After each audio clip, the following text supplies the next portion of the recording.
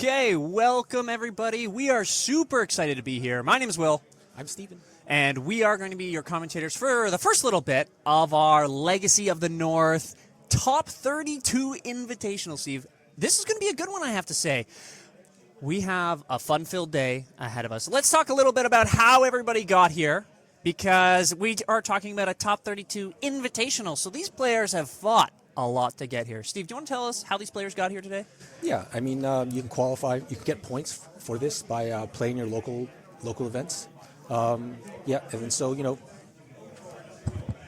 Oh, okay. Yeah, so you can qualify for playing your local events. Also, the points also counts. Points from the local 1Ks, 3Ks, and even the latest 5K. They also count towards It also counts towards this, and it takes into account your top 10 results. Wow. So yeah, this kind of to make sure that people that can grind a lot don't get some inherent advantage, right? That's true, especially for people like me. I feel like I come out to enter the battlefield here in Newmarket. That's actually where we're having this event as well, right? So please make sure to check that out on the socials as well. There's a bunch down here that we have. I try to participate in as much Legacy as I can with the busy life that I have. Yeah. I only get a little bit of points. I didn't come dead last this year, I have to say, or this season, which is nice. I got one win. But we have a fun day ahead of us, I have to say. So, these players have been fought for these points. I think they even get to fight for a little trophy here too, right? Yes. Little 3D printed one. There's a massive one of this in a showcase here. So you can come check it out as well if you come to enter the battlefield in Newmarket, Ontario, Canada. We are going to be getting right into one of our first rounds. I think we have a 5-round day, is it? Yes. Correct, Steve? Yeah. And we're going to see some, oh my goodness, some good decks. And we were talking a little bit about this before. We have a deck. Now, Steve, I don't know your opinion of this, and I don't know a lot of people's in the community, but Oops All Spells versus Grixis Tempo. Do you want to walk us through what is this Oops All Spells deck? Yeah, so it's basically trying to cast a Balustrade Spy, or I believe it's like the 4-drop, but one of my God. When it comes to play, you get to mill your entire library. Oh my God, wait, game one's over. Okay, and I'm assuming that Steven did not have a Force of Will.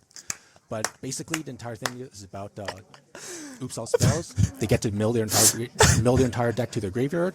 They get back Narcomoebas and a Poxwalker, and then cast Dread Return, targeting Thassa's Oracle. And when Thassa's Oracle comes into play, it doesn't. There's no more cards in the library, so that's how Oops All Spells wins. Oh, wow, that was an oops. Did you blink? Because the game is over. Game 1, going to Conrad here. We've watched Conrad. Conrad is actually the last Legacy of the North, I think, Invitational winner or season winner, I want to say. Is that correct? Yes. So maybe he's the reigning defending champ. Yeah, and Boston, who's also here today, another formidable player in Southern Ontario, right? Comes to, I think, every Legacy event that he can here today, which is a great showing from the community itself. Yeah, now here's the actual difficult part of the Oops All Spells, the post-board matchups, because you know that Grixis Tempo is going to be boarding in pretty much a lot of all the counter spells. Yeah, look at all the cards he's taking out, right? Yeah. He's like, okay, let's. Well, no, the thing with the Oops All Spells is right now that he either transforms his sideboard into something that's not totally graveyard reliant. So some people play Goblin Chart Poacher to try to avoid the graveyard plan. Yep. I have also seen some other versions where it's like they run a lot more of the blue lands, and then so they can they board into 4 Thassa's Oracles. But I haven't seen that version in quite a while, so I don't think Conrad's running that version. Yep. Based on the cards we've been seeing through his deck. But yeah, but this is what Steven's trying to decide right now, whether he should be boarding like more graveyard hate. Yeah. Because if Conrad goes through does not takes out the graveyard part of his deck, then he's going to be just boarding in dead cards. Is Barrow Goyf one of the cards that you're probably bringing in if you're going like this kind of big switch? I know that's a big card that's come up a lot. Or are you going... There's that other card, too. It's like one of the Magistry ones. It, does half your life or something like that. Is that a different one? I don't know if the Oops All Spells is playing that list.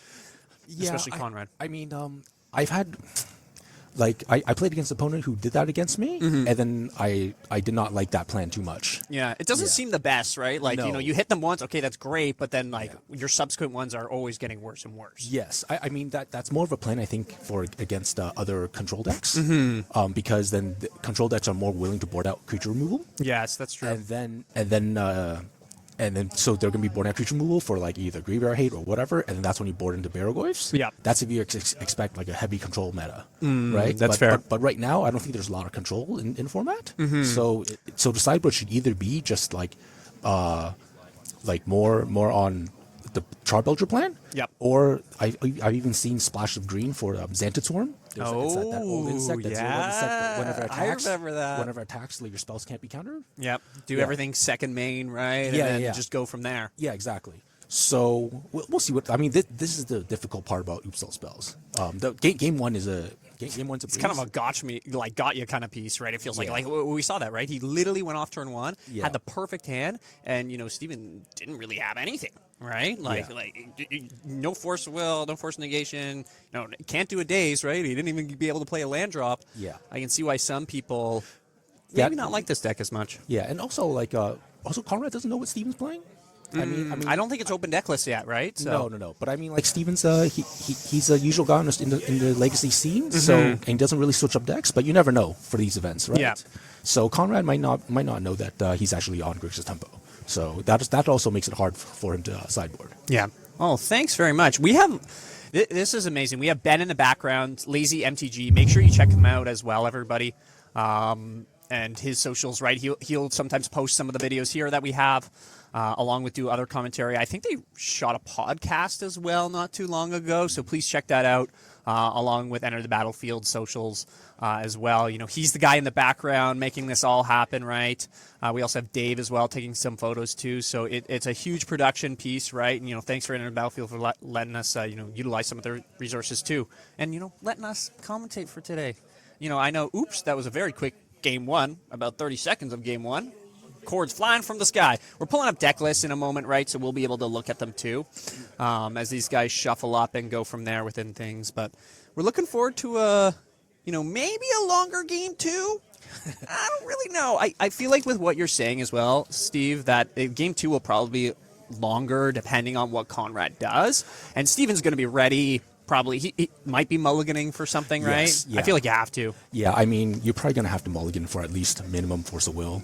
And a blue card, and then the other cards, like if he has Graveyard Hate, I wouldn't focus too much on it. But the main thing is the free counter spells. Yeah, and we got our deck list here, so we'll be able to look at them too, right? We're gonna look at Steven's deck list here, so kind of look at the sideboard. I need pictures because that's the kind of guy I am. Yeah. I see he has one Grafdigger's Cage, so that could help. The 1 now Spellbomb also helps. Unlicensed Source also helps.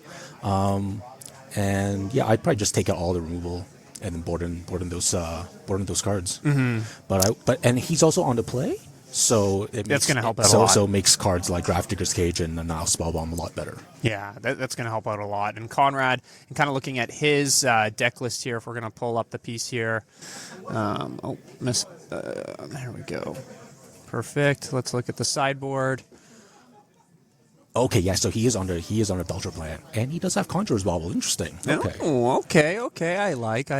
Yeah, that's old tech. Because usually it's Memory Journey. So, okay. He's gonna bolt himself here. We saw this last game, and then the game just ended. Yeah. So we're gonna see, is the game gonna end just as quick? Okay. Nice. Taking 5 off the beginning, that's gonna hurt a lot. But it's gonna be able to help out. But I mean, what a nice hand. Oh, that is. Oh no. Oh. Not a good hand. I mean. Oh wait, no other land. But he didn't surveil whatever was on top to the graveyard. So maybe he has something. This feels like a weird keep. Obviously, if it wasn't surveil land, it would have been great. And the problem right now is that he's hoping that the next card maybe a land. No. The thing with the Force of Negation is that it doesn't stop the Balustrade Spy or the what's Charbelcher too, right? Doesn't it? Undercity Informer. No, it stops the Belcher. Oh yeah, but it doesn't stop the creatures. Oh, right. So if he casts one of those creatures, then he can flip his deck, and then he can Ball Therapy, take out the Force of Negation, and then continue comboing from there. Right. Oh my god. So that it all depends on like if Stevens, decides on whether he wants to like force a ritual or not. Yeah. If that's happening. But it doesn't look like that's happening. Yeah, and it looks like what Conrad had is in hand too, right? Poxwalker. I'm trying to see what else. Simian Spirit Guide, some other pieces. Did he just draw and is he passing after this too? Yeah. Conrad passed. Conrad passed. And then Steven Ponder. So he kept a Ponder on top with the Surveil land, so he's probably looking for a land of some sort, right? He's probably looking for another graveyard piece. Yeah, or Force of Will. Yeah, Force of Will would be nice. Conrad does have Dread Return in hand, though, it looks like it. Is it a one-of in the deck? Yes. So maybe not the best place to have it. No, yeah, it is it's only one of. Oh, okay, that's very awkward. Is there any way for him to put it in? He can Thoughtseize himself. Oh, he can Thoughtseize with Therapy himself. Okay, so there is a way if he does flip his deck to put it back in. Maybe and not he does the have best. the Spy. Oh my god, this game could be over. Yes. The line's going to be a bit more weird. Yeah, and then so Steven's got Brainstorm right now. If he didn't find a Force of Will on the Ponder, right? Yeah. And then he's got to try and find a Force of Will, because if he doesn't, then there's no way he tries to let this happen. Yeah. Right? There's no way you're not fighting over this. I could be wrong, Yeah. We'll see. Gotta fight for this. Gonna try for a Brainstorm. And then look for that. Three cards. Force. You need Force. Yeah. Because Force Negation's not good. Yeah, and he has that in hand too, yes. Force of Will. Yeah. He's got a lot of blue cards. Is he going to find it? Is this, hopefully, game one might be, round one might be over pretty quick for Steven. Yeah. Let's see. Think he's got it? Got the Brainstorm. One. Nope. Okay. Nope.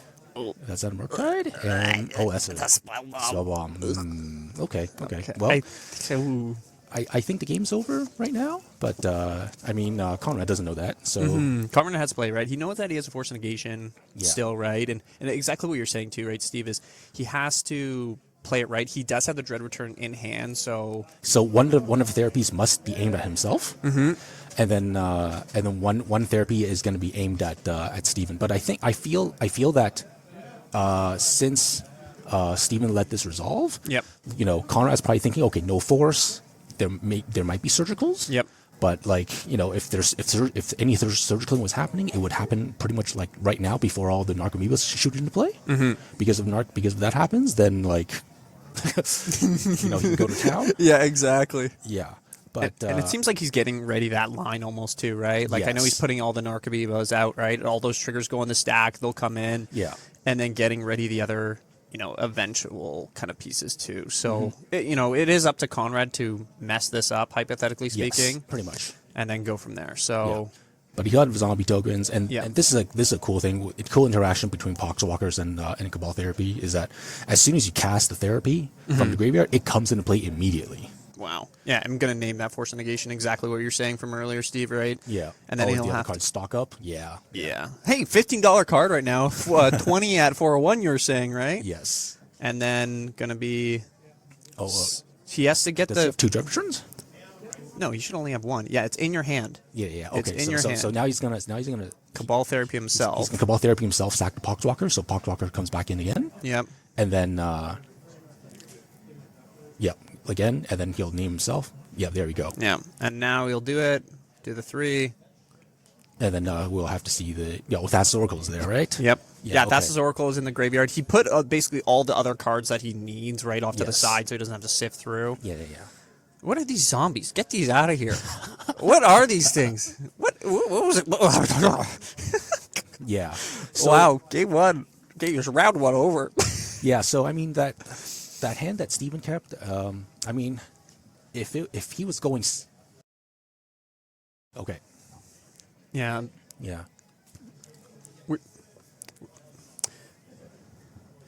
We're just getting note from our producer guy, Ben, the amazing Lazy MTG, about what we're going to be looking at. We're looking at our second feature match. I probably talked through exactly what table it is. I think table 14, please whisper in our ear if it is not.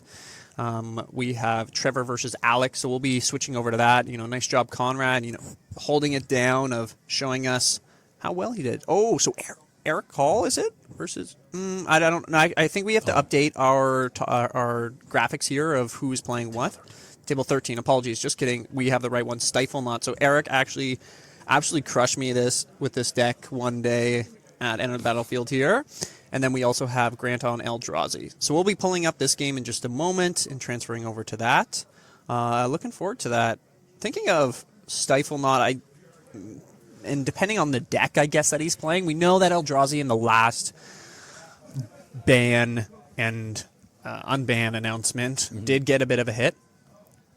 got a bit of a hit. And I think the community was overall pretty happy. What card was it again? It was Mycosynth Spawn? Yeah. Correct? Yeah. So Michael Spawn and the Reanimator Beast, the Troll. We were talking about it as well. So the 5K that Legacy of the North had at Enter the Battlefield in Oakville. Make sure you check out all those VODs, right, on the YouTubes of Enter the Battlefield. Or I think Lazy MTG. I'm not too sure if you posted them too. I just heard a big ding. Check those out, right? It was right before the banning, and we were talking about on commentary how the Troll will probably be one of them.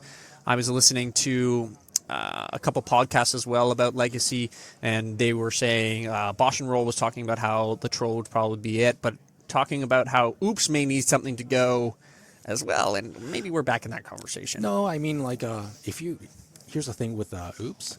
If you expect that there's going to be a lot of Oops, just play Leyline and Void, right? Like, I mean, the solution's right there. It's just people don't want to play it for some reason, I always play it in the sideboard, I have to say, even if it's not a graveyard meta. It's just so good. It feels like it. I mean, sure. Like if you're playing Delver, you want to play more of instant sorceries. But if you don't want to lose to the deck, that's what you do. Yeah. You have to play Leyline and Void.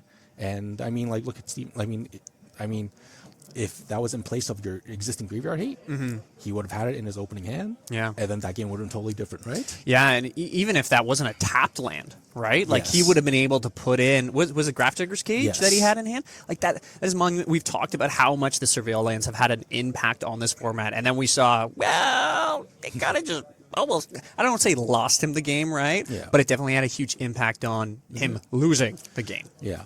But I mean, here's the thing, like in that matchup, it's all about turn 1 and turn 2. So since you have turn 1, the fact that you literally just passed when you go land, he pretty much just went land go, right, and passed his turn. So he pretty much gave away his advantage, which kind of, like that's what that deck will punish you for it. Yeah, and exactly. We saw that. Yeah, and you really want to do stuff on your turn 1 instead of just playing your tap land and praying that they don't have interaction against you, right?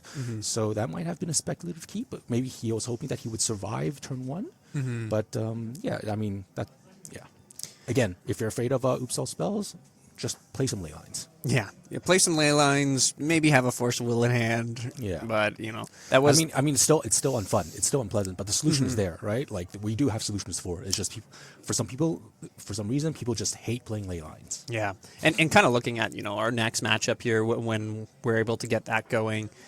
Grant versus Eric. We only have one of the lists in front of us. I'm not too sure what version Eric is probably running for.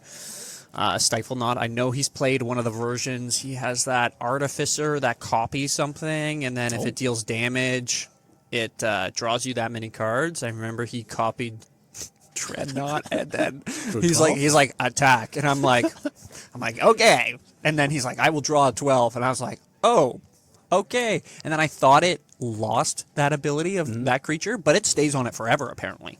Oh, okay. I thought, weird. Knowing that cards until end of turn. Yeah. It would be that. No, it stays on it forever. So I go to kill it, and he's like, okay, does, I think I pyrokinesis it or something, 4 damage. And he's like, it's okay. 12-12? It's 12-12. And I'm like, still? And he's like, oh yeah, it's forever. And I'm like, oh, okay, I just lose the game then.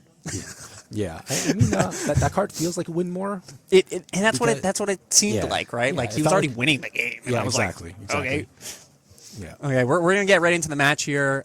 Eric is up 1 game. Okay. Wait, I think we have it backwards. I think the Eldrazi is on the right, so Grant is up 1 unless we'll get that fixed in just a moment. So Eric is on the left here. Our I'd say he's a local to Newmarket, Enter the Battlefield. I'm not too sure. Grant, is he from Toronto? Yeah, he's one of Dave's buddies that I think used to play EDH exclusively, and then we got him playing Legacy. And he's been having really, really good results. Yeah. I mean, I think he's only been playing Legacy since January. We'll just need the name swap probably. We have Eldrazi on the right. Yeah, and he's already made the Invitational, so... Yeah, it's great. I'm still probably at the bottom. I think played in 3 events this season, I have to say, and I got crushed by Eric. Well, you did a lot better than me. I played in 0. Yeah, I remember one time. I can't remember what invitational it was that you played Wizards. Yeah. Was that an invitational that you played it in, or was that a 3K? That was a 3K. And you came top 8 with Wizards. I think I came like 9th through I think I made like Top 10th or something like yeah, that. But I remember you did really well with that. Yeah, yeah. That deck was so much fun. Yeah, that was a fun deck. But I think in this format right now, you can't really be playing fun decks. No. As we saw like in our earlier match with Utbal spells, everything's it's super fast right now format. Yeah. So you just can't be doing slow things. You can't be tapping 3 to play a wizard like Dementor that dazes everything. Yeah. Well, at the 5K, before Troll got banned, there was Merfolk top 8, and somehow we missed it on stream. We had all the Reanimator decks, and then we were like, okay, are there any spicy lists left? And somehow when we got to the top 8, we're like, wait, there's a Merfolk deck here, and pretty stock, I'd say, for what Merfolk gets. Of course they have some flex slots depending on the meta, similar to Goblins in ways, or other, I'd say, creature decks themselves, creature toolboxes. Well, I mean, I could see Merfolk making it, because if the format's heavily, it's heavy Reanimator, then they do have, I think it's Cozy's, is maybe I don't quite remember the name, but it's like a 1-drop, and you can sacrifice it to prevent. It's like a Containment Priest effect. Yes. You sack it, and anything that wasn't cast is exiled this turn, right? Yeah, exactly. So I mean, and that's main board. Yes, yeah. So Merfolk does have a few tools, but it's not not my choice. Yeah. It wouldn't be your spice. If you were coming to this event and playing in it today, Steve, what would you bring? If you're trying to play to win now. Oh, you're playing to win. You're playing to win this invitational. What would you be bringing today? I probably play Utbal spells, because you know that this is a 32-man tournament. So if you go 3-0, you just double draw in. Yeah, that's true. Right. So and then that is literally the deck that it's easiest to get the game 1 wins. So that's fair. Yeah, I mean, we saw Conrad there, right? He didn't. I think how long was that whole game? Yeah. Like itself, right? The round. Yeah, I think that was his game plan. But let's go. Let's see, are they keeping or not? Yeah, trying to look at the hands here. I think, let's see, what would he board in? Oh, so Grant would probably be boarding in his Waterscape Battle Mages, so he can deal with the that's such a good deal card. with the Dreadnought, and that's a cast trigger. Yep. So it doesn't get stopped by Torb Orb or the blue dress down. I do know that a lot of some of these Stiflenought decks, and I know Eric one time, they were playing 4 Torpor Orbs. And I was like, when I was chatting to him about it, I was like, 4 seems like a lot. Yeah. But depending on how deep you're going to go in, countering these enter the battlefield. No, these are cast triggers. This is completely different. I thought they were ETB. No. Never mind. No, but for him, right? He needs to find those to make his Dreadnought good. But I think Torpor Orb would be my third option. Yeah. The first option is obviously you need to dress downs, and the second option would be the Doorkeeper Thralls. Oh yeah. Because they actually have evasion and flash. Which is so good. Which is pretty crazy. Yeah. So and then after that, probably have Torpor Orbs. Yeah. Would you bring in Dismember? Maybe for the... I probably have to bring Dismembers just for the Doorkeeper Thralls. Yeah, that's what I'm thinking, right? Yeah. Just for them, and then I don't know... We don't have Eric's list here, but if we're able to get it at some point in the near future, I'm trying to think what would... Sideboards usually I don't think have too much else of... Yeah. I mean, the Wastecape Battle Mages can also bounce the... the Dreadnoughts, and then you kill the... Chalice on 1. That's pretty good. Looking at his hand... Oh, that's Grant. That's still Grant. Okay. Yeah, okay. Still Grant. Yeah, so it's still we still have it flipped, right? So it should be the other way around. Force Will. Oh, one fun thing about this, everybody. Proxies are allowed at our Legacy of the North Invitational here, and throughout many of the other Legacy of the North events in Southern Ontario, or even in the states that are affiliated with it. I think it's only face-to-face in Crimea 1K that I think proxies are not allowed, as long as it's somewhat, notable. It's not just like chicken scratch on a card, right? Eric did a good job of saying that's a Tameo, even though it's not. Even though there's a multiple version of Tameo, but we all know which one. Yeah, exactly. We know which one he's playing. The 1-drop amazing Planeswalker. Yeah. I honestly thought that card wasn't I was like, okay, that's pretty good, but I don't think it's that good, right? And I was very wrong. Very wrong in many ways, I have to say, within this. Yeah, I mean, when the format has Brainstorm, it just flips. It just flip instantly, right? So good. And you can even use the Brainstorm to flip with protection from removal spells. Yeah, Thought-Knot shows up, and I think it looks like there's a lot of lands. Vista, Doorkeeper and then 2 Dreadnoughts. Oh, You're not taking prismatic. that. You do not. Doorkeeper, You take Doorkeeper here for sure. Yeah, that's exiled. And that's exiled. Yep. And Grant making sure that's exiled for Eric and for people as well. The names and players are flipped here. Yeah. So Eric might just play open hand here. He's a pretty good guy. He'll probably play open hand until he hits a brainstorm. Yeah, exactly. Something to conceal the information of how it may change. And I see he's splashing red, probably for a red blast. Red blast, yeah. Maybe he's playing, what's it called? Give him the Monarch. Attack with 2/2 hasters. What's it called? Why am I forgetting it? Oh, you mean the from Lord of the Rings? Yes. Yeah. Fourth Lingus. Yes, fourth. You think? Absolutely not. Probably not. I mean that's an X spell, right? So it requires a lot of mana to be good. And he does not. I mean, Stiflenought, you probably only want 3 lands in play. Yeah. How many lands are Stiflenought probably even playing? 18. I think kind of struggles with that because even though all of its key spells are 1 or 2 mana, like the fact that to play the Dreadnought and then to play that and to play like a Stifle to make your that combo's already 2 mana. Yeah. And if you're trying to play around days, you need to make 3 mana, and then so it's actually kind of a mana intensive, like quote unquote mana intensive heavy, like mana base once you think about it. So I mean, I think it should be playing a little bit more lands. Another one. Chalice on 1. Yeah. I mean, sure, stops the Dreadnought. He knows. Yeah. Dreadnoughts. Okay. Cameos. And a Thorn. Okay, interesting. I mean, it's. I guess. Yeah, I mean, it'll make things a bit more expensive, but I mean, he does have the. He drew another Doorkeeper. Well, I mean, there's a Chalice on 1. Yeah. Yes. A nice little piece that that Eric may do right is getting rid of this Chalice. He can with the Prismatic doing the pay 1 and then pays the extra, right? And only the Converge, right? He pays the extra. It's like that little trick piece. He can get rid of it. I'm not sure if that's how. I'm not sure if that works the same as Starburst. Because I mean, like Engineer Explosive works that way. So it would work extra. It would work the same because the CMC would be 2. So yeah. So he's going to pay 1, right? And then pay the. No, but then he's not paying. Oh, because it's the X is 0. So that means he can only hit one casting cost things, and then he has to pay 1 more. One more. But then the spell costs 1. Like it doesn't make the CMC of the spell go up. Yeah, does it? I don't know. Because the CMC of the someone in chat type to us, even though we don't have chat here. Yeah, they should be calling a judge on this. Yeah, call a judge.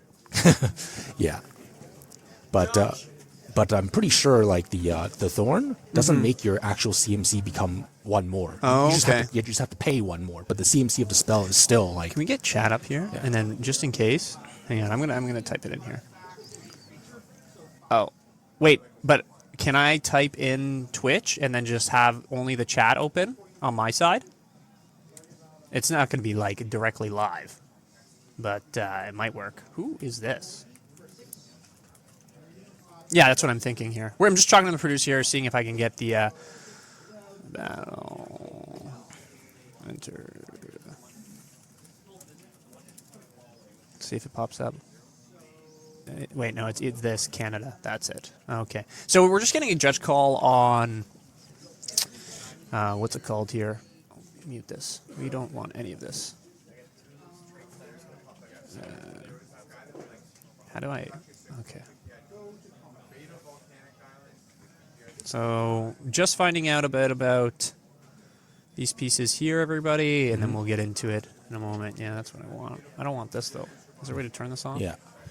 Okay, not quite sure what exactly happened, but the I believe it got countered. Cast. Yeah, because it was cast, so they're not rewinding it as well. So I think that's. I believe got countered by the Chalice. Yeah, they are playing pretty. What was it? RC rules, right? Or it's a pretty intense tournament. I don't know what they're playing for in regards to prizing.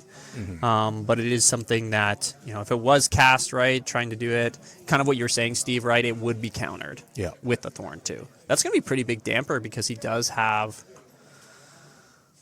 two Dreadnoughts in his hand. Yes. Might be a big swing. And now, all the ponders, brainstorms, stuff that can try to get him out, they're all, you can't use them anymore, so he's got a lot of dead draws. Yeah.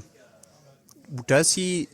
If he now he needs another Prismatic, and now he can do it. Yes, yes. You'd be able to do it now. Yeah, for sure. But that's pretty far in few between. That's a wasteland as well. That's gonna. Oh, You take him off white here. I don't think it really matters. Yeah. As long as you get him on 2 lands, he still can't get out. Yeah. But, yeah, I probably take out the the white source is good because the red source doesn't really matter in this matchup. I believe it doesn't feel like it is.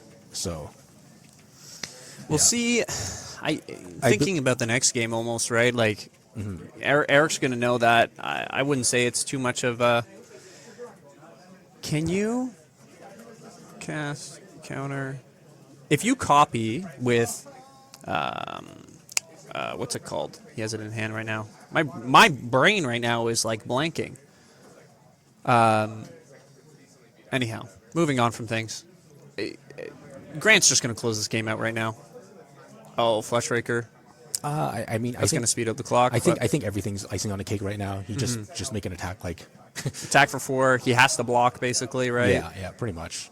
That takes him kind of more or less out of the game here. Yeah. Goes to 5. Ugh. Yeah, I'm not sure what he can draw to get out, but yeah, we should be going on to game 3. Yeah, because if he had higher life total and then the draws work out for him, but it doesn't feel like it lined up for him. Hey, we're back and we're gone. There we go. Oh, we just got the switch. Perfect. There we go. Ben on the case here. So as mentioned, right? Eric's up 1 game, so looking like we're going into game 3 here. Oh, he's trying to counter the Fleshraker. Yeah, so he's gonna copy it, right? Yeah. So the original spell. This is what I was trying to say, but I just forgot Consign's name. I was like, it's not Stifle. Yeah. So basically, the original spell would be countered by the Chalice, but then the copies would go automatically on the stack, and then so the copies it would counter Fleshraker. Wow, 3 mana for that too. Like, good work getting rid of the Fleshraker. Yeah, and you're dead. Yeah. I mean, it really didn't matter, like even if he did at that point, because the game was pretty much over. But I'm not really sold on the Thorns from. I don't. They just. I feel like you have better cards personally. Yeah, like even in the main board. I mean, it did matter that game, like because it screwed over the prismatic ending. Yeah. Yeah, but that was in conjunction with the Chalice. So I mean, I get it, but I don't know. I feel like your other cards maybe just stronger. Yeah, I mean, like, if the Thorn was a Dismember, it would have done the same thing, right? Because he just dismember the Doorkeeper, and then he would 2 for himself with the Dreadnought, right, on the stack. So yeah, even with Disruptor Flute, I feel like is somewhat good within it too, right? Yeah, I think spells I think in Disruptor Flute you just name like Dreadnought. And yeah, Dreadnought is 4 mana to cast, and that is crazy. Yeah, like even if he has any of these other pieces, if it's Torpor War or Doorkeeper, right? Yeah. Like it's 4 mana on that, as you were mentioning too, right, Steve? That's going to be a lot of resources for him to get that onto the board. And if he has 2 of them, it's like good, you're just never casting it, right? Yeah, exactly. Yeah, like thinking about. Yeah, the Thorn feels a bit awkward, but hey, maybe Grant's been playing this deck forever, has played a lot of Stiflenought, and he's like, nah, you two are wrong. And that's okay. Yeah, we're wrong all the time. My students tell me that. And they're like, you're wrong. And I'm like, okay, sounds good. You still got to do your work, but here we are. For sure. And Grant's still playing it. If that heralds the end, okay.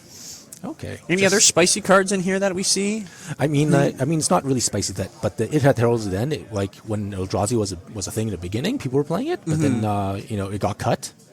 But then I guess they're bringing it back. A little bit of a resurgence. Yeah, now that Sowing Micro spawns back. I mean, you do have to have some sort of 1 mana, like turn 1 play. So I get it, right? But that's why I like him having that Talisman of Impulse. Because it does, you go Ancient Tomb, Talisman of Impulse next turn, like Thought-Knot Steer, and then, or you can start casting your Wastecape Battle Mage with the Kicker. Yeah. Right? So it's nice little piece within it. I really like the Talismans. Game 3. Eric winning game 1, Grant taking game 2. We've got the names flipped. We're here at Enter the Battlefield, Newmarket, Ontario, Canada, at our 32 Invitational. We're excited. No, you're good. You're good. The names are in the right spot. We're starting with a Ponder from Eric. Hopefully, he's able to get out of the grasp of this Eldrazi. Going for a shuffle. Doesn't seem like he likes the 2 lands in Dreadnought. No, I think that was a Doorkeeper throw. Or Doorkeeper? I guess he already has one in hand, so maybe he's looking for Dreadnoughts. I'm not sure what his opening hand was, but if he doesn't want the Doorkeeper throw, then he probably has some sort of equivalent in his hand. Within it. Yeah. And I know Eric's been on this list for quite a while, too, now. He played it at the 5K that was at End of the Battlefield in Oakville not too long ago. I want to say that, I don't even think that was a month ago. I wonder if he boarded out the Stifles against Eldrazi, considering there's Chalice on ones. Yeah. Yeah, having a lot of one-drops as well would be pretty hard. Yeah, he does have a Doorkeeper in hand. Probably exactly what you're saying, looking for... Doorkeeper Force. And a couple lands. Ooh, Yeah. Not ideal. Okay. The turn 1 Chalice does look very good if Grant's able to do that again. Yeah. And if Eric doesn't have a response to it in whatever way it may be. Well, I mean, the Eldrazi deck, it's all about applying pressure every turn until they can't, survive. Right? I like it. That's what it really is, right? So, hopefully Grant kept a hand that can do something on turn 1. This is gonna be. It's one of Ben's City of Traders. No, this might be devastating for him. Because the next land he plays, he'll have to sacrifice his. Yeah, with a Thorn out? Yeah. That feels very strange. Kind of getting back to what we were mentioning before of the Thorn feels a bit awkward. Yes. And City of Traders, I guess he can get 2 mana before, but he can only play a 2 mana spell potentially, right? Well, he can play 4 mana because he can float to 2, play the land, and then play another. He can possibly play a 4-drop possibly, right? But then he'll be killing his own land, and then if Eric draws a wasteland, he'll be down to no lands. That's the big. I can see why Grant was pausing a lot during the first turn because of this, right? Yeah. And this is why you don't want to play too many of these City of Traders, because if you have City of Traders and City of Traders are only mana sources, like that's going to be hard. That feels awful. How right? many is he playing here? I think he's just playing 1. Yeah, the 1 City of Traders. And it still has that issues, right? So Yeah. I mean, but you need as many soul lands as possible. Oh my goodness, This does not look good. Yeah, if this gets forced, So Chalice on... Chalice on. Oh, he's playing around Days. I don't know why he tapped the his wasteland. I mean, This seems... What is this Plains that probably says a dressed Tamiya? out? Dressed out, it Dressed says. Wow. For those who are wondering, right, and we mentioned it earlier in the broadcast, you can play... Eric's last proxy was better, the Tameo. That is not a Plains. Yeah. It is a dress down. I don't think I have a dress down in here if he needs one. Nope, I have a proxy as well. So. Yeah, it is hard to get new cards these days. Man, it's impossible. But if you need any singles, new cards, products, check out enterthebattlefield.ca and try to get any of your singles from around here. Yeah. They'll ship, and they're a Canadian company, so if you're in Canada as well, definitely support them out, right, with everything going on in the world. You don't have to get tariffed if you're buying sealed product from America. Which is a crazy thing. God, sealed products so expensive now. Yeah. Yeah, I'm not sure if. This Hopefully Grant has Thor, a. oh my- Hopefully Grant has another soul land in his hand, or else He he just might not passed. be. He might not be playing Magic. Yeah, like he has I think he has a Like the cavern cavern? and then a basic waste, right? Yes. Oh, I see. And he has a talisman. He can't even play that. Yes. Oh, that's why. That's why he tapped the wasteland to cast Chalice, because the thorns made Chalice more expensive. Oh yeah. But then this feels rough because now Grant's actually under his own like Yes. thorn. He wasn't able to play his talisman there, produce more mana potentially for next turn, have 4. He's a full turn cycle behind. Yeah. Right. Even being on the play too, it feels like it. So Yeah. I don't know if That's the risk of having City of Traders that's your only soul land in your hand. But I mean, like, when you're playing this deck, like, you have to accept that as one of the things that you'll expect. Yeah, and the odds of it happening too, right? You're just gonna have to accept it. It's when people sometimes are like, "We love this." Screen is a little bit frozen right now. Hopefully, it doesn't kick out for us. Yep, there we go. We're back. And he just drew 2. Drew 2 and has a Null Drifter that sticks around. So, Steve, why does this happen? Sorry? Why does this card stay on the battlefield here? Tell us. Because the Doorkeeper Thrall stops the ETB triggers from happening, so it stops the sacrifice effect. So good. And now has Annihilator 1 and a... And the Doorkeeper Thrall is pretty much it stops all enter the battlefield effects for creatures. So it doesn't have to sacrifice it.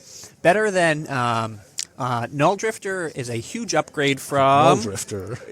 What was it called? The other one? Mole Drifter? Yeah, The original. Yeah, the original one. I remember Yeah, playing the original and being like, "Wow, this card's so great." And then this one comes out, and I'm like, "Wow, cast trigger, you get a draw too." Yeah. Like that's amazing. And Annihilator. Yeah.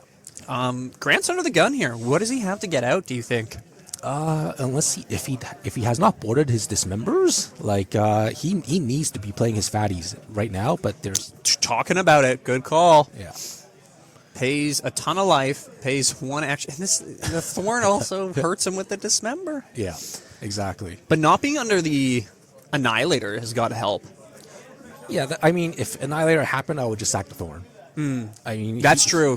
Unlocks him. Yeah, I mean, he is a creature deck, right? Like the Stiflenought is a creature deck, so that's why I'm not the biggest fan of the Thorn. Yep. I'm just curious what exactly he boarded out. Yeah. So, but we'll see. He's playing with Pokemon cards. Yeah, thank you for the follow. Make sure if you have a Prime, toss it our way, unless you have other people you want to throw the Prime. But why not throw it our way? What's the problem with that? Amazon is a multi-billion-dollar company, right? Exploits a lot of things, closing small businesses, so why not give us the free sub? Oh, so yeah. what is? So Foreign lands. Eric has a dress down in his hand, but at least Grant can still start casting spells. Okay, well You got to take 2 here as well. I mean, this Thought Monster does nothing, but it's a 4/4 body. It's better than a 1/2. Yeah.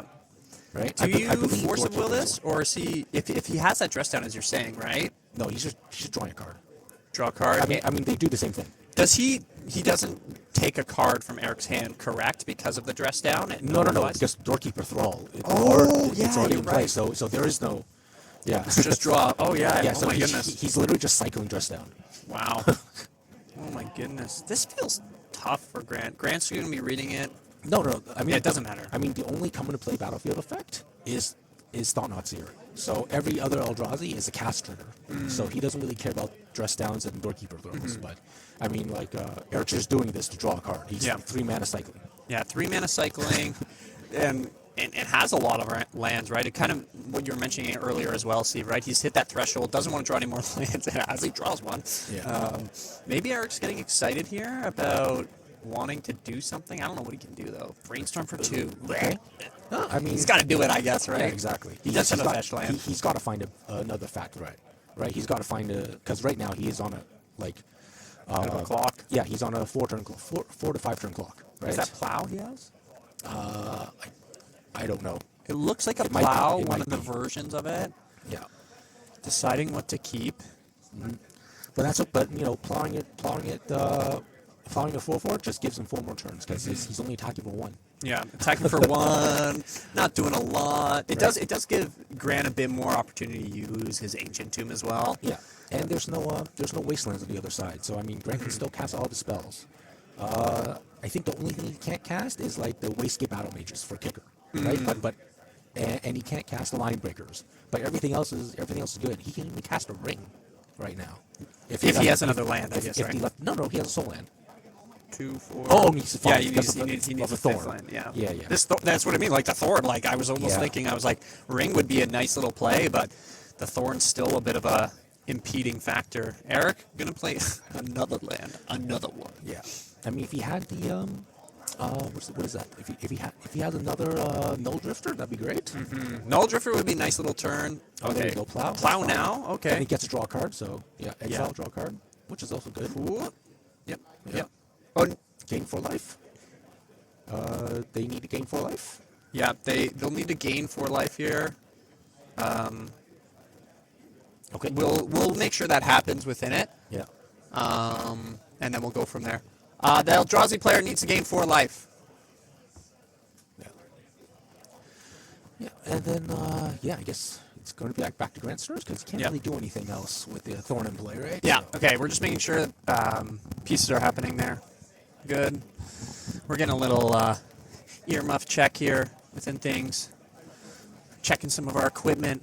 Our amazing producer, Ben, Lazy, MTG. Check them out. Check us out. Check everyone out. Be happy. Enjoy life. That's what it's yeah. about. Oh, okay, and he does have a he Dreadnought. has Dreadnought. Okay. Wow. I think the only thing he can do right now is if he has a Cosmic's Command for 1, he can cast it. Cosmic's Command for 1.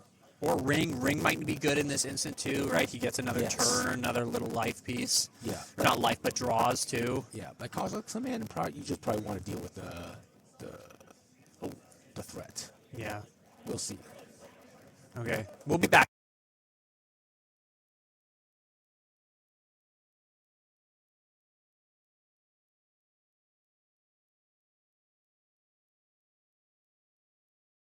Scry. Got it. Scry, right? Scry for what is it? What is it Scry So for? it's 1, 2, 3, 4, 4. So it's 2. Yeah. Scry for So it should be for 2. 2? Yeah, because the Thorn. Yeah. This card is so good. I remember when it was printed and being like, wow, let's just give Eldrazi, Solan just like how much more better cards, right? Like look, Modern Horizons, how much is that messed up for our Eternal format? I love it because it's also given me some great cards, I have to say, but at the same time, doing a lot of work within it. Thanks for everybody who's watching and tuning in for our 32 Invitational. Enter the Battlefield is hosting in a Newmarket. Legacy of the North is a big piece within our community here. All these players have been playing for points. What do you got? That's a spicy ponder. He found a Dreadnought and a Null Drifter. So Wow. he's probably gonna do you wanna draw the take? Null Drifter, and then cast it, and then draw the Dreadnought. Oh, and does he have a land too? Yeah, well, I mean, he has 3 lands, so it doesn't matter. So 3 for the null. Yeah. And was there another land on top too, so he could cast? I think so. Wow, I didn't see that'd the be a third card. huge play. But right now he's drawing 2 no matter what. That'll be good. 1, 2. Does he have a land within it to play it? Oh, there we go. Now the land okay. and then Dreadnought. This feels rough. Wait. Okay. Yeah, so now it's resolved and land. Yeah, that was the greatest ponder. And a 2-mana ponder nonetheless too. Yeah. And that's the thing, like kind of going back to like, is this Thorn really doing as much? Right? Like it feels like it's hurting Grant more. Yeah, it does. He still has that And, talisman from turn 2 basically. Yes. Right? Like in his hand. Yeah, it really hurt his mana. It's really stifled his play. Stifled. And I'm wondering, like, he has so.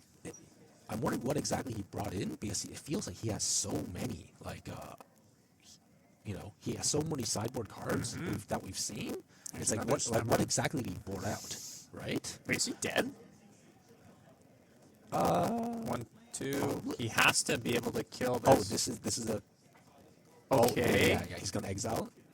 Yeah, Nice. with a color. Yep. So how does this card work? Wastegate Battle Mage here. So he's casting it for 2 mana with a colorless, and then he can use the green with Cavern, and then he can kick it, and then the green kicker says it exiles target artifact. Wow. Or enchantment. I thought Grant was actually gone by that, but he's kind of stabilized the board a little bit. Yeah, but he's got 1 card left in his hand, and he's only at a 2/2. I mean, 2/2 still better than a 1/2. Yeah. But, yeah. It doesn't fly, right? Let's be honest here. This Eldrazi probably flies.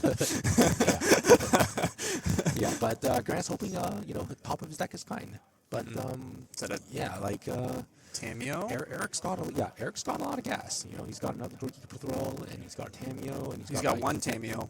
Yeah, and I think he also has Swords of Plowshares ready for the next big beast. So Could he? Well, yeah, Tameo doesn't do damage, but I mean, drawing card matters. that's good. Get rid of the colored mana, because that was really how Wastegate kind of got around all of this. Yes, and also gets rid of the uncounterability. Cavern of Souls, one of my favorite cards. I just love doing it when you have, already the mana. You just make some random mana. I play goblins a lot, so it's like I'm gonna make white mana with it. Make my goblin uncountable with the white mana, just for extra little spice. Oh, that's a nice little draw. Okay. I mean, this could be the start of something. Hopefully, the last card is a Kozilek Command, so we'll see some we'll see some colorless Machine fireballs coming our way. But I know Eric did have a Force of Will, but maybe no blue card and wanting to pay. he probably has Swords of Plowshare, so that's going to be gone. Yes, that's true. Oh, it's another Doorkeeper. Okay, another Doorkeeper. Sure. Now double the clock. Now it's a 3-turn clock. I say marking on the audio issues. Yeah, so 3-turn clock. Tameo probably. Would you swing in with Tameo? Yeah, you swing in with Tameo here though too. It has flying. Yeah, I mean, maybe To he get wants your clue, right? Maybe he wants to block. Maybe. I don't know. I mean, but he is at 15, so I mean, at this point, like, Yeah, I don't think it matters too much. But look at this green mana. Okay. It's gonna help Eric's prismatic innings. It could. It actually could. I mean, it could. It can now. His prismatic endings can now hit four casting cost stuff. So it can hit rings. Mm-hmm. It can hit. It can hit. Was that Thought on Sears? Yeah. Yeah. It's actually kind of good. So it's not nothing. Okay, take. So technically 5, right? Because Fleshraker. Did he trigger the Fleshraker? I don't know. He did cast something. Yeah, he cast a. He should have lost 1 life. And got a Scion. Yeah. So. I guess he missed it. Yeah, it's casting a colorless spell. Yeah, so he should be getting a Scion and producer Ben. You might have to go over there and do that piece. Well, I mean, it is a missed trigger. It is missed trigger. I guess. Yeah, it's on them. On them. No, they missed their trigger. Yeah, they're on the next turn. There was a Fleshraker, and then he cast a Talisman, and I guess didn't trigger the Fleshraker. But I mean, in this right now, I don't think it matters. Yeah. Because he's on 2, and there's 2 flyers. And there's the handshake. Wow. Round 1, a different game that we were watching. Our first game. What do you have in hand? Another Thorn. Oh my god. Yeah. Why? It doesn't seem like the right play. No. It really doesn't. I think if he did have the Talisman in his opening hand, like what you said, probably the more conservative play would probably been turn 1 city into Talisman, and then if the city dies, you still have access to at least 2 mana. Yeah, the Talisman, and then because I think he went what turn 1. He went turn 1 Chalice, and then went turn 1 Thorn. Turn 2 Chalice. Yeah. So if he went turn 1 Talisman, and then turn two he can go Chalice on 1 with Daze backup. Yeah. And then he plays another land. He still has 2 mana because he has Talisman, and he can play another 2-drop. Yeah. Right? It's just his turn 1 is a bit weak, but then, he's not locked in. So, thank you very much, everybody, for watching our round 1, our 32 Legacy of the North Invitational at Enter the Battlefield, Newmarket, Ontario. My name is Will. I'm Steven. And we will be back after about a 5-minute break. We're going to try to fix a little bit of an audio piece that we have going on. So be patient. Grab your popcorn, grab your grandma, grab your cat, your dog, your hamster, your guinea pig, whatever it may be. And we'll be right back, hopefully for round 2 or hearing us yap some more. Enjoy, everybody. We'll be back.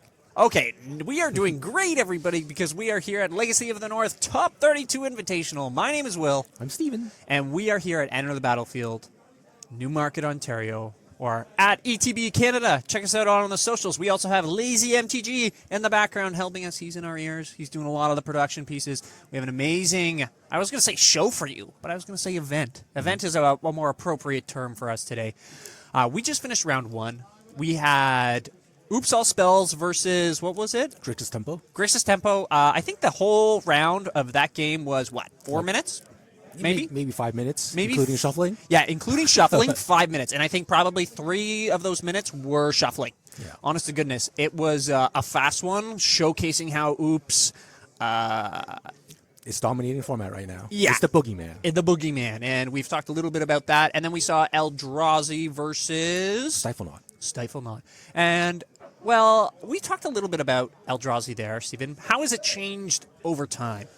Well, yeah, I mean, it recently got the ban, so no more sewing microspawn, right?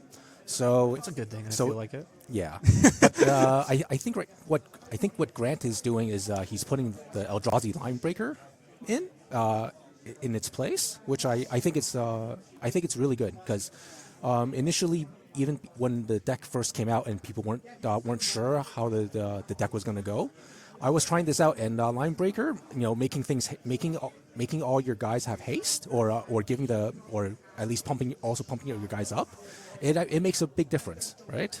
Especially when all your guys are Eldrazi, and then so when it comes down, you usually have 1 or 2 Eldrazi's, and then it's a 5/3, and then any other Eldrazi that comes in play afterwards, they can potentially get haste, and they can come in for like +4/+0 or +5/+0 or even +2/+0. Wow. It's still pretty decent. Kind of run over it too, and within I always think of Eldrazi kind of being the big dumb creatures, but having like big enter the battlefield kind of pieces when they come in.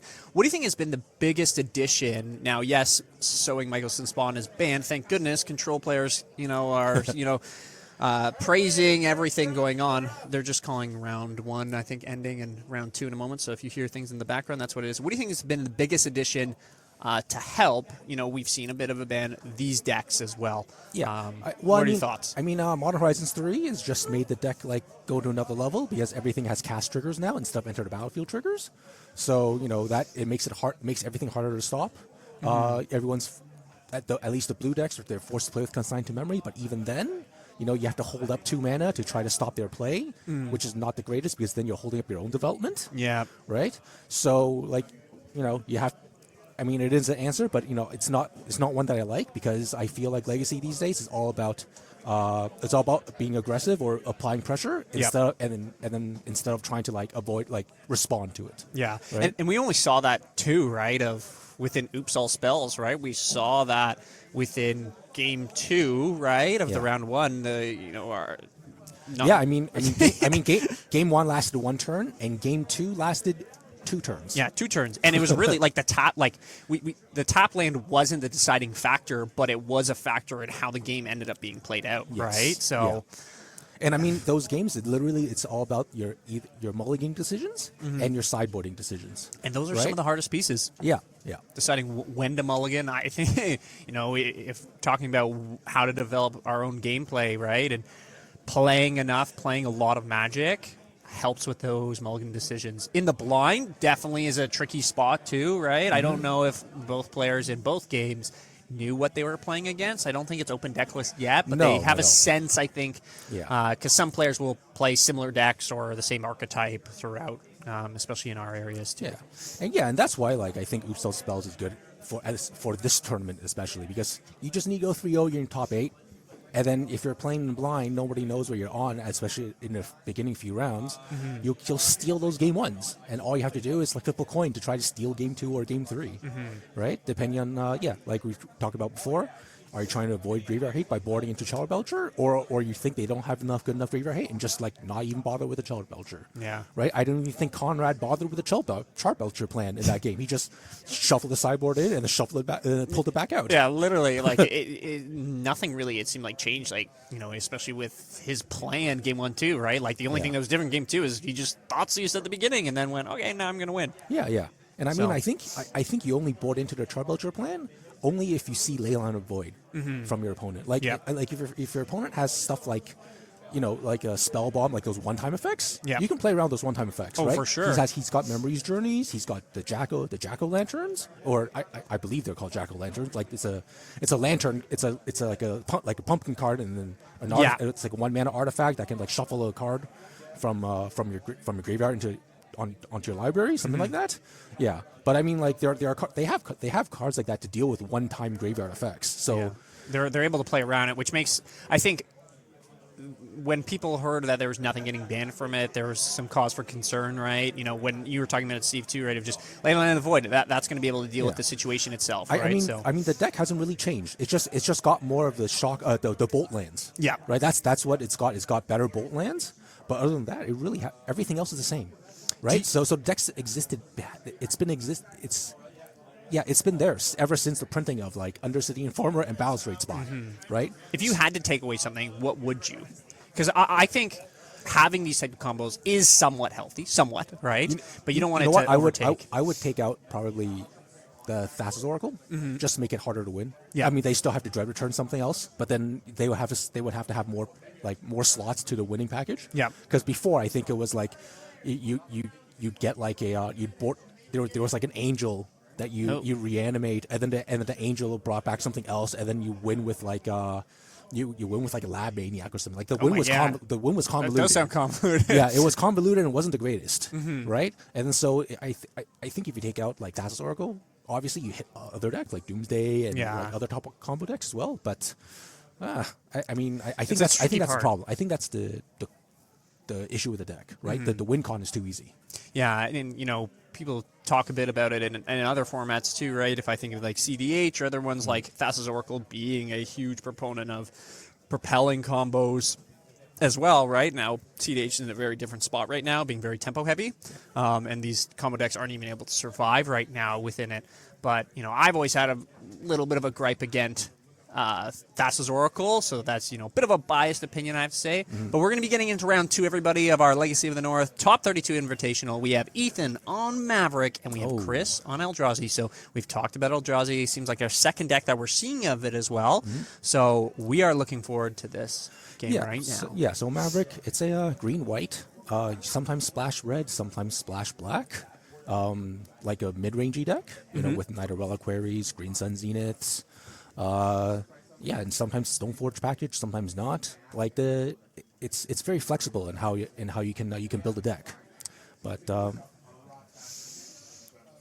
so we have. It seems like already looking at Chris's list and what he's already playing, right? A bit different than our previous player as well. Okay, yeah, I'm assuming that this Mystic Forge maybe kind of idea. Yeah, because with the Urza's Workshop and the key, the archaic key, it sounds like this is like a Grim Monolith deck. Ooh, I like that.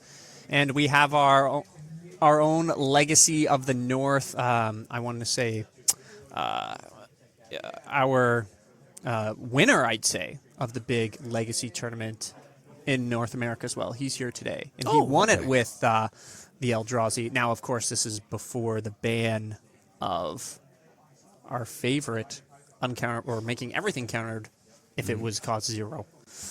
He got an FBB Savannah. All right. Okay, here we go. Here we go. So, looking at the list of certain defense grid. All right. I think it's just for more artifact count. I don't think he's really going to be playing too much. No, it's for the blue decks, but then I think this is just to add to bump up the artifact count. So when he does make constructs, it's better. What is the land beside Urza Saga there? This one was a huge addition within these. Urza's Workshop. So it makes colorless, and then if you have Metalcraft, it makes additional colorless for each Urza land you have. Oh my! So that includes the Urza Tower lands, I believe, and then also includes they see Urza themselves, Saga, right? and they see themselves. Oh my god! Yeah. So right now these still only make 1 mana, but 1 more artifact, and then these workshops start making I believe 3 mana until the Saga dies.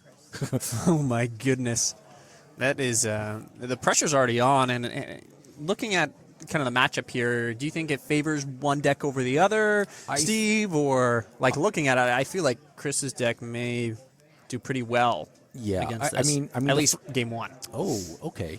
I mean, I thought he was going to make a construct there, but I guess he wants to turn on his workshops. Metalcraft. But right now I'd probably be more favored for Maverick because he's kind of constrained on his mana.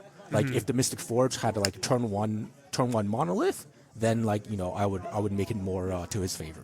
Yeah, I'm just looking at the list too. There is 1 oof in the board. Yeah, because you can Green Sun Zenith for it. Yeah. So kind of running that little creature sweep package. And I mean, you could. Would you look for it right away? No, I mean, if anything, I'd probably get the Gadok Teague. Gadok Teague? Oh, that's going to shut down. Because they can't play the 4-drops, so no more rings, no more Mystic Forge, no more Eldrazi, no Karn, no Kha'Zix Command, right? So Gadok Teague, that just shuts down all of it, basically. Yeah, exactly. And if they don't have removal, it's going to be rough. Okay, Night Reliquary comes down.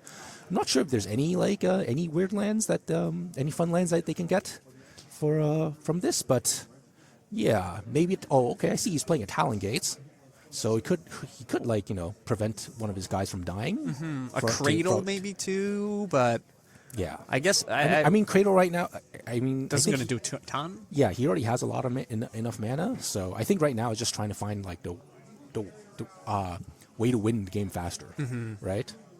Looking with Chris here, and Urza Saga has pop, so he's going to search his deck for a 1 or less. I was going to say, what is he going to get? Mox Opal looks like is the pick. Just get some more mana here. Okay, so he did float the 1 mana, huh? Okay. No, not making any constructs. I'm kind of surprised by that. Yeah, because I mean, if he just made constructs, he would have been an aggressor, and then all of Ethan's guys would have to stay home. Yeah. So. Is that a Paradox engine in his hand? We'll see, but Paradox. So right now, okay, he has enough. So they only make 4 mana. The Urza lands they only make 2 mana each because there's only 2 Urza lands, right? And then so there is Thalia. So the Paradox engine would cost 6, and then these keys aren't doing anything because they don't make additional mana. And Kha'Zix Command might be the piece that he's going for here. So 2, 4, 5, 6. Okay. So he's probably K commanding the Thalia. Yeah. Let's see what modes he chooses here. Yeah, Thalia, and probably looking at the top of his library, or unless he, or if he has gas, then okay. Okay. Respecting the knight. Yeah. Yeah, this is why if he had Green Sun Zenith, like you want to get Gadok Teak, so like these plays can't happen. Yeah, and like it's fully protected. Gonna make some spawns as well. I guess blockers, right? You're gonna kind of survive. It's for mana. Because right now he doesn't have good mana sources, especially if he's casting non-creature spells, and Thalia's taxing him by 1. So get them. Those are pretty cool tokens, I have to say. Yeah. Are they the true Eldrazi spawn tokens? Or one of them? It should be. I mean, there's so many of them these days. That is true. Yeah. There's so many of everything these days. Yeah. 18 different printings. I'm surprised these aren't the SpongeBob printings. The thing is, before you think I that kind of was like a some joke, of the I kind of like some of the SpongeBob cards. They like, are pretty sweet. They look pretty good. Man, they are not cheap though. No. I think the Smothering Tithe, that like extra, I don't know what it's going for. Oh well, I mean it's Something Smothering wild. Tide in general, right? Yeah, So, that card's already like $50 itself. Questing Beast. That doesn't feel the best. yeah. Okay. Well, I You mean, just attack with this, right? yeah. I mean that card's coming out, but yeah. Attack. yeah. You can't block. Well, Questing I mean, Beast, he's taking which is nice. he's taking 4 no matter what. It's just a matter of blocking Thalia or not, and I don't think you do. I mean, you're You at high just enough take the life other total. two? Yeah, and there's Keep no, your mana. yeah. I don't know what his hand is. That his what is that? Is that He a has sword? he has a Paradox Engine. It might be. No, I have no idea. I'm trying to look at the Oh, list here. Maybe it's a manifold key. Okay. Okay, here we go. We got tons of mana so now. He's got six mana in total from his land. Does he have anything to do with it? That's the real question. Yeah. Okay. We'll see. So, how much are each of these lands making now? 3? Whoa. No, they're still making 2. Oh, yes, they're making 3. Okay, yep. He needs to pay 1 more. Yeah, so 3, 6, right? And Oh, it's Paradox is yeah. 5? Okay. So here we go. Another 3, 4, 5. Okay, I see. Mystic Forge, and then he has. Okay. Okay, so untap. Oh, but it's only untap. It's not untapping the lands. No. So he still can't cast a lot of spells. And if he doesn't have any artifacts, And he does have a Lotus Pebble in hand, but he can't. Cost he 1. can't cast it. But then, yeah, I don't think it does anything. so exile. Yeah. Okay. Oh, we can't see what I he's can't exiled? see what he's exiling That's here. fine. Yeah, I don't think there's much because the Thalia is actually doing work. Mm-hmm. Right? Yeah, the Thalia is a lot more. It kind of makes me wonder, was the K command the right choice to not get rid of the Thalia? Because it feels like it could have unlocked this Forge a bit. Yes. Yeah, I mean, I would have probably hit the Thalia because it just makes your mana and everything operate more smoother. Oh, okay, so exiled Planar Nexus from the top of the library, not going to really help Chris too much in that aspect. It does count, As another Urzaland. but not really. You know, he's pretty good on that aspect. I feel. I mean, it'll be good for next turn, right? Like so if Ethan doesn't Green Sun Zenith and kill the Mystic Forge right now, he's gonna be in a lot of trouble. Yeah, and looking at his hand right now too, he might. I'm trying to see. Okay, Attacking for 5. Oh, attacking for 5, not Thalia. Not attacking with Thalia. Okay. Interesting. 1 damage less, Yeah. but maybe there's a reason for it. Okay. Oh. Oh no, that's the raccoon, right? That's the raccoon graveyard. to That's eat the graveyard. Okay, yeah. So that doesn't really matter. Yeah. Okay, so that means there's no Green Sun for. There's a plow and a Stoneforge. Oh, okay, yeah. There's not much. There's not much Ethan that can do. Yeah. So I mean, Do you just plow one of their guys for fun? You get to pay 2 though. Did he pay 2? well, I mean, he has another land if he wants to. He could pay for 2, but I mean, With Thalia, no. yeah. But I mean, He has to pay 2. yes. So that might be something. If Thalia, I don't think it'll matter because the right now it's all about this turn, right? How much value can Mystic Forge get? yeah, but he should have paid 2. Had to have fetched with that, right? Yes. So Yes. Or he could just tap the Noble Hierarch. yeah, tap the Noble Hierarch. If anything, that would be the rewind that would have happen. Yeah. That would be the available mana. Wow. Okay. That is a good draw. Yep. That is a very good draw. My goodness. Yeah. So Chris is probably gonna And he has Karn in hand. run away with the game right now. He's pretty much just needs to find a Fleshraker. I'm not sure what others wouldn't call How him. many times can he tap and untap this ring? Well, here's the thing. He needs to find the. Oh, there we go. Okay, that's it. Yeah, that's this it. game's over. Because the now you can tap his mana and then tap the rings, and then now every artifact, like he can just untap the key and so he's actually generating 3 + 2 + 2 every cycle. So he's generating 7 mana, every time you cast a non-creature spell Yeah. or any spell, right? Paradox Engine it untaps for any spell. Any spell, I Yeah, believe yeah. it is. We can pull it up here. I'm pretty sure it's any spell. Where we have here? Yeah, whenever anytime you you cast a spell. Yeah. So anytime you cast a spell, you're gonna float. He's gonna have 7 mana. Yeah. Wow. He's gonna generate 7 mana. Okay. So this game's probably effectively over, and then he should have tapped a ring to draw 1 card. Yeah, and on then, top and of then that. untap. But I mean, right now, like this is a very And even Mystic Forge too, right? Just clear the top Yes. if you don't need it, right? Yeah. Like he can go so deep and Yeah. has Karn to get either Walking Ballista. He could literally just ping down almost this entire board with how much mana he has too, right? or just win. What could he have to get it just the win here? Walking Ballista. Walking He Ballista. he just gets Walking Ballista, and then he just Like he's it's generating Lattice, mana. just make him not do anything. Yeah. Snaring Bridge. I think just right now just play around with the food, but again, when you're playing this deck, like I've tried it before, and it's very like it's very what I call handsy, in that like you have to tap and you have to keep tapping and untapping things, and then sometimes you just get lazy because you know you kind of have to win at this point, and you just don't want to keep tapping and untapping, and so you're kind of like it's hard to play like quote unquote 100% with this deck. Yeah, and I feel like in person it makes it almost a little bit harder because the cast trigger as well, like if you're on Moto or something like that, right, you have that and you can respond to it where it's like, you have that visual piece, right? Because even Mox Opal wasn't tapped for a mana on the cast trigger of Ensnaring Bridge, right? On the untap part. So it seems like Chris is walking through it a bit faster now too. Going to be able to cast, Fleshraker I feel like is just a lights out play. Yeah. And like anything, right? Like Anything now is just like lights. as long as he has spells on top of his library and then like 1 spell in hand, like he just could have just gone Walking Ballista and the game would have been over because it's easy to get to 20 mana. It's easy to get to 40 mana with this deck. Yeah, exactly. And When I think he's kind of showing case. He's like, I'm going to and cast then- Grim Monolith, make a No, guy you're going to pick. I mean, he can even get Paradox Engine, and so every time he casts a spell, he gets double triggers, right? Oh. So that just makes it even faster. Yeah, and then drawing from his deck, he's going to draw his whole deck, right? Yeah, exactly. Yeah, so Game 1 going to Chris. Ethan almost getting there. It felt like it, but a little slow. I mean, if he had the Green Sun Zenith probably would have got there. Yeah, Right? yeah, And exactly. And if he knew that he needed to get God Peak and not the thing that kills our Collector Roof. Yeah, Collector Roof. Yeah, I think exactly what you're saying, right, Steve? Like Galaxy ends that game. Nothing would have been able to cast that. Ring wouldn't have been able to go. Mystic Forge, right? It didn't do a lot until Ring got there, of course. Yeah. But even Paradox, right? None of those pieces wouldn't have been able to come down. Looking at the sideboard here, let's start off with Ethan as he's a game down here. What do we got here? I would bring in the Force of Vigors and the Deafening Silence for sure. Ooh, yeah. Because forcing Mystic Forge to play 1 card a turn, that their deck's not made to do that.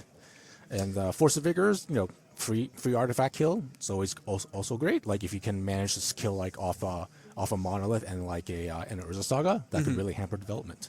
Right? Do you bring in? He's also running Disruptor Flutes. Do you bring in Disruptor Flutes? I don't. If he has enough stuff to take out, I don't want to Disruptor Flutes. Right. So like the plows, like he has 4 Sword to Plows. Those don't feel. I guess. I think Fleshraker is pretty tough though. Right. I would leave the plows in just for Fleshrakers because Fleshrakers can win on their own. Right. But yeah, like there's better things to take out, like Sword of Light and Shadow, Sword of Fire and Ice. Like they don't go through anything. No. So Do you take they're a really bad. Batterskull? Yeah. I mean. That just doesn't seem good. I feel like you can just take out the entire Stoneforge package. Yeah. That's 5 cards That's right 5, there, yeah, right? Yeah, it's 5 cards, and then you bring in the 1 Deafening Silence. Yeah, that's 5 cards. What? Sorry, I'm flipping back and forth between things here. Yeah, I'd probably just do that and call it a day. Yeah, and you're still keeping your green cards in, right, for Force of Yeah. Vigor. You're not Yeah. taking any of them out, which is nice. No. So you're not having to worry about having less. So, yeah, I think that's it. Moving on to Chris's sideboard here. Let's see because he's running Karn, we know that the Karn package is going to be there. But what are some other pieces that he might be bringing in here? Probably portable holes. Those seem good. I don't want to use Karn on a portable hole. Yeah, right? that feels rough. That feels rough. Yeah, I think that's a game 1 move, right? But for game 2, you just want to see them, right? Yeah. You don't want to Karn for them, and the dismembers for sure, because Gadok T and Collector Oof are coming, right? So just anything that kills dudes. I'd say, those pieces, probably and that's it. Yeah, they're just those 4 cards. And I guess taking out... I'm wondering here. Doesn't seem like... I would probably take out a key, 1 or 2 keys. Yep. And the defense grids. Yeah, the defense grids. Yeah, those are snap gone. And maybe the one Basalt Monolith. Yeah, because you're only bringing in 4 cards. Yeah. Three defense grids and then one. And the Basalt Monolith. Yeah, and then you're probably pretty good there. So game 2, Ethan was on the play to begin with. Yeah, I think Ethan was on the play, but I mean, like his deck is not the greatest game 1 against him. So this looks a lot better from the opening hand of Ethan. Has a Green Sun, has a Noble Hierarch as well. Yeah, so that's his, can get Gaddock or whatever it may be nice and early. Yeah, that's his best hand. You know, turn one Hierarch. Turn 1, play the Hierarch. Yeah. And go from there. So Chris going to want to try to hold down the fort here, see what he's got for this turn 1. Probably just land go. I mean, the thing is, I hope he. I mean, it all depends on whether he kept a sideboard card in his opening hand, right? So if he kept a hand that doesn't have sideboard cards, he just has to go for broke. Yep. And yeah, so he just has to hope that Ethan doesn't have a Green Sun even for Is he got a turn 1 ring? Could. Or turn 1 Karn here. Turn 1 Karn? He's looking like he's going to do turn 1 Karn. Yeah. That's a nice little play. It'll really kind of, I guess, determine what Ethan might do with the Green Suns from here. He can get one of either Gaddock or Oof still, but I guess it will... Does Karn say you can only get colorless cards? You can get one non-creature artifact. Okay, no. So he gets a liquid metal coating. Okay. I mean... Looking to blow up lands, but... I think I would still get Gaddock right now. Yeah? Yeah. The liquid comes down. Yeah, because right now he doesn't have white mana, so he can't cast the portable hole. So you just have to pray that Chris doesn't have Dismember, because you can't stop Dismember either way. So you just get Gaddock and then goes for Oof. Okay. But he does have another Green Sun, so he can do it next turn as well. Yes. I mean, gives him out, right? So now the what is that? The K Command isn't out, right? To kill the Collector Oof. That's nice. It got really quiet, it felt like it around us, unless our headphones are just that amazing. Thanks for producer Ben for getting these sweet Audio Technica headphones. They're pretty cool, I have to say. Yeah. We're souped up. Make sure everyone check out Enter the Battlefield or ETB Canada, right? On the socials. Also check out Lazy MTG, right? YouTube, and all the places that people go these days. Check them out. Oh, I'm surprised he has 2 portable holes in his deck, considering he's only got 1 Mox Opal. I was about to say, and how else does he make white mana? None of his lands make colored mana. That feels pretty rough. Like, I guess he has the Urza Sagas. Does he have Lotus Petals? Oh, he has 4 Lotus Petals. Okay, so he's got 4 Lotus Petals and a just for 2 white cards, huh? Okay. Not a ton of ways to get it, but I feel like if that's the case, then you just play more Dismembers, unless he wants to get rid of stuff like Null Rod. That's what Portable Hole would be good against, right? Getting a Walking Ballista. Oh, but then you can't activate it. Yeah, So I guess he wants to make sure that it doesn't get his Karn doesn't die. Just as a blocker. So right now the Walking Ballista is a 2/2. But then the going for 1 ring instead, but maybe trying to set up the potential of Walking Ballista later down the line. Yeah, I think that's fine. I mean, you just go ahead and kill off the Karn, and then now you probably go for a Gaddock, and then the win cons are really the way he can get rid of the Gaddock is really low. Yeah, because it's just this almost locks it out, right? Like in this piece, you can't tap a ring; it just sits there. Yeah, you get the protection for the turn, but what else? Yeah, so it's just Dismember or bust. Yeah, Dismember or bust. Portable Hall. Yeah, with no white mana. Yeah, with no white mana. Yeah, you can't ever do it. You're right. Because of the Lotus Petals, that's it. Yeah. Probably should have drawn a card with the. Can't. No. Before. Oh, he doesn't know. He doesn't know that probably didn't know that Ethan was gonna get Gaddock with the second Green Sun, so that's why he didn't tap it. Yeah. For the ring, are you saying? No, because he could have drawn with the ring with the Green Sun on 2 on the stack, but he didn't. No, because Oof was already out. Oh, my bad. Yeah, all good. Okay. Yeah, I feel like Chris. What's the reasoning behind not playing Urza Saga and trying to tick that up and at least make blockers compared to playing the Nexus here? Or not the Nexus, the Urza's Workshop. Because I feel like, he's in kind of defense mode here. At least you can get that up. You have the Ancient Tombs. Yeah. I'm wondering, what else is he thinking? No, I agree with you. I like the You ain't going to win the other thing, right? I like taking the Urza Saga up as high as possible. And then as fast as possible as well. Yeah, and try to just play your little things, right? And then just start trying to bash in with 5/5s, right? Yeah. 6/6s. You're going to Outpace. Oh, there's the disruptor flute. Flute. Yep. You just named Dismember. The game's over. Well, no, because they can still pay. Like he has a lot of mana. Oh, he yeah, just that's pays true, a that's lot of true. life. Yeah, a lot of life. Yeah, he's got a lot now. Tax for 5. Can't block that. Questing Beast. Ethan might be questing There we into go. game 3 There here. we go. Wow, nice job, Ethan. Yes. Exactly what you're talking about, Steve, right? Locking this game out with Gadak Teague, right? Went for the oof first. I think that's fine. Yeah, like, with the board state. Because you can bait out the removal spell, because they still need to get rid of it. They can't not get rid of it, right? So, Cheap viewers, yo, ban this guy in the chat. Someone ban this guy. Impure Porcelain Bot 575. Get this guy out of here. I don't think we have any mods here. Thanks for everybody who's tuning in. We have 13 amazing people. Let us know where you're tuning in from. Please don't dox yourself fully, but just give us a general location, right? Are you in North America? Are you in Canada? Are you in the States, right? Are you somewhere across the ocean? One of the many that we have. We're here at Enter the Battlefield, Newmarket, Ontario, Canada. My name's Will. I'm Steve. And we're your lovely commentators for this morning. I don't think they're going to re-sideboard again. You don't think so, Steve? I mean, I'm not sure what else Chris Like or play draw kind of ideas here. I don't think so. Because again, Chris his draws all like he's a Karn. He's a Karn sideboard, right? So he can only bring in so much. Yeah, the dismembers are probably already in there, right? I think dismembers and portable holes, they both have to be in there, and portable holes are just like. Yeah, and then looking at kind of Ethan's list on the play draw, not too much else that we see. No, different? I mean Doorkeeper Throw doesn't deal with the cast effects from Fleshraker, so yeah, no, I think they'll just do the same thing. Yeah. Pete Dan tuning in from Stockholm, Sweden. That's pretty sweet. I've never been to Sweden. Doing chores. Well, hopefully the house chores are pretty great. Hopefully you're enjoying your day. Have you ever been to Sweden, Steve? No, but the only guys I know from Sweden are Reckless and Baus. Baus, the Baus. FFS. That guy's the best. I watch all of his stuff. He's so funny. Oh my god, that guy hilarious. Yeah, and Reckless. Yeah, those guys are a team together now, man. Yeah, it's great. It's great. The Los Ratones. Ratones. Yeah, I've been following them. Watch from New York City. New York City. That's great. You been to New York City? I have. Yeah? Yeah. It was a long time ago though, so. I went, I think when I went with my parents many years ago. Yeah. It was fun. I'd like to go there as like an adult, as an individual now, like without my parents. I think it'd be a lot of fun. Yeah. It's getting pricey though, I hear, for like shows and all that. I had some...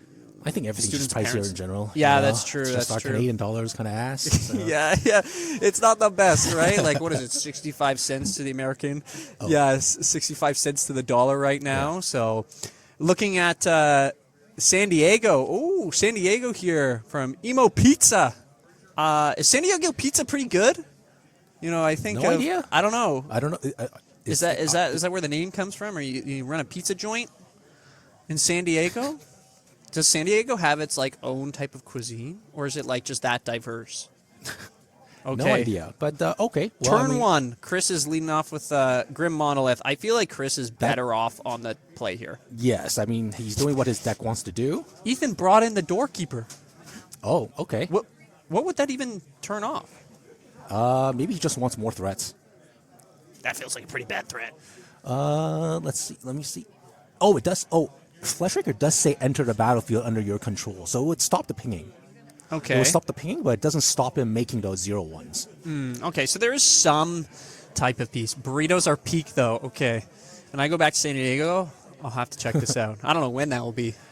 No traveling for a while. It's kind of rough. Oh, he has the Gadak Teague in hand. Ethan does. Oh, so that's okay. really good for Ethan here. Chris does have the One Ring. Yeah. Could develop that right now and be able to... Well, I mean, he has so much mana. He has 6 mana right now, right? So he could make a lot of different plays depending on what his hand is. But what's the third card? The white bordered one.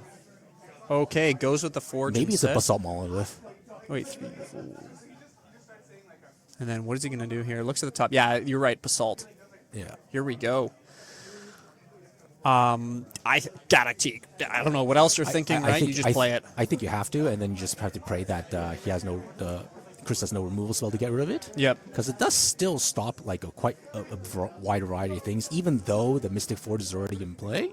Mystic Forge still gets value even with the Yeah, even with Galak he can play. Yep. Unfortunately, so Yeah, you can still cast from the top. okay, but looks like Ethan wants to do something else. Okay, this is well. With the information unknown, right? Maybe Ethan's feeling like he can apply more pressure later on in the game, or like earlier on. But I think it's because he thinks that Chris has no key, so he can't really cast that many spells, even with the Mystic Forge going online. Yep. Oh, okay. Upkeep. Okay. really? Like, we're getting rid of the Galactique.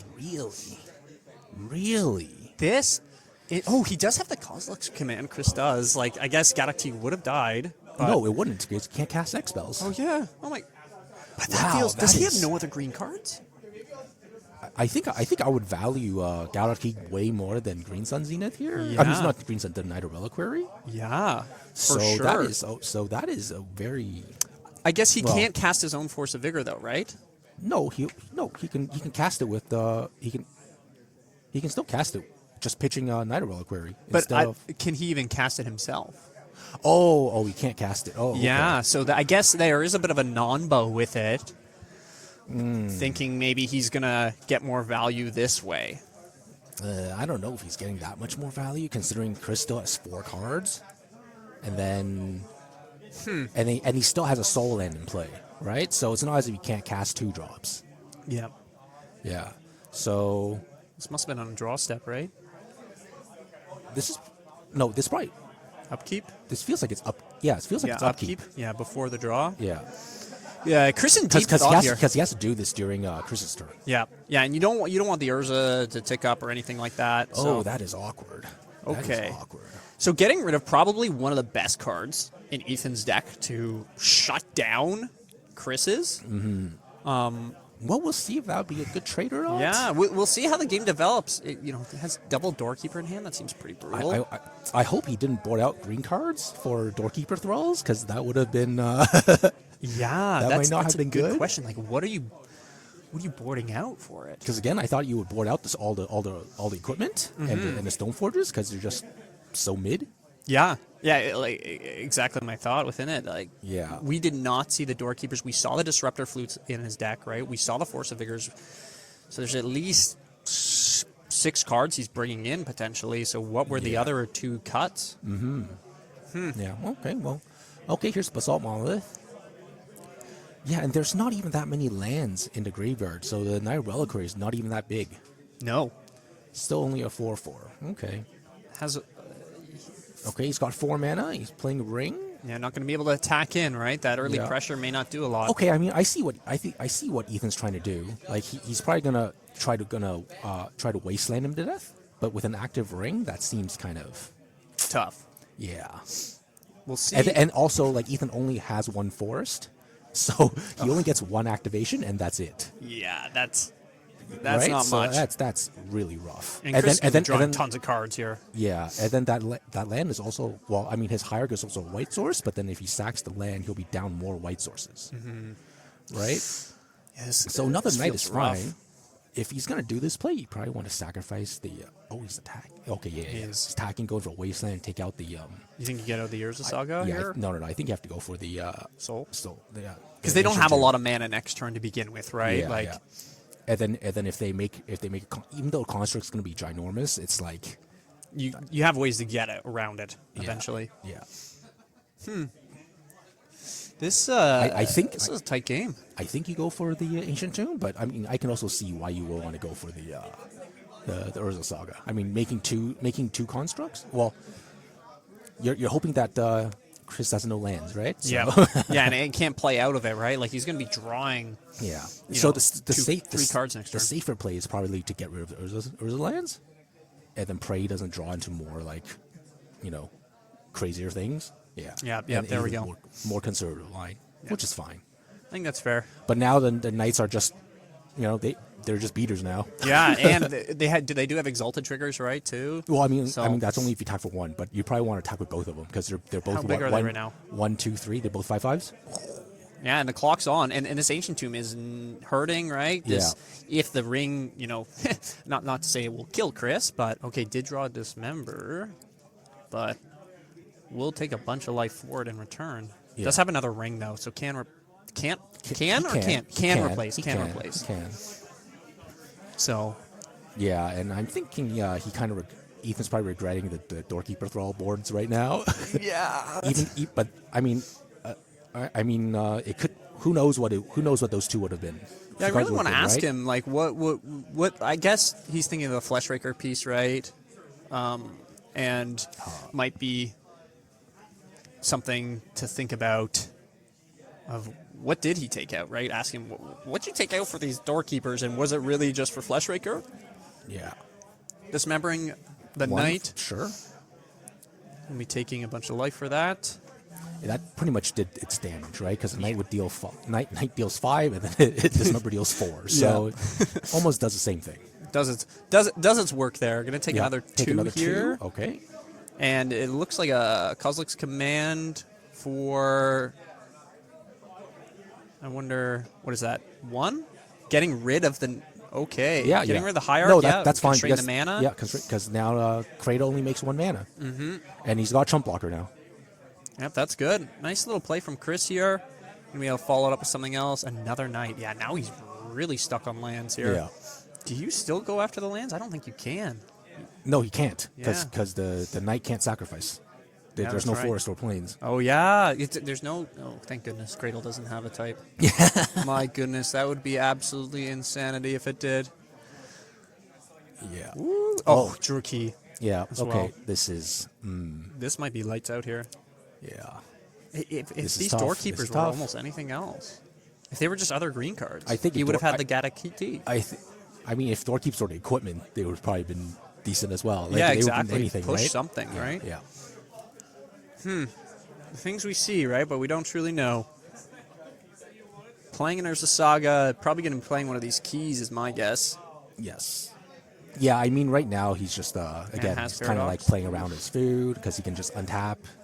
Okay, I mean, he could do that too. Yeah, he could.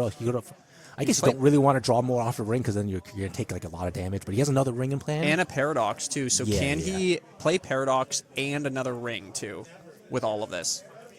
That's the question I Well, wonder. I think you can do both, right?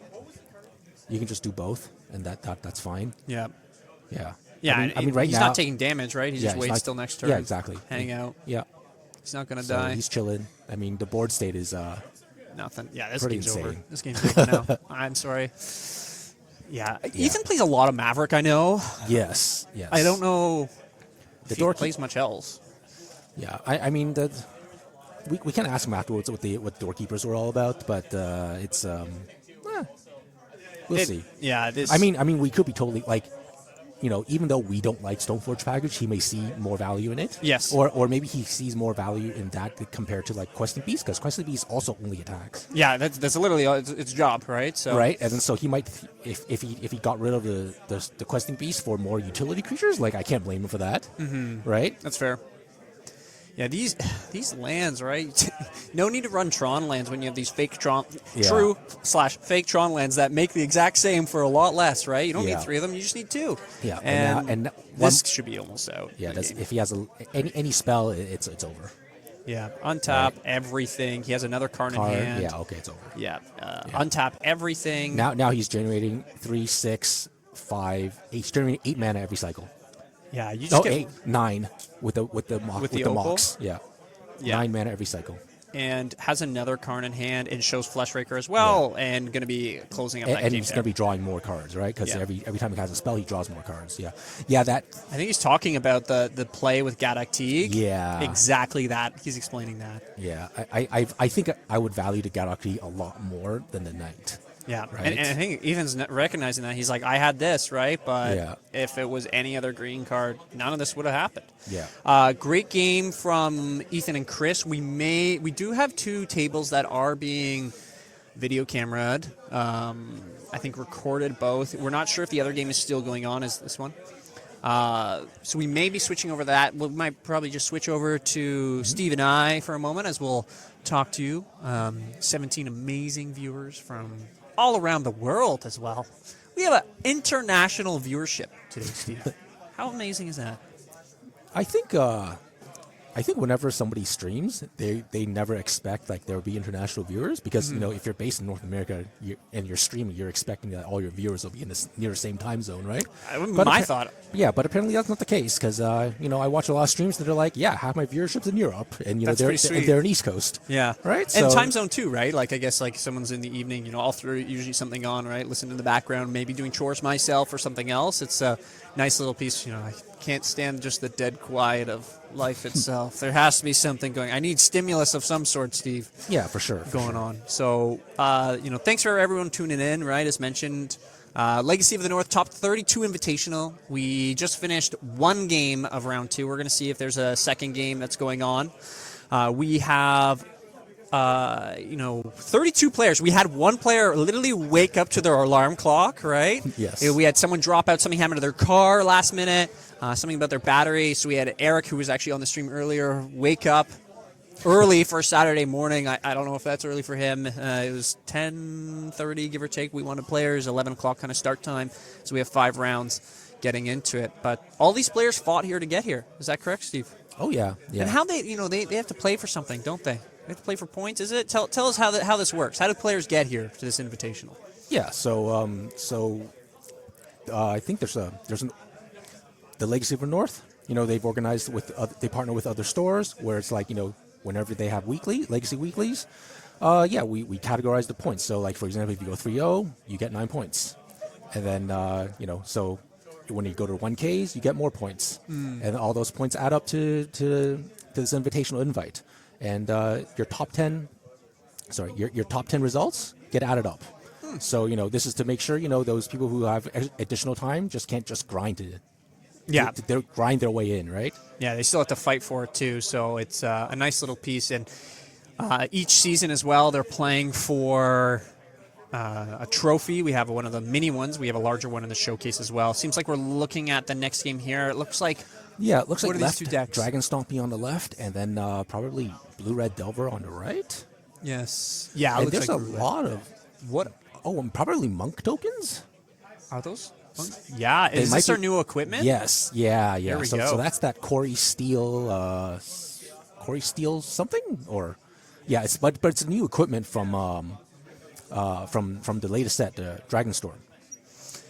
Yeah, and it makes these. Do they have haste too? Is it? Yes. When the equipment when the creature gets equipped, they get trample and haste. And +1/+1. It's so good. Who needs Monastery Mentor, right? When yeah, and the monks have prowess themselves. Oh my goodness! Right, so it doesn't just make 1/1s; it makes 1/1s with prowess, which is pretty amazing. That's amazing. Yeah. Here we go. And I mean, yeah. Are those pictures of himself? Yeah. Lyle, the classic. 1-1 in this game too. You know, looking at the chat here, thanks everybody for participating as well. We'll try to adjust some of the audio items that we have here. Predictions of players usually winning.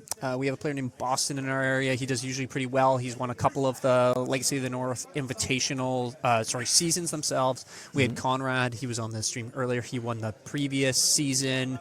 So both of them expected to do pretty well, right? We'll see in the 5 rounds that we have here how they'll do. Boston being a player that usually plays anything that's top tier or anything Delver-esque, I'd say, right? He's been a Reanimator, sure. Delver. Conrad's usually playing top tier decks, I'd say, as well, but kind of his own flavor of spice, too. Yeah. So it's, a lot of variety, I'd say. We're going to see a lot of top tier kind of decks here. What do we got going on? Fable the Mirror Breaker, amazing card. Yeah, it looks like, so this is game 3. It looks like, unless there's some sort of pyrokinesis effect, like a board wipe effect, looks like our Dragon Stompy player might not be, might lose next turn because they're at 4 life. Does have a Fury in hand. Yeah, but the Fury can only take care of so many things, right? I'm assuming that the Dragon's Rage Channeler has Delirium, so it's a 3/3, and then the equipped Monk token's it's a 2/2. Oh, so maybe not, because that is a ley line in the top. Oh, so okay, we do have a ley line, so it is a 1/1. So he can he wipe the board? Does it give them? So it's 2, 3, 4. So you leave 1. Okay, so 1 would survive. So that's actually pretty good. Hopefully it's okay. Perfect. Sounds good. Looks like imprinting on Chromox. Okay, these lands are so good. I can see what. So is the is the Fable active? The flip side. It might. Well, if it is, it could clear the board and then attack for a lot. Oh yeah, because you can what? Convoke you can Fury. convoke Fury and then copy the Fury. Ew. And then just shoot everything for 8. And then it hits Planeswalkers too, right? Yes. Oh my Yeah. goodness. Okay, we don't have Ethan's deck list here, but we do have Lyle, so we will be trying to pull it up. Okay, maybe doing this play. We're not unsure because we did join into this game a bit later to see if Fury. Pitch Spirit sorry, Guide. Yeah, that's a good pitch. Yeah, you gotta exile that though. Oh, please tell me you can copy. Please tell me you can copy. Yeah. Hopefully, it seems like he may be explaining it. So he's targeting first. Yeah. Convoke trigger will be a second. Yeah. He's got 2 equipment. Oh, okay. So yes, so he does. The Fable is live. Wait. Wait. So the Convoke Death trigger is on the stack still, Yeah. and you don't have to pitch anything. No, but the play seems kind of weird because they cast a Crow Box, but okay. Well, I mean, they could we'll be see what using Crow happens. Box to cast something else, but yeah. Hopefully the Mirror Breaker part is the copy Live. part is active. Mm-hmm. So 'cause he the wouldn't tokens would die, and then I think like Tameo would get Creamus at 4. Is that 4 or 2? 2, but then No, I it mean, looks like 4. I think you're right, I mean, 4. a Fury attack still hits it because it's double strike, right? Yeah, clear So the it could board. clear the board, Kill and- that. And then reset. Lyle's on nothing and 2 cards in hand, 3 on the draw. Except Lyle's playing a deck with lightning bolts. Yeah, exactly. And boom, you're dead. Oh, maybe it's not active because it looks like maybe the Fable's not active I'm because he's confused about here. to die. Okay, Yeah, maybe so, the Fable's not active. Okay, so there should be another play then. Is it a ring? Ring okay. is your next bet here. Yeah, the Trinispheres are a bit too late. Okay. Oh, negation? wow. Wow. Okay. Yep, that's game. Yeah. I actually kind of like Lyle's deck a lot. Seems with good. with the new equipment, especially with preordains, because you pretty much just want to churn through your deck, and you just want to keep playing 2 spells a turn every turn, and Yeah. then you just keep making 1/1s, and force them to deal So with good. it. Right? Yeah, so good game 3 that we jumped in there at the very end by Lyle and Ethan. Lyle taking it away. Kind of one of the decks we were talking about, I think, at the very beginning that we may see here, right? With one of our new cards from our Dragon Storm deck. I don't know exactly what the new set was. One of the many Tarkir sets. Dragonstorm. Yeah, Tarkir Dragonstorm, one of the decks that come out every other week. Yeah. So it was great to see that a little bit in action. Hopefully we'll be able to see a bit more of it, too. Talking about how to make these 1/1 prowess, trampled creatures. Haste. Yeah, Yeah. haste. That's pretty wild. Yeah. No, I'm kind of glad to see something like that hit the, hit the legacy scene, because it's, it's a fair card. Yeah. Right? Like lately, 3 mana? Lately, we've seen a lot of unfair cards, right? And so it's kind of Oh, nice. yeah. So it's kind of nice to see something like kind of fair, even though it does kind of busted things. It does feel, especially there too, right? Maybe we're gonna see Plague Engineer come back more. Maybe. What are they, monks or wizards? Probably wizards. Let's They're be honest monks. here. I think they're monks. Monks. Yeah. Name monks. Monastery mentor. But it's not even that great because it's terrible. because you're still not answering the equipment, and it's Yeah. the equipment that makes them Yeah, exactly. cards, right? So it's not even that good. And the one that's equipped still stays alive. It's just. Oh no, it doesn't, because there's a Is triggered it- effect. So Oh, it- yeah. So it makes it, and then actually, unless the equipping part is a part of the making effect, because it has to resolve the entire text. Do we have Lyles? Let's pull it up. Let's pull this card up. Producer Ben, pull it up. Corey Steel Cutter. Here we go. Okay, so whenever you cast second spell, create a 1. Oh, so okay, yeah. So you may attach this. Okay. So it is. Yeah. So The one would live. Yeah, the 1 would live. So it's still not good enough. It's not. There's nothing. Nothing's good enough anymore.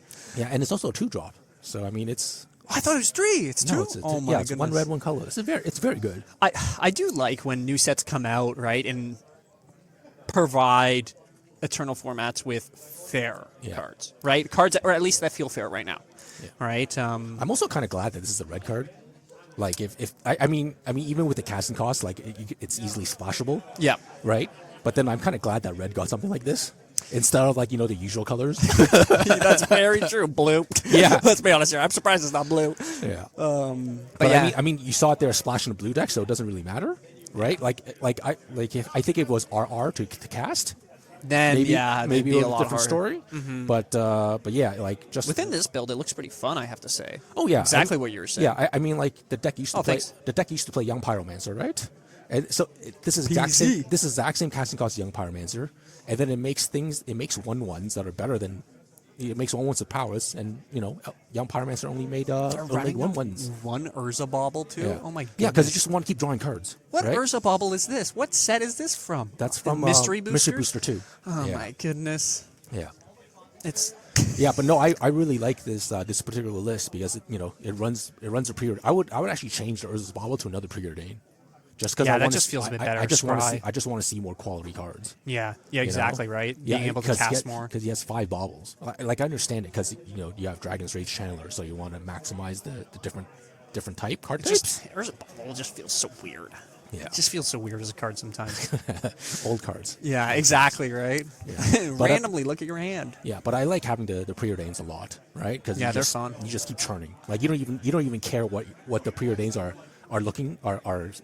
Sorry, you don't even care what cards you're seeing, other than the fact that they're non-lands, right? Because it triggers off any second spell. So it's not even a second non-creature spell. It's any spell. Any spell. So you can cast a creature and then it'll activate. Then it will go. You Yeah. make your guy. Then you can equip. Yeah, exactly. And My you just goodness. want to keep casting 2 spells a turn. 2 spells a turn. Yeah, Right? that's so good. Yeah.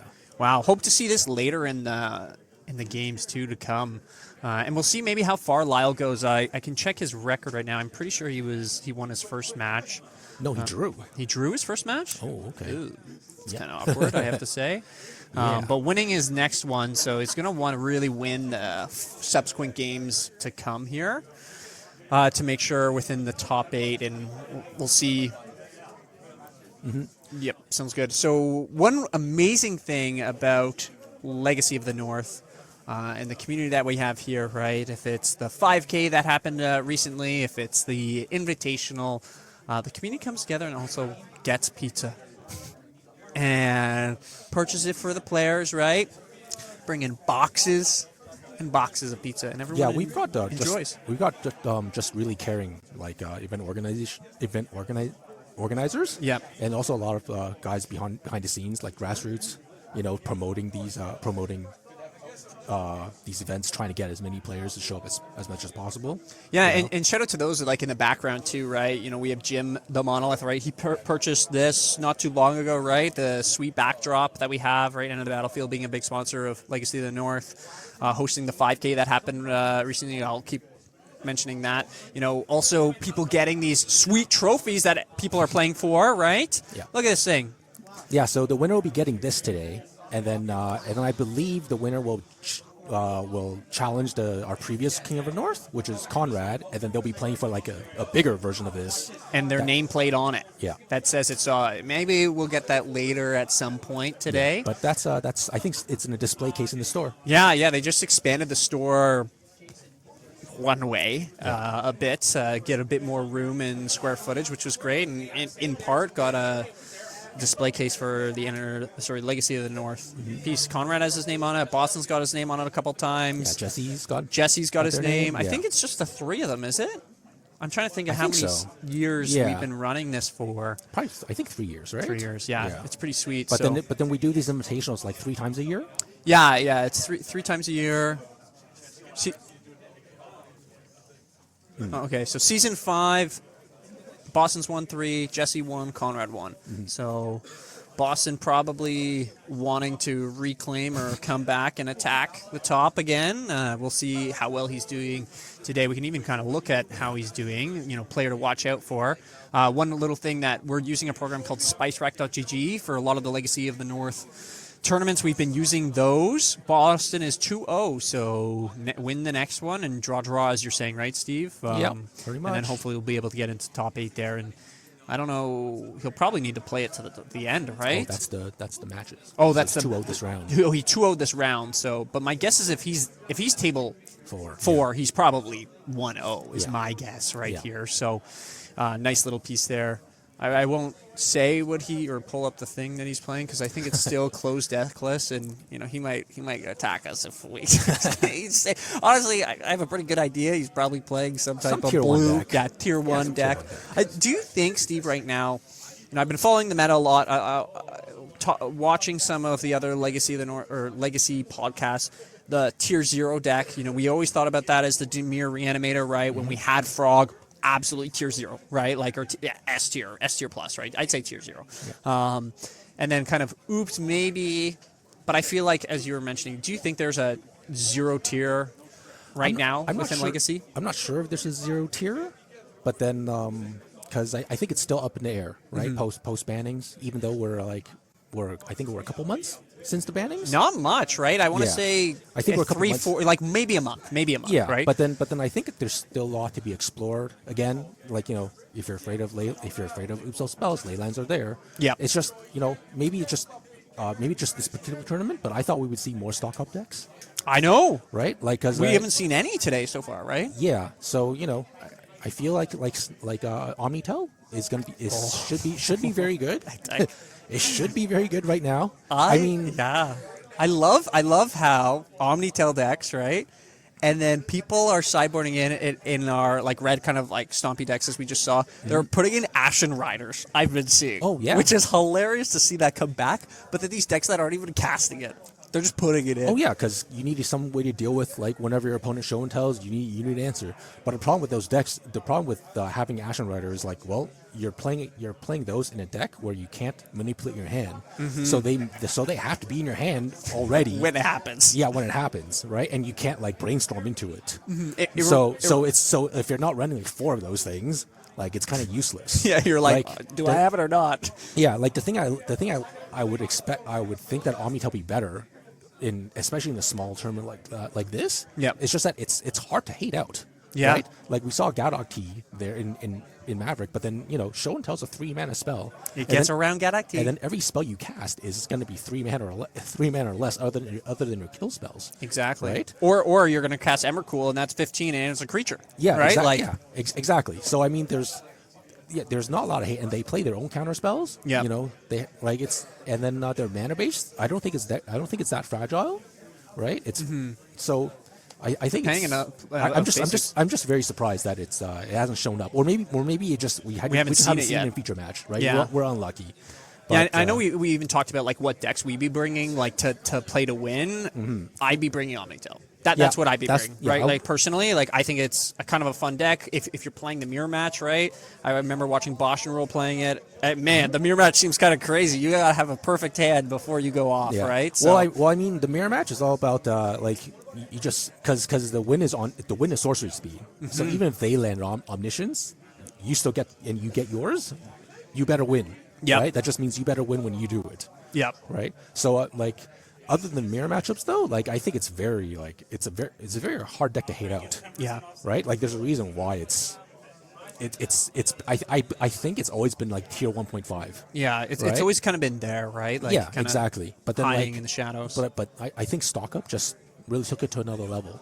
That card, $15, $20. Yeah. We were talking about especially with Ancient Tombs, right? You go turn 2 stock up, and it's just like if it resolves, your opponent just feels bad, and you're an A+B combo. Yeah. And stock up gets you 2 cards. It's right? so good. I don't know if any of you guys have ever cast Dig Through Time before, but this feels like it's Dig Through Time on steroids because you cast it so much earlier. Yeah, and you don't have to fill up your graveyard with it, right? Yeah. Like that's a thing. So I'm wondering, like, I know stock up's having an impact on modern formats.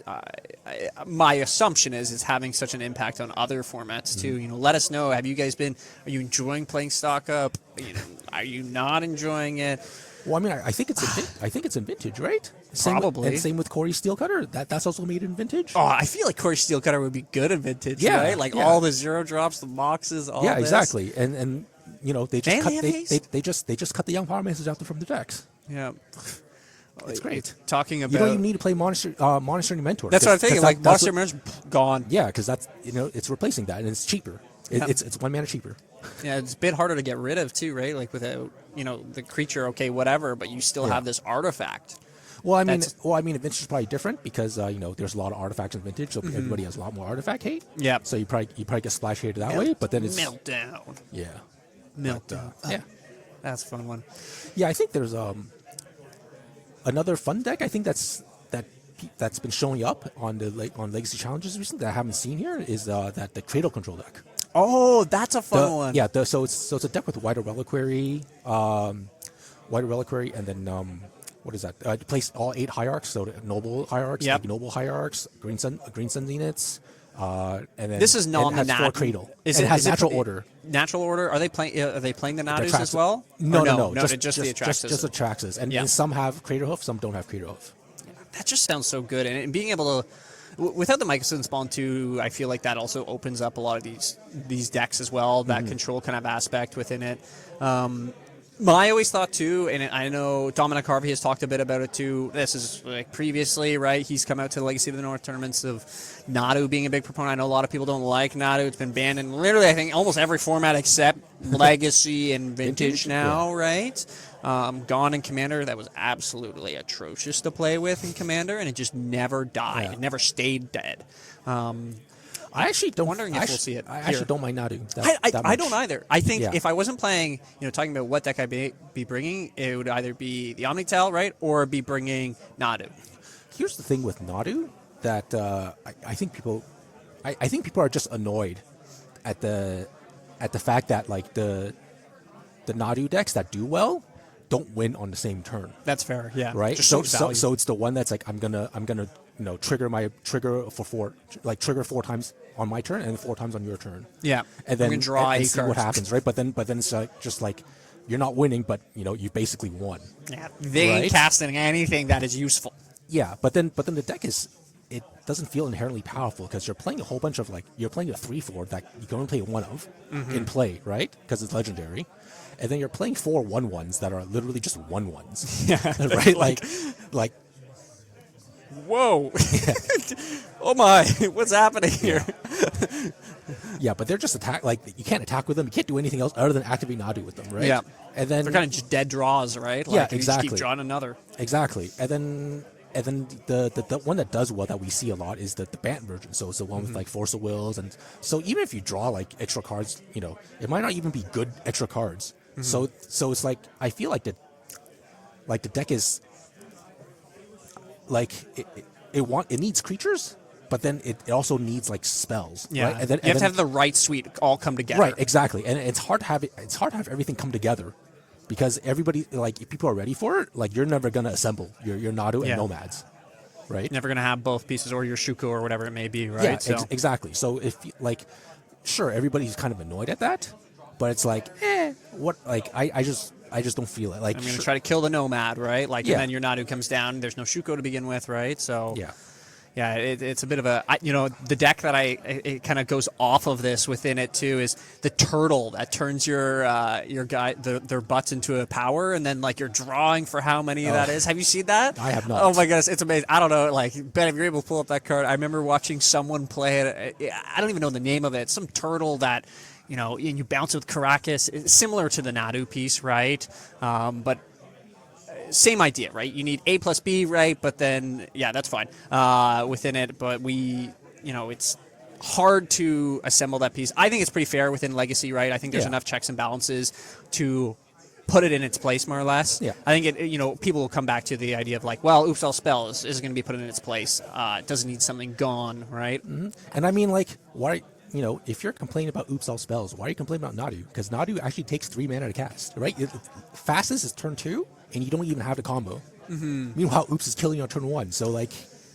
Yeah, which is a lot quicker. And Dark Rit, we saw that, right? Yeah. The game was literally over. We were like, okay, round 1, game 1.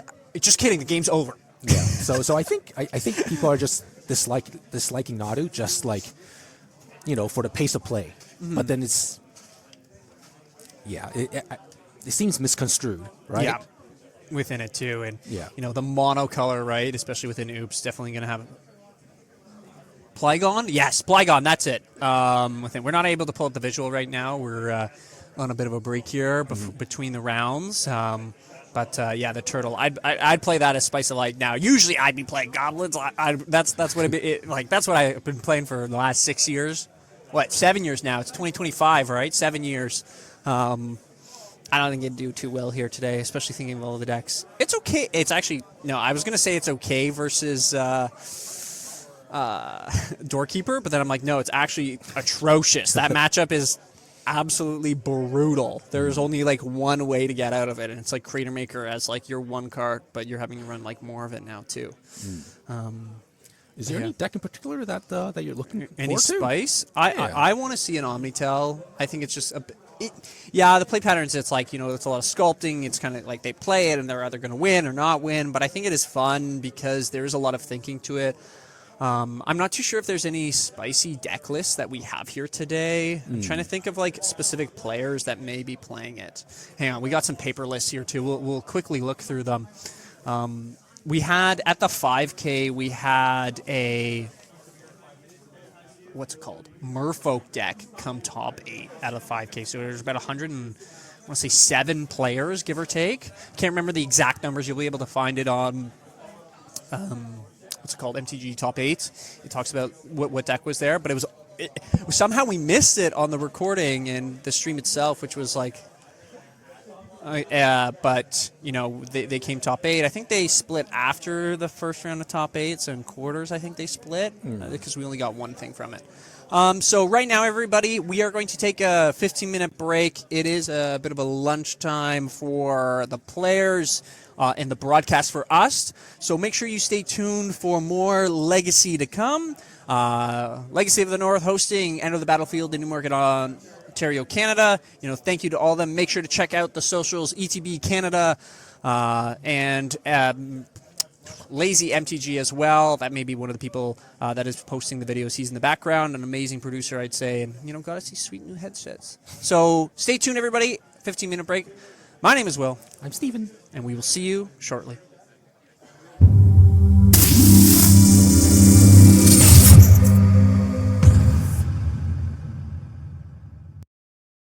A little low. Oh, there we go. Hello, welcome back. Are we muted? We're good. We're back. Back to normal. Hello, welcome back.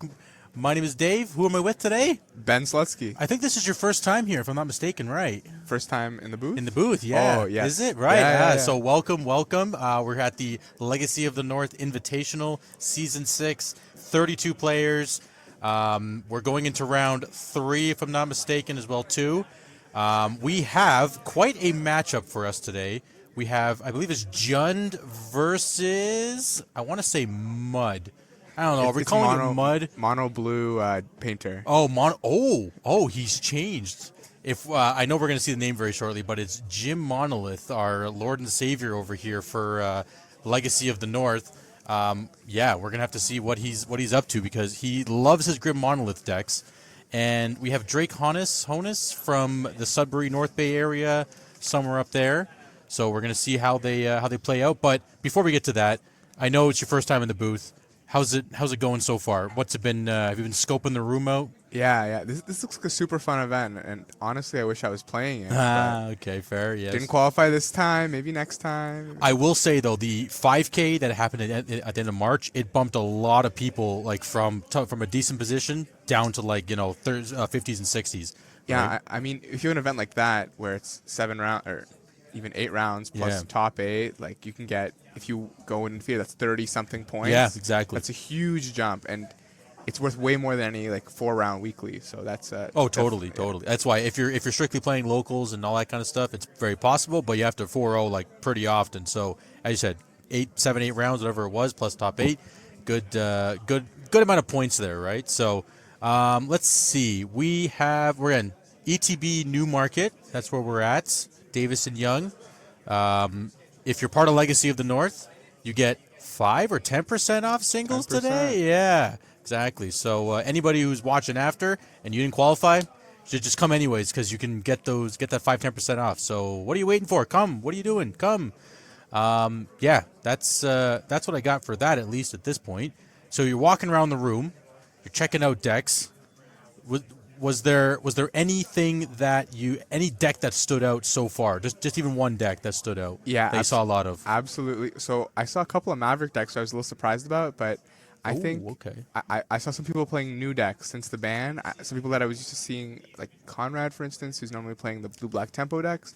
Oops, all spells. I know he played earlier in the feature match. Yes. that was a little bit surprising to me. I also saw a Beans deck, which I thought interesting, Sultai. So yeah, some definitely. cool stuff going around. Awesome. Okay, well, we're definitely going to talk about some of the other cards and some of those decks as well too. So let's go to our feature match area where we have Mono Blue Painter. You said That's right. Jim. versus Juns. So we're going to see that in a second here.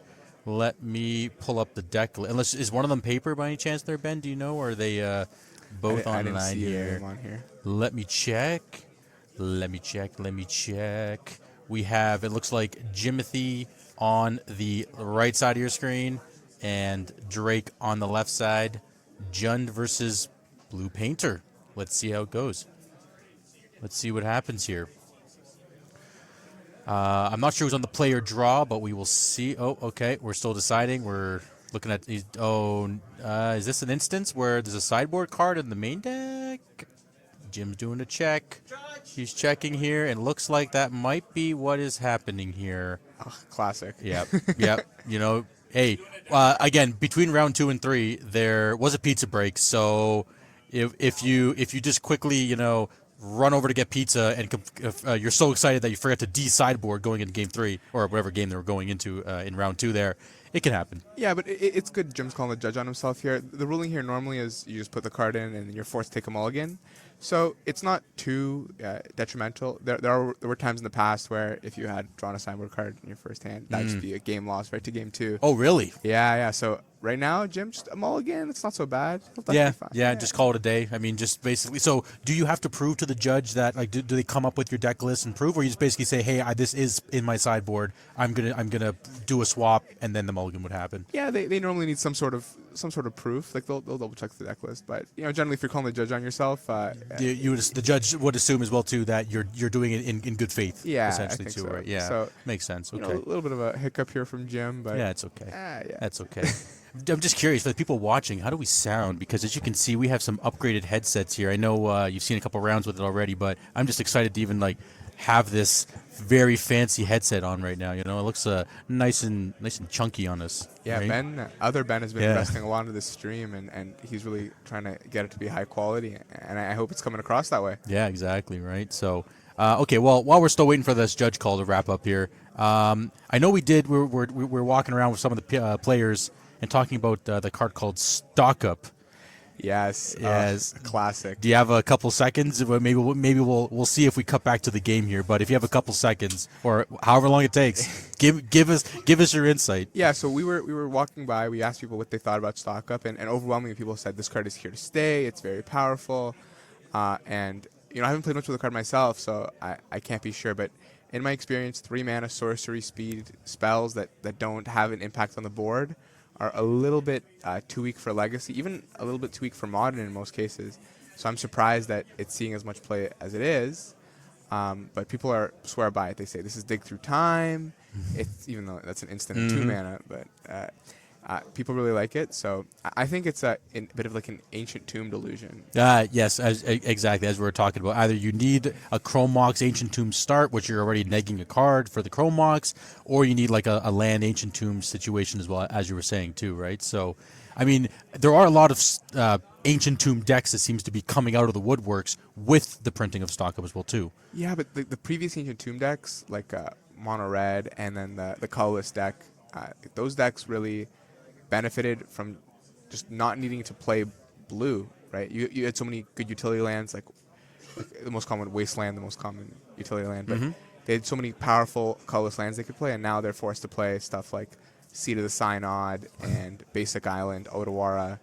The only deck that I thought this card would be like good in is that Kappa Cannoneer deck, or the one from forever ago, like an 8-cast affinity kind of style deck. Yeah, like an 8-cast affinity, but really a Kappa Cannoneer is a really good card. So I thought that's what would get the most benefit out of Stock Up. But yes. Well, I mean, it's seeing lots of play. I mean, Delver's got a 1 or 2 copy. I don't think Bug Beans is playing it. There's another card we'll talk about. I don't want to spoil it yet. There's another one from Bug Beans or Sultai Beans. Who else? Yeah, you said, again, the Kappa Cannoneer, like the Affinity kind of decks. Painter. Hopefully we'll see if Jim actually has that in his deck. I'm going to say yes, because it is Blue Painter with Ancient Tombs. Yeah, they like to dirtle. Decks that were going to play that. 3-mana spells anyways are really what benefit from this, I think. So something like show and tell where you were already playing these 2-mana lands. That makes sense. But lots of these decks are. Okay, so yeah. I'm just being told that we're going to switch right now. And here we are. We are back. So, do we know who's on the play? I'm going to assume it is Mr. Monolith. We will see in a split seconds. So, looking at the deck list, yes, we are on 100% of Blue Painter. We got some hand gestures, hand shakes, and now we're ready to start, it looks like. Jim flipping the bird to the Yep. camera. Classic. Love it. So, yeah, this is actually looking pretty, this is like a pretty sweet deck. We got Painter's Servants, we got Emeries, we got Grindstones, Lava Spur Boots, the Ring, the One Ring. What else we got here? Metallic Rebuke. That's another card that was in the 8-cast deck you were talking about as well, too. Yeah, it's right, definitely from a good before. one. So this is looking pretty solid. Is there anything that stands out from you? Yeah. Oh, there's the 4 stock-ups, but go ahead. Sorry, yeah. Yeah, 3 Sink into Stupor, I'm surprised about. That seems like a little bit of a weak card. I imagine he just wants a land he can pitch to Force of Will, and that seems to be what that slot is. But it seems a little bit difficult to cast, so... Yeah, definitely on the casting part might be a little rough here. So we have an Emery off of a Sea the Synod Lotus Petal. We're milling a Grim Monolith. It looks like another Sea the Synod, Lavispo Brutes, and an Emery. Drake doing the draw. That looks like a wasteland. Not a bad thing, but your opponent does have a threat in play, or a body in play, so it may not be the best thing to do. I mean, Drake's hand looks great here. Yep. He should have a great time. But Bayou Thoughtseize. So we got Pithing Needle, Sink in the Stupor, the One Ring, Insta Pick, Easy and choice. is that Manamo? Manamo? yeah, Minamo School at Water's Edge. Yeah. Oh yeah. Classic EDH stuff over here too. You know. I mean, that comes with the Emery. Like, just Yeah. Untap it. Do it again. Right. Manamo is a. Oh wow. Jim's just like straight on showing us too. I love it. It's a legendary land that it makes a blue, and it's blue and tap it to untap target legendary permanent. Speak of the devil, we're playing it. Yeah, so that combos with stuff like the One Ring mainly, but it has some utility with Emery. So it could be interesting here. Yeah. His graveyard's not too stocked. No. Actually, I lied. It is. I mean, he can could play cast the a One Ring ring right almost. now. Yeah, he could because he could. No, Actually, he's a mana short. yeah, Yeah. close. We're close. We're close. We're close. I mean, again, knowing Jim, he could have just like, well, he didn't rip the thoughts or Lotus Petal of any sort, but He's let's. gonna play the Monolith. It's a signature card. Yeah, it's Come it. on, Oh, Jim. is it a Grand Monolith? Oh, it is a. You're right. It is a Monolith. Yeah, he's got to play it. Got to play it. I have faith. Here we go. What do we got, Jim? Oh, okay. He's on the fence. Okay, no, we're doing it. Yeah, he was never. Yeah. Yeah, he was just slow rolling us, just like, you really want to do it, you know? He's So- not gonna play it. No. What? What do we got? Okay, we got another Emery. Yeah, he's cracking it. I wants to mean- mill more cards. I'm surprised. Legend rule. Okay, here we go. Yeah, this is interesting because I was looking at Drake's hand. He has a removal spell for that Emery, and he needs an Emery to get back. In the game here, right? Well, Or- just to get back the ring. Not Oh, get the back ring, game, right, but yes. to get back the ring, and when this dies next turn, he is going to be on empty again. he's so, going to be a little mad. Yeah, wasting it to mill 4 cards seems a little bit loose, but I guess we'll see. We'll see what happens. I suspect we're going to see an Abrupt Decay. Oh, yeah, it's good. Yeah, and there we go. Good call, Ben, there. Yeah. Probably getting the Badlands, I think, in this case here off of the Bloodstained Mire, but we will see. Could be a Taiga as well. Yeah, so now with Pithing Needle, which seems a little bit abysmal this matchup, I don't have the deck list for this. but Oh, yes, let's pull it up. 100%. Let's do it, Ben. Are they playing anything that you can even... Oh, okay, there's some good targets here. They have Minsk and Boo, Grist, Dothy's second ability. Ooh, a fancy one. Miri's Guile, which is basically like, well, hopefully we'll see it. I know I saw it while I was walking around, but it's basically a Sylvan Library, Sensei's Divining Top, upkeep trigger situation. Oh, but here it is. Here's Right. here's the horrible stuff. Here it is. Using his Grim Monolith Ugh. and it never feels good. I mean, see, that's what we're talking about, too, is that all these decks are just playing blue, literally just for stock up. Like, the people are just, like, jamming a random blue card in their deck. And, again, they have to pump it out somehow as fast as they can. So with a Chrome Mox or a land of some sort, right? Yeah, in this case, the Monolith, and using that mana is kind of... The Monolith doesn't untap, so that mana is invested. It's basically a 2 for 2. The card advantage is completely gone. Now Yep. it's just a card selection type of card. Yep. And now, I guess we know his hand is the... Okay, yeah, I was going to just... There's a little bit of... It looked like a big brainstorm was happening there, or... And he's going to play this out. Hopefully Yep. he names something relevant. The only thing I can think of is Wasteland, but we're going to get clarification or confirmation, rather. There we go. Thank you, guys. Appreciate it. Yeah, It and it is Wasteland. There we go. And that seems like a good pick. Jim's deck is a little bit mana light. I guess land light. Yep. permanent mana light. Yes. He has lots of things that don't recur. And like again, I said monoliths and all that, all the that jazz. petals, Yep, as yeah. well too. So, So- there's a grindstone. Just briefly on that, but let's see. Oh, speak of the devil, here's Miri's Guile we were talking about. So I'm a little bit surprised to see Miri's Guile. It feels like a worse version of Sylvan Library, but in case you don't know, did you mention what it does? So actually, I did not mention Miri's Guile yet, but it's a mix of, as Ben said, a mix of library and everything. It's during your upkeep, you may look at the top 3 cards of your library and put them back in any order. Yeah, Right. so it's kind of like a Sylvan Library, except you never get the option to draw extra cards. Yeah, exactly. It's initially a neg 1. Well, it is a neg 1 essentially because it just sits there for the rest of the game. But Jim has assembled his combo. Oh. He has a Painter and Grindstone in play, so this might be a quick one if he can't get rid of either of the Yeah. combo pieces. Oh, go ahead, call it, do it. You got it. Come on, keep that bolt. Here we.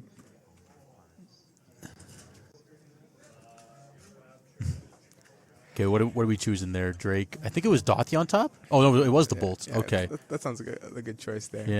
Yeah. In terms of, yeah, so he's, and this is one of the weaknesses of this deck compared to something like Red Painter, where you can like recur from the graveyard with cards like Goblin Welder and Goblin Engineer.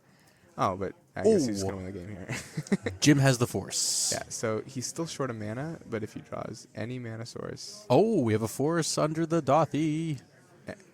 yeah, well, anyways, any mana source next turn should win Jim the game. I can't see how this goes badly. Yeah. Even then, like he still has to find. I mean, Drake has to find another removal spell, and he also is losing all the value. Yep. Yeah. And there goes the Minsk. So Mana off the top. did not. I know Jim. He would have slammed it and Yep. main phased it. So Oh, we're just passing now. I mean, okay, yeah. No clear attacks. Miri's Guile activating again. oh, and it looks over.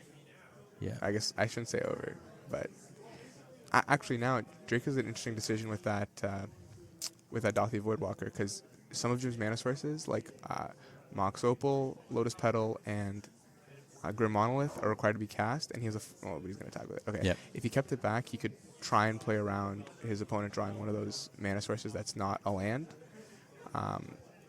But now, I've said he is dead to any mana source. So, I mean, it's a tough decision. Opponent's at 16 life, so Yep, 100%. who knows? Who knows what the right play is? But definitely leaving vulnerability. Let's see if Jim can draw. Oh. I don't think it's it. Unless it was a sneaky monolith that we just didn't I see, think but it was a monolith. I think he's about to win the game with it. come on. What do you got, Jim? There we go. And knowing Jim, he's gonna hopefully he learned to wait till the upkeep. Yes, I was just going to say. He's like, I'm just going to hang out for a second here. I'll let the opponent make the decision for me. Yeah, and it's a losing to, but if your opponent doesn't real spell and you want to try and win the game this turn, then you really don't want to get them to untap with 5 mana, especially in a deck like John. Yep, and here we go. This is, so Drake is fetching. Yeah, and I think Jim is considering just winning the game here. Okay, Okay. so the fetch does go through. Any miscellaneous land, doesn't really matter. Yeah, I'm surprised he's only playing one of these Surveil lands. I thought, especially in these slower 3-color decks, they'd be a little bit more prevalent, but Yeah. Actually, I think there is. I think in the hand he had the underground mortuary. I think I might have saw it in the hand, if I'm not mistaken. oh, okay. I think Yeah, so. I But think- again, it might have just been another black-green. It could have been even an overgrown too. Maybe it doesn't have another Bayou, but we'll find out. Okay, and the game is still Yeah. over. I don't think it matters what order he plays it back in. I Yeah. think Jim is just going to fire this off here. Yeah, I'm not sure. I think he's just okay. So now he's like, okay, put it back on top and then proceed to And win. that's the Not gonna game. show you my deck. Yep. We're going to game 2. So I mean, classic painter situation, right? Get your combo out ASAP. Just hang out and call it when it happens. Yeah, Or again, force your opponent to make a decision. Oh, and Drake looks like he has some really powerful sideboard cards here. I saw Pyroblast against a mono blue deck. That's excellent. Molten Collapse looks excellent. Null Rod, wow, just lots of good options. And Jim really doesn't have any good anti-Null Rod options in this type of deck. It's a little bit of a shame. There is this card from Kaldheim that can turn an artifact into a 1/1, but Oh, interesting. Okay. yeah, I'm completely blanking on the name, but it's one of the only ways they can get around Null Rod, and I don't see it there. So he's gonna be relying on Into the Flood Maw Yeah. and just countering it on the way down. into the Floodmaw Chain of Vapor. Yep, bouncing all that kind of stuff. What's the Cypher Drive Awakener? I have not seen this card before. It turns his. Is this actually? Do you know this card? Yeah. It turns his artifacts into creatures. Oh, right. Yes. Okay. I'll briefly read this one just in case. When it enters the battlefield until end of turn, each non-creature artifact you control becomes an artifact creature with base power 4 and toughness 4/4. Yeah. Yeah. Interesting. Okay. It's a little reminiscent of Rise and Shine, kicked, but it's a little bit more powerful, I think, because the flying. It doesn't really seem like it meshes too well with his deck. A lot of his artifacts he has to like tap to do other things with. So really, this is gonna try and turn like Lotus Petals and Manifold Key Mox Opals. Yeah, I see. Okay. So I got you. I don't think it'll be coming in, but. Is there anything else that kind of rings a bell or brings it or kind of? I mean, would you fight the graveyard with Very Macabre in this instant? I can't think of any card that I would like. Fair Macabre seems like it's just for Reanimator. I don't really see much reason to bring it in against a deck that's as Just mid-range Emery? as Jund. Oh, Fair Macabre is in. Oh, sorry, you're right. Oh, I'm so zoned in on like Very Macabre. This thing must be good against blue, and it is Jim playing the Very Macabre. Yes, you are correct. Good catch. Good catch. Yeah. I mean, is there anything? I mean, the only graveyard card that Drake has here would just be the now Spellbomb. Is there any main deck graveyard? But actually, now Spellbomb has lots of merit in this matchup. Yep. It's at the very worst you can cycle it for 1 black mana, but it has lots of utility against Emery, and I think just being good against Emery is enough. But against Painter, I think it's just a good card in general. But he's not playing any of the Graveyard Recursion, so maybe it's a little bit worse. Yep. No. I'd hope he'd bring it in. There's lots of weak cards that he might want to get rid of, like Shieldred's Edict doesn't seem that great. Yeah. Mary's Guile out of there. Yeah. Oh, yeah. I mean, well, see, that's why I think it. I'm not sure if it's a pet card that Mary's Guile, or it's just like again the deck manipulation to a certain extent, being able to find the card you need. Right. The Minskin Boo, I don't know. Is that too chunky to keep in the deck? Because your opponent has, I believe, if I'm not mistaken, Jim did have Hydroblast in the board. Yeah, I mean, it's a one of Hydroblast, but I don't even think it's coming in, to be honest. yeah, fair enough. Yeah, there isn't too many red things to actually be stopping. Yeah. Right, except for the Pyroblast on the other side. But again, Yeah, so I think Minskin Boo is going to be good. I think Grist is going to be a little bit weak. The only thing you can really kill is Emery, and you already have so many rule spells for Emery. I don't think it's necessary to have the Grists. Minsk, I think, is going to be good. Questing Druid, I think, is good. Bowmasters is good because he plays the ring, so that makes sense. yep, you're able to stop that from going too deep. Dothy seems a little bit weak, but it depends what he's bringing in. Yeah, because there's really no other threat in the sideboard that you would bring in to counteract taking out the Voidwalkers too. Maybe Yeah, but Jim's not really killing your threats, so that is true. you can cut a couple of them. You really only need one to stick, right? And like Questing Druid is, I think, one of the best cards. Yep. And they're drawing opener hands, so yeah, Okay, and here we are. makes sense. You got Yeah. Drake playing with a Taiga. Yeah. Okay. All right. His hand looks pretty solid. I said Null Rod in there. That's going to be big in this matchup, but I don't think he has any black mana, which might hurt him in the turns to come. No Emery turn one. Oh, he ripped his phone. So Here we go. Thoughtseize. What are we doing, Jim? Definitely not Force of Vigoring, or Force of Negation, rather. So, okay. A boatload of land, Force of Will, and Jim's hand looks absolutely incredible. Wow. This might just win the game here on the spot. yeah, turn 2 ring. Yeah. Yeah. Turn 2 ring. This hand isn't. And Yep. Jim flipping the bird again. Jim's like, nope, you can try to take my ring, but I'm going to get another one. Yeah. So here would be. I mean, I think you have to take a ring. You can't. There's no point taking the 4. I could be wrong. No, I think you're taking the forces slightly better. Oh, really? Yeah, because you can. Yeah, and he makes that choice. Because the ring, there's no way for Drake to kill it. So once one's in play, you're not even going to play the second one. But force is like a real card. Oh wow. Wow, man, this is This is getting a little bit out of hand. So I think he's going to play the ring, draw a card, maybe try and draw an Emery. And if he draws an Emery, he's surely going to play it. If not, it's fine. Like this is really one of those spots where I think Jund this game's already over. Like, yeah. Does he have a Bowmaster maybe? Even then. I don't think I saw one yet, but I mean, we do have a no rod in the hand. So, yes, that actually would make a little more sense to why he didn't take the rings, or one of the rings rather, because now Jim will still take 1 damage from the the ring, and Norrod will just stick and play. Yeah, and the null right here is a little bit backbreaking because it's going to shut down everything except the Ancient Tomb. Yes, It's, 4 exactly. for 1. And Jim's like, you got me for now. Well, Jim, I don't think there's any way to was go that a there. no? I don't think it was. Sorry, I thought I saw Metallic Rebuke in the hand there. That would have been Yeah. interesting. Yeah, but right now from this position, I think Jim's going to have a lot of trouble to win this game. In fact, I don't even think he can win this game. I think he needs to draw Urza Saga into Urza Saga, and barring that, this game looks pretty close to like 80%, 90% for Drake. For Drake. Okay, well, let's see what... there's one of our other Surveil lands again, Raucous Theater. What's he going to put on top? We're going to find out. How many One Rings have you played in your career there, Ben? Oh, I played 4 In Legacy. In Legacy. In Legacy, Yes. I always thought the One Ring... I like to play control decks in Legacy at least. Yeah, and yeah. I always thought the One Ring was strictly worse than Up the Beanstalk. So I have played 0 in Legacy. Okay, and then I think you were going to say something about Modern. It Yeah, in sounds like. Modern, I have cast hundreds or thousands of One Rings. I've played 4 in every deck. It was just too good not to. Perfect. Yeah, but ugh. And he has the questing druid after this too. So this just feels so over. So there was a Metallic Rebuke, or unless he drew that, because I did see the a land. I think I saw the island as well, but nonetheless here, that's... is it any spell, Metallic Rebuke? Yeah, it's any spell count unless it's Mana Leak. Ah, right, So- okay, right. Really, really powerful card there, but I really don't think it matters. He even Yeah. let it resolve. He had the Pyroblast, but he He's like, yeah, okay, he whatever. let it resolve. Yeah, Yeah, because I counted my random threat. I mean, the only way I can see Jim winning Cyberdrive Awakener and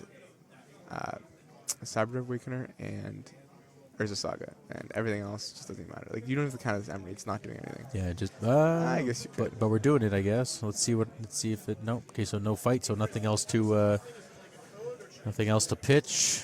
And honestly, in this spot, I think it's closed deck list, but I would try and play around that call time card that can get rid of artifacts in mono blue. I would just hold the Pyroblast exclusively for that, because that Emery is not doing anything. If you get Cyberdrive Awakener, you can kill the Emery afterwards.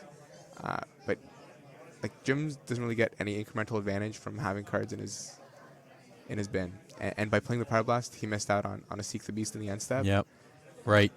Although at this point, I think it's pretty hard to lose anyways. But Okay, so the Fatal Push might... it will actually just fizzle away unless... and so will the fastest because there's no more black yeah. mana. Oh, you're right. Yes, good catch. Yeah. So maybe tapping all the black wasn't... okay. There was... Oh, so land drop. Right. Good catch. Okay, hit the ring. Perfect. Keep the Synod. Which you can't tap for mana due to the... Yep. Anyway. Yeah. Anyway. So it's like, yep, stuck in the hand.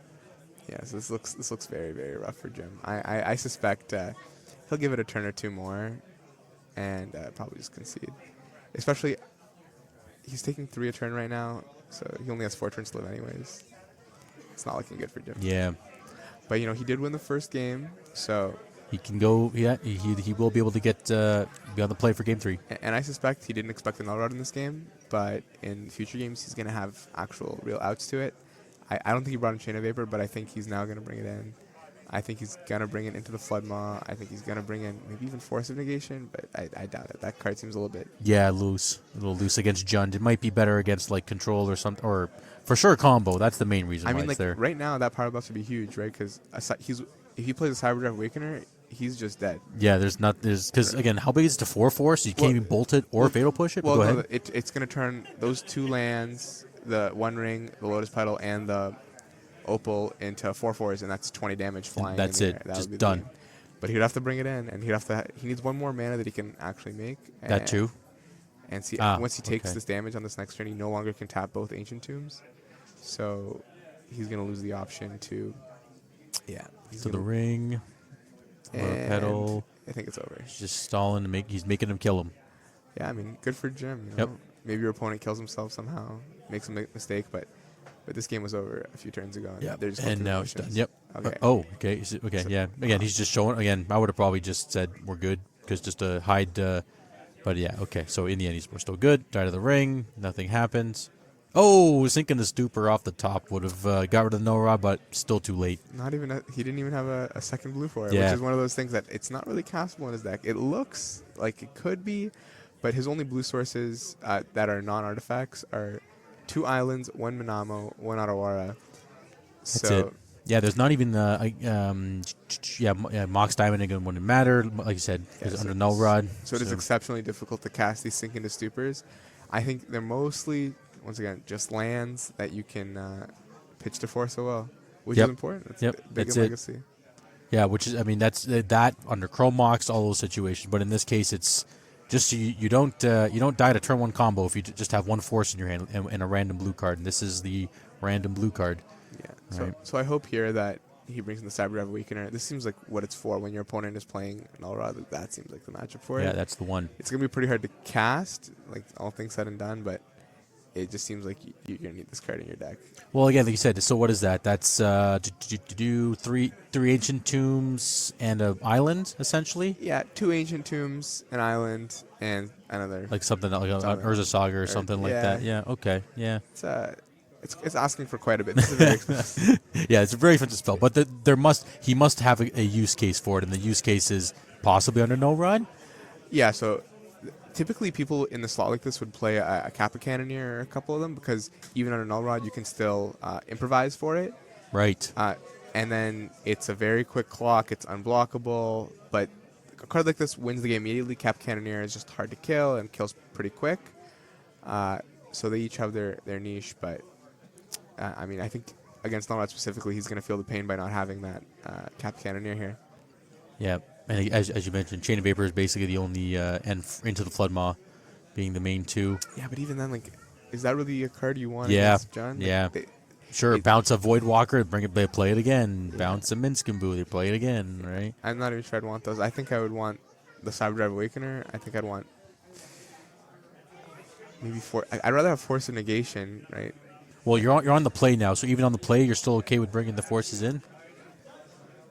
That's a great question. Maybe on the play I wouldn't bring in the forces. Fair. I think you're already down a card being on the play. Yep. And you can slam a turn 2 ring pretty easily in this deck. Yep. But maybe that's actually even more reason you'd want it, because after you slam the ring, it still gets answered by... You draw. Yeah. You're still drawing all those, all the answers to counter, like, miscellaneous Power Blast or Thought Seizers, or I don't know what else is... what else Drake is coming up to that... I mean, there really isn't too many non-creatures that are like... I mean, there are. Let me phrase that. There are. But the ones that really are, you should be able to bounce as well, too. If you... there's 2 Null Rods. I thought it was only 1. I thought that was just a Sniper 1. There are 2. Just caught that right there. Just an exceptional amount of hate. And seeing these 2 Null Rods is a little bit surprising, I would say. Because ever since Eternal Weekend and ever since they banned the deck that... Vexing Bauble, there's been a lot of less of that colorless deck, so there's been a lot less need for cards like Null Rod, but it's still very potent in matchups like Painter, and so he's very fortunate to have it here. Yeah, for sure. I mean, even Null Rod against the Stompy decks too is that if they try to get like, I mean, it depending on play draw, but if you can jun them out a little bit to make sure they don't have the large things, and then you can cut their mana off pretty quick. I think Null Rod might be a little bit too slow against like a mono white or a red white initiative, or I guess that deck doesn't exist anymore. But against like that style of deck, because they're gonna play they're on the play for sure. Yeah, even on the draw, it's a little bit slow. That's true. Especially, you're right. Jund doesn't have like a Dark Ritual effect to like go Thoughtseize, Null Rod or something like that. It's just land Thoughtseize, land Dothy, or land Null Rod. So you're right. At that point, it's a little bit too far. A little bit too far. And those decks like to mulligan to a turn 1. Drake saying, "Bring it." Let's go. Oh, first Urza Saga. Haven't seen that one at least. Yeah, and typically this signifies at least either no more lands, which is rare, or he's going to have an Ancient Tomb in his hand. We're going to find out. Oh, Ancient Tombs, like crazy. Oh, but all lands. This is a very... I mean, Urza Saga is a powerful card. This could just win the game by itself. Yep. I don't see any meltdowns in his sideboard, but he has You're Force of Vigor. Right, so 2 Force in this case. Oh, Wasteland's huge here. Oh. I don't know. I'm a Jund guy. I think you have to crack it. I mean, you have to force them. You don't want too many constructs. I mean, listen, one construct that's a 1/1, this is no problem. Yeah. Jund can easily beat this. Yep. I guess next turn he's going to play Seed of the Synod, so it'll be up to a 2/2, and if he draws something, he can play it as well. Oh, wow. I And mean, that was probably the that's best draw in his deck. basically the Thoughtseize bug, or I guess in this case, the Wasteland bug. Jim's getting in there for a massive 1 point with his construct token. Oh, gotta love it. And now he's getting punished for not playing the Stiflenought. Yep, yep. I mean, I don't blame him for playing the Saga, but who knows that your opponent's gonna. I mean, you have to assume it's there. There's probably a 4 of in this case. In this case, there is a 4 of a Bowmaster. So, but another construct coming in. At least it won't die to this Bowmasters. Yeah, and honestly, I think Jim is really hoping to just rip a One Ring here or an Emery. His draw's a little bit slow, and he'd really like to just get going. 100%. The One Ring is still a little bit weak here. Okay. Yep. No, I was going to say that's the Stiflenought that we're talking about. Yeah. Go, continue though. Yeah, the One Ring is a little bit weak here because the Bowmaster's already in play, but like Jim's deck is powerful enough that he can take 5, 6, 7 damage. Yep. And still be absolutely fine. And then slam a bomb and just like annihilate Drake here. That's right. I mean, listen, he's playing a 2-card combo deck, right? So you use some of the 2 cards, you win the game. Yep, It's that's easy it. as that. Don't have to worry about life total or anything like that. That's exactly right. Okay, so what do we got? Oh, okay, yeah, because it is at 2. Sorry, the dice are a little tough to see. You couldn't tell if it was 1 or 2, but makes sense we're at 2. Well, he's blocking and getting it. I think we're A gonna second Bowmaster. Yeah. Okay, yep. So yep, and then just ping Okay. it. Oh wait. Oh okay. Sorry, I was like, there's in out tokens coming in and out.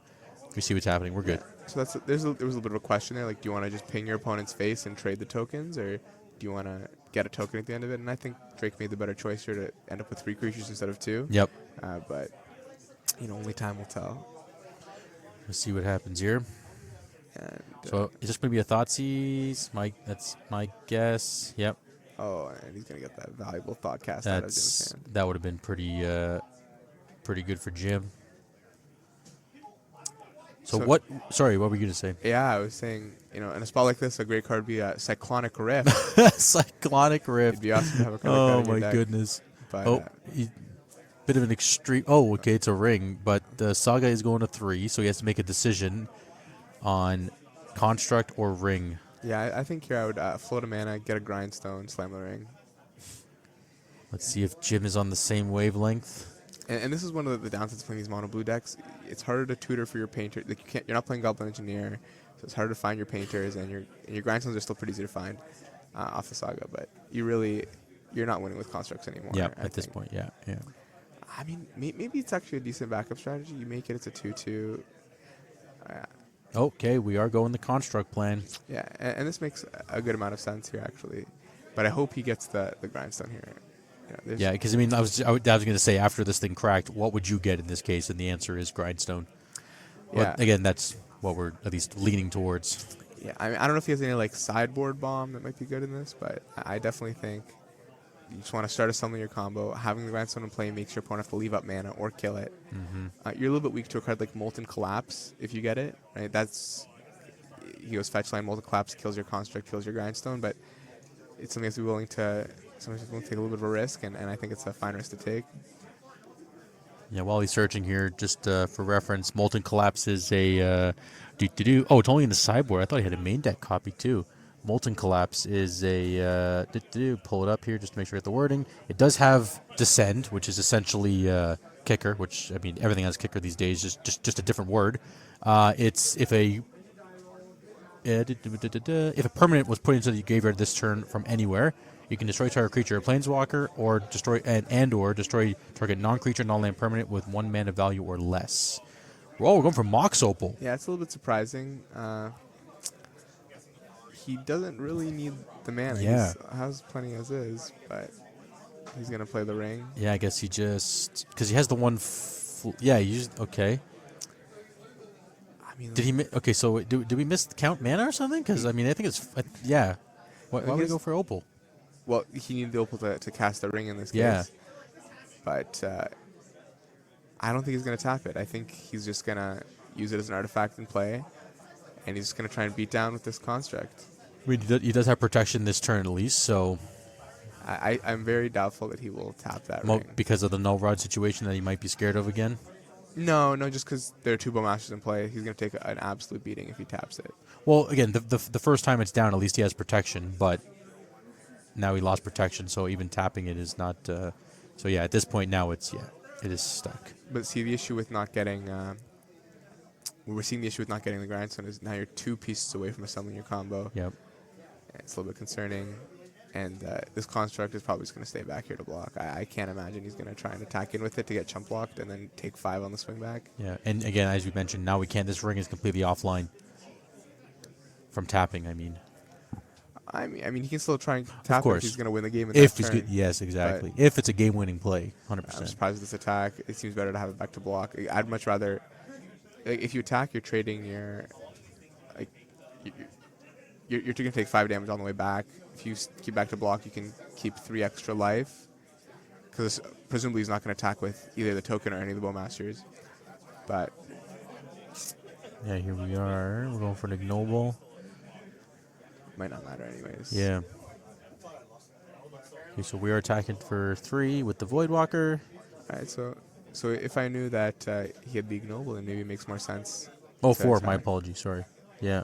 It's a huge attack, and Jim is really far behind here. I'm trying to think of ways he can even come back, and he's going to need some sort of miracle.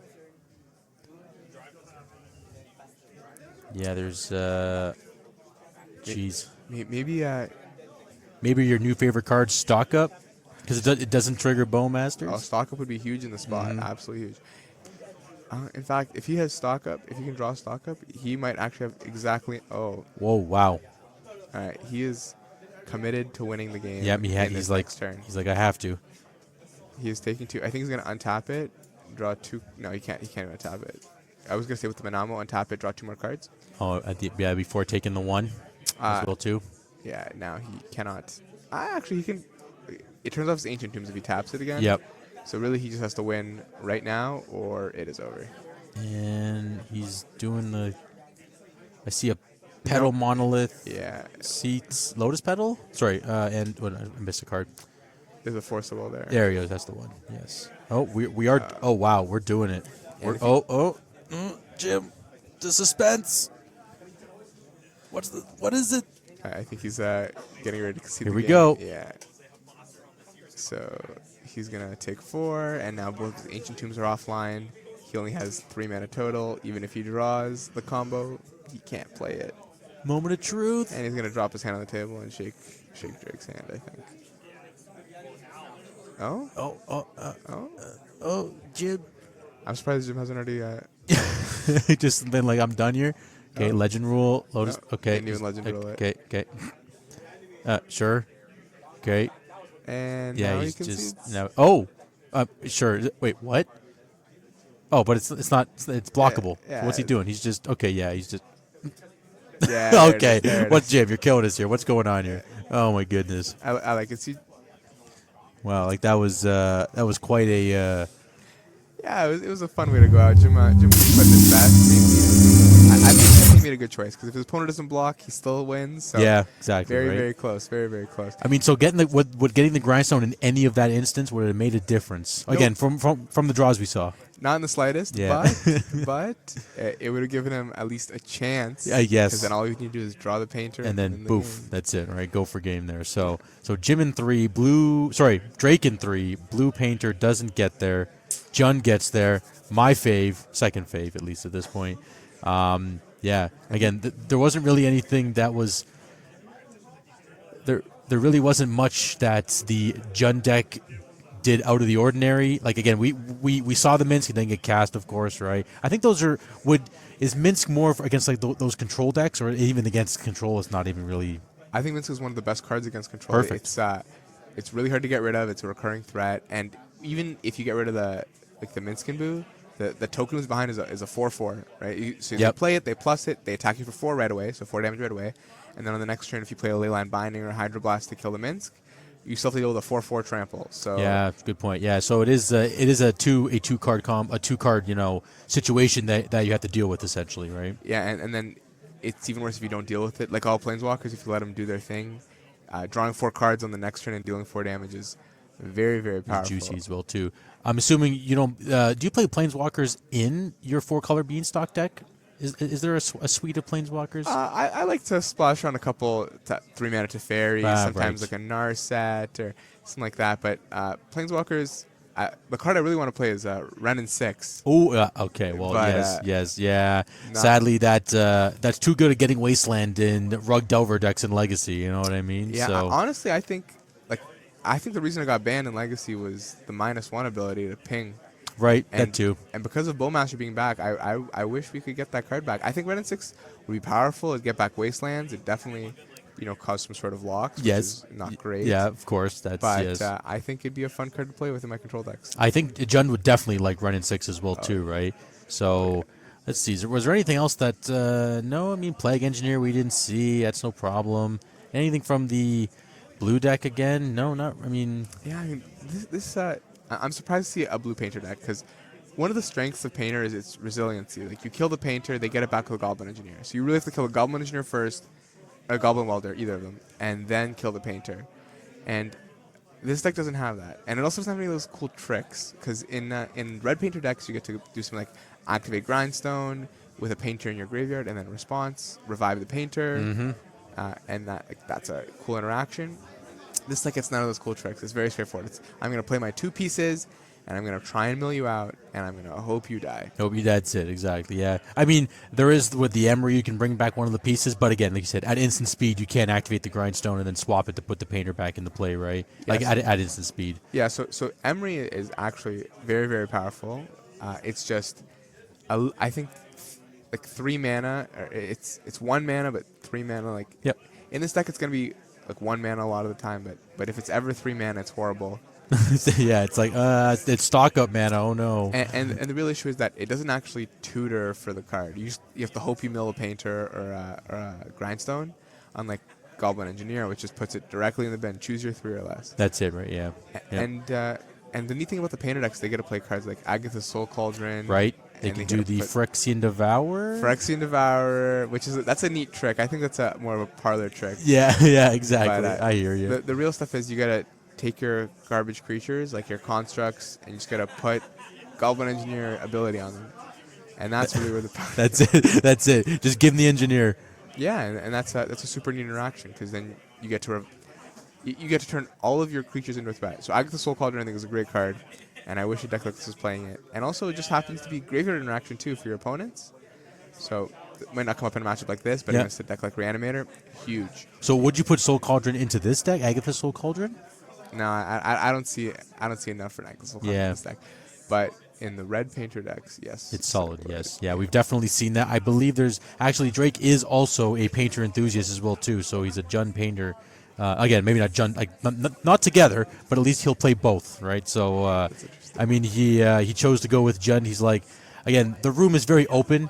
Just even walking around the room here, there's people like as we've seen other players on stream already. They're not playing the normal decks, as you said with Conrad. He's playing Oops today. That's not a deck that. I mean, there was a whole little story of him why he built Oops and him getting. He 3-0'd one night, then the following night he went 0-3 because everyone sideboarded Leyline of the Void against him. So again, the room is completely different here today. Typical Oops story. Yeah, exactly. What I mean, that's it. Oh look, I went 3-0. Deck's so good, right? But the room is very different, and the meta is very different because we did. I'm not sure if the previous commentators spoke about the pre and post bans, but there definitely is a shakeup within the meta, and Control seems to be. I don't want to say coming back, but it's coming out of the woodwork a little bit more now again. Yeah, Control takes a few weeks to materialize after a format starts because you need to figure out what your targeted answers are. You don't want to have the wrong you don't have the right answer but the wrong threat. So with something like a Control decks, we're first going to have to see what the real threats are. What kind of Delver deck is good, what their threats are, and then what kind of combo decks are good, and then what their cards are, and then that's when the Control deck's supposed to come out of the woodwork. They got to play really, really good sideboard cards. They got to play really, really good main deck cards like against these decks. They get to pre-board a little bit, which I think is the best. Yeah, track exactly. Control. Right. Yeah, definitely. And I know, like, again, speaking of Control, as we were talking about Bug Beans or Sultai Beans, there's this new card called Rakshasha's Bargain. I'm not sure, and I know we were talking about it, and as we said, people love seeing more cards at any given time. They love their dig through time. What's your take or viewpoint or commentary on that? Yeah, one more divinate. Like people, they printed a bunch of divinations in the last few sets. People are getting really excited. Divination is not a very good legacy card. Even the slight upgrade, people like to say, oh, like it puts your Uros in the bin, it'll trigger your beans. Yeah, those things don't. It pitches to Force of Vigor. Yeah. But those arguments are like a little bit weak, I think. I think the card is okay. I think there's just so many better card advantage options. And in fact, I think the way Legacy is right now, at least, you don't really want card advantage options. I think you want to play cards that kill creatures and cards that stop combo. And No, and I was just going to say that it goes like even with when Dig was so popular, Dig was always it was used so much, but exactly like you said, I'd rather just have the answer than try to find the answers. yeah, and then so something about Stock Up that I think is very neat is it's reminiscent of Pieces of the Puzzle. Ah, right, yes. Which was a very, very good card in Pioneer a couple years ago in the Phoenix decks. And even that card got power crafted because Phoenix stopped playing it Really? in favor of Picklock Prankster. Okay. Because people realized you don't need card advantage. You just need, cheaper is better, one less card is fine, and we're going to just try and win the game faster. Yeah, And I think the same thing is true in Legacy. Legacy is very fast. Getting card advantage in like grindy matchups is nice, but you really don't. It's nice in like a Delver Mirror to have a 2-for-1, yeah. But Delver against anything, I don't think I want that card in my deck. Yeah. Well, fair enough. Again, I would like to try Rakshas's Bargain to see what all the hype is all about, but yeah, we'll see. We'll see how that basically goes, right? You know, a card I'm surprised we're not seeing more of. I doubt anyone's playing it, but Snuff Out seems like really, really powerful, and Jund isn't playing it, which is fine, I guess. They have other rule spells, but I'm really surprised to see no one playing this card, which is super strong against Tameo, Murktide Regent.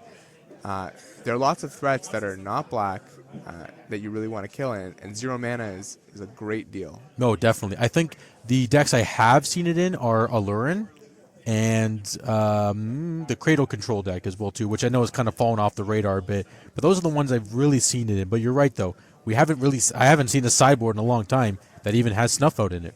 Right? Yeah, and that's a card I think we should expect to see more play at some point in the future. It comes in cycles where Snuff Out, the decks that it's played in typically play black threats themselves.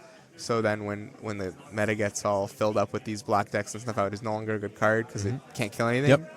But if you get to be the first person to bring Snuff Out into a tournament, you get a really, really huge advantage because you really get to kill everything for 0 mana, which is exactly right. So I guess the only thing it really doesn't kill that I can think of, would you even bring it in against Delver? Yeah. Okay. Let me phrase that. The blue-black tempo deck with Nether Goyfs and I guess they still play Murktide and Tameo. Right, Murktide, yes. Yeah. Right, yes, good catch. Good catch. Killing this card for 0 mana is incredible. And in fact, Murktide is just hard to kill in general. Like, you could have a Pyroblast for it, but if you're not in red, maybe Snuff Out is the option there. Yep. And then just when your opponent is on the play and they go turn 1 land Tameo, it'd be nice to kill it and then play your own turn 1 whatever. Or be able to ponder, find a Snuff Out off the ponder and then kill the Tameo immediately before they start generating that advantage that stays after the Tameo dies. Yeah, I still remember when Tameo was being spoiled, everyone was like, oh, it seems so slow. What's all this clue stuff about? The flip side, how do you trigger it so fast? And now every deck is basically playing it now, right? Yeah. It turns out 1 mana Planeswalkers are pretty powerful. Yeah, I don't think they learned their lesson from Deathrite Shaman, but, Well, maybe they can unlearn that lesson. Deathrite Shaman would seem like a very fun card to play with. Give it back, please. I want it. Jund needs to do something, I'm unsure how good it'd be in Jund. I know, of course. I know these days. Again, it's probably power crept out at this point. You know what I mean? But it seems like a card that's not too good for Legacy anymore. I think the idea of banning the threats was kind of wrong. I just know they don't want to ban cards like Wasteland and Brainstorm. But Deathrite Shaman seems reasonably balanced, I think. Maybe I'm completely wrong. It's going to come back and every deck we play for Deathrite Shaman. Yeah, right. Well, see, of course, the old adage is, sure, like the non-blue decks can play it, but Delver they'll try to slot it in again, right? And then we'll have 4-color piles of control or something like that, right? Yeah, and the worst part about a card like Deathrite Shaman in 4-color piles is that it just enables all the other colors as well. Yes, like you can just play a blue-black base splashing every other color because this Deathrite Shaman can just tap the color. Yep, exactly, and have the green for eating creatures from the yard for the Reanimator matchups or something like that, right? Yeah. So no, it definitely has its incremental value. Just a quick note: we did wrap up round 3. We're going into round 4 very shortly. Again, we're at the Legacy of the North Invitational Season 6. Top 32 players. 32 players showed up today as well, too. A couple here and out, but nonetheless, we have a solid 32 players, right? And again, Legacy of the North peoples, if you're driving around and you got nothing, if you're watching the stream, thank you, of course. But if you're watching the stream and you're in the area, come spend some money. They're 10% off. Come buy some singles. They have power in the showcase. Maybe we can all play Vintage now at this point, right? Of course, Jim's here. Trevor's here. We're all here. We're all partying. And we're going to our round 4 in, I believe it was 10 minutes, if I'm not mistaken. Oh, no, 10 not seconds. 10 seconds. Here we go. We're here. We're looking at our phone. We're playing wheelie games. What are we doing over I think there? he's pulling up the stream. Oh, he's pulling up. Cheating. Get out of here. What is this? You can't look at the stream while you're on stream yourself? I'm going to go look for their deck list. Oh, right. Let's check here. So we have Selesnya Depths. Let me refresh the pairings here. 1 second. Round 4. Esper Control. The name is cut off, but they are on the right, and they're on the play with a Meticulous Archive. All right, a little bit of a weak start for a deck like this, but it is a slow deck. Oh, and maybe this is the critical control deck. Or maybe it's lands. Oh, it's depths. Of course. Some kind of a Selesnya Depth situation here. Yeah, I'm just finding. Here we are. I just found the table. I'd love to see what these deck lists look like nowadays. Yeah. It's not a turbo depths deck, it's just a slow depths. So let's look at depths first. Let's see what we got cooking here. Oh, wow. Is it 4? Oh, it's 4 color too. Or yes, 4 color. Nope, 4. I can't tell. Is there black in here? All these arts are all different. I can't tell if there's black. I don't see black. I think it's Naya. It's his strict Naya. This deck is very, very, very interesting. Yeah. So he has crop rotation. Oh, wow. His hand looks really, really good. Crop rotation, plow, prismatic, green suns. What is that card? Oh, I know. Kieran loves having all these funky arts. I got Crop Rot, Swords to Plowshares, Ending, Green Sun, and I think that's a... Oh, Kieran, you're killing us here. What is that? What is it? It's Barrow Depths. Oh, it's Barrow Downs, Barrow. which is Bajuka Bog. Oh, really? Okay, it's literally Bajuka Bog. Just some... Oh, no, Lord of the Rings arts. Lord of the Rings. Yeah, so it's a shame Kieran drew that Dried Arbor here because it really makes that Green Sun Zenith much worse. Yeah. I'm sure he would have preferred to play it on the first turn. It doesn't get prismatic ending, and then on the second turn maybe drop the Reclaimer, but Yeah. maybe not actually because, well, anyways, his turn 2 is going to be pretty uneventful. I suppose he's either going to play the Barrow Downs or the Dried Arbor. Probably not the Dried Arbor, probably the Barrow Downs. And just pass the turn. Yeah, get rid of the graveyard now. And so what is that Underground Sea proxy? They want to say it's... I think it probably is an Underground Sea. It probably says C on it, but we can confirm. Let me see here. Yeah, so this is looking just like a straight Esper control kind of deck. We got Baleful Strixes, Orcus Bowmasters, Snapcasters, Tamios. Oh, our favorite Teferi. This Oh, deck is sweet. what is this? Oh, it's Kaito. Sorry, just the name was cut off. We have 2 Kaitos in the list. There's a plow on the Arbor, and we're crop rotting the Arbor. Gotta love it. And that's a great play. Yeah, that's fun. That's like virtually ramp here. Yeah, exactly. And your plow is useless. Yeah, so wasting a plow against, I don't want to say wasting it, but against the depth deck is a little bit. Oh, wow, we're plowing there. Okay. But yeah, throwing away the plow from the Esper deck is not great, but he does have Snapcaster Mage, which is going to be able to get it back. So it's maybe not horrible. Ooh, we have an OG counter spell in this list as well, too. Just a one of. You know, I'm surprised to see Reanimate. I'm very surprised to see Reanimate in this deck. I wonder what it's doing just here. saw that. I just saw that. Wow. Yeah. What are we reanimating? Bowmasters? Tameo? Sure. Your opponent's threats that you discard? Yeah, it seems like a interesting main deck inclusion. Yeah. But I want to see some really cool plays later where he goes, reanimate my own Snapcaster Mage target reanimate something else. Yeah, just keep kind of like a mini Metamorphosis Fanatic situation over here. Exactly. Okay, we have a Knight of the Reliquary. For our friends that don't know that is an old card that does some pretty cool stuff. It gets +1/+1 for every land in your graveyard, and it's tap, sack a forest or a plane, search your deck for any land, put it in the battlefield. Yeah, and it's probably not long for this world. I suspect it'll be prismatic ending or Swords of Plowshare. Yeah, it's not a card Control wants sitting around. Yeah, it's incredibly powerful. It hits very hard, but more so than that, it just tutors up every good land in your deck. Yeah. Okay, we're going to surveil. Let's see what we got. Just a quick recap. That card in the middle on Jason's side is an Underground Sea. Proxy there. Yeah, Legacy of the North, we are proxy friendly. So we just want players. We don't want to, there's no gatekeeping. We just want people to come out and play the game. Right? So, and There's the Ben prismatic called ending. it. Yeah. Did you see it in the hand? Or you're just a mind reader? I think I might have seen it. To be Okay. honest. I can't be sure, but yeah, it's something that you just expect to happen. These decks play so much. Oh, that's the bad feeling. Yeah. The Mystic Sanctuary after they wasteland your Yeah. third island. Yeah. But he has 3 lands again, no white mana, which is definitely going to be an issue. And And- it's that reanimate in his hand. Oh, it was the reanimate? Was There's- it what it was? There's reanimate in his hand, and that's why that card is just not that good. Yeah, because there's nothing in the Yarville team to reanimate at this point. You want to get a Dryad Arbor? Yeah, you want to get yeah.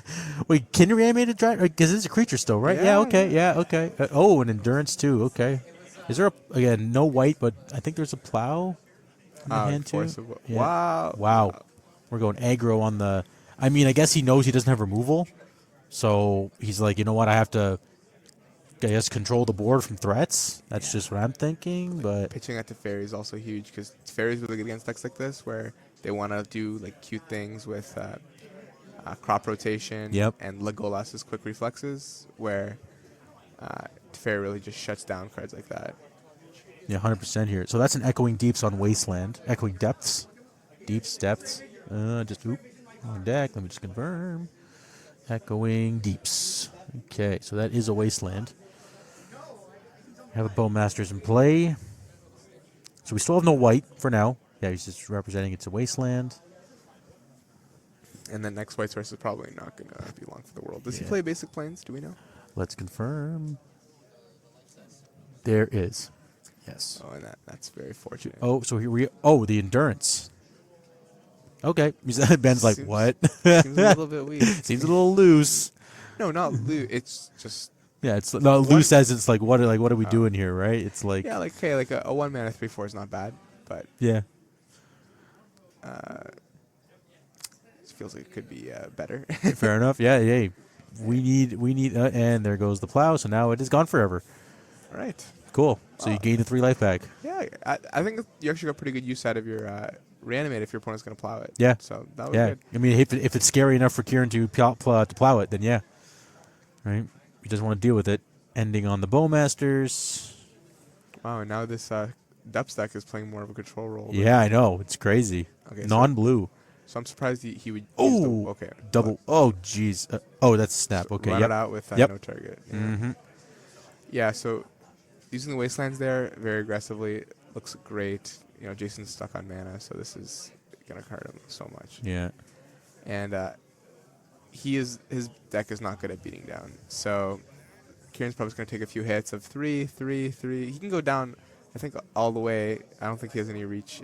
Yeah, I don't think Jason has any reach in his deck. So he can go all the way down to like 2 and then just win the game.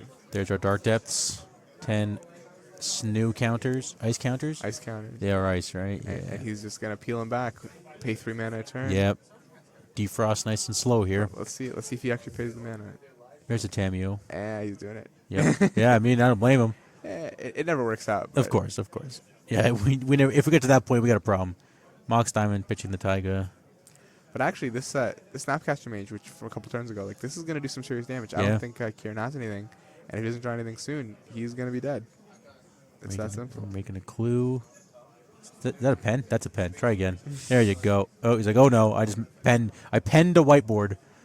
It's all good. Clue. Yeah, perfect. You have to you have to draw something. Come on, I don't even know what you draw. Magnifying glass? I don't even know. Okay, we got a flooded strands. All right, the fetch And the- here is a little bit interesting because now if he draws a Thespian Stage, for instance, and he makes a 20/20, he is. Oh, okay. Because he could tap that for mana anyways from the Yavimaya. Mm-hmm. So he didn't necessarily have to fetch to. Fair. You Okay, could man. have just left the land up. Yep. But this makes it so that if he takes another hit next turn of 3, then drawing a Thespian Siege won't be enough to win the game. Because then he'll make a 20/20, and then he'll attack with a 2/1 and 1/1, and then he'll block the 2/1 and die. Yeah, So fetch was maybe a little bit loose. I guess we'll see what happens. yeah.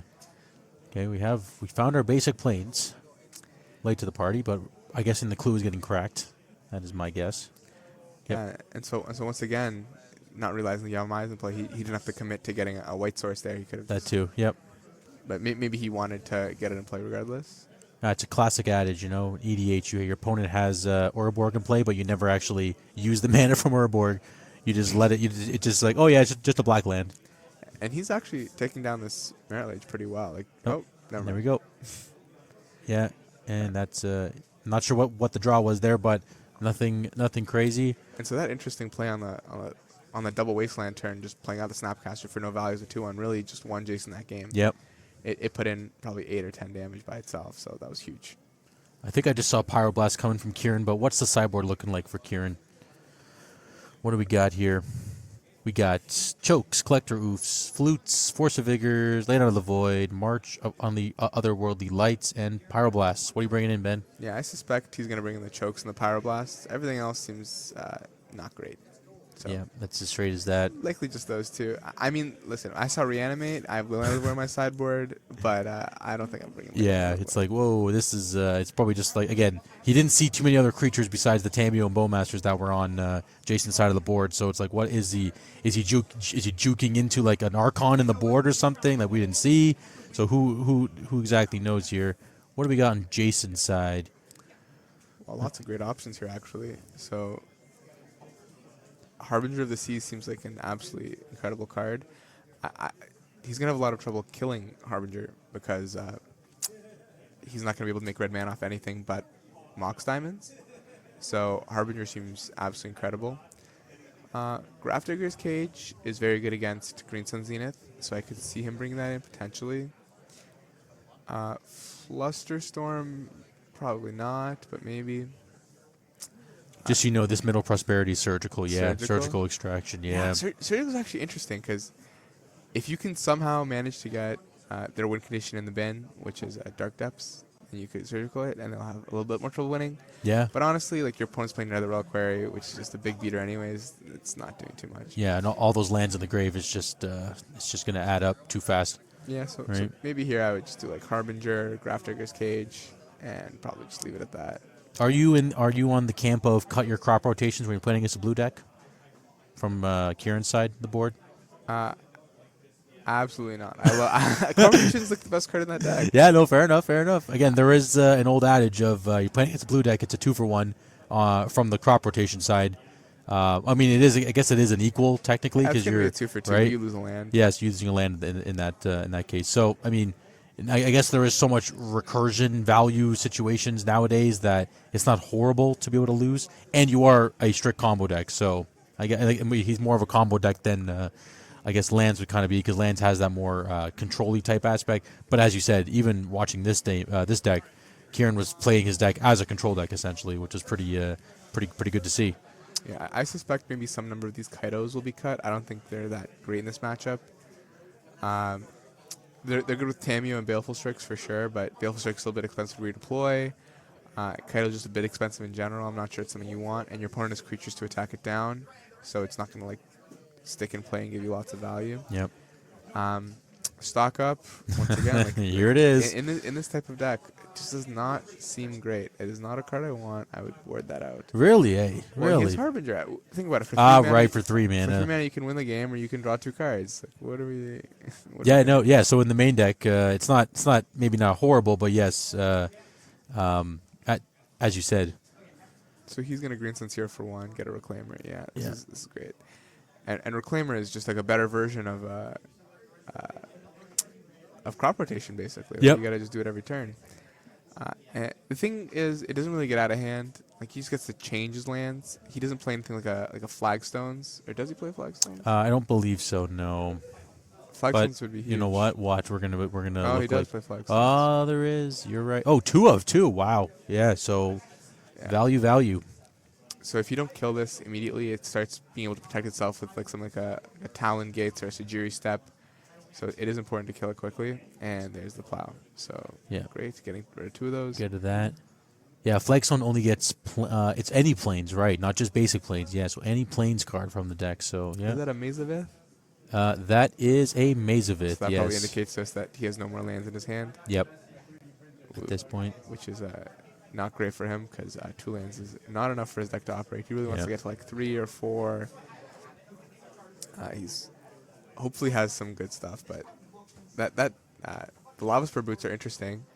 If you could get a 3rd land in play, then you could go something like Green Suns for Reclaimer and have it immediately protected. Like, it's only Ward 1, but protection is protection. Yep. Still something. Still something. Did we? Oh, we're fetching. Sorry, I thought we were. I was like, why are we looking through our deck here? But It's fetch not was an correct. incredibly threatening card. I'm honestly surprised he's playing it all. He only plays 1 Urza Saga to like get it. I guess he wanted something to have besides Mox Diamond to get off Urza Saga, but Lava Spur Boots is. Well, it's there, so it gives you. It also gives your Merit Lodge haste and yeah. the Ward 1, The Ward right? Right. Yeah.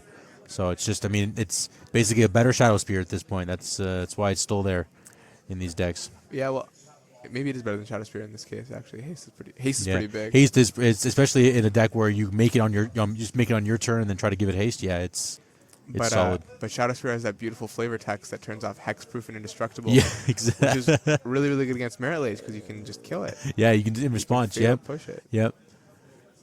So they actually look like Jason did bring in Force of Negation, so he's really hedging on like the Crop Rots and Green Suns, which is totally fair, especially if you can. Are there any? Let me double, there is Life in the Loam, yeah. So it is a one of. So if you can Force of Negation and snipe that from Jason's side, then Yeah, I that's should say I'm a little bit surprised to see that card.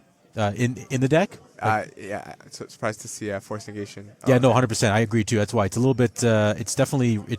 I wouldn't say a huge reach, but it's definitely a bit of a reach. Was there anything that was so not like just not good in Jason's deck that really warranted a Force of Negation? And right? I really hope he gets a basic here because he may not know about the Harbinger, but we know that. We know. We know. Yes. We're thinking.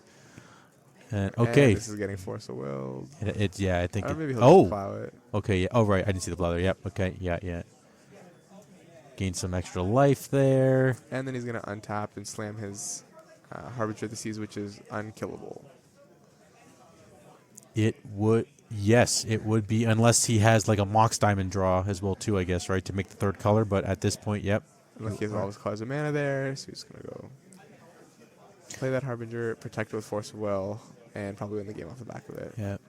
That's it. Let's see. Now Kieran's not out of this necessarily because he can still, play his 3/4 Reclaimer beatdown. But a 3/4 Reclaimer is, maybe a bigger 4/4 Reclaimer. Oh, we're forcing the. Oh, wow. Sorry. We're forcing the Reclaimer. I was like, what? What are we forcing? Okay. Yep. Well, I'm surprised Yep. he's forcing this because. I think. Wait. I think Jason might have said okay, and then he went to equip, and then actually went, wait, I want to Force a Will, in this instance. So we do have a judge call here. Yeah, and this is one of those interesting spots where, technically some information was gained because he saw him equip. Maybe it was something that happened too fast. Yeah. Typically for like immediate reversal decisions, it has to be something like that's quick and no information was gained. I'm not sure that he gained any information by knowing he was going to equip, but this is going to be this one could go either way. Definitely depends on the judge. Yeah, we'll have to. I mean, from our point of view, from the camera's point of view, the Reclaimer resolved and he was starting to equip. Again, we don't have audio, so we don't know exactly what was said. Was it an okay said? Was a thumbs up said? Right. So we're about to find out here. If I think we're doing a bit of a reversal, just presenting it, but while that's going on. Yeah, I'm just surprised. Like either way, I wouldn't even want to Force Will this. So I think he should be happy either way. If he gets to keep this, because the Reclaimer's only going to be a 1/2. He only has 2 lands of Graith. So if he spends a turn to get 3rd land, then yeah, it'll be a 4/4. But do you really want to Force Will a 4/4? Like you play Baleful Strix in your deck. Well, that's now exactly like you just said. Though I wonder if the Strix did get cut for these Force Negations. Again, I don't know why you would do it, but I'm just thinking here because the Force Negations were brought in from Jason. So like, what really would be cut from the deck for these negations, right? So, but nonetheless, Yeah, well, he's going to have the opportunity here to get his other basic planes, which is maybe what he wants to stop. Yep. You want to equip? Yeah, just presenting it there. Let's Because see. this turn you can equip it because it has haste. You can tap it, sacrifice like the Mazavith or whatever. Because you can tap Mazavith for mana right now due to the Harbinger. Yep. Get his basic planes, and then he can start playing his other threats. So maybe that's why he wants to force. But I'd rather just force than another Reliquary, or like the actual threat. This card is not going to be that important, I think. Well, anyways, he wants to force it, so hopefully. Okay. And Yeah, we'll see what. it's going to put it back in his hand. Yep. All right. So he did say okay. Yep. Okay. So Kieran is, as you said, most likely very happy because now he can, if he thinks of the line where he can crack the maze because it is under Harbinger. All he has to do is remember that he can tap it for mana. Yep. And we're doing it. Of You course. got it. Yeah. It's pretty face up there, and I suspect here he's going to go ahead and get his basic planes. So now he has access to both of his colors of mana that matter. Plus blue, so maybe he can prismatic ending this Harbinger now. Yeah, that'd be a great play actually. Yeah. Let's see. Can't remember if we saw what was in Kieran's hand, but we'll see in a split second here. I think I see Underground Sea, Forcible, Force Negation. No, it's right in Kieran's hand Kieran. on the depths. Yeah. Yeah, Jason's is stocked up, ready to go, but not actually. There's no stock up in there, guys. Don't freak out. Here we go. It's going to be pretty hard for Kieran to resolve a spell now because he knows the opponent has 2 counter spells and 5 open mana. But Yeah, that too. Yeah, lots of blue. let's see if we get a peek at his hand. Is that a... I think it was a plow. I think they both happen to have alternate art plows, which Very is also. No one likes the old classics. Though. I know. Oh, he's getting a land. Oh, he's going to get Dark Depths, plow it, and then make a 20/20. This is a great Oh, play. wow. That's, yes. So the way it works is Harbinger of the Seas prevents it from getting the 10 counters. Then when he kills the Harbinger, it's going to be a Dark Depths with no counters on it, and it's going to trigger and make a 20/20. So he is forcing the hand, which is totally fair. Yeah. So doing this in the main phase is a little bit odd because your opponent, you know your opponent is force negation and forcible. I think I just wait till their upkeep or actually just not do it at all, just hold it. But Yeah, fair enough. whatever, it doesn't really matter that much. I mean, prismatic ending still Ward 1. Yep, yeah, just but gotta your pay opponent already has the Of Dark course. Depths to play. Now all I have to do is kill your Harbinger. Yeah, and they're that's gonna it. get Yeah, 20, that's why. 20. It's pretty. It's underground. See, okay, so the force cannot be cast. So if Kieran does draw a plow or a prismatic ending, it is good to go. He's Moment of he's moving truth. pretty fast, so I think he has it. Yeah. Oh, We both like, huh? What the heck is this land? What is this one? Kieran, all these alternate arts. Is it just a no? It's not a plains.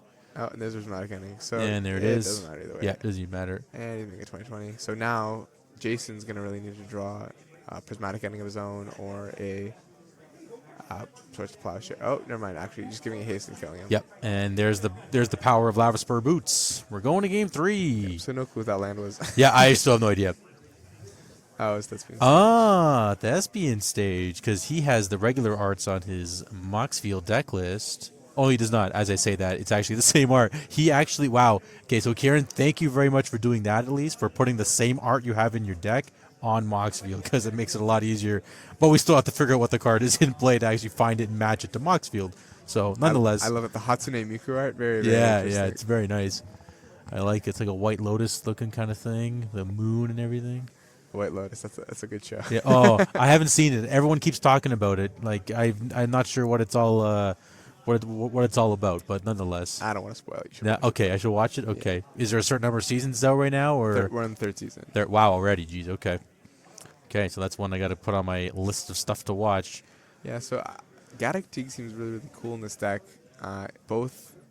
It seems like a huge double-edged sword, but I know it's very good against a bunch of decks. It turns off your own Green Suns and your own Prismatics, so it's the bad side, but it's really, really good against some decks. I seriously doubt it's going to remain in his deck post-board. I don't know what he's going to want it for against Jason, but... Yeah, I mean, I believe we saw the Pyroblast come in. I think we saw the March. Did we? No, I don't think we saw the March. I really hope there's no Power Blast in his deck. March, actually, I might want more now. I still don't think I'd want March. Maybe just the Chokes. Choke is just a very powerful card. Maybe I just want Chokes and keep your deck going. You know, Not even destroy- Pyroblast, eh? Because I think I saw him bring it in. So, but I'm assuming that's more for like you're thinking the Omnitel matchups, maybe like the combo matchups. Yeah, like you saw your opponent plays Harbinger. You don't play any basic mountains, so you can't really kill it with the Power Blast, and you don't really want to be getting red lands into a Harbinger, like knowing that your opponent has that card at all. So it seems a little bit like I wouldn't want that in my deck. Yeah. Okay. That is very fair. Because the only the only card to cast Power Blast is Mox Diamond from the quick scan of the deck list here. So yeah. Now, a cool interaction I'd love to see is I want to see a Chokin play, and then I also want to see a Harbinger this season play. So that's how you get a Winter Orb. Yeah. Exactly. Jason has nothing to untap. You know what I mean? Or everything will. Yeah. I'm sorry. You're Both right. players, Yes. Basic Plains would be the only thing that would basically become untapped, and that whole For both players. yeah. It'd be very interesting. Yeah, because I don't think Jason has a swamp in the deck as well. Oh, there is a swamp. Oh, wow. Okay, yeah. We have two islands of plains in a swamp. So yeah, okay. And did Jason shuffle that Ponder? He kept the Ponder. he did. And he still got Wastelanded. Yeah, I don't think. If they shuffle the Ponder, 100% I go for the Wasteland. I think he did shuffle. Yeah. Oh, he did shuffle. Okay. Yeah, he did shuffle. Sorry, yeah, he did shuffle. Okay. Then yeah, I love Wastelanding after they shuffle Ponder. But whatever. And he kept Ram in his deck. I'm surprised. It's still there. It's lingering. It just wants to be played. It just seems like you saw your opponent as Endurance as just like a threat. And if you play this card, your opponent might just incidentally Endurance it. But it is such a powerful card. Reanimate is probably one of the most powerful cards in Legacy. Oh, but look, he kept his Baleful Strikes in, which is Yeah, going to be good. see, there we go. There's this. And, Because we didn't see him D-sideboard or re-sideboard for Game 3 here, so the Strix must have stayed in the deck. I think Jason was trying to, I don't want to say bluff like a Force of Negation, but, I mean, if he had a Force of Negation, I probably would have snapped that off. At least just get rid of it permanently, these Green Suns. I don't know. Like, it's really just getting a Llanowar Elf. Would you force to will a Llanowar Elf? That's true. That's true. Maybe. If he has a good way to kill it, then maybe just let him just have the lands, honestly. I think it's good to just always let your opponent have their mana and try and stifle their actual cards. Yeah. Some decks it's not true for, but against a deck like Depths, like you really want to hold your forces for crop rotation if they kept it in, and other really powerful cards that win the game.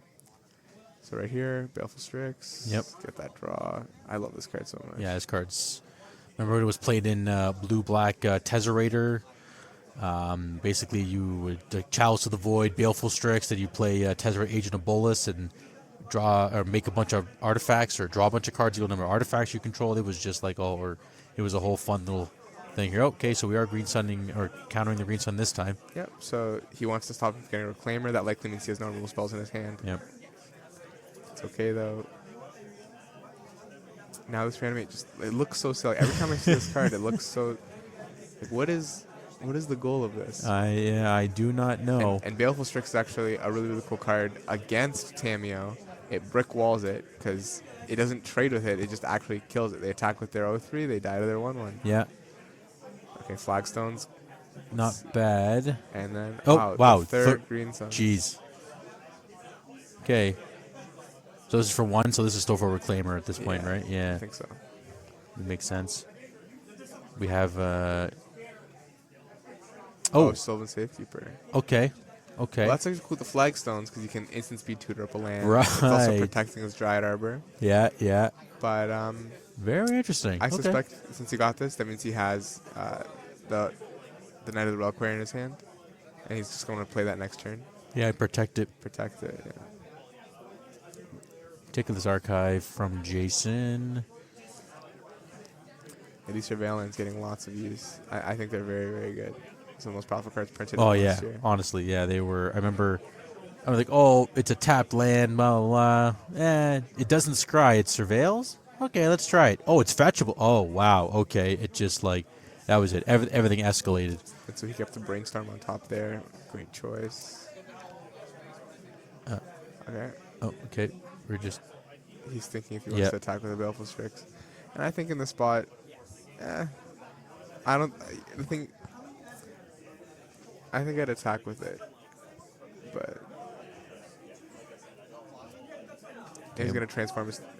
I'd attack with it because once you uptick the Tamiyo, both your opponents can just come 0-1s, so they can't even attack you back. Yeah, exactly. But yeah. maybe he's trying to play on sort of like pump spell and keep back the Baleful Strix to protect his Planeswalker. So I guess we'll see. But it starts at 2, it goes up to 4, and then it neutralizes both of the. Yeah, it will make his attackers that attack him or planeswalkers -1/-0 in combat. So, yeah, I mean, we got Bowmasters, we got Tamiyo, any X1s, any 1/1s. Yeah, they're just getting stifled with this Tamiyo. Oh, we have a Thoughtseize. Okay. I mean, I know we knew it was in the deck, but now we actually get to see it fired. Yeah, Here's the Crop Crop. Rot. Yep. Oh, wow. Yep, we're doing it. Here we go. So he gets to get 2 lands here. First, he gets to get his planes of any type. And then, what is he going to... I don't think he's protecting anything in his hand. I think he's just getting, like, a piece of a combo. He's just getting value. Yep. Yeah. And there you go. Getting the extra value from the flagstones. And you get to choose. And there are no... all spells. Yep. And he has a Thespian Stage. So next turn, he's going to have a 20/20 if Yep. he wants to. And we didn't see any kind of... Is there any kind of regular bounce in... It doesn't even matter because he has the Sylvan Safekeeper. Right. Oh, right. Yep. So it's going to be very difficult. He's going to get at least 1 turn of chump blocking from the Baleful Strix. Yep. But really, like, what you're going to have to do here is point tons of removal at it, or like a dress down would be huge. Yeah, I'm just checking. He's going to have a few turns because he's going to be able to chump block with the Baleful Strix, then reanimate it, and then... So he'll have some time. But Yep. he's woefully behind, I believe. And Yavimaya, I think, was drawn. Yeah. Okay, so there's the stage. He might want to do this main phase to play around a Wasteland. I know it's not in Jason's deck, but because you have someone safe, you can play. You're not really afraid of Prismatic Ending or like a Jace the Mind Sculptor minus or a Teferi minus. So you might just want to stick it in play. Although I guess you would know that Wasteland's not that popular in Esperus. You could just hold this on step anyways. Yep. Either way, I suspect we're going to see another uptick. Yeah, because there's really not much. No, he's down ticking. Oh, was there a... There wasn't a plow in the yard, right? No. Okay. Want to brainstorm. Well, we're digging for a plow, though. Well, the plow won't matter because he has the Safekeeper. Right. I think he's going to chump block. But I was thinking that he would uptick it to 6, chump block with the Strix. Next turn, bring back the Strix, uptick it to 8, chump block with the Strix, and then ultimate it, and then get to draw half his deck. And then from half his deck, I would hope he could have some sort of out to this board. Yeah. But doing this probably means that he doesn't see that as a viable plan. Yeah, as a line. So Kaito is still the deck. Oh, we're thinking about putting the reanimate back now there, Jason? Well, I don't think it's a shuffle effect. No, I'm going to just bring it back, just putting it this down. does. Oh, no, there's fetch. Yeah, so he's going to be doing a lot of chump blocking here. Yep. And now I think he's going to lose his Tamiyo because... Oh. Okay. So in okay. response, yeah, but... in response, make it 20/20. Okay. It Yeah. doesn't really matter. Yeah. I choose to do this. Yeah. Yeah, it doesn't matter the lands. Let's see. Make the Dark Depths. Keep the copy. Make it 20/20. I will say, playing lands online, or like the Thespian State Dark Depths combo, you have to always remember to click the one that is the copy. Because if you click the OG Dark Depths, you get nothing. So it's kind of like, I was playing it, I'm like, oh, I should just make sure I click the right one. Yeah. Right? You know? That's one of those mistakes on something like Moto that you only make one time. Yeah, and then you never do it And again. then you read that text in the box that says, choose the permanent you want to keep. Yeah. The keep one. Exactly. But, yeah, he's in a very bad spot here. He put back the reanimate, which is a little bit... Yeah. This is the one time... Oh, Yeah, well, okay. He's very dead. Yeah, he's very dead. This is the one time where reanimate, like you said, would have come in clutch, actually, right? Yeah, to get back the Baleful Strix. Yeah. He didn't attack? Why? Karen, why didn't you attack? Answer us. Does he not know it has indestructible? It's got to say it on that token. I think that's I'm not sure what kind of token that is, but he's got to know. There's no way he doesn't know. Yeah, so not attacking there. Yeah. So what?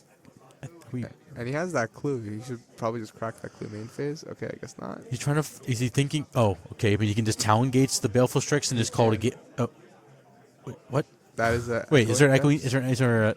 Okay, there's the block. Okay, so I guess he did it this turn. Oh, it's still an island. Oh, forgot. You can't. Yeah. Sorry. Jeez. Yeah, brainstorm. Okay. Oh there's Plow. no. Oh no. Well, he's Wait, gonna does he have basic planes or no? I can't. Oh, no basic planes. Okay, okay. Well, it's okay. He's gonna shuffle his deck with that, and then he's gonna play another chump blocker in the Tameo. Chump block it again. But if he could have just ultimated this Tameo, he Yeah. would have been in actually a spot to have a chance to win. Oh man, this is a turn of events. Like it's up and down, a roller coaster. Yeah, as is, he's woefully behind. I think he might be conceding pretty soon. Yeah. Oh yeah, there's a lot of stuff that. And looking at his deck list, I don't see any clean outs to Merit Lage, like no Terminus. No. No. Yeah, just no real way to end this. It would just be. I mean, Plow is the only. Plow doesn't work through the safekeeper. Oh, I keep forgetting safekeeper. Sorry, man. Sorry. Yes, that thing is still there. You have to get rid of that safekeeper. Yeah, so I suspect that he's going to dirtle around, live for a few more turns and then just die to this Merit Lage. It's pretty hard to overcome. If you had a card like Dress Down, that'd be so huge here because you could plow plus Dress Down. But as said, it doesn't work. Yeah, I don't think that's in here. And he's upticking here too, so well, he'll get a couple more turns, I guess. Yeah, he's not dead. Yeah, he's not dead. He gets the chump block again next turn, and then the turn after that, he hopes to chump block again. Yeah, there he is blocking. You know what's funny though? Again, we were talking about reanimate, and it actually would have. It would have been okay. Yeah, but it he actually also would have been he also okay. would have had to not minus his Tameo. He would have to just like count it in his head that he's gonna ultimate this Tameo, and that's who's gonna win the game. Yeah. And then he would lose to a single prismatic ending. But you have to take that risk when you're so far behind. Exactly. And again, maybe not seeing the risk or the line of play there. Yeah, so right now I think his best draw would be another Baleful Strix or a Reanimate, because then you get the chump blocker plus an extra card. Right now he's in the Abyss, right? Every turn he's got to sacrifice a creature. With flying even. Yeah, and And he's going down. sure. He's going to get a Ponder, Brainstorm. Yeah. Ponder. Okay. And he's going to be looking for a Baleful Strix. Doesn't matter. Cost the Ponder, Baleful Strix. So we're going to see a shuffle here most likely. Yep. Oop, don't just make sure you put them together. Let's see what we got. Is the last card a Plow? I think it's a Plow. In the Ponder pile. So brutal. Baleful Strix. Well, hold on. That's Strix. like a start to like a 10-card sequence to try and win the game. What with the Ponder? Yeah, well, if you start with a Baleful Strix, and then you need to draw like 10 more perfect. Oh, and yes. you probably still lose the game. That too. anyways. Yes. Exactly. Here we go. And That looks like a land. that looked like a land, yeah, like a Bloodstained or a Polluted Delta or something like that. So now you gotta play the Plow very confidently. Oh, you can't even. You don't have the mana to play it. Yeah. Yep. So this is actually good. You have to sacrifice this to get a white mana. Ugh. This is like a multi-step process of you gotta sacrifice your Harbinger to get a white mana. Then you have to plow it and hope your opponent just forgets that they have a Sylvan Safekeeper. Hey, I keep forgetting that's in play. So, but Alright. in the end, And it's all Jason over. just says, "Yeah, you got it." And that's one of the hardest combos in brackets to break in this format is the Sylvan Safekeeper plus A bunch of lands. yeah, Sylvan Safekeeper plus a Merit Lage. It is just so absurdly hard to beat. Wait, don't change the camera yet. I want to see the sideboard from Kieran. What do we got here? Oh, so the Pyroblast He did brought come in in. one Pyroblast and he brought in the Oh, March. one Pyroblast. Oh, okay, I thought he brought all three of them in. That's Okay. interesting. I'm interested to see why he brought in the March. I guess it's decent against. I don't know. What did the March do again? Exiles artifact, creature, or enchantment with mana value X or less. Yeah. So it's like a prismatic ending. yeah, another for just the early Tamios, Bowmasters, maybe like a Pithing Needle that maybe he thought. No, but again, if you know, there's a Saga. I think there's a real reason. I think. Yeah, I don't think just to double check. Did Jason have any kind of no? Grafdigger's Cage. Right, Grafdigger's Cage. That could have been a real card, especially look in that draw. He drew 3 Green Sun Zeniths, so it would have been huge. 2 Harbingers. That looks like a surgical Those are and surgical. So I actually don't like surgical in this matchup, but yeah, burst he brought it. surgicals. I think he brought them in because maybe he doesn't know how many life emblems his opponent plays and stuff like that. But, Right. But I think surgical is going to be a dead card in this matchup a great majority of the time. Yeah, definitely. All right, so that was Naiadeps in 3, round 4. We heard the Legacy of the North Invitational, top 32 players, ETB Newmarket. We're going to take a 5-minute break. I could use some water. I don't know about you. Yeah, for sure. Yeah, we're good. Sounds good. We will see you in 5 and catch you soon. Bye. Excellent. Welcome back. Oh, I should move over. I should get nice and cozy with Steve in here. Welcome back. Legacy of the North Invitational, top 32 players, Newmarket, ETB, Enter the Battlefield. I'm here with Steven. Wait, my name is David. This is Steven. Steven. Sorry, I should probably say who I am too. Yeah, that was the end of round 4. I know we went 3 to 4 pretty fast. How's it going for you though, Steven? What have you seen in the room? What have you noticed? Anything strike you? Okay. Well, we can do that too. But Yeah, first, I was actually looking at Drake's Jund list. Yeah. Yeah, it's full of, I guess, all the higher power cards. Yeah, that's no, been it's- coming out because there's no Dark Confidant. can you no pull it up on the screen Tarmogoyf. for us there, Mr. Producer Man, so Yeah, we can? I mean, a lot of the cards are just great cards that have come out recently. Like Darthy Voidwalker, like Barrelgoyfs. yeah. Oh, yeah. There's 4 Yeah. barrel glyphs too. I saw that. Wow. Yeah. And then Yeah. he's playing really good Planeswalkers. Minskenbu. I mean, it's fallen out.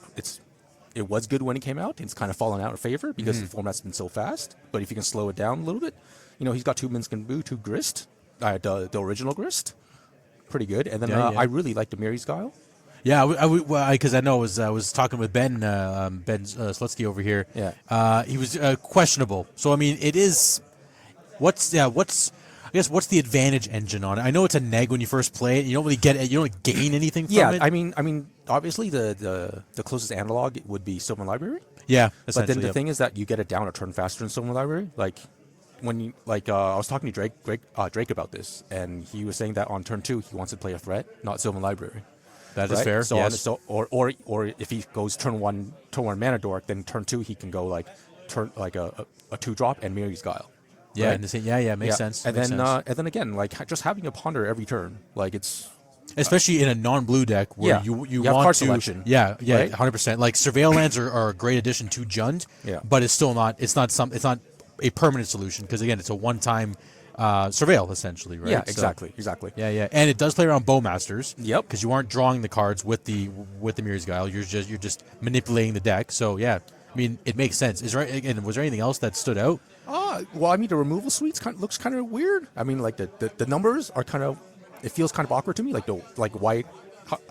I'd be interested to see like why 1 Fatal Push and 2 Lightning Bolts, or like 2 Abrupt Decays. Like maybe why not more Abrupt Decays? Because it feels like Abrupt Decays kills a lot of things that you don't like. Yeah. So maybe you might want more Abrupt Decays than Fatal Push. I don't know. I wasn't quite sure on the Questing Druid. I was speaking to him about it. Yeah. And he loves it because it's another like you cast it on the spell side and you get 2 more cards. Yes, Right. so it's an advantage. Yeah. So it's advantage that way. And apparently he says it grows really fast. Like when he's playing Jund, like this version of the deck. Yeah, He 'cause- says he gets it growing really fast. And when I told him that, like whenever I see this played during like in Rug Delver, it's always like kind of mediocre. Like they play it as a 1/1 and never grows big, really like as too as- fast. Yeah. But then apparently he's like in this deck it goes to pretty decent size really fast. Because I'm even looking, there's a lot less green after like post Questing Druid, like the front side, not the Seek the Beast side, Yeah. that will trigger it. Like again, like the Grist, the Minsk, all the black creatures, all the Thought Seizes, the kill spells. Yeah. Right. So at least they all have a different color that can actually trigger it. So yeah, I can see where it benefits it more in this. Again, sure you can't play it and then have a Daze backup or a Forcible backup like in the Delver decks. Yeah. But at least you can still make it quite big, and as you said, it can. It's something that can escalate quickly, and it gives you the early advantage with that Seek the Beast ability, right? Yeah, for sure. Right. Yeah. Was he talking about anything in the sideboard numbers? Was he saying, "Hey, I did this for that," or? Well, I mean, I guess you can see from the sideboard that he was like, he was just giving up on Oops All Spells matchup. He's like, "Nope, I don't Right? care. It is what it is." I think he only has he has the 4 Voidwalkers and then the 1 Nile Spellbomb, right? And that's it. Yep. And he's like, hey, look, it's like same thing with Reanimator, right? Those are 2 matchups that are super hard to win, and he's like, he doesn't want to dedicate that many slots to it. Yep. That's So it. he'd rather shore up like the blue matchups and stuff, right? So Yeah, you can see like he's got 3 chokes, he's got 4 red blasts, right? Yep. So that's where he decided. I'm like, okay, Yeah, try to beat the Bug Beans, the Delver Yeah. decks, the. I mean, I guess the blast effects do still help out with like the Omni Show matchup technically. yeah, Right. for- So well, there is that. the the red blaster just for anything with blue, right? Yes, anything blue. Good Anything point. blue. Yes, Yeah, yes. yeah. Yeah. But what was it? Oh yeah, and he was saying that like, hey, sometimes he might even steal like some games with like turn 1 Thoughtseize and then turn 2 Voidwalker against Oops All Spells, right? Yep. Like if you're on the play, you do that and you take your Thoughtseize takes away their 4-drop, and then your Voidwalker comes down and then they can't play the game. Yeah, and then you can steal stuff even late game as well too. Yeah. I know Nullrod came in pretty clutch against the blue painter player as well too, right? That was a huge thing. Yeah, there's a lot of artifact decks here today. Yeah. And I think in our meta usually there's been quite a few artifact. There's always been quite a few artifact decks. So Nullrod, I think it's always like. It's always a safe bet to have if you don't have Green Sun Zenith, access Green Suns. Yep, for the I was going to say for collector because there are no Green Suns in this Jund deck. This is just strict like give me the whatever I draw is what I draw situation. Well, the thing is that the green creatures haven't been that great, I guess. And then this version has been. It's just focused on all the black creatures, right? Like it's like Barragoyf, Voidwalker, Bowmasters. The only non-black creature are the Hierarchs and the Questing Druid. Yep. Everything else is a black creature. Yeah, right? even in the sideboard too, we have the one Plague Engineer. I know it's nothing special, but it is like I said, there are a lot more black creatures that are way more powerful than these green creatures that we got coming out these days, right? Yeah, exactly. And Barragoyf is just a house. I mean, like it reads kind of weird, but then when you get to it, you're like, oh, it actually gets you like more value. Yeah. Oh, right. It digs and like it gets it to a 4/5 really fast, and then like can we bring up the text for the for Barragoyf? Yeah, let's see here. Like there's so much text. Like the fact that it has Death Touch and Lifelink. That's pretty insane already, right? Oh and yeah. And then the second part is Tarmogoyf. Yes. And then the third part is like what? You get to mill and you get to get and if you hit a creature you get to put it back in your hand. And the beauty of that too is that it does play around Leyline of the Void because it doesn't matter where the cards are milled as well too, right? Yeah, exactly. It's the same with that companion, the 6-mana companion. I forgot the name. But I played Garuda or Garuda. Garuda. I remember that one. It has the same effect. Yeah. But it's great. Yeah, this card is very good addition to the Magic family. Right? Yes. Hard to find, but it's good. Mm-hmm. I was going to say because it's a commander card. Yeah, MA3 Commander. Yeah. So it's almost going to be a year that this card came out because I think what was MA3 again? July, something like that. Yeah, last year, right? Yeah. So it's almost been a year that's going to be out, right?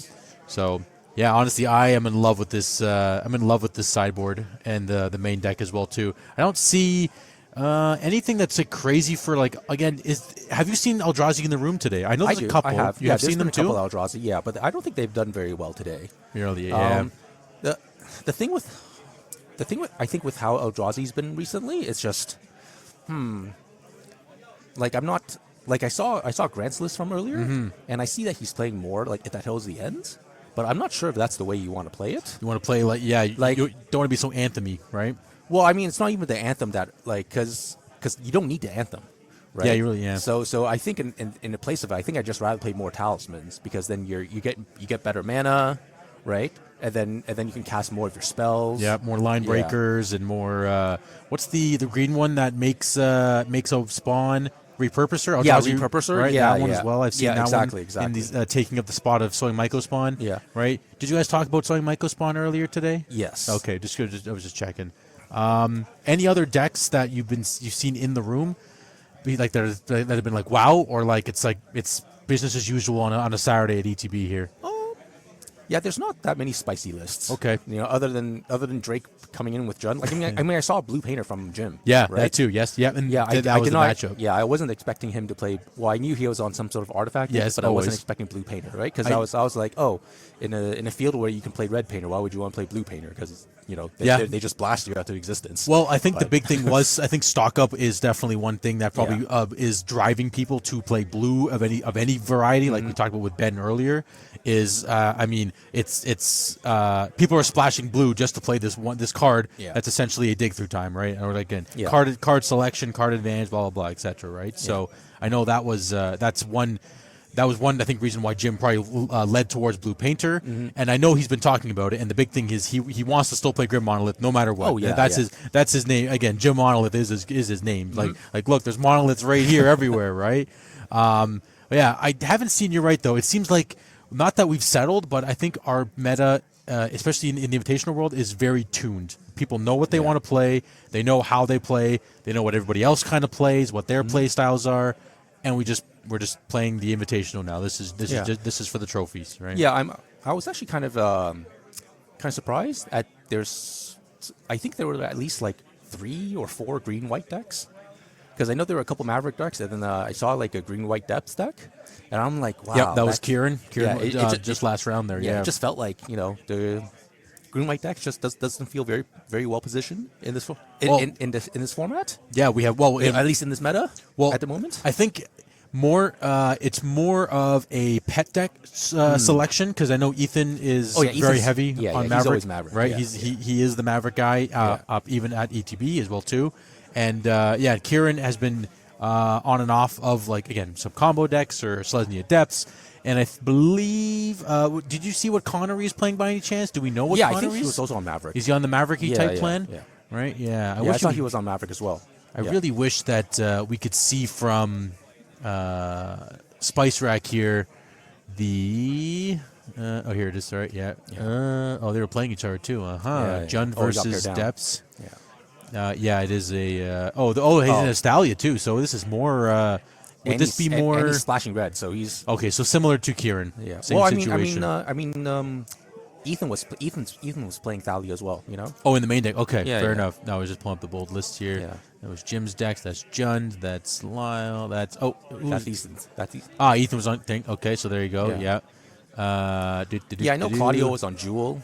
Yes, Claudio's on Jewel. Another gentleman named Chris also here is on some kind of a. Yes. It's more of a shop or He's on the Mystic Forge deck. Mystic Forge. Yeah, that's that one. That was Eldrazi, right? I wish we could see a nice little. Actually, I just realized we have chat. We should be reading our chat here.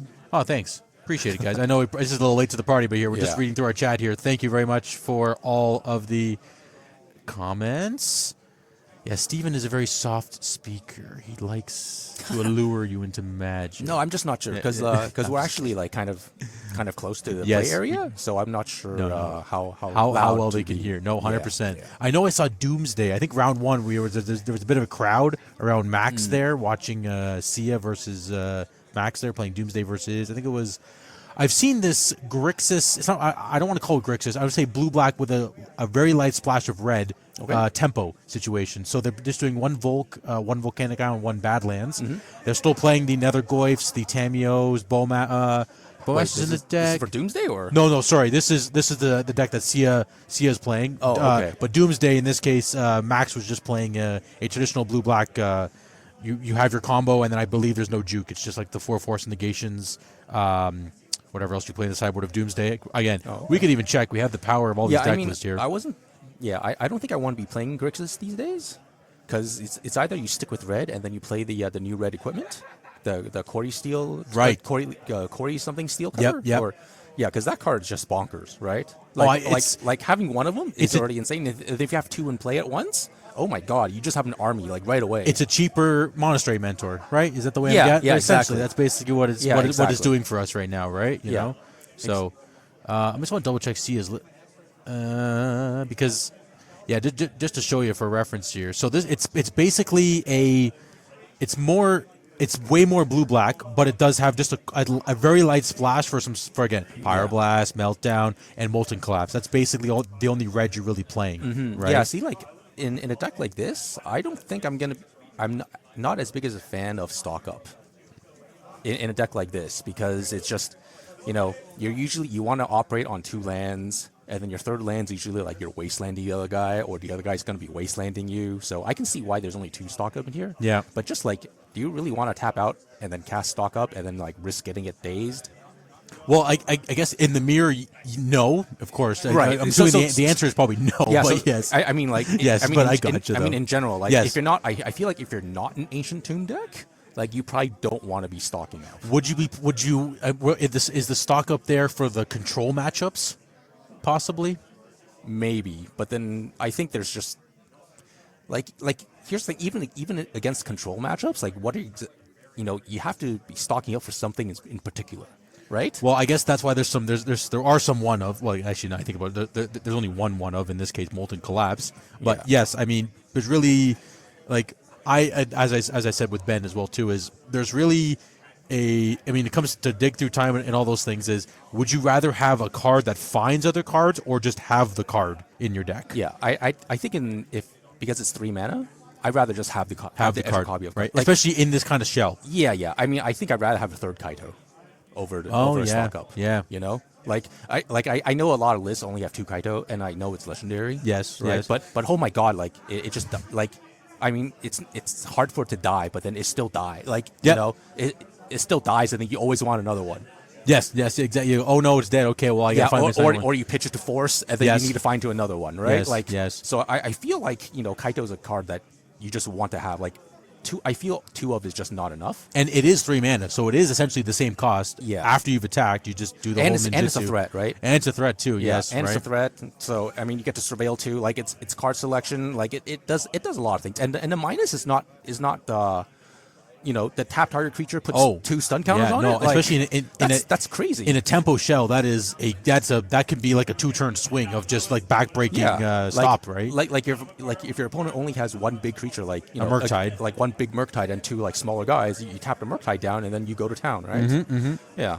So, but I feel like this deck might have a bit too many. Oh no, that's another Goyf. I thought that was a Barrel Goyf. Oh yeah. I was gonna say it might have too many 3-drops, but no. No, it has 2 Barrel Goyfs to the yeah. side. But I think the main reason why this Grixis deck is kind of coming out of the woodworks is because of all the Omnitel Sneak and Show kind of style decks are coming out. Because I think you just want to have a 1-mana answer to post-board, right? Post-board games, right? So I think, but again, that doesn't still answer the question about why stock up is in the deck, right? Stock up really, maybe even just like a 1 of stock up, but I guess people are still testing numbers because it is still fairly new. I know it's been like a few months back now at this rate, but people are still testing the card to see what numbers are, if it's viable. Like I've also seen, we haven't seen, I don't think we've seen it on stream yet. Have we seen Bug Beans on stream yet? We have not. We have not yet, I know right? Jamie's been playing. I saw Jamie play. I think another person here as well too. I think it's Troy. But he's on.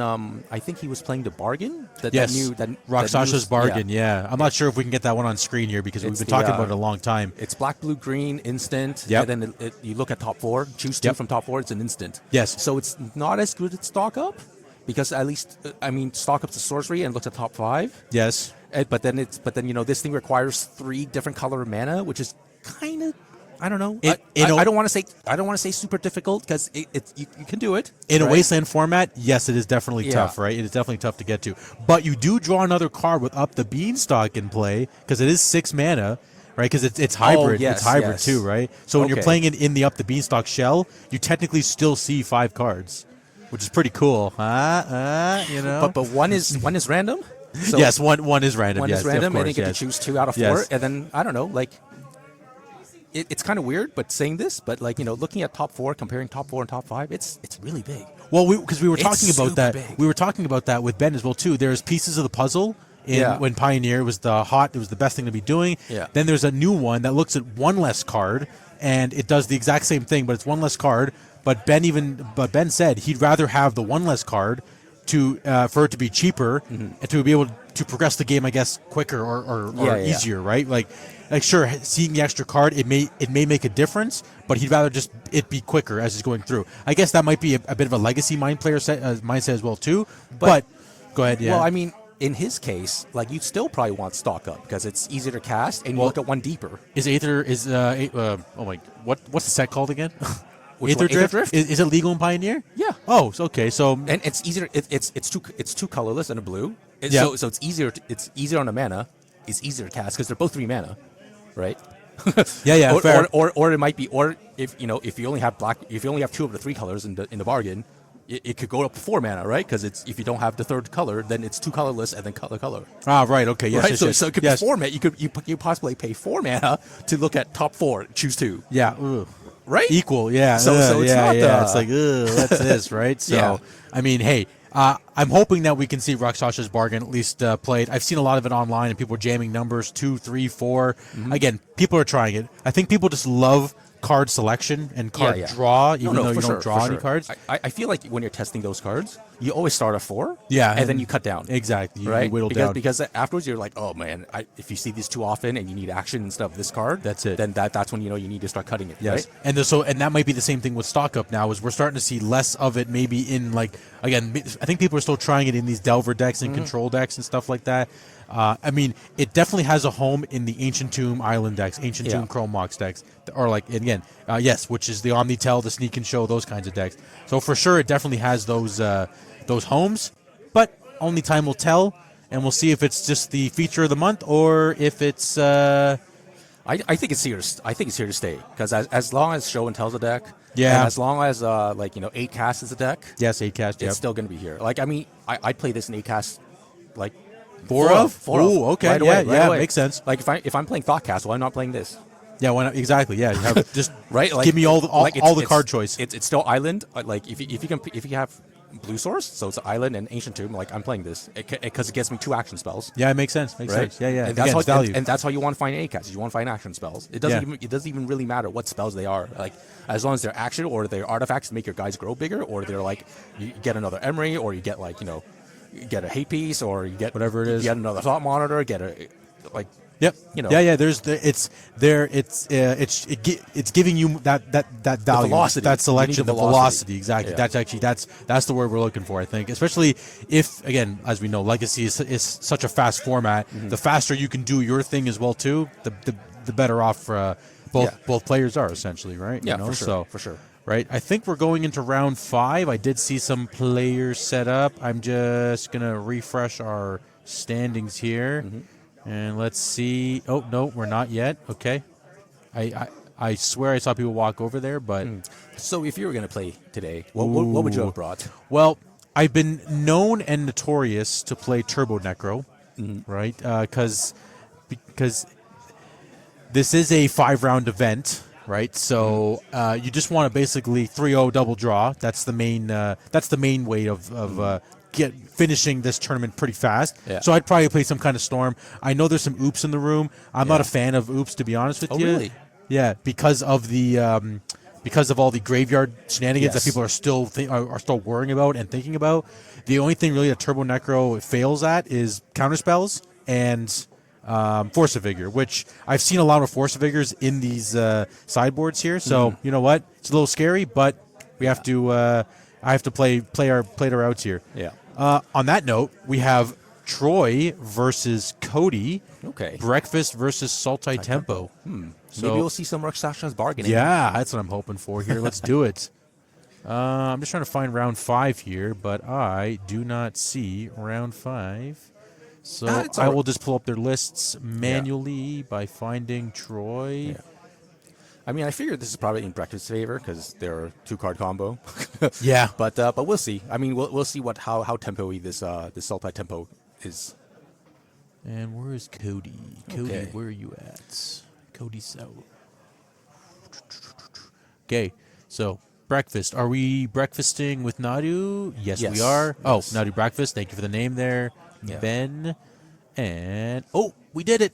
Rakshasha's bargain. Oh, this town ain't big enough. huh? What is this thing? It's a bounce spell. While we're resolving Ponder here, it's Yeah. about it talks 2 if it targets permanent you control. Oh, I have Yeah. seen this, and It's I being can't played a remember lot in why. Standard. Is it a standard thing? Because okay. you're bouncing your own permanents and opponents' permanents, and then you just keep. And they're in Standard, it's they keep playing sagas. Oh, is any permanent? Yeah, it's any permanent. No, it's So- non-land permanent. No. Oh, sorry. Not, Oh, I see what like, you mean. Like the saga typed in. Ah, right. Yeah, Gotcha, yeah. gotcha. Yes, I gotcha. Okay, yeah. We did we see the saga that makes a 1/1 Drake today? Have we seen that? Oh, I can't remember what it's called now. That's gonna. No, I guess not. I but- think the Steel Cutter is taking its spot right now in some of those decks. Yeah. But okay, so I believe Cody was on the play. Yep. I mean, both players are just setting up. Yeah. Okay. I thought yeah. he missed the land drop. No, but, yeah, but that's no, he did okay. EOT. We're good. Okay. Yep. Okay. So, I mean, he's got a legit threat now. You Yeah. know, Shuko is coming down. So, can he find The illusionist Okay, in this guess case? not. No illusionist. Guess he hasn't found an illusionist yet, but Just curious, are they both playing stock up? Just confirming. No. So Rakshasha's bargain is for the bug deck, the Sultai deck of Troy, and we got one stock up. That in is so Nadu weird. Breakfast. I guess he just wants it to like maybe it eats a force and his Nadu is safe, right? Let's see. 4 Narcomoebas. Oh, he's switching 1 Ponder to 1 Stock Up. Okay. Okay, that's And has 2 main deck spell pierces. That's wow. alright. That's very very tempo-y style over here. I still love the Memories Journey lingering around. 1 Thassa's Oracle. Okay, yeah, that's fair because I think the only deck that really plays more than 1 Thassa's Oracle would be Doomsday. Yeah, Doomsday, and I think sometimes Oops, but I know that's a different right. We are brainstorming He here. has something called Mistrise Village. Oh yeah, Is that the? Oh, okay. That's so the- that's the new land that makes things uncounterable. yeah. Okay. Any spell, the next spell you cast this turn Yeah. can't be countered. Interesting. Yeah. Okay. Yeah. Again, I mean, still, Cody's still setting up, and I believe what has our I believe opponent played? that's a Thoughtseize. I Oh, believe. I okay, think it's like okay. some secret layer Yeah. situation here. So we're going to see the hand of Prismatic Ending, Nomad, Plain Swords, Savannah Cavern. Ooh, okay. So you have a Nomad and you can get a Shuko. Yeah. So I mean, I'm not sure if I would have taken that because the Shuko's coming down in 2 turns. Well, I mean, we have no idea what's in the tempo. I guess Sultai Temple guy's hand, but I don't know. I think I might want to take just the plow, and then because if he wants the ending, like he needs to tap out. On his Yeah, turn. I think that, or maybe you think that Cody hid an illusionist. Well, I mean, if you hit an illusionist, you can't do anything about it. Yeah, unless But- it's forcible. But Yeah, but I'm not. Well, I mean, you know the Shuko's coming, so it feels like taking the Nomads is kind of redundant. yeah. Unless he's afraid of it attacking for 16 turns. I mean, it technically is stalling Yeah. 2 turns out. Yeah, right at this point. Yeah. But let's see. Did we draw the illusionist? Is the question. So there's the cavern we know about. Yeah, it's probably going to be on Wizard. Yep, I would assume so as well. Yeah, and he needs to tick up the saga, but that's fine. We can wait till he finishes. Actually, I think it's at 2. I think just the die is it's at 2, okay. the It's white is glare? very Yeah. glary. Oh, whoa. Stock up? Is it actually? Oh. What is this? Oh no, we're just tapping 1 now. Okay, because that would be like, oh my god, the stock up is happening. Yeah. And then Troy has the one of days. No, I actually don't know if he has played. Does he play days? He does not. Yeah. Oh, it's a okay. Oh, so he does have illusionist. Yep. Okay. So it makes sense. Okay, so he has to decay or what else we got? Decay. Witherbloom commands. Fatal push. Fatal push. Murderous Okay, so there Cut. is lots of. Okay, so no green. So at least we're not commanding. Or decay decays. too. Yeah. Is there? What is that? Oh, I guess. Is that days? Oh, that's days. Oh, there is a days. Okay, so there's a days in the deck, but I don't see decay. So it's just push. It's just pushing with blue command. Yeah, decay hasn't seen too much play in bug decks these days. To be honest with you. That's so weird. Uncountable's really nice. Oh, but he does have fatal. He does have the murderous cut. Yep, So that's a cut. yeah, that's fine. How many cuts we got in Troy's deck? We got 2. Yep, that's Yeah. standard these days. Okay, so cut that. I mean, yeah, the Sultai Tempo or Sultai Beans here deck definitely does have a lot more removal than the average Sultai decks. Yeah, for sure. Well, I mean, I call it blue Jund, basically. That's just me, you know what I mean? Everything is Jund. Jund Storm, Jund Blue Junds, you know? well, when you have up the beanstalk, it's just the entire deck's just value town. Yeah, right? it's it, exactly. Yeah.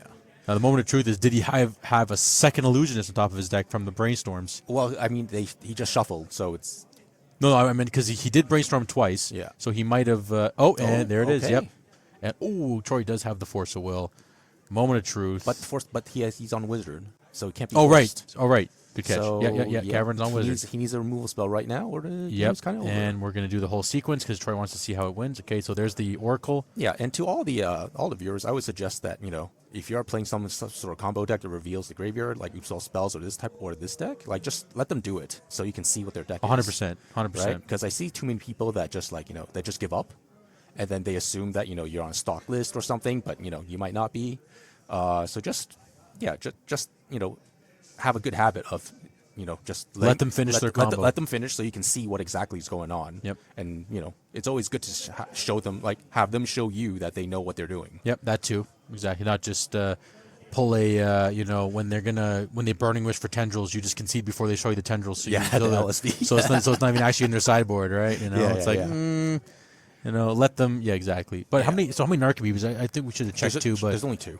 2 Narcos in this case. Okay, so those are the. So in the end, he has perfect enough. Yeah. He's gonna. Did we see Dread Return? I think there it is. There Yeah, is. there is. Assuming it's in there, right? Yeah. And then Oracle was like the first card that was revealed. So we're not playing Cabal Therapy at all. There we go. Force. Yep. Was there no chance that he doesn't have therapies, right? That's what I was gonna say. There is no therapy. There is no Cabal Therapy. But that's okay because there is a Memory's Journey. Yep, there is the journey. Memory's Journey is there, and he does have the green. Yeah. He's like response to force. You got nothing. We're good. Okay. Cool. And Cool. okay, yeah, that Dread Return. I hope it's exiled. Oh yeah, that would be the exile now. It looks like. Yeah. So I think he has 3 zones. The library is currently empty. Yeah. But. And I don't know if I was. So I probably want to cast Memory's Journey right now. Yep, in case that's what it looks like. So he doesn't draw. Yeah. So I was gonna say, how do you stack the journey? Oh, you just do one just card. doing the Oracle. No, you just do one card. In this case, just Yeah, the I think Oracle. because you have the Wizard, so Yeah. you have a cavern. Right. Yeah, you're.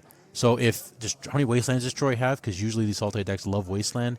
In this case, 2. 2. Okay, so he did not find it because he would have slammed it. Well, even if he slammed it, like he would, even if he had to answer to the cavern, that he would still need a counter spell. Yes, that too. Right? Right, good So- catch. Yes, good catch. So that he would need if He had needs to counter, double. If he had a counter spell, he would have counterspelled Memory's Journey, and the game would have been over. Yeah, it right? would have been over anyways, yes. So here we go. Cody in 1. In game 1. Up one. Let's look at Troy's sideboard first here because he's the one who's going to be on the play going into it this time. He does have Leyline of the Void. Okay, Yeah. Good for him. Not enough people Well, are running Leylines. I think the big thing is he just doesn't want to lose to Oops because Yep. Sultai can't do anything against Oops minus Force of Will. No, that's great. essentially, Yeah, right? So you basically, well, I mean, without knowing the Breakfast Guy's plan, I would go for bring the Leylines. I love to Extirpate because Split Second's great. Yeah, he's not playing. Oh, Super extra. Close Sorry, I Tracking. didn't see it there. Yeah, Yeah, Extirpate, and then the Consignment Memory, and you call it a day. Call it a day. Yeah. Oh yeah, we're still playing Consign. I just realized that. Yeah. Yeah, I've seen Consign is triggered, right? Yeah. Yeah. So counters the so you can replicate the counter on the the Thassa's Oracle. Thassa's Oracle trigger. Yep. Makes sense. No deed, no force. Force and negation. Would you bring in the force and negations even for the Dread Return? No, because today. because you want to you don't want to do it when he's already like exiling his graveyard. You want to or milled over his library. Yeah. You want to prevent him from doing that in the first place. Yeah, makes sense. Yeah. Yeah, I was gonna say because you didn't see Cabal Therapy, so at least you know that your forces are safe from from discard. Yes. What are you cutting? What do you think here? Are we cutting the bargains? I think the bargains might be a little slow. I mean, the first thing is that count ain't big enough. This town ain't big enough is definitely getting Cutting that for sure, and then I'd probably cut the Witherbloom command because it's a sorcery. Yeah, it know? is the slowest thing. Because yeah. like they can just cast everything on the same turn on their turn and combo you, and then you be just sitting there like with a kill spell, a sorcery speed kill spell. Yeah. So it's not the greatest. Even for like a Wasteland lock, you think if it goes long to Wasteland, there's Urza Sagas? I don't even know. I mean, it's not Life from Malone. You can't really consider it a lock when you Yeah, can only do it once. Fair enough. Yeah, Right. So twice total for the whole game, and then you're done. Yeah. Yeah. I think the bargains, you might cut some bargains. I don't know. We're at 4 beans technically. He's on the play, right? Okay, so yes. I would keep in the dazes. If on the draw, I'll probably cut the dazes. Yeah. Probably cut the Uros, even though I don't like cutting blue cards because you need blue cards for force. Yeah. But it's just it's Uros slow. can go like you just never want to cast. You never want to tap out in this. If anything, you probably want to just like maybe, or if you want to leave one, just cut one. Yep. Right. Like I think 2 is one too many. Yeah. Or 2 might be too many. Like I just don't feel like the game is, it's that type of game because if you want to close out the game fast, you have Murktide Regents. Yes, that should Right. be big enough, and you have the main deck endurance to help with the graveyard Yeah. situation as well too, right? Yeah. What are we looking at Cody's deck here? What do we got? So he does have green. So The Veil of Summer. I like this sideboard. Yeah. I don't really think he needs to do much. Probably the Force. No, he's comboing on his turn, so Force and Negations don't do anything. I'd probably bring in Flusterstorms, and the Flusterstorm and the Veil of Summers. How about the Orm's Chant? Do we think about Orm's Chant too? Does he have a good way of getting Orm's Chant? Like, there's no good way of To getting search, it, right? stock up. That's the only way. Yeah. I think just finding it. Yeah, I mean, if there's other stuff to get out, then Orm's Chant seems okay. Would you bring in Needle for Fairy Macabre, even though your opponent maybe they're not playing it as much, or is that just way too deep in the thinking tank? I mean, No, I don't think Needle's worth it because you just want to look for your combo piece instead of looking for fair a hate enough. piece. Yeah. Yeah, and then if you're looking for a hate piece that doesn't even exist, like the guy's just won. Yeah, like you bought him. You're giving him so much time, right? Would you bring in the Veil for like the fatal pushes and murderous cuts? I'm bringing Veil like no matter what. Okay. And then so I mean, if I didn't know that there was Veil, if I didn't know Leyline, the opponent had Leyline, I would just do it like this. Now he's seen it. If he loses this game, Serenity coming in. Oh, Serenity for sure would come in. Yeah, Yeah. 100%. Yeah, it makes sense. Yeah, but right now he's looking for a Teferi, or the way he wins is does he have a Teferi? I don't think so, actually. No, there's no Oh, Teferi, no Planeswalkers at all. Oh, no Planeswalkers. The Okay. stock up took the slot of Teferi. Yeah, looks like, right? okay. I mean, then this is gonna be kind of hard to win because he doesn't have a way of getting rid of it unless he has Serenity, right? Yeah. So it looks like he's gonna be on 1/1 beatdowns. Can you? No, there's not enough colors for prismatic ending in this deck, right? Yeah. So No. the only way for him to win, well, I mean, without removing Leyline now, is to combo off and then to have the Oracle in his hand. Correct. Yep. But then it's even harder because he doesn't have that the Wizard cycling card. Oh yeah, that one. I think I think Nadu was taking the slot of. What was the name of that card again? That's gonna bug me. Yeah, I forgot. Yeah, I forgot the card man. too. Yeah, but Yep. but the cycle, It's gone. Wizard cycles, so Yes. you can tutor for Thassa's Oracle. Thor's Oracle part, right? yep. So it's easier to combo with easier to combo Yep. through the Leyline. But right now he doesn't have that. He doesn't have that option either. So yeah, I think right now it's just he's going with the beatdown unless he has Serenity. And then hope to draw the Oracle. yeah, Like hope to find or stock up for it. yeah. Or he could just try to outvalue the opponent with Nadu and Yeah, just do the Nadu Try- does play around the graveyard technically. try to with Nadu and Shuko or Nadu and Nomads. Yep. Right, just play the value game and then Yep. try to outgrind him that way. Well, you're a Nadu player at one point. What's Yeah. your take on the breakfast version versus the Cradle versus the mid range one? I hate the mid range run the most Okay. because I think it's trying to shoehorn the combo. It's trying to shoehorn all these creatures that are bad and doesn't have a coherent game plan. Yeah. And all it's trying to do is try to assemble Nadu and Nomads and try to get 4 cards on my turn, 4 cards on your turn. Yeah, back and forth. Yeah, Right. I and got then you. so it's literally like the mid range, but then it just It just doesn't do the combo. yeah, right? the creatures themselves aren't very synergistic. Yep. They're all small and dinky, and then I've run to games where it's like, oh, okay, I draw the Bristly Bill with nothing else, and I'm Yeah, just like, it's like, oh, is okay. this, I don't, is this even good? I don't know. Yeah. So basically, this breakfast one is probably the most optimized version of this deck. because I mean, even without Nadu, it already has a game plan, right? Yeah, exactly. And then so all it is doing is shoehorning 4 Nadus, and then now it's just got you can say it's got a better game plan, but it's just it at least it can still. The Nomads aren't there just for Nadu. The Nomads are actually there for something else too, Yep, right? 100%. Yeah. I do see an Uro in Troy's end, so at least we know he kept it in At least for one this game. Yeah, as a finisher. But I mean, right now, it seems like an Earl game. Yeah. Right, because he's bought the time with the ley lines. And Carpet did resolve for Troy as well too here, so we'll see what. Oh yeah. Troy's in the driver's seat right now. They're just. Yeah, he's making 2 extra mana every turn. Yeah. So especially because Cody is searching for all these islands now. Yeah. Yeah. So Earl's coming. Well, I mean, unless he's, I think he has to search for Serenity if he boarded it in. If he didn't board in Serenity, then it literally is just beatdowns. Yeah. With Nadu and Yeah, 1/1s, I wonder right? if he did bring Serenity in because we haven't. Okay. Oh, there's Prismatic Prismatic. Ending. Yep, that's a fair Yeah. card. Yep. Oh, I guess. That's. I wonder what the reason of bringing Prismatic Ending is though, because Needle. Is it to beat Could be Needle. Could be because you don't want Ghost against Vacuum. Beanstalk, right? No, not really, because you're already losing value over that Yeah. one, right? So Okay. Yeah, because you see, it feels like he's overboarding but then he's boarding into stuff that doesn't matter. yeah.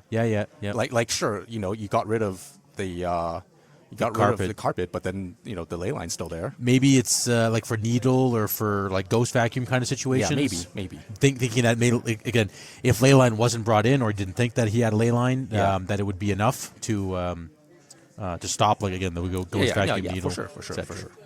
Right. Yeah. So let's we'll see what happens here. I mean, Yeah, but this is gonna be a tough one for Cody. You know. yeah, especially. Yeah. He's like, okay, I want to cut your deck. I'm already mad that I'm losing with Leyline in play. Okay. Oh, we have this is the bargain. Let's go. Oh, no, it's right. The front side of Oh, it's Uro. Uro? Okay, so we are again. So and again, it's not the end of the world, but we are tapped out. So is there any? I guess there's really no issue unless. No, because you still have to have how much mana do you have to have go off on the same turn? Be 5 mana, right? Illusionist would be 2. Yes, Nomad yes. would be the 3, and then Oracle would be 2 more, so 5. well, you don't need to do all of it. True, you can set up. Yeah, so you can mill yourself for like until you only have like 3 cards in hand, and Yeah. then you play the Oracle, and if it resolves, then you mill the rest of your library. In right? response, right. This is a really Oh, weird wow. force. This is a really weird force because all he needs is one more land, and then he gets it back. Wow, yeah. So this is Maybe he's just trying to. Maybe Cody is in such a lock right now. He's like, I need to do anything I can to stop this. Yeah. But I think Troy did put back a land too. Yeah, he even has the basic island in his hands, so, or to drop rather. Oh, there we go. And then now Earl's back. Earl's back. I mean, it's not sure 6 life point swing is way worse than 3 point life But swing. I mean, he just lost. Draw 2. He just 2 for. It's kind Yeah. of like he 2 for 0 to himself, and then the opponent gained 6 life and drew a card I would have and made another land. I would have plowed in response to the thing coming down, the Earl coming down before. Yeah. Or was he tapped out? He was Cody tapped out? Oh, Oh, maybe he didn't maybe have he didn't white have up. white. Yeah. Yeah. Oh, maybe that's what it was. Yeah. Yeah, yeah. That's probably why. But all it's good. still like I would Yeah, just to feel bad. Like you just let it resolve and then leave your force, right? 'Cause Yeah. it's just. I mean, you would have died anyways. Yeah. Well, exactly. Yeah. It would like sure. Yeah, and then he could plow it on the way back anyway. So Yeah. yeah. It's a. I mean, well, what can you do? Yeah. It's in a pickle. I mean, I get it. He wants to get rid of the clock, right? But then now it's like, well, I mean, he did, but he also ate a forceable. Like he also Yeah. ate a force. Okay, so there's the 1/1. We finally get a 1/1 play. 26 turns. Let's go. Yeah, that's the thing too, is plowing an Uro and then trying to attack into that 6 point life swing or 6 point gain. Yeah. Right. Yeah. Is that another Uro? I think it had an Uro in hand. Yeah, that's so he did leave them both. Yeah. Okay. did No, keep him. I get it because he needs to finish the game out, Yeah, right? he's- If he does have that- something like this, That's like the the Ley, that's the right? thing with Bug is that there's really not too much like threat density in these decks. Yeah, yeah. Right. It's very light most of the time. This one definitely does have a little more to it. Again, with like the Endurance, the Bowmasters, Murktide, and the Uro. Again, there's no Planeswalkers of any sort. No. Not even a Narset. No. Yeah, I know I've seen Narset sometimes, but nonetheless, I'm surprised there's no Tamios. Right. right. Oh, you are correct. You'd think that Wow, like, you're right. Tameo would be easy to flip as well. Yeah. Oh, Wow. wow! Wow, Forcing the that's- push. Okay. I think aggressive. I think Cody just knows that he's in such on a beatdown plan, Yeah, yeah. he's just in a poopy position that he has to do something. This is you know? Nadu. This is Nadu. Was it? Was it No, Nadu no, or no, Endurance? like, oh, okay. well. So he can prep. Attack for 1. Get in there. Eat it, Troy. Eat it. Yeah. Okay. So I, if I, he has think, I think Cody probably wasn't expecting anybody to have like ley lines. Yeah. Just because his entire deck like is just not geared for the. Oh, there goes the win con. my goodness! Oh my goodness! Okay, yeah, that's Yeah. He did naturally draw it. Yeah. So it's, Yeah, he did. So he was see, prepared. next turn. Yeah, he was gonna get there next turn. Yeah, because Troy does have a push. I think I saw in the hand too. Yeah. I think I saw the push, so he could. Oh, sorry, not a push, a Bowmasters rather. So he can Bowmaster both pieces of the combo. Yeah, this is not looking good for Cody because. Okay. Okay. Well, Wow, this then is you're- like okay. My heart can't take this. You're going back and forth here. What are we doing? You know? Okay. Yeah. He's letting him. He's letting him. Okay. Yeah, because I don't think there's any way he can stop. No, but because the he had a resolving. he had a force, right? He has a force. Oh, does did he not have a force? blue card in hand? Yeah, I know. Troy has a force, but no other blue cards in hand. Wow. Okay. I mean, there's still he still needs to get another Nadu somehow. Yeah. And then keep attacking because some of the stuff's gonna get removed. Right. yeah. I mean, this is And he hit no lands. No, That's- he hit the land. He hit the Okay. strand. Yeah. Okay. That's all his hand at this point. Yeah. So I think we're going to. I mean, this is still a game, but he's gonna run out of deck real fast. Yeah. Yeah. Well, He's gonna run out. like him shuffling right now. That's a pretty skinny deck. Yeah. So like, But this Okay. is a game. This is a game. yeah, at least it's something. I mean, he can keep up He can Veil. attack for 5. Yeah, right. He's attacking for 5 right now, so it's not. Maybe he has no blue card. I think he has the force, but no blue card. I think that's the situation Oh, here. okay. Yeah. There's all these alt art cards. Yeah, I can't really tell. I think I see. I know there's a Bowmasters Oh, okay. in the hand, but now Bowmasters. Cody has no blue card for force. Well, no, it's a I mean, Shuko. No, but he does. Veil. He does have the veil. Right, against right, the right, right. Bowmasters. Yeah, so it's pretty solid. But Bowmaster's still good again. It makes the whatchamacallit. It makes the 2/1/1s unable to attack. Right. Yeah, exactly. Yeah. Just doing a quick check here. So I was trying to figure out their standings. I want to say they're both X1, both of these players, and we're gonna find out in 10 seconds here. Oh yeah, yeah. They're playing for a win in. Yeah. So this is a win-in matchup. Yeah, this is win in. Exactly.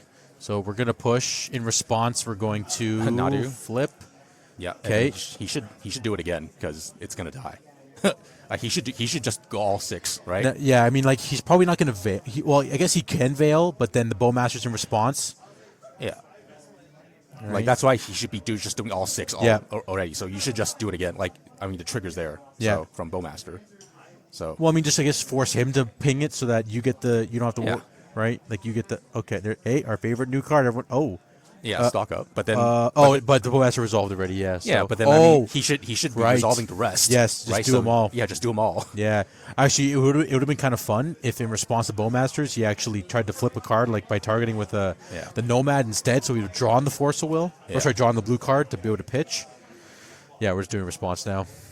And he does have Force and blue card, right? So he does have. Now he, but again, Bowmaster already resolved. Oh, for the push, you mean?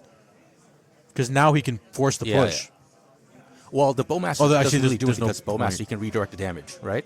He can redirect the damage to Nadu. Right. Wait, what? Wait, what? Oh, this is the push. Okay, No, this is. that's the What? Bowmasters. But he can redirect damage, right?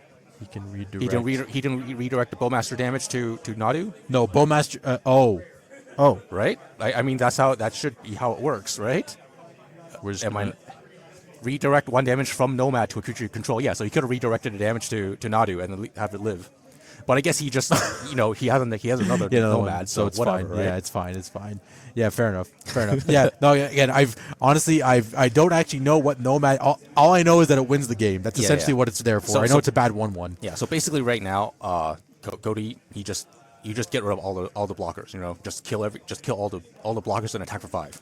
That's his plan. That's all you can do. Yeah, That's it. Yeah, and then you make constructs. I would actually keep Shuko, but as another Nomad essentially. yeah, And also no, +1? no, it's +1 attacking. The +1 in the air, so it'd be a Yeah. 4/4 flyer. Yeah, actually, that is No. I would just start plowing things because you want to deal damage. You can't just leave things like And now it's so yeah, you have to force a will this. There's no way you don't. and. Take Feels one. Like, I guess he doesn't want to waste. He doesn't want his he doesn't want to deck out. Could be a bit of that too. That's probably why he's not going through all the Nadu triggers. Yes, that too. I mean, I think he knows that at some point. Yeah. Yeah. It's gonna is the arrow still in hand, right? Yeah. Oh, with the boom command. Okay, so the modes are probably gonna be Probably destroy Nadu, and see that's why that's why you probably want to have the Shuko here, right? Because the Shuko it's just another Nomad. yeah. In this case, yeah. Yeah, it's harder to kill, but Well, he can only with the boom command the illusionist or the nomad. Oh, spell Spell pierce. Pierce. Okay. Let's go. yeah. Can't pay for that, Troy. I mean, if anything, I would just do 3 cards right now because just go up to 7. Yeah, just go, fill go, up. Yeah, go up to 7 cards. Well, you probably do end of turn. You'll probably start filling up. yeah, and then just block and redirect damage. Yeah. I guess he's not sure how Maybe Nomad works. see to me. Hey, I'm in the same boat, Steven. I was like, yep, this card does something, but I don't know what exactly it does. All I know is it draws me cards. Yeah.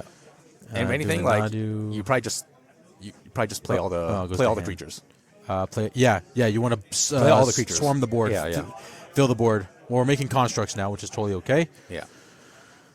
Wow, even in the face of Leyline, this deck is still doing something. I love it. It's ridiculous. I mean, I have to say, like, I think Cody got kind of lucky there, right? Yeah. To draw it when he did. Oh, But, the Nadu or the Oracle? no. Well, I mean, both. Oh, okay. Fair Right? enough. Yes. To have both. Yeah. I mean, because you're right. Eventually, he found the Oracle, and then he was like, "Oh, I have a Nadu now. Perfect." Yeah, Right? yeah. So And it just demanded he had to have Troy he had to make Troy have it, and Yes. Troy did not have it. exactly. Troy Right, Knapp, and yep. and this is what happened. And this is the result. This is yeah. the So yeah, then results. if he kept the Shuko, then the construct would be bigger. You know? Yeah. Oh yeah. Good. No. Good points. Good Yeah. points. Again, just having a bigger bird. Yeah. That's a 2/2. It's only 2/2, right? Yeah. So 1, 2, 3, 4, and then 7. Yeah, so three-turn clock. Yeah. Okay. Yeah. So it's not. And I don't not think bad. there was a board. I don't think he probably did not board in the deed? right? Because he probably didn't think that it's a deed game. Yeah. Right? Yeah. It's kind of weird that how he didn't have any beanstalks. but- Because if he had a beanstalk, it might have turned differently. He Yeah. probably would have gained a couple more cards. But yeah, no, this was kind of unfortunate. Yeah. I think Yeah. this is the euro. Oh, this is the bargain. Okay. Hey, our first bargain of the day. I mean, I feel like it's kind of late. Yeah. I Of don't- course, it's late. I think at this point. I mean, right now, I don't think you even care. I mean, if you find a deed, maybe you like slam it, like, or just keep like find it, but it doesn't look like. Yeah. It's just finding miscellaneous cards, dump them lands. And it's just too much, you know? Yeah. Just too much. Yeah, he's looking at the board saying he can cut something. Just to confirm, is Nadu mandatory? It is mandatory, right? You can't optional not reveal the top. It is mandatory, I believe. Yeah, it says reveal. Yeah, there's Yeah. no May. Yeah. So you can't. You can make your opponent deck out by like trying to blow up their creatures or kill Well, their creatures. I mean, if you have another Nadu, you just let him kill it and then cast another Nadu. Of course, yeah. That's. I mean, you probably there's no way he doesn't have a Nadu in his hand at this point. Yeah. Or if he does, or if he doesn't, then Yeah, and he could probably count his deck, right? yeah, Like, yeah. he probably- He's counting right now to see. Okay, well, that's the graveyard, but yeah. right. Sorry, that's the grave. Yes, But yeah, he can probably figure it out like yes, how many cards discern in his library. Right? Usually, we're at So, 60 cards a deck. Yeah. Yeah. Let's see here. I mean, gotta say, Cody was pretty fortunate, and this is Yeah. why, like, Nadu's good in this particular deck because it's very synergistic, right? Yes. You have the plan B of just beating down. Yep, that's it. Just and again, And like he, having. he got the Nadu as soon as like when the Troy Shields was down, right? Yep. That's it, and that's how it went down here. 1, 2. What are we doing? Oh, another saga. Yeah. Okay. Yeah. Making some more constructs. Yeah, That's pretty solid. Is there a force or is there a counterspell somewhere? Like, in- okay. Hopefully he has a land to fetch because he has milled quite a bit. Yeah. I should even see the deck if he. The last one, Savannah. Okay. Oh, he only has probably like around 10 cards. Yeah, something like that. 10 cards left. Okay. Yeah. So probably don't want to keep. Yeah, just let it die. That's fine because he still has a lot of power. And then in the next turn he can just make constructs. He can just make another construct during main phase. So Yeah. all his guys are 3/3s, and then he'll be attacking for 6, 7, 8 if he makes his construct during main phase. Yeah. This is. I mean, got pretty lucky. Again. Well, I mean, he got the card he needed at the same at the time. exact timing that was Yeah. required. Yep. Yeah. So should make a construct just so your guy gets. Yep. Yeah. But Guy gets bigger. Beef it up. Yeah. Yeah. This is. Yeah. And then unless there's a sweeper coming, that's all she wrote. Yeah. And if I was me, like you just play all the Narcomoebas. Just slam everything down, right? How many islands you got? One. He has yeah, two yeah, Narcos you're and good. he has a. Yeah, just, I think just you have creatures. I just think like- you just jam the board. Yeah. I mean, what else? You don't unless it's unknown cards of Force of Will or something. But Yeah, yeah.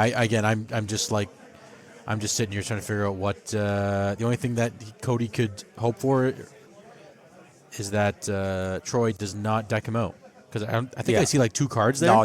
there's no. We saw More than that, We right? saw when he Okay, was looking. good. There was Yeah, around yeah. like 8, 9 cards. Okay, so then we're okay with that. Yeah. No, it's not get decked out, and there's too many constructs coming Yeah. in, right? And like next turn, the constructs are going to be 4/4s each. Yeah, Like yeah. there's This is looking way too. This is looking way out of unless hand. Pernicious Deed is like literally next card, and I don't think I don't think we I saw it. it. Yeah. Yeah. He's counting. I But, think Troy's trying to try anything he can. Yeah, but he had a good. 8 cards or so. Yeah, I think you're right there. Yeah, but he had a really good chance with the ley lines, right? Yeah, Just- the ley line, it did something. Again, it slowed him down. Yeah. 100%. Right? I mean, you can try to cut something, but again, there's no Nadu in place, so you can't make him deck out like or draw cards. Yeah, exactly. But, okay, Yeah, Mystic you can get something back, so Sanctuary. you get back to a cut, Yeah, it's either a cut or a push. but you're still dead next turn because there's yeah, there's no way. there's what 4. So if he cuts a construct, there's still 2, 4, 5, 6. Yeah, on the dot. Yeah, and then you have to have like another blocker or something, Yeah. or 2. You have to have 2 kill spells to go to 1. Yeah. Oh, what are we plowing? Oh, illusionist. Okay, just to get rid of the deck cards in the deck. That's kind of scary, Cody. I'm not sure why he would want to do that. Gain life. Okay, I'm not sure either. Return why the commands. Why did he plow his own thing? Oh, so Troy can survive? Can he survive with +2ing his life? Would that matter? 7, 1, 2, 3, 4, 5, 6, Well, 7, 8, 9. No, 10. He didn't take care of a construct. Yeah. So that means like on. No, but Cody plowed his own illusionist. Oh, yes. Oh, did he plow it so that Troy can't target it and make him mill 3 cards. I guess so. Probably to play around Troy because he's like, okay, what if he? Okay. Yeah. Is there? But you could have plowed. No, that wouldn't have. 9-point life swing. Yeah, I guess that would have been kind of detrimental. Well, I mean, that's still 10 points of damage on board for Cody's side. Yeah. If the Uro was plowed. Yeah. This is back and forth right now. Quite the back and forth, but I mean, it's kind of still feels kind of a no-brainer-ish. Yeah, yeah. Especially from Cody's side, like there's no way. Yeah. I mean, sure, the plow might eat the. Actually, he might not even need to eat. He might not even need to plow. He can because he can only block 1 construct, and then everything else is coming through. Yeah. So the construct's going to be at 4 each, so that's 12, right? So each one are 4, so 3 can attack. So he blocks 1, and then he takes 8. Yeah, Unless he has another removal spell. Well, in he hand, has right? the Witherbloom command in hand, so he'll go to 10. But Witherbloom is a sorcery, so he has to do it now. Correct. He'll have to do it right now, if Yeah. anything. Yeah, exactly. He'll have to fire it off. I mean, he does have 2 mana, so he has to do something. We can't tell if Cody has a force in hand, but I don't think he does. I think he has force blue card. Yeah. Okay. Yeah. And see, this is what I mean. Like the opponent, like the breakfast guy, he should have just cast all his creatures. Yeah, and just flooded the board. Prevent this situation from happening. Yep. 100%. 100%. You know? Are we doing the drainy thing? Yep, we are. Okay. So that's still 10. He took care of the nomads. Well, yeah, because you can't kill the constructs. They're all 3/3s. Oh, okay. And they're all okay. creatures, right? Yeah. I was thinking the same thing. I'm like, oh, you can kill a construct, but I'm like, yeah, you can't. Is that how It's non-creature, non-land permanent. Yeah. It's non-creature, non-land permanent. No, but it's -3, -1. Oh, Yeah, -3, -1. What an awkward card. And Yeah. you want to play this stuff abruptly? Hey, people are crazy. No, you play it. You play it for the I know. for just the versatility. Yeah. aspect. But yes, I still agree. It's still It's kind of crazy. it's just the card that Bug Beans plays, or Yeah. Sultai Tempo, Sultai Beans plays here. Yeah. So we're killing one of those. You still take 6. No, he takes 8. No, because one is dying. No, but he had but it was there before, like prior. It was there when the damage. Oh, happened, I see what you mean. Okay. Right. So there were 4 constructs. Gotcha. So he's taking 8. So he should be at 2 right now. Okay. Yeah, and he should have done this. He should have done the Narcomoeba, Before, right? Like, Yeah. like he had another Narcomoeba, right? He should have done just threw just all of them out. Put them all there. Okay, endurance doesn't matter. Fatal Push can do something. Yeah. Okay, I mean, we're basically just stalling. Yeah. You are correct. We're at 2. Yeah. And then Nadu should have been there as well. Like, who cares if you get one extra Yeah. card? Like, I mean, I just guess 3 in the it's- air. 3 in the air matters. But a how lot. many cards in deck? No, he can't possibly target that much, right? Well, he had put. What was the other thing? I think it was push. He probably would have drawn like 3 extra cards, Yeah. right? Yeah. Like- Yeah. Still, I think Cody wants to just be safe. No, but at this point, like you just need to, Troy needs to fire off as many spells as possible. Yeah. So you should be flooding the board, and you just Him just don't too. care. Yeah. You just need to flood the board.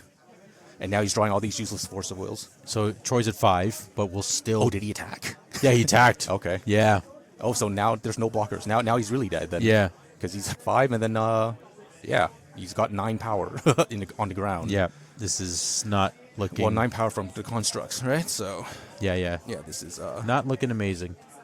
yeah. Somebody fix the life total. Bring it to 5. You're at 5, Troy. Yeah. There we go. Thank you, Cody. Oh, Yeah. okay. That's And he how has about 4 and 5. Yeah, that's okay. but we think this one's over. Yeah, I think the push probably would have been better because at least you could have killed the construct. Yeah. Yeah. Right? No, I agree. I 100% agree. That's why I'm like, okay, what do we? Is there something? Is there just a push? And he has an endurance, so he has the 3 mana up to. I mean, sure. Does he have endurance? Yeah, he has endurance in hand too. Okay. So just swing out. Yeah. Let him decide. Yeah. Wait. Am I missing the colors? You can't push off of a hedge maze there, Troy. Thank you. Yeah. Okay, here we go. And then okay. Endurance has a block Yeah, construct. yeah. And then you're letting in 1, 2, 3, 4. Ooh, so you're at 1. Okay, you're not dead, but it's looking pretty grim. No, but then he can win on the crackback, right? No. Opponent needs to play a Nadu and the needs to play the Nadu and the illusionist, and then block both. Yeah.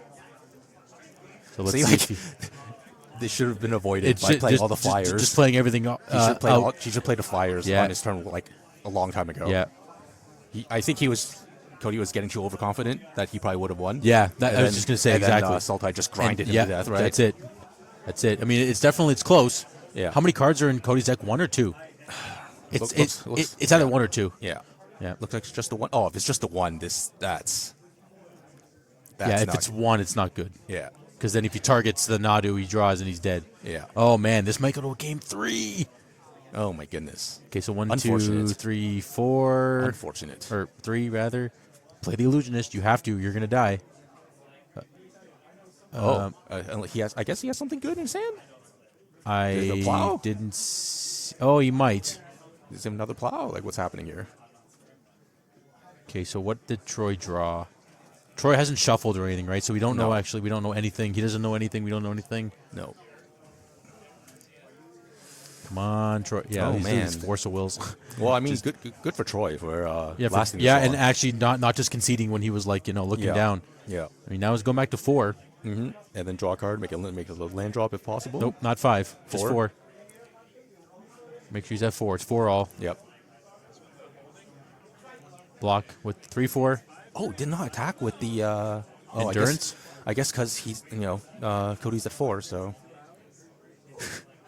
But then now he can't crack back for the win. So should have. What? What's happening here? I think he realized he couldn't crack back for the win. Who could? Troy? Cody. I think Cody realized that he couldn't crack back to win, and then he was on one less card. Yeah, it looks like we're going game 3. Oh wow, we are. That's what it feels like. Wow. Yeah, because he realized that he didn't have. Yeah, see, so he should have just slammed all the bodies. Yeah. So that like 6 turns ago, whatever it was, right? Yeah. Dang. Should've slammed the bodies. Too overconfident. that. Too overconfident, you know? Yeah, that's it. That's how it goes sometimes. Yeah. Yeah. Wow. And I think throwing the Force of Will away on that Uro was a Yeah, bit too much a bit as well. A bit aggro. Yeah. So what would I guess? Well, in hindsight, we don't know what he would have forced the world later on in the. Well, he would have forced game there. another counter, any like of a push or something. Yeah, exactly. Any of those, right? Wait, Anything. so just to, I guess sorry with like fatal push. Even if you target it with fatal push, but it doesn't resolve, Nadu doesn't trigger, right? Or Nadu still triggers. Nadu still triggers. Oh, so it doesn't matter. Yeah, okay. So because it's still being targeted no matter what. Yeah. Yeah. That okay. was. Well, I hope doesn't bite him in the ass. Dang, and yeah. he's not resideboarding, so. I think I saw him do something, but I'm not sure exactly Okay. what he did there. But Serenity better be coming in. I mean, it is a one of. So we're going to game 3, and we're at about 8 minutes left in the round, roughly. So 8 minutes to win game 3 here. We'll see what happens. yeah. Oh, and Troy is doing something Oh, else. so Troy is sideboarding of some. I hope Troy isn't deciding to put in deeds. Oh, well, we're gonna find out. I want to see because he's looking at his Uro right now. He did stop at Uro. I think the Uro was okay. Yeah, the Uro was probably fine, but yeah, Uro's fine. how many? He has 2 Uros. If he had 3, I'd probably cut an Uro, but he has 2. No, we so never saw any Murktides. you so are right. I don't know if he cut the Murktides, but I'd keep them. As you said, you don't want to tap out for like a 4. Okay, there's the D on top there. Come on, you got to bring in D, Cody or No, Trevor, I know, Troy. I know. You know. Oh no, it's not. It's no, not you coming can't. in. You can't bring it. No in. way. You can't bring it in. Not for that situation. No. No, it's just. I mean, it's you just are too narrow. well. You are on the draw now, so I guess it's technically Yeah. a little worse on that front, Yeah, right? but I do hope that the Serenity is there just as an out. Excuse me. This build is really. I've never seen so little redundancy. Yeah, I hope Cody realized that Serenity is actually pretty valuable. Yeah. Oh, we have a frozen camera here. Yeah. Let's see if we can bring it back to life. We're good. We have our hands and lots of forces. Oh, man, that's a hand, Troy. That's a hand. That is quite a hand. I mean, that's a lot of. It just counters 2 spells and that's it. No, I know. I'm just saying. No, Just no, like, no, it's no. Just, yeah. I mean- that's all basically does. Plays lands and counters 2 spells. Yeah. That's all. I mean, well, He he can has do to draw something. Well. He has to but- draw well. Wait, there's no ley line in the opener, right? No, I No. didn't see ley line yet. Cody's going to 6. Yeah. I see Narco. I could definitely go back. He's like, yep, insta slam. Okay. Land go. Let me guess. Land go. Oh, we're fetching. Are we pondering or thought seizing? If he has a thought seize, I'd probably thought seize. Oh, there's thought seize there on we top go. there. Yeah. Oh. Yeah. Oh, I don't even know what art that is. It's some so kind hard of to see. secret layer Yeah, art, it's I so- think, it's so or hard to see. something. Some kind of it's like a secret layer. Yeah. Oh, it's just Junji Ito thing. Yeah, I think that's what it is. Yeah, it's a Doomsday one. Okay. Yeah. Okay. Yeah, same one with the Doomsday set. Yeah. Yeah. Brainstorming a response and show you hopefully a bunch of lands. Moment of truth. Probably not. I'm just like, oh wow, like no lands. Damn, that's Is that a ghost vacuum? Yeah, it's the ghost vacuum. Kind of interesting. I guess- don't know. I guess Oh, you for the can Uro. You can target the Uro, right? Yeah, for the Uro. Yeah. I mean, this. I wonder what he put. Oh, Yeah, what do you put back? Yeah, because This you might don't be put it. lands back. this might be a one lander for a while. Yeah. He might be brainstorm locked. Yeah. Yeah, maybe he. What did he keep on the strength of? Ghost vacuum. Like you don't even have green for the veil. Yeah. This is Ponder. Yep. Okay. Island Ponder Keep. There's a famous line.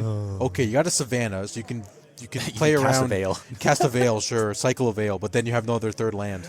Oh, we are keeping it for the land. I think you have to keep it for the land. You can't risk okay. not making a land drop. Yeah. No, of course. I guess yeah. You don't if you don't shuffle.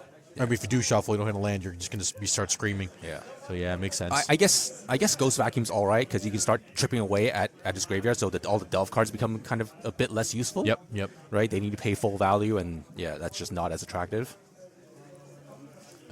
Okay. Yeah, okay. Yeah. Oh, I mean the combo. He has Wait, the combo in hand. Yeah, he has Illusionist, He has right? the combo in hand. Okay. So close, so close. Wait, there's a Veil in hand, right? Yes. I hope. So this is the bet. Yeah. He's looking at the sideboard. No. Oh, is he at 59 card? No. He was going for the token. Oh, just token. Sorry, He's going for a token. I thought it was sideboard. Yeah. I mean, he was. I saw his sideboard card. That's why I was just curious here. yeah. He's going for a token. What's happening here? Okay, so if you Veil, you get no token. Well, if you Correct? Yeah. Well, no. It depends where he's. Oh, no. where the he has- veil he has- is? He has to declare where the target is, and then Cody can veil, and then once the target fizzles, then no more. Like he doesn't get a token. Right. Because I'm assuming that this is targeting. Yes, the Nomad. Yeah. So if that's the case, then there is no. There's no token No, because the no veil- token gets the veil created. blocked it. Yeah. Yeah. Okay. Glad there's a judge. Right, I think that's Ben actually. Oh, and then he needs to draw. Cody needs to draw a card from veil. Yeah. Hopefully he'll remember. Cody has to draw. No token gets created. Yep. And draw. Draw a card. Draw a card. Draw a card. Yeah. I mean, you have a few minutes left, guys. You better, if you want to call a judge for that ruling, but that's happily and sadly how that works. Yeah. Yeah. I will say, I was playing online one day, and the person had two Bowmasters in play, or one or two. Can't remember what the combination was. And I brainstormed. I finished resolving brainstorm. I already had a Veil in hand, but then they started stacking the triggers of Bowmasters. Yeah. And I drew. They were going to hit me for 6, but I veiled in response, and they got no token. It was beautiful. Oh, it was nice. great. And I still brainstormed, and I ended up winning that turn, actually. It was kind of funny. Right? Yeah, it was a whole situation. So, Nice. yeah, Veil is one.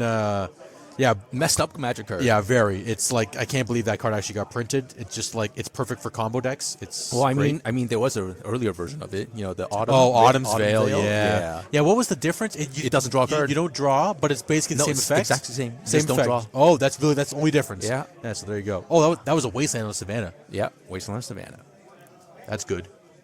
Oh, because now Land you just screwed. can't win. Can't Yeah. cast. Yep. Attack. Yeah. I mean, And then he's gonna push it. Did the Ghost Vacuum do something? They go back from 808 to Wasteland, and Oh, now we're okay. pushing the Nomad. Yeah, it's just not Okay. looking good for Cody. Well, I mean, Troy can't win really fast either, so this might be a draw. Yep. Oh, plow on the I mean, Bowmasters. I think he knew about that, right? Right. Yeah, he from did. Thoughtseize? Right, you are correct. Okay, so Yep. we I mean, are I on the 19-turn clock. I plan. think you know that you have to do something here. Yeah. Like try to stop. Yeah. I mean, it is legitimate to try to stop that because, like, now you stop any ponders and brainstorms. Because if Cody does it, then he's gonna eat 3 to their face and make a 4/4. Yeah. Right? Yeah, exactly. Like you have to. Yeah, you Yeah. have to try. And again, you'd rather try to stall out and not take any more damage Yeah. early on So as well. I get that. Yeah. Draw that. These. Play an underground sea. Is that the Witherbloom command? So I think it he is. can kill the Ghost Vacuum? Yep. Kill the vacuum too if you feel like it's backbreaking. On the Thoughtseize? Okay. Yep, sure. A Yeah. lot of illusionists. Take the brainstorm, call it a day. No, Cause no, you don't even take Brainstorm because there's the Orc Bowmaster. Oh, right. You can always kill the illusionist anyways. Yeah, so you're Yeah. clean. And then Witherbloom command, kill the vacuum drain. I don't even think you want to do that. Probably not. What are the but other modes? You could just get a land. Drain, Mill 3 cards. Oh my god, that feels so miserable. Dude, that is so miserable. I mean, he should have eaten the land there, but oh, never mind. Didn't matter. Okay. Oh, there's an Earl too. Jeez. Okay, Louise. well, I think Earl's coming back next turn then? Yeah, Earl's coming back next turn. Okay. Because he put Troy put the second seed this turn. Yeah. Draw a blue card, pass turn, or brainstorm if you're gutsy. Yeah. If you're gutsy into Well, I mean, you have to. Bowmasters. You have to. Yeah. Well, triggers after, but that's Yeah. okay. Sure. Well, I mean, it's unfortunate that it was kind of land screwed, but that's Magic. Yep. Should have won game 2.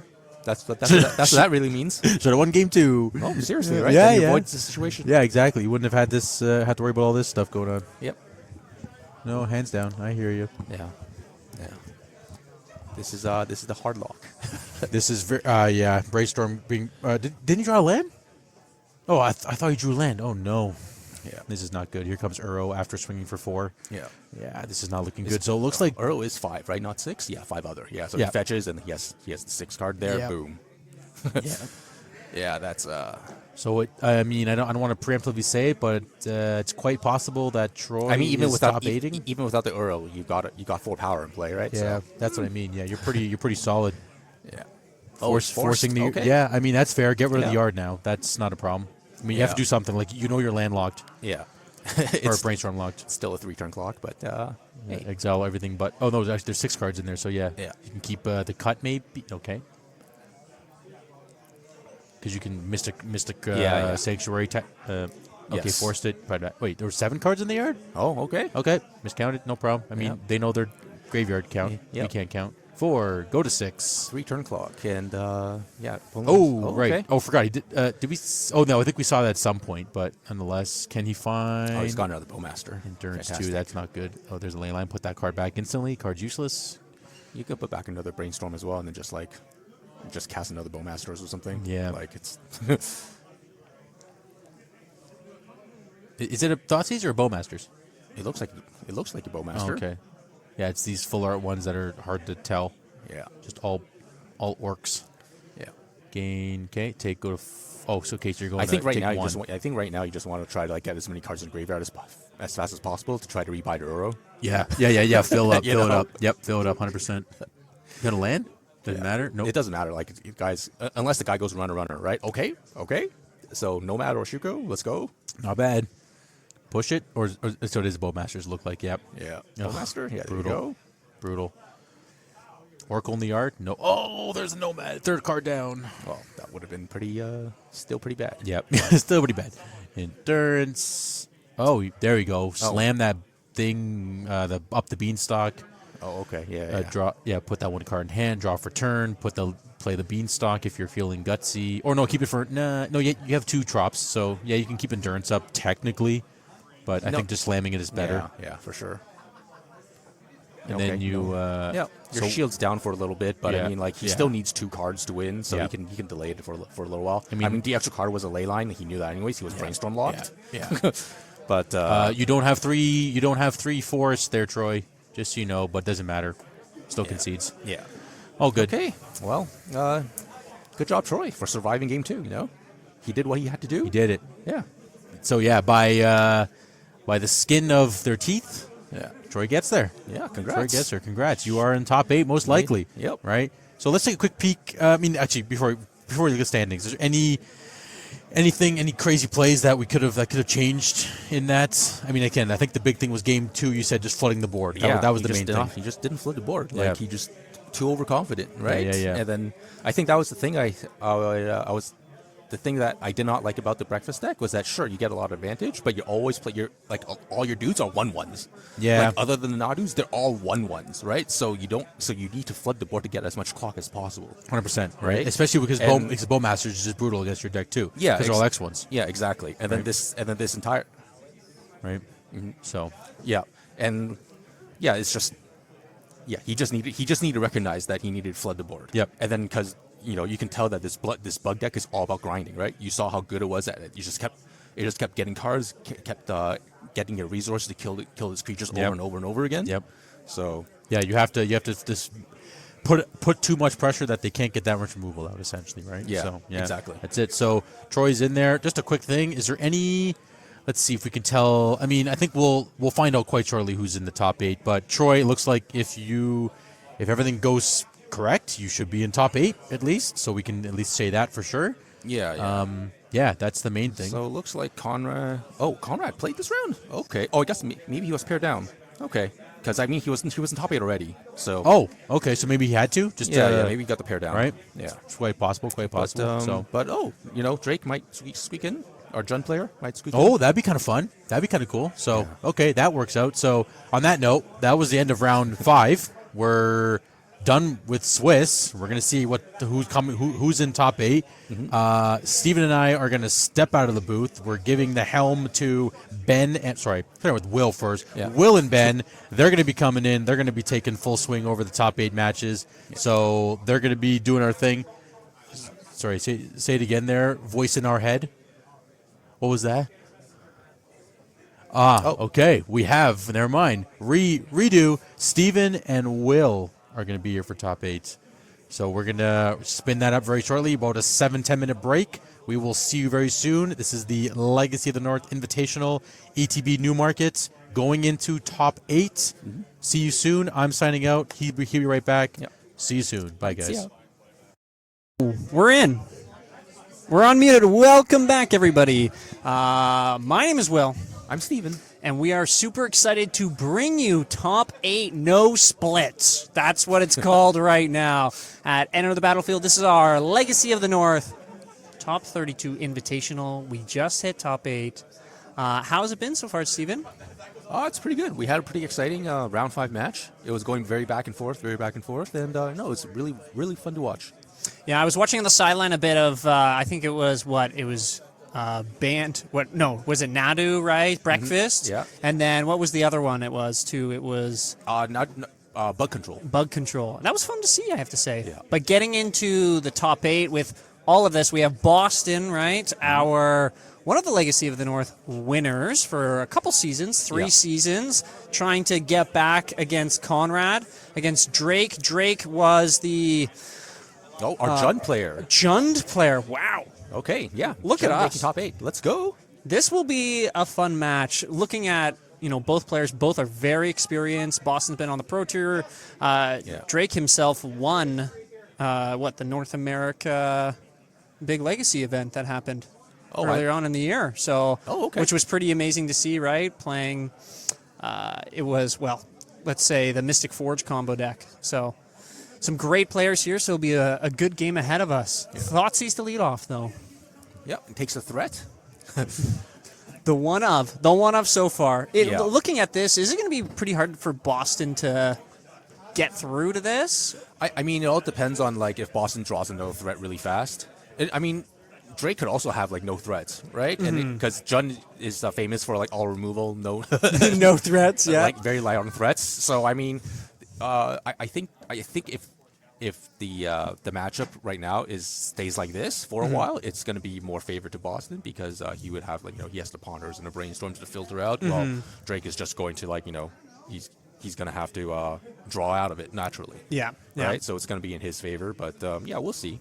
I was hoping the traditional Jund seeing Liliana, but of course we won't see that. Let's be honest here, right? Looking at the list, Liliana, that ain't gonna happen. It's too underpowered, you know. It's too underpowered. Yeah, it's not printed in a Modern Horizons set, so it doesn't create a body or fly and attack you at the same time. Unfortunately, if only Liliana Last Hope had it's because right now it's -2/-1. If it was the opposite way around, probably that would actually be good, right? Yeah. If it was printed in a Modern Horizons set, what do you think it would be like today? Oh my God! It would probably kill something and make a zombie. You're probably right. it would kill something. No, it'd be sacrifice. They still sacrifice, probably, right? Yeah. And then you make a 2/2 zombie with haste. Yeah. And probably flying too. Let's be honest here, right? Just give it some wings. Yeah, exactly. Let it roar. Okay, I mean, Drake had an interesting choice. This yeah, this time he could have just he could either cast the Hierarch, which is what he did, or he could have played the Voidwalker. So this is kind of interesting, but yeah, I guess he feels that he has enough time to set up a board. Yeah, and I Right? guess maybe playing around the days potentially too, right? That Boston may have. You know, Boston's plays a lot of these types of decks. I was actually asking him a little bit about it. His only loss was actually to the mirror match, and it's really coming down to, well, the kind of namesake of this deck right Yeah. now, or how much it's doing. If I'm able to pull it up here too. What is Oh, this? that was last wrong round. sound. Here, where are we? Oh yeah, and Boston's played the. Oh, he's made a token already. Okay, here we go. So we're pulling up the list here for us right Right. now. But this card, Core Steel Cutter, it really just seems like whoever plays this first in the mirror match. Yeah, gets there. I mean, I could even see this Jund deck play it. You know, it's it obviously has a hard time like drawing the consecutive spells because it doesn't have Ponders or Preordains. Yep. But I mean, like I could, you know, with some tinkering, I could see it showing up in the Jund deck. Yeah. Because it is only just one red splash, right? Yeah, the one red splash, being able to, you know, cast it, then cast whatever else is your second spell for the turn, right? Make Yeah. that 1/1 prowess with haste. Oh my goodness. Yeah. And then it attaches, so it's a 2/2 right away. Things just get wild. Yep. And Drake has Lots kind of reactive. He has got a big, well, maybe not a big decision, but I mean, I would probably abrupt decay the equipment right now. It Yeah. Just get rid of it. yeah, it's just too much, you know. Yeah, that Force of Will isn't going to do too much here. Yeah. And then probably just Wasteland. Wasteland say go. Yeah, because if you're still playing around days, then you just wait. Oh. Guess what my turn was? 0. Yeah, you just probably play around. Yeah, just if you're going to play around days, you probably just Wasteland him. Yep. Yeah, there we And then- go. And then move on. Doing the play. You think he attacks with Ignoble here? Oh, yes. Yeah. I mean, Let's go. He doesn't have mana to do anything else. Might as well, right? Yeah. Yeah. And we have 18 people in the chat. You know, thanks for tuning into our top 8. Let us know where you're watching from, right? You know, we asked earlier, we had someone from Sweden, we had someone from San Diego. Not too sure if those people are still watching, because it'd be pretty late if they were still watching from Sweden. I don't know what the yeah, time for sure. change is in Sweden. Someone mentioned they went think 3-1 at face. They're probably I think. 6-7 hours behind us. So, sorry, ahead of us. Yeah, so they would it's, be- it's probably like 11 o'clock or midnight. Yeah, it'd be pretty late, but Yeah. that's okay. You know, Magic players, if they're grinders, well, they could be up. Yeah, Playing on here we Moto. go. The Baragoyf. This is a big one. It's at least 4 or 5. Wow. And And Baragoyf there's is an both artifact. graveyards Yes. too, correct? Yes. What a good card. Yeah. So yeah, this is gonna be a juicy one. Plays. Okay. He Okay. decides. Yeah, because he knows about the unholy heat, right? Mm-hmm. So he wants Boston to try to heat that thing first.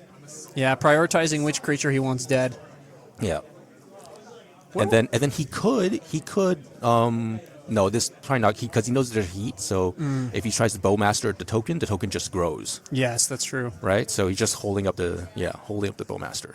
Yeah, for a better time. Yeah. Maybe if Boston tries to go for a brainstorm, well, of course, then he'll have to fight over it. I don't think there's ever a good time to try to kill the monk token unless the guy's tapped out, or even then, because even if they're tapped out, they just cast days. Yeah, and then it grows. It grows, right? So it's just not a good way to take out the monk token.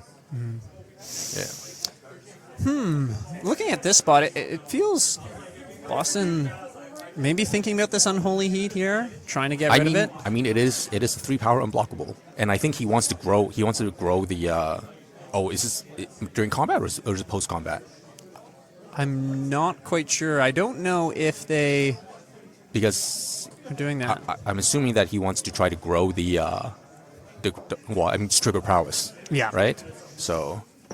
And from our chat here, GTA, that's great. We do have a great legacy scene in Southern Ontario itself, right, too. There's even one in Northwestern Ontario up in Thunder Bay area. Yeah. And Massachusetts, nice job. Do you guys have a scene there? That's good. I don't even know if I've ever been there, I have to say. Yeah, I have. Yes, I have. I Where- visited MIT. Oh, yeah? when I was a teenager. Yeah. No way. Where is it, like, geographically in the States? Is it? It's north of New York, right? I believe. Is it? Yeah. Okay. I for some reason I'm thinking it's on the west coast. So Yeah. No. I'm like I have no idea. Yeah. The States, it's like I know New York, Colorado, Yeah. and Oh, yeah. okay. Here we go. So all the prowess triggers on a stack, and then Oh my. All right. So there's a fight, and then yeah, good job. Good job getting rid of the Little the monk token token. here. And kind of baiting out exactly what you're saying too, right? This Barrowgrife is able to try to stick around as long as it can, but Okay, and- Bowmasters yeah. is, you know. No, and it died. Oh, and it 'Cause- died. Yeah, yeah. R.I.P. But Boston, I don't think has a lot going on too much. Maybe. Okay. Tameo's a good one though. Yeah. That's going to be helpful. But see. yeah, I mean, she can still just block one thing, so at least he's still getting in for one. And Boston seems like he's getting mana flooded. Like he has a lot of land. Yeah, I feel like he's got what, 5, 6 mana almost. Yeah, because he got Wasteland a couple. Oh my he got goodness. Wastelander as well. Oh, there we That's go. a good draw. Yeah. Is it going to be no? Boston has nothing. He says, "Okay, go for it." Yeah, you got to kill the. Yeah, you got to kill the Tameo. Tameo right away here, right? Yeah, Get rid of that. yeah. It's one. Yeah. Yep, and then tap for two. Let's go. Here we go, and getting into the red zone. Yeah. And yeah, now Boston needs a removal spell, or else all of his draw spells are gonna hurt real bad. Yeah, and going to wasteland too. Yeah. And Just then, holding and then on. now Drake's just gonna make 1/1s if there's no, if you can't deal with the planeswalker. Yeah, make some insects, start getting into the red zone with them. Yeah. And then maybe, I don't know how many creatures he has in his graveyard, but maybe shoot ultimate, quote unquote, right? Yeah. The mini ult, Boston. Here we go. Gonna mill, make your 1/1 insect. Yeah. What kind of token does he got? What is that? I have no idea. It kind of looks Oh like no, an insect. it says insect in Chinese. It does? Yeah. What is insect in Chinese? I That. don't even know. That? Oh my goodness, that's amazing. My Duolingo for learning Mandarin has not gotten to that part in the lessons No. yet. So, Yeah. oh, I do. Boston will always play it out unless he feels like he is absolutely Well, I out. mean, once he if he gets a Murktide, he's in. If he resolves the equipment and then casts a couple spells, he's back in. Yeah, he's going to have all those blockers, right? Yeah. So and then right now, they are all 1/1s, right? It's not like these guys are like 3/4s coming crashing in. You know, they're And they don't have prowess. yeah, they're literally they're all 1/1s, right? So like he has quite a bit of time, right? Yeah, and it's still 12 life, right? Going to go down to 9 here. Yeah. So it's not can't count them out yet. Can't count them out until they're actually dead. When looking here, I guess the equipment is probably one of the best ways out.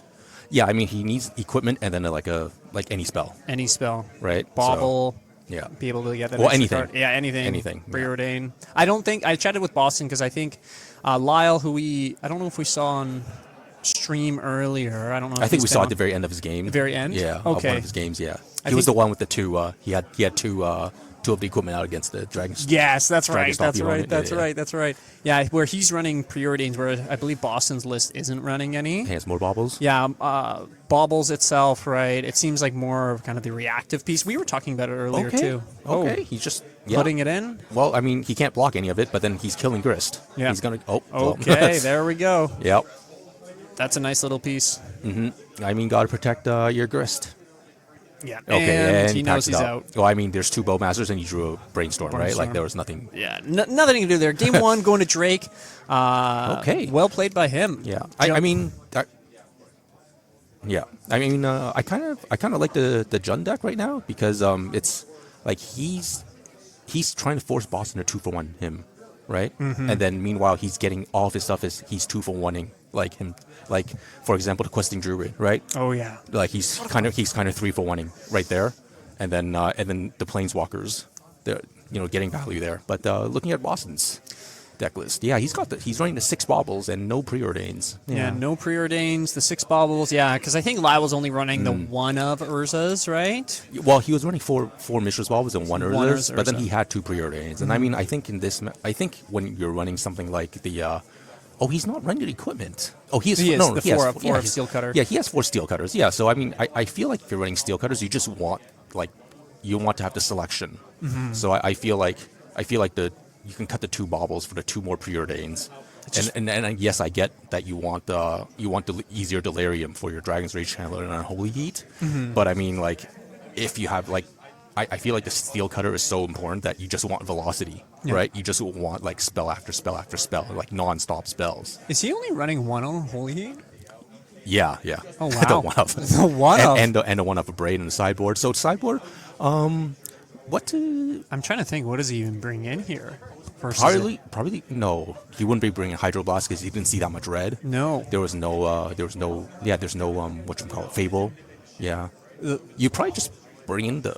Do you bring in a Force of Negation? Like, if it's open deck list, like the big kind of kill spells, I guess, or potentials. Well, I mean, he's The Planeswalkers are pretty good, but yeah, but Barrelgoyf is so good too. but Grist is a creature, Yeah. right? So Oh yeah, it's counted as a creature until it enters. yeah. So I mean, he could just bring in the braid for more removal.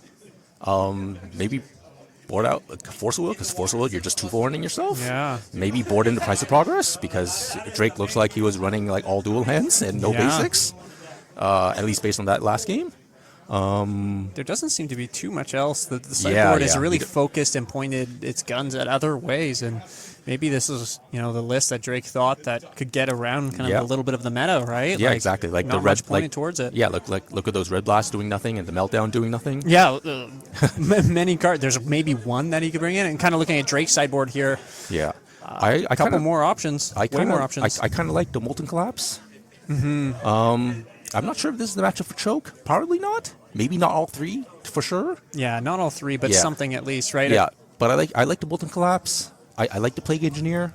Again, like sure they're gonna have some monks. The Pyroblast, Red Blast, Yeah. or like in the Rebs, they all feel good, right? Looking at either the Murktide regions, like yes, Yeah, the I mean- DRCs are the Yeah. only thing it doesn't hit. But Yeah, I mean, I would probably take out the edicts because you can't, because if they have the tokens, then edicts don't. Actually, no, edict, you can choose with edicts to sacrifice a non-token, right? Or yeah, so it does have some choice in it. yeah, okay. Maybe the lightning bolt's kind of mediocre-ish if compared to the blasts. Yeah. But I like the Molten Collapses a lot. Yeah, the Molten Collapse, Pyroblast, I'm liking, right? Yeah, The maybe- choke in some facet, Yeah, right? maybe the one choke and maybe the Toxic Deluge. But you are against the deck with lightning bolt, so that could be kind of iffy, you know. Mm-hmm. Yeah. Yeah, some definitely interesting choices that each player is going to be able to have here. Drake definitely feels like he has a way stronger sideboard for being able to deal with the deck that Boston's bringing here. Yeah. No split Boston. If he's out early, people might split the next round. Yeah. Well, I mean, I think nobody else is running Jund, right? So this is like Drake's meta call, Yeah. right? So that's why his deck is, people don't have a lot of sideboard for it. That's nice. And in thinking of some of the other deck lists that we have in top 8, we have a Cascade deck in Yes. top 8. Yeah. We have a couple of oops off spells. Yeah, 2 oops. I think a Dragon Stompy and, and then- another blue red tempo. And I think then the Jund deck, and then that's Yeah. all 8, I think, rounded out. Yeah. So it's nice seeing the format, right? It's not all of the same deck. There's a bit of diversity in it. We see Jund, Cascade itself, right? Yeah. And And it's nice. It's nice seeing a deck like Jund make it all the way, right? Like he told me that he lost first round 1 and he won out. Lost round 1 and then just Yeah. kept going. Yeah, exactly. I love so, it. this is the power of the deck, right? Just going to grind it out, just destroy everything that you put onto the battlefield, Yeah. and then just going to win from there. Is that a choke that he has in there? Oh, I guess he brought in. I guess he might. brought in at least one. This is not the finals. This is top 8, first round of top 8. Yes. So This is quarters. yeah, quarters. So thanks for tuning in, everybody. We are here at Enter the Battlefield in Newmarket, Ontario, Canada. And this is our invitational. Players been battling out for points for the season for here. Is this a okay. mulligan to 6? 6, and it's kind of similar to his opening hand from game 1, where he only has 1 threat. Yeah. So if he gets thought seized, it's kind of sad. But He's going to keep it. but he'll probably play a threat and hopefully won't get bolted. Hopefully, keyword. Yeah. Hopefully. We'll see. Oh, Barrelgoyf as well in here. And Okay, it's gonna live. Okay. Okay. Ignoble. Yep. What a great card. I remember when that got printed. I was so excited. Oh, me too. Yeah, Little power for Jund. for sure. Okay. Oh, Oh, yep, there talking we about our go. baubles. Yeah, there we go. And another ball. Did he draw one of the... It's a daze. It's a daze, a bauble, and something else. That doesn't feel the best, I have to say. I think because he's on the play, he might want to keep the days, and then like he will assume that. But then, like, you saw how like a lot of the deck had like a lot of two casting cost things, 3 casting cost things. So Yep. days might be effective, but Drake's a kind of guy. If he can play around days, he will. Right. So the days might not be that effective. So this is a tough choice whether to shuffle or not. And that's why Boston's there and I'm over here, because I wouldn't know what to pick in this piece. I guess Drake, I feel like, especially last game, played around days the entire time. Yeah, but I mean, he was also on the play, Yes, so it's a lot big easier. difference, big A difference. lot easier there. On being on the draw, it might be. It depends on his hand, but sometimes if your hand is, it's what it is. You can't if you can't play around days, you just don't. Right. So Yeah, you just got to kind of jam into it, and I feel like we've all been there in some aspect. yeah. Which is always a tough one when they Yeah. daze it in the end. I think if Boston is able to find a creature removal spell right now, then like it would really, then I would keep the daze. If he doesn't have that, I probably wouldn't. That makes sense. Yeah. So we'll see what, or if he has a wasteland, right? So if he does this, he keeps, and then he draws the daze, wastes him. Yep. Then the days will be a lot better, Yeah. right? Like if he's able to mana constrain his opponent somehow. Yeah, and even looking at Drake's hand too, we see a lightning bolt in the top kind of part, and putting the daze right in the graveyard, Okay. but has the waste here too. So Okay.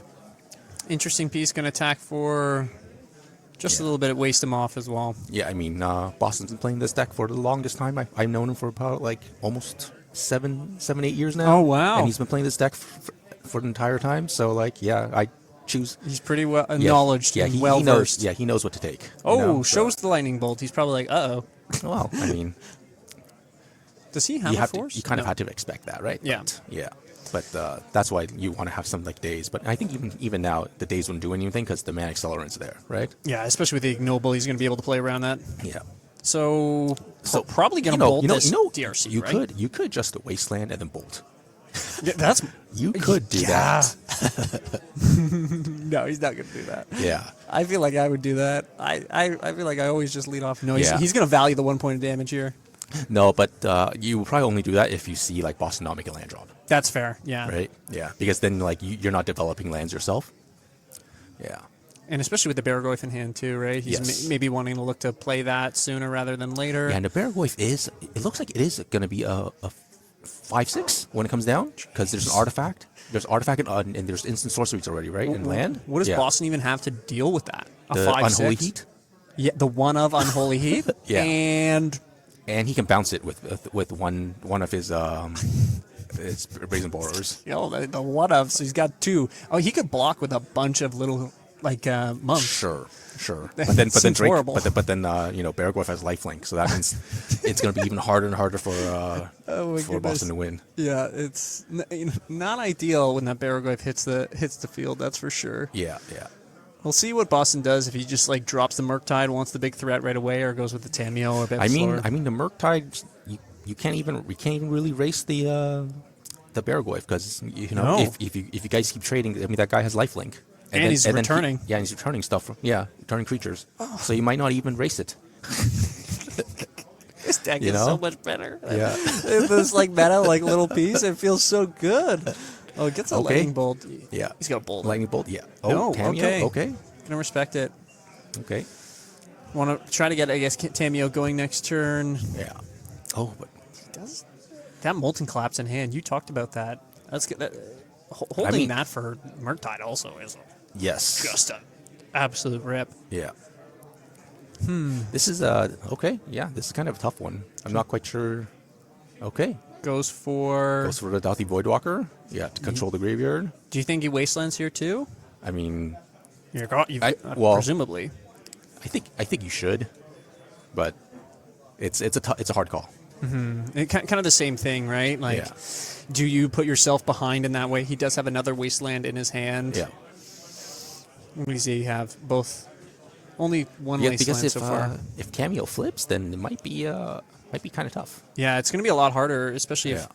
So you might want to constrain him on mana before it flips.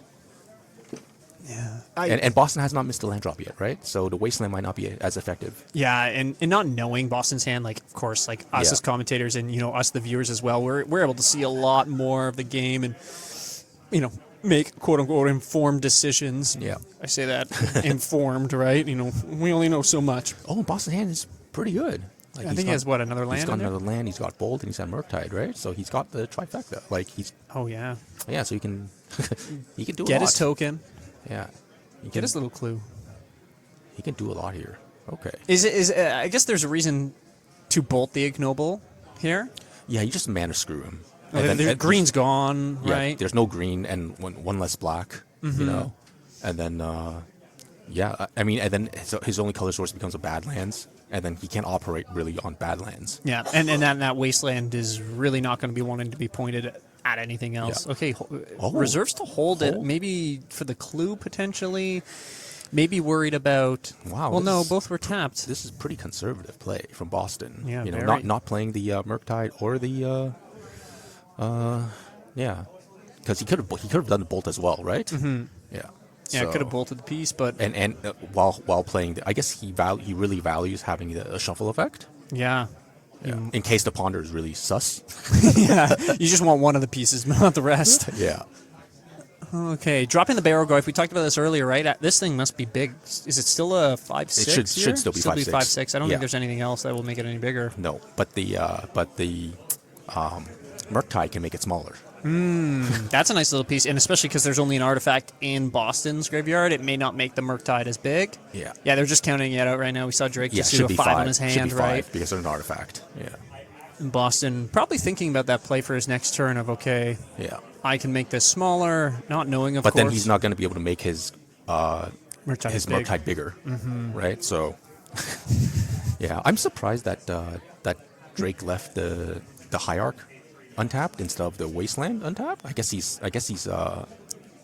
bluffing to have like a Bolt or something like that. Yeah, Bolt or But, maybe the Fatal Push. I think but I mean, I think with 2 Wastelands, you I'd can rather use one, yeah. I feel. I feel like, but yeah, we'll see. We'll see what happens. Yeah, it'll be interesting to see how, what Drake's trying to like telegraph here. Mm-hmm. I like how these guys just each shuffle the other person's deck. They're like, I don't trust you. I mean, no, I'm kidding. I'm kidding. No, pre-COVID, everybody did this. Yeah, I know. Pre-COVID, everybody shuffled each other's deck, and now it's like I don't even want to touch your deck. Yeah, exactly. You I know? just like karate chop when Yeah. we were playing Galator. Yep, absolutely. I trust you. Here we Yeah. are. Yeah, but if you're playing at a high level event, like you should always shuffle your opponent's deck Yeah. when impossible. I always do. Yeah. What about you in the chat? Do you guys shuffle other people's decks, or do you believe them? Do you believe your opponent? You've never met. You're at a large tournament. They shuffled. They even cut their deck in front of you. Do you believe them? No way. Yeah, no. No way. I always try to give people the benefit of the doubt, but in any type of There's tournament, especially there's Points, always money on the sus line. people. There's always sus people. You know. and they're hiding in plain sight. They're hiding in plain sight. Yeah. That's for sure. Okay, so Boston's trying to ponder. I'm not sure what he pondered into, but He did crack one of the clues, was it? yeah, end turn. I can't. And he had. What did he have before? He had his Murktide and Murktide, Ponder. and That's he it, got a yeah. bauble now. I wonder what he's looking for. Something to his one of Unholy Heat. Yeah, but even the only he'd have to heat now before he shrink Murktides, it. yeah. With Murktide, yeah. Yeah. Yeah, I guess that's the double-edged sword about it all, too. You're going to either shrink it one way, then you can bolt, or... Unholy Heat. Really only 2 outs, too, for it. Yeah. You're not wanting this thing to connect at all, though, because the potential to get Dothy back or whatever else he may mill, too. It's mill 4, correct, is it? Oh, no, it's mill as much as the Damage. power damage. Oh, okay. But I'm not sure if you can get anything back from the graveyard. I think it has to be the stuff that's milled. Let's see. You may mill that many cards. If you do, you may put a creature card from among them. Yeah, so it has to be the So whatever has been milled, it's not just whatever in the graveyard. Yeah. So it's not that OP. Yeah, if it was a Modern Horizons card, then it would be. But it's just a commander. It's Modern Horizons Commander. Oh, my goodness. Of course. Yeah, it's got a There's lot of too many text. sets. I don't know. I can't keep up. Yeah, it's crazy.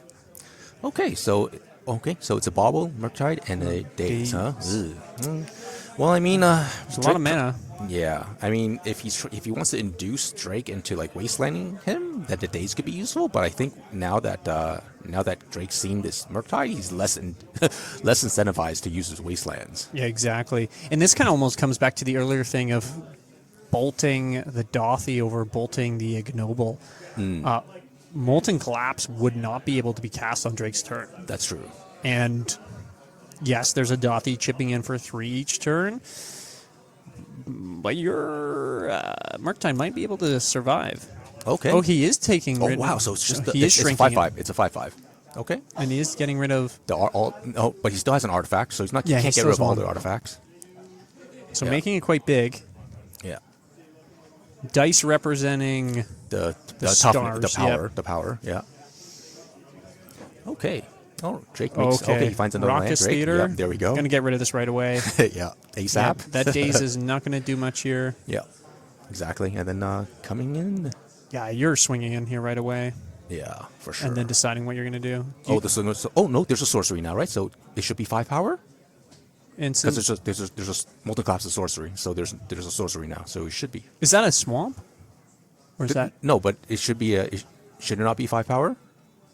I don't know. Yeah, it's 5 power. It's 5? Yeah, see, he's milling okay, 5. there's 5. Oh, yeah, you're right. Oh, yeah, great. Grist is a creature. I forgot, everyone. That's right.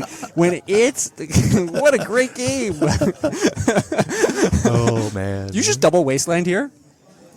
Just go crazy offensive? Oh man. That feels crazy to do. Because then you also go down to 1 land because... maybe no, not. but I think if you double wasteland, like Boston won't wasteland. Yeah. It really depends on what his hand is, because if he needs the colorless sorceries, Yeah, then that's he's fair. not going to wasteland, right? I'm a crazy guy, I feel like, and I just be like, I just killed your Murktide, I killed everything else. Yeah. I'm gonna double wasteland you. Good luck. It's probably a horrible play. It would lose me the game, like in retrospect of things. So we're gonna all take a mental note and see if I would lose the game from here. Steven, you're way more, you're like you're No, there's- thought out. I'm just like, no, this is happening. Yeah. Plan A. No, I think this entire game, like Boston hasn't missed a land drop, right? So the wasteland just like it's not very good here. It's Yeah. literally just color the source of mana, which is still fair. Yeah, and or even like the pay for the days. Oh, he drew. He finally drew that artifact. Oh, yeah. Gonna be able to play it. Here we go. But he has a daze, and so he's gonna. Okay, yep, he's gonna make it 1. But then I think he can't refill, right? Because No. it's daze. Yeah, that's sad. Well, Oh, he can still draw a couple more. yeah. So he so does can- have the clues. So he can flip Cameo. Gonna see. What was that? It was a black card. I don't even know what it was. It looked maybe Children's. Oh my Age? God, why is it a 6? Did Minsk and Boo hit? Like, is there? No, is so there the a planes. planeswalker? Yeah, so there was 2 Grists that hit the graveyard. Oh, So it's okay. a creature Sure, and a planeswalker. planeswalker, right? Okay. I guess why not? Who knows? It's probably an enchantment as well. Honestly. Oh my goodness. Okay, so what is he doing here? Is this upkeep? Yeah. I'm wondering what is being targeted. Yeah. Oh, okay. Okay. I like this little piece here. Yes. So upkeep going to be playing the Bowmaster. Yeah, I wonder what's hitting, because the Can't- token's a 2/2. Yeah, I guess maybe you just hit his face here. With it? No. What you can do is you can ping the token, and then when he draws from the draws? bobble, you can ping it again. Ooh, that's nice. The token then dies. Yeah. He's going to have to be a little bit sad in it. And Daze is not, I guess, well, yeah, you can't really, Yeah. Well, I mean, you can daze this. you You Daze, just but pay. yeah, it doesn't really do much, but I guess you constrain his mana, but it ain't going to do much here. Yeah. Oh, and Barrogoyf also gets an Exalted trigger, potentially. Oh my goodness Oh wow. gracious me. That is. 7. You can choose not to mill, right? I think it's a may. Is it a May ability? I think it's a choice that you can have. You may no. It's you may mill, and you may yeah. So would there You be don't any have to. reason for Drake not to do it? I feel like he would do No, it always, I think right? you always do it, especially in this matchup. because you want to get something back. Right? You always want to draw 2 cards, quote unquote, draw 2. Yeah, cards, exactly. right? And even like, if he hits Questing Beast 2, potentially, not that, well, he does have the mana now for it. There's lots of different hits. Ignoble would really be the worst, but, Yeah. even then, double Exalted, why not? Yeah. Okay. Yeah. So I think that's So what did he have? From he from the bolted. bauble Okay, yeah, that yeah. he did end up drawing, he bolted after Yeah. the fact. okay. Okay, and there's one ping there. Okay, gonna be. Does he remember the Exalted trigger? I don't think it matters because he's He's just just gonna gonna drain life. yeah, he's just gonna gain. 1, 2, 3, 4, 5. Yeah, and this is gonna be really tough for Boston to come back from. It's 29 like, life. It's like Murktide or bust, kind of. Oh, Game's here we over, go. man. The game's over. The game's over. And the days. Yeah, There we go. if you didn't have the days, the game is over. Yeah. Oh my. Talking about that. So, Yeah. he was almost truly choked out of this game. Oh, and the Grist died. The Grist. How did he die? I think. Where did he die from? Maybe. Oh, did it minus? Maybe a minus at some point? I have no idea. Huh. Oh well. Someone in chat tell us. Oh Chat, no, no. Chatters oh, know no, everything. no. The Grist is still in his hand. Maybe the Grist is last game. Maybe. I'm getting, some- my Oh bad. yeah, no, My it bad. was last game. Yeah. I think. But he- the Grist is still in his hand. Okay. Yeah, he does have a Grist from his hand from Baragorth hitting the Yeah, last yeah. turn. Okay. But I mean, Drake's feeling good right now. Yeah, definitely. Boston has 2 lands in his hand. Yes, he's got 2 clues, which is a nice little fact. He could He could transfer. He could flip Tameo. flip Tameo. What are you? Would you just plus, or are you I'm trying to look at the graveyard here? Is there anything? This 7/6 is massive. Wow. Yeah. Like I guess you could shrink it hypothetically, but no, you can't. There's because this enchantment's there too. Yeah. Ay. This is looking pretty Land, rough. Brainstorm. Okay. I mean, Brainstorm's good now that Bowmaster's gone. Yeah, you're not gonna take $1 million from it. Mm-hmm. Brings- And then if Drake doesn't have a removal spell, I mean, Tameo can go to town, right? Mm-hmm. He could make a warrior too, or sorry, a monk, Mm-hmm. not a warrior. I think is that a war? Is it actually the right It's- one? it's a I think monk. it is a monk. Yeah, It's a monk with prowess. With a prowess. With the keyword. correct. They have the correct token out there. Yeah. Making sure they do. We'd be on it. What is he looking at Oh, here? there's an enchantment. Okay, Yeah, because of 7 choke, right? Yeah, So this thing, and then Exalted as Yeah. well. He does have a blocker, Boston, with this monk. Grist but- is probably coming down now and then killing the blocker. I'm pretty sure that's yeah, and then going that's what's from there. happening. Yeah. He's going to pay 2 mana for a land. Okay, and, And now, then now play the and then- Grist. okay, and now you can sacrifice the ignoble Or- because you have a green source. Because right now he's Oh yeah, that he was the only really green doesn't. source. Oh no! Oh, sacked the token. Okay. Yeah, sack the token. I know that was a long time ago, but that bolt in the ignoble, maybe it could have gone far. Yeah. I don't know. Maybe. But he hasn't used the green source until now. That's right? true. So- Yeah, and Boston's life would be a lot lower. Yeah. I think relative to And, what it could be now. Yeah, Boston's attacking for 8. I don't even know. Sorry, Drake's attacking for 8. This is Yeah, 8 exalted. needs- Brainstorm? Cast another spell? Yeah, maybe. Flip Tameo? I don't even know. But this is first spell per turn, right? So Yeah. he needs to cast another one. And then I guess he can cast a Hydroblast. Ugh, that seems bad. And just target nothing. Target and then do nothing. But, Make a wow, guy he and then actually brought trump in block. Hydroblast, but What for what? yeah. The bolt? Like I guess Molten? yeah. Molten Collapse? I'm trying to think what else he has. Minskamboo. And that and just Minskamboo and Lightning Bolt and Molten Collapse. Those are the only red cards. Part of Questing Beast? Oh, I When guess he I instant guess it? I guess anti-blast. Yeah, the anti-blast piece. That doesn't feel very good. Yeah. But, oh my goodness, gonna flip 7. Okay. Okay, you have Questing Beast. It's 9, right? 8, 9. Yeah, and so it gets back. 8. Yeah, so Hopefully he didn't mill over a Bayou. like the double black source. Yeah. That would be sad. yeah, I do not have any more in my deck. Yeah, oh there you go. Okay, good. Yeah. Yeah, this feels locked up. Drake is at a cajillion life right now. Well, I mean Tameo could get back a spell, but then she'll die immediately, right? Yeah. So and then you still in Boston only has Brazen Borrow to get rid of the Barrowlife from 1 turn. yeah. Because Unholy Hate doesn't even work anymore. This is the double Wasteland play. No, I'm just kidding. It's only 1. Are they? Oh, and Drake can even sacrifice the. If Boston ever goes down to 3, he can sacrifice the Lightning Bolt. Sacrifice double the Void Walker. Yeah. Is it under the same Yes. void counters, Yes. even though they're different instances? Okay. Yeah. Yeah. So technically, he's effectively at MH3. 1. Yeah. MH3. yeah. Exactly. Printed Modern Horizons. We know how much impact it has had.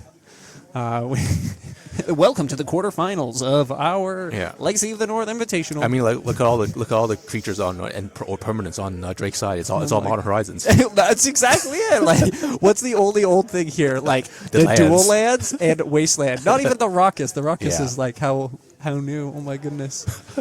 Welcome to an old format where the only thing that's old are the lands Yeah. and the players and the people playing them. Oh, here we go. Lightning bolts lethal. Oh my goodness. Yeah. What? Oh, he did get the only heat. Oh, he got the one. I Yeah. ain't gonna... Oh, so he can unholy heat and then get it back with cameo. Oh, okay. But he plussed. Yeah. So at least he'll be taking Oh, one so- less damage. Yeah. But then right now he needs to get rid of the unholy heat to get rid of the Voidwalker because Voidwalker's unblockable. Yeah, Drake. You know how Drake put the land on top of it? You can't see the lightning bolt. Yeah, now. yeah. No. I mean like but I mean like right now the goal is to get rid of the Voidwalker because Yeah. Voidwalker's lethal. Yeah, Right? The guy with can't that. block it. Do you think Boston knows that? Probably. Yeah. Boston's a smart player. He knows what's under that Voidwalker. Oh no, it doesn't even. It's not even the Voidwalker sacking. It's Voidwalker attacking because he can't block Voidwalker. Oh It's a yeah, shadow. the two. It's both. Yeah, Yeah. it's a Oh my shadow. goodness. Wait, he's dead in multiple ways. Yes. Oh my. I would just sack Voidwalker here. Bolt him. It's more fun that way. No, but well, I mean, we know that Boston has a blue blast, so you Yeah. can counter lightning bolt. But right now, you just attack and Yeah. force them to have lightning bolt. Yeah, right? exactly. Like, you attack with everything, and Good the luck. two big guys and force them to have lightning bolt. Yeah, and it's probably exactly what. Well, Boston has to unholy heat. Oh, The he, walker? Oh, he plus, so Voidwalker is not lethal. Oh, okay, Yeah, okay. yeah, okay, that makes sense. But then still, like you're at 1, and then so now your force of wills are dead, and then like, you know, goodness. like any creature is lethal. Yes, Yeah, he's yeah. forced to Probably forced to said unholy heat. going to combat. Yeah. Gonna kill this. Well, I don't. Maybe you should have declared attackers first because now you can sacrifice the lightning bolt, Yeah, and then and then now he's forced to yeah, force the blue blast. sacrifice, bolt you, do this. He's Yeah, gonna make a 1/1. a 1/1 which can block Barrowglaive. Yes. What? Yep. Yeah. Okay, here we go. This is Okay, so exactly what we were talking about. Yeah. And then now he's forced to chump. Yeah. Forced to chump block. And then you attack with your other insect, I guess, too. Oh right? no, So he just made the insect. Oh, he just made the insect. Okay. Yeah, okay. he just made the insect, and I don't think. Oh, the lightning bolt should be in Boston's graveyard. But, Yeah, that should be there. yeah. Questing. What a great card. Yeah. Kind of a resurgence ever since the There you last go, and still on okay. stack. Oh, okay. Shieldred's Edict. Oh, that just ends the game. Oh yes. Yeah, Shield- because you're going to make him sack sack it, it, and yeah. then Oh no, but you can only sack non-token creatures, right? no, and token, because that's how you get rid of Merit Lage with it. Oh yes. So Okay. So there's, yeah. Oh okay. Sacrifice a creature token. Okay. and then this should be game. Yeah. Attack. Oh, wow. Okay, the no splits is out. Maybe they'll be split, and we'll see. I hope for more games. I have to say. Yeah. This deck, I really like this Jund deck. You know. I think it could go all the way. Yeah. I think Oops All Spells it may have a little bit of difficulty with the interaction at the beginning. Yeah, I mean, I spoke with Drake about this, and he's like, he's just willing to lose to their matchup. You know? Yeah, that's fair. Because it takes too much. Yeah. He feels it takes too much. And I mean, like, if you look at his sideboard, like he's fighting other things other than graveyard decks, right? Yeah, that's so. like what he's at with the one Nile spell bomb. Yeah, he's got 4 Voidwalkers and a Nile Spellbomb. Yeah, it's like am I on the play? Can I Yeah. drop a Dothy? Yeah, exactly. Or am I not going to get thought seized? Yeah. And do I do okay there? Yeah, Yeah, it's yeah. So he's accepted that fate. Yeah, he's literally decided he's not gonna bother with it. Yeah, I'm wondering maybe we'll be able to see. I don't know if there's 2 games happening at our play table, so we might be able to have a second game in our quarter finals. Okay. And we'll find out if that may be a thing. It sounds like there isn't, so we'll try to update you. We'll take a look. I don't know if any of the other games have finished. This one actually was kind of quick, I have to say, a bit quicker than I anticipated, but. Well, I mean, Jund doing his thing. I mean, it was 2 grindy decks going at it, 2 fair decks going at it, Yep. right? Fair Yeah. and balanced. Yeah, so we appreciate everybody for joining in at our Enter the Battlefield and Legacy of the North, top 32 Invitational. We are excited to be bringing you another round.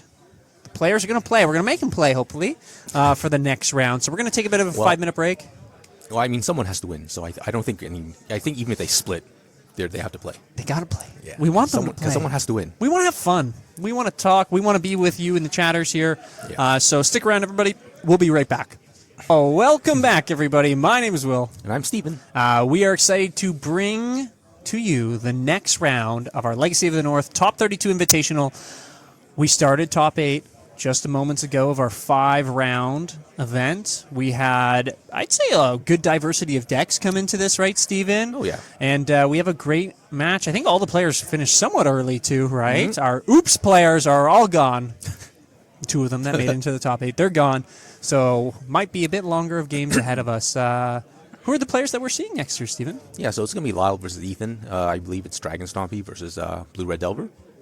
Should be Or a good one. Blue-Red Tempo, because there's no Delver in these Delver lists anymore. The Delverless Delvers. I remember when that started becoming a thing, right? Yeah. It's like, okay. Oh, yeah. This is where we're going. We should probably call this like Blue-Red the Steel Cutter. Blue-red steel cutter. I think that's a Yeah. good one, right? You know, both decks that made top 8, right? These blue-red steel cutter decks. Running the card when it's able to get going, man, does it do work. It was able to produce blockers for an unkillable Barrogoyf last round, let's be honest here. But then when both of the decks actually played each other in a mirror match just off-stream, it was really who landed steel cutter first, and they kind of just won, it seemed like it. So Yeah. it'll be interesting to see this next game. Yeah, and Lyle's his deck list is different than Boston's. I mean, he's running one less Urza's Bobble, and he has two preordains. You know, so he really wants to filter. Like after the Steel Cut resolves, you know, that it gives him more velocity. Yeah. And we were even talking about too how that might be a bit better, right? You know, I haven't played the deck myself personally, right? But being able to kind of filter, choose what you're going to do, right, as your second spell, preordain, draw into that, right? Maybe that's the way, right? We'll see as the decks are being able to be fleshed out more, right? What are builders really kind of going towards? Are they playing the 2 Urza's Baubles and the 4 Mistress Baubles, right? Trying to hit that Delirium for the DRCs? Or are they kind of going down this preordain line as well? They have to have, I guess, some type of suite with artifacts, right? But it'll be interesting to see what kind of list is optimal that they land on eventually. Yeah, for sure. And I mean, the Steel Cutters just came out, right? So Yeah, a week ago? yeah, so 2 weeks ago? A lot of time to experiment. I don't know, how many other cards have we seen from Dragon, Storm, new deck set that have come out? The bargain, right? The bargain? We saw that on stream? I believe, yeah. The bug control that's in top 8 is they're running some. That was fun. Yeah, Man, that card. Just 3 mana. or more. Or more. Or 3 more mana. if you're missing your colors. Yeah, exactly. Or more if you're missing it, right? Yeah. So should be a good little piece that we have here, right? We'll pull up both little lists, be able to talk about it. We're out of quarters. We're in the semifinals right now. It sounds like both players are all the players are playing it out. They're playing for a trophy as well. All the players have been playing for points throughout the season, throughout Southern Ontario, even in parts of the States, right? Big tournaments. They play for these points, and then eventually they get invited to the Invitational, where they get to play for the King or Queen of the North. Yeah, and the winner gets I believe like free entry into weeklies for some of the stores. Yeah. That participate Throughout the rest of the next season, right? Yeah, for the next 3 months. So is that's pretty the perk. sweet. That's a pretty sweet perk. Yeah, if you go to a lot of weeklies. Yeah, with Legacy being however much it is, right, at each store, right? I believe there's a weekly for every day. Wow. Every day of a week. Yeah. I remember when I was like traveling more for Legacy and even Modern, right? I think I was like playing like 4 days a week almost, right? Of Legacy or Modern, here, there, right? All throughout, you know, the GTA area, driving to Face if it was. Yeah, there's always somewhere to play, right? You know, we're pretty fortunate being able to have so many stores and opportunities to play. So it's great to see Legacy where it is and where it's at now. All right. So, Lyle's just sculpting his hand. Ethan, a slow start, more or less, just being... Yeah, which is, I mean, it's good for him. As okay, maybe not as good as anymore, but you know, there's no threat on Lyle's side, so doesn't have to worry about too much. yeah, exactly. He can still take some time to develop, but hopefully he'll have the soul land into something good. Was Ethan on the play here as well? Looks like he wasn't, because turn 1 was Oh, land, yeah. bobble, and then turn 2 And the was Wasteland. Yeah. Okay, There yeah. we go. Going to Okay. be getting rid of this. Doesn't want that on 1. That's going to shut down a ton of Lyle's deck if that sticks. But I think that's okay, because now Lyle's back on 1 land, and next turn Ethan should be doing something good. But I think Is that's that a city? Ooh. Okay. If it's a city, then yeah, he's gonna stone rain himself to try to cast a spell. yeah, it might be a bit harder. And I think it's a Pyrogoyf in his hand too. Not going to be able to cast that here. Yeah, right now. this is the disadvantage for the Dragon Stompy decks, where if you run 4 City traders, sometimes you get hands with like just cities, and then the rest of your hand is like that doesn't make it only makes 1 mana, and then so you're just kind of you're out of luck here. Yeah, you're kind of like wastelanding yourself, unfortunately. Yeah. But you got to do what you got to do to power out those 3 drops or 4 drops when you're still on turn 1, turn 2. And it looks like another Chalice on 1 here. Trying to play around days. Yeah, playing around days, But, and yeah, Lyle does have it. Gotta He be does have force a pitch days.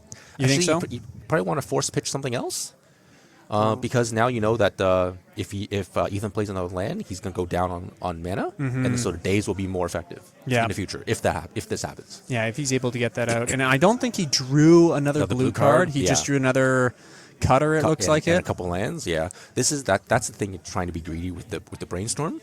You want to try to find other cards that pitch to the Force of Will, but sometimes you just don't. You just don't, right? And then the thing is that all of your cards are good.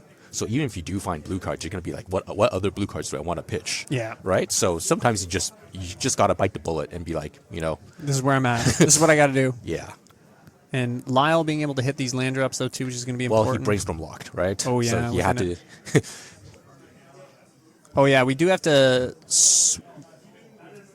Ethan... No, I think it's fine. I think he was trying to say that they needed to be swapped, but I'm not sure within it. So just going to be fetching and putting out the cutter? Oh, okay. Maybe within that. Okay. We'll try to figure it out. We just had our judge just drop by and give us some non-verbal cues, and honestly, I'm not quite sure what it may have been, but 3 mana, Fable. Okay. Seems fair. Oh, so that's probably what he needs. Okay. Oh. Okay, so we have Fable coming down. What's the scariest part about Fable? What chapter are you most scared of? I think the last one is the most killer. The ability to copy things. Oh, right? Look at him playing himself. And there we go. The steel cut. Wow, he has 2 steel cutters. That is wow. This is going to get out of hand. Yeah, this is going to get out of hand real fast. And I believe we saw this at the end of round 2 or end of round 1. Like when we saw these guys in feature, like this exact same thing happened. Yeah. Right? And it was just super hard to stop. So now he's got a I mean, I don't think they have main deck artifact removal, right? No, I'm looking here. It doesn't look like Yeah, so you just gotta that at all. You just gotta cast. See, that's a problem. One ring, and just hope you survive. Broadside. Yeah, I mean, this doesn't even do it because you can sacrifice your Chromox to get rid of a monk, but that feels really bad. Yeah, that isn't the plan you're going to want to go down, or the route you're going to want to go down either. Yeah. And and this the Fury. Okay. Yeah. And this is the thing about this card though too, right? Like Lyle can just reproduce these monks, right? Yep. And be able 2 to more spells, continue with them. 2 more spells, and he's back. Is that a third in his hand? I believe. I think so. I don't know what the alt art is, but it might be another one. But then right now he's going to wasteland him, and then he won't be able to cast spells. Oh my goodness! Well, he's got 1 red mana. Yeah, and but passes Ethan has him at 9 somehow. Yeah. Oh, he drew another city. Yeah, I don't know how he has him at 9. Yeah, but there's a. How? What has he been doing? He been attacking him? Someone in chat, tell us how is he at 9 here? Yeah, another Fable. Wow. Okay, that's a nice little piece. Not sure what he attacked him with. Lyle, it's felt like the entire game he's been doing okay here, and having both of the cutters a nice little. Okay, it's an Unholy Heat. Oh, okay. Okay, yeah, I'm gonna kill that before it's able to go to combat. And throw something potentially too. Throw him even in a lower life. But I mean, this. Okay, so the. Oh wow. The flip Fable is now Active. lost summoning sickness. Yeah. Yeah. Okay. So now lost summoning sickness, so now he can copy the token and get him for 4. Yeah. Right, and make 2 treasure, which 2 is really treasures. good because he has a 1 ring mana. as well too, right? Even has a 1 mana. ring in his hand. He's gonna be able to push damage here. Yep. Copy. Make 2 treasures. Aren't these tokens as well? Like the Yes. foil ones, like a lot of money. Yes. It's like Yes. something crazy, right? Yeah. I remember, I think I have one, and I think I scuffed the edge so badly, too. Just, I didn't sleeve it, it was just Yeah. had it in a pile of Well, cards. you just thought it was a token, right? Oh, Whatever. yeah, like all other tokens, more or less, in my eyes. But Yeah. here we go. One Ring, nothing to do. Mm-hmm. That's going to be a nice little refilling of hand. The One Ring, as we've known, Wow, his life total just. he's I don't- dead. What happened to this game? Huh. Oh, Lyle has the new Secret Layer Murktide I just saw there. Oh, okay. Picked up one myself. Was playing it in my Canlander deck. Not that it's any good. Fling Fury at him. Maybe that was it. Did he fling Did Fury? he? Oh, maybe. Yeah, No, but- someone in chat said that. Oh, okay. I believe it. Chat's always right. Okay. Chat's always right. You guys type something? Because I I'll believe it. thought the attack he was able to. Yeah, I thought he was able to kill the. Sorry, I thought he didn't attack with the Broadside? broadside. Yeah. Yeah. So Okay. looking at sideboards here, we're going to take a look at Lyle's, somewhat similar. We were mentioning to Boston, so he was in the round before us. We'll take a look at what we have in the side. Yeah, probably just the Hydroblast and the Force Negations, because I mean they don't stop the creatures, but they stop like the the Trinispheres, the Blood Moons, pretty much anything else. And those really matter. Yeah. And maybe the Price of Progress, because I mean it's mainly non-basics. If he deals enough damage before, to Ethan before, if he has higher life total, then he can Price of Progress. Obviously, he also doesn't run not a lot of basics himself, but so they both he's going to take damage along with his opponent. But if he's at a higher life total, then it should should be okay. Yeah, I should be able to help him out Yeah. in the end, right? Yeah, but I think that race. you just want something to interact with, so you don't. I'm not sure. I think that's the last card you want to sideboard in.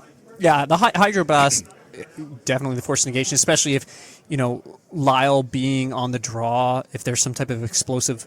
Yeah, and the Braid and Sorry, Consign. he's on the play this time, I should say. and the Braid and Consign is fine too. So because the Braid is just another removal spell, and Kill and Bombardier. and it does run a lot. The Dragon Stompy does have a lot of artifacts, as we saw last game, right? Yeah, if you get rid of So- that Chromox, right? Like the potential of exactly. not And- having and- colored mana. Yeah, and Consign counters the ring.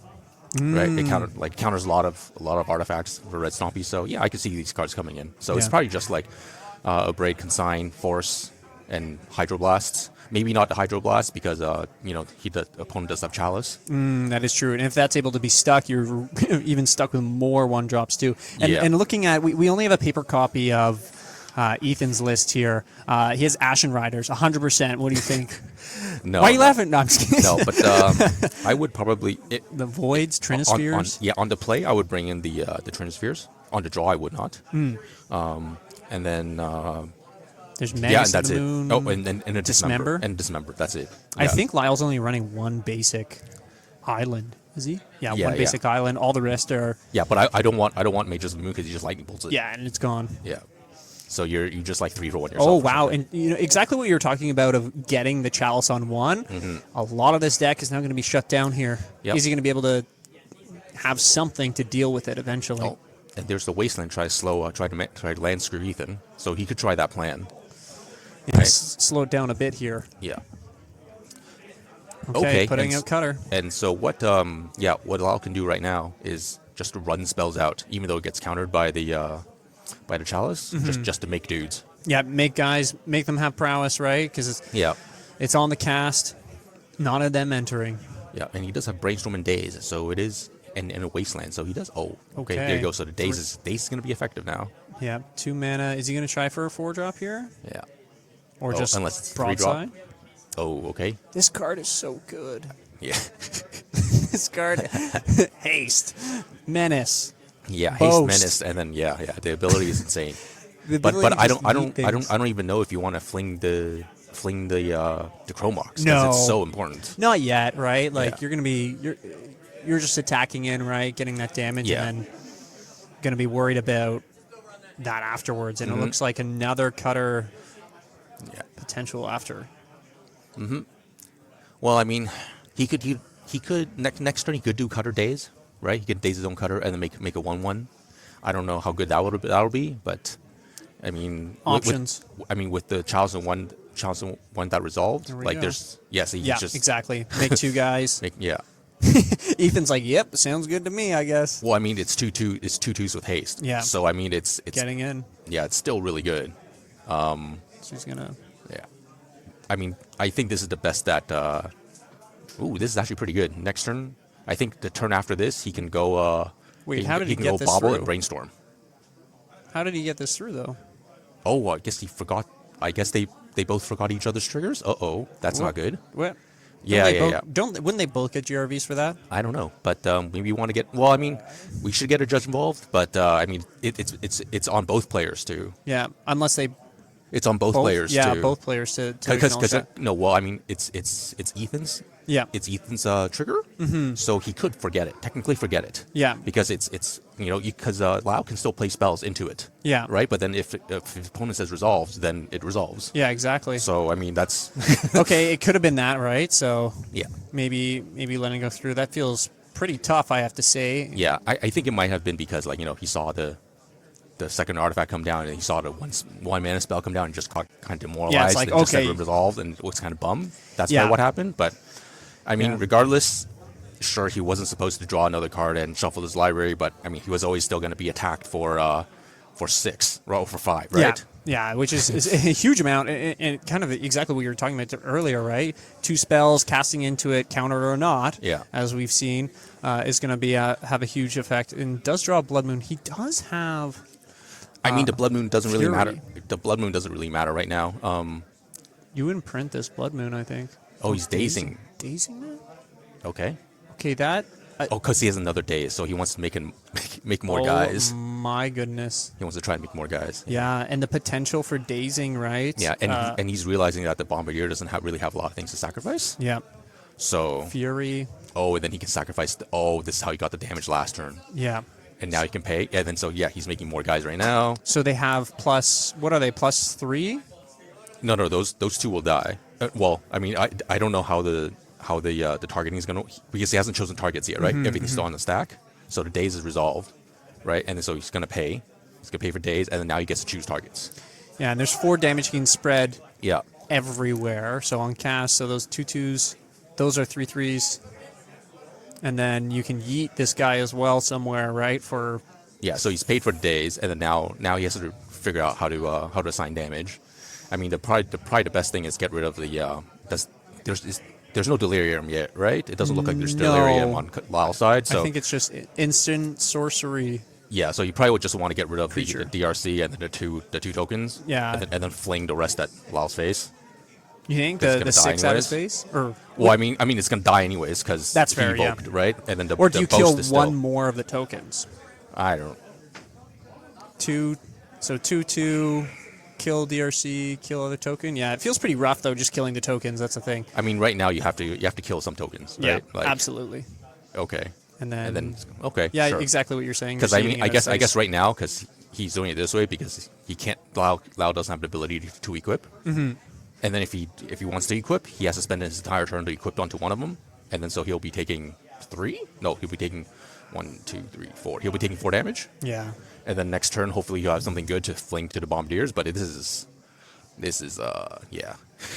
Yeah, wit definitely chalice checking is a fair play. Absolutely. and he played the island, so he can't even equip. I thought he had a bulk, right? He had bulk. he does have Volk, his one of basic. Yeah. Maybe he's worried about something or trying to foretell. Okay. You know, kind of. Maybe he's trying to double. Oh, I mean, now he can double block, right? Yeah, he can double He can- block. but double blocking with the childs in play seems not the greatest. Yeah, in part 2, he could always fling, right, and Yeah. just kill one of them. Yeah, but again, Ethan doesn't have a lot of permanence doesn't have a lot of extra permanence to fling with. What he could do is he can play it like if that was a Chromox, he could just play the Chromox, not imprint anything, and then fling it. Yeah, and that is one of the cards in Ethan's hands. Yeah. So might be a play that Ethan wants to do. Yeah. I don't know. I'd go down that route. So he has another Chrome Mox and another Bombardier in hand for Ethan here. So Yeah. a lot tighter of a game than I think right now, Game 1. Lyle is just trying to he's trying to draw into another 1 mana spell. yeah, have that. Just trying to draw into another Yeah. spell, right? Yeah. See, like Just throws it at him. Yeah. Did he throw everything? Lyle's a fun player. He's like, I'm going to throw all the pictures.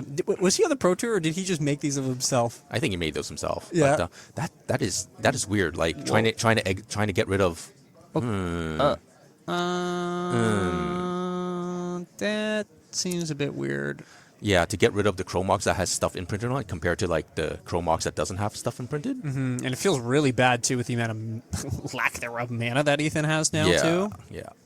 Because there's a Murktide. That's a Murktide. So you can just even play the Murktide as a 3/3. No, it's gonna be a it's gonna be big. Yeah, it's gonna be full size if he wants to go there, right? Yeah, it's gonna be really big. So you just I'm not sure why he's not doing that. There's no Blood Moon in play, right? No Blood Moon. Okay. Just holding out for I'm not sure who knows what. Maybe is playing around the Pyroblast potential. But you have Chalice, so yeah, the blast doesn't do anything. That doesn't. Well, maybe he's gonna check his self. I don't know. Yeah, I think he's so fixated on getting tokens that he's probably just forgetting about like, hey, Murktide's going to be a 5/5. Yeah. Let's rumble. Or 4/6/6. Let's rumble. Yeah, exactly. Yeah. Right? Like, I think he's forgotten about that. Yeah. I don't need to wait. I can just go. Yeah. Okay. And then so he's decided to do this now. Right? Here we go. So, you know what? He wants to do 2 spells a turn. So he's doing this. And then he's casting something into the Chalice. Yeah, the and Pyro. And then now he gets 4 four attackers. Yeah. Which is fine as well. But I mean, like, you could have attacked for 6 this turn. Yeah, and he'd Six be this turn, 6 right? and then 7, 8. Yeah, he could be almost dead here, really, within the other Wait, okay. That was... He equips he the equipped. equipment. Oh, okay. An interesting little play. I didn't see that line. Okay, sure. I mean, it would have been the same last turn. Because, I mean, if he cast it last turn, then he still attacked for 6 this and he turn. has 2 more bodies. Yeah, and he hasn't... So, I mean... I think he's going for the kill next turn, but there's multiple ways to kill there. Yeah, he's dead here. So Ethan losing game 2, Lyle taking it there. Play draw feels like it matters a lot in this matchup here, right? Oh, yeah, like, for sure. Ethan being able to get the Chalice down, even on the draw, it felt good, but I'm not going to say that Ponder was it. Chalice checking was one. So nice little game 2 by Lyle, I have to say, taking that. Good work on him. Oh yeah, I mean we saw the power of the equipment right there, right? Even there's Chalice resolved and like big whoop. you got 4 power of hasters right there, and then he was able to cast 2 spells on when the Fury came in, and then it was like, well, okay, sounds good, right? Yeah, So, exactly. But I mean Ethan's I think Ethan's game 2. The start was kind of lackluster, right? He really didn't have any permanents to work with. No, didn't really other than have, Chalice. Yeah, that didn't was really it. have that many lands, so his Bombardiers was kind of subpar, right? So I mean, his hand was kind of lackluster. So Yeah. I mean, hopefully we'll see something better in game 3. I mean, like if I was him, I'd probably want to bring in the Trinispheres. Yeah, that's going to shut down Lyle's deck so much. Yeah, on the play, if he resolves the Trinisphere, like Lyle pretty much can't play Magic. Or it's going to be very slowly. Until he makes 3 lands, Yeah. right? Like, or cast that Abrade that he has, the one of. which is also needs 3 lands. Yeah. Right? so yeah, like it's that. I think that's very important. And what else? Trying to think. Yeah, the Disruptive Flute's not the greatest. Charmal doesn't really Do you bring anything. ley lines? No. No, it doesn't feel good enough. Because sure, like if you land one, then it's fine. And But if the you don't- equipment if- just runs away with it all. That's the thing. Yeah, and if you don't land one, and then you draw a ley line in the middle of a game, and you just want to. Feels bad, man. Yeah. Feels bad, man. That's it. That's yeah, exactly. it. That's So the you can't have dead cards in this matchup, right? Like every card matters, which is why like when you 2 for 1, especially when you Fury like a deck that, like Delver where they have Ponders and Brainstorms, that feels really bad because you're 2 for 1ing yourself, and if you don't deal like the maximum amount of damage with that, or you don't close out the game soon, like you're gonna get run over real fast, and we saw it's not that. gonna be ideal right? here. We saw that in game 2. Yeah. My goodness. Game 3 in our semifinals. Is that correct, Steven? Yeah, Yeah. semifinals at our Legacy of the North, as you can see back here, right? Invitational. So 32 players came out here. One woke up quite late because something happened. Someone else's car got here. It's been 5 rounds, and then top 8 where we are right now. In the semifinals. So we've had some great decks. We've had even like a commentary swap out, which was nice to have. I don't feel as tired as we usually do, right? So it was fun having some, I think we had Ben on the cast earlier, right? Some Anu stepped in, which was awesome, right? So it's been a great day. I think for everyone here, right, that is playing, that's been a part of it, has had such a great time. Thanks for everybody that's tuning in right now as well, from wherever you are, all walks of life, right, and wherever you are on our, in the great world that we live at. So, getting into Game 3, if you had to play money on one of our players here, who are you going to put money on? I want to put money on Lyle. Yeah, but probably Lyle. But I mean, like, if Ethan gets the opening hand where it's like, turn 1 Trinisphere, The the Trinisphere's there. If it's turn 1 or Doesn't not, have it. or if he has like a turn 1 Chalice and it resolves, I mean, a deck like Dragon Stompy, it really relies on opening hand, right? Yeah. And then if if Lyle's able to force a will him, his turn 1 plays, then that's when Ethan has to start drawing it. Oh, and here we go. He has it. Or we go 3-ball. Okay. You have to force. It's force check. Yep. Do you have the force check? Oh, oh no. Wait, what? Oh, now he has Maybe- 2 mana. Wait, Now he has 2 mana. wait, what? Okay. Okay. Huh. I'm a bit confused, I have to say. Yeah, and then you just meltdown Lau's here? a meltdown, and so he can blow up a chrome. He can 2-for-1 him because he wasted 2 cards on a chrome walks, right? Yeah. You just do it here? I don't know. Or do you wait for... He's thinking about it, I think. I mean, you can also play a threat, but okay, here we go. Oh, he had a force. He had a force. He did? He had a force and negation, Oh, wow. right? Oh, yeah, he does have the force Yeah, negation. yeah, he does have force and negation and a blue card. So he could have forced the Blood Moon, but he chose not to. So maybe he has the island in hand. Oh, my Not God. sure. Ethan has a third...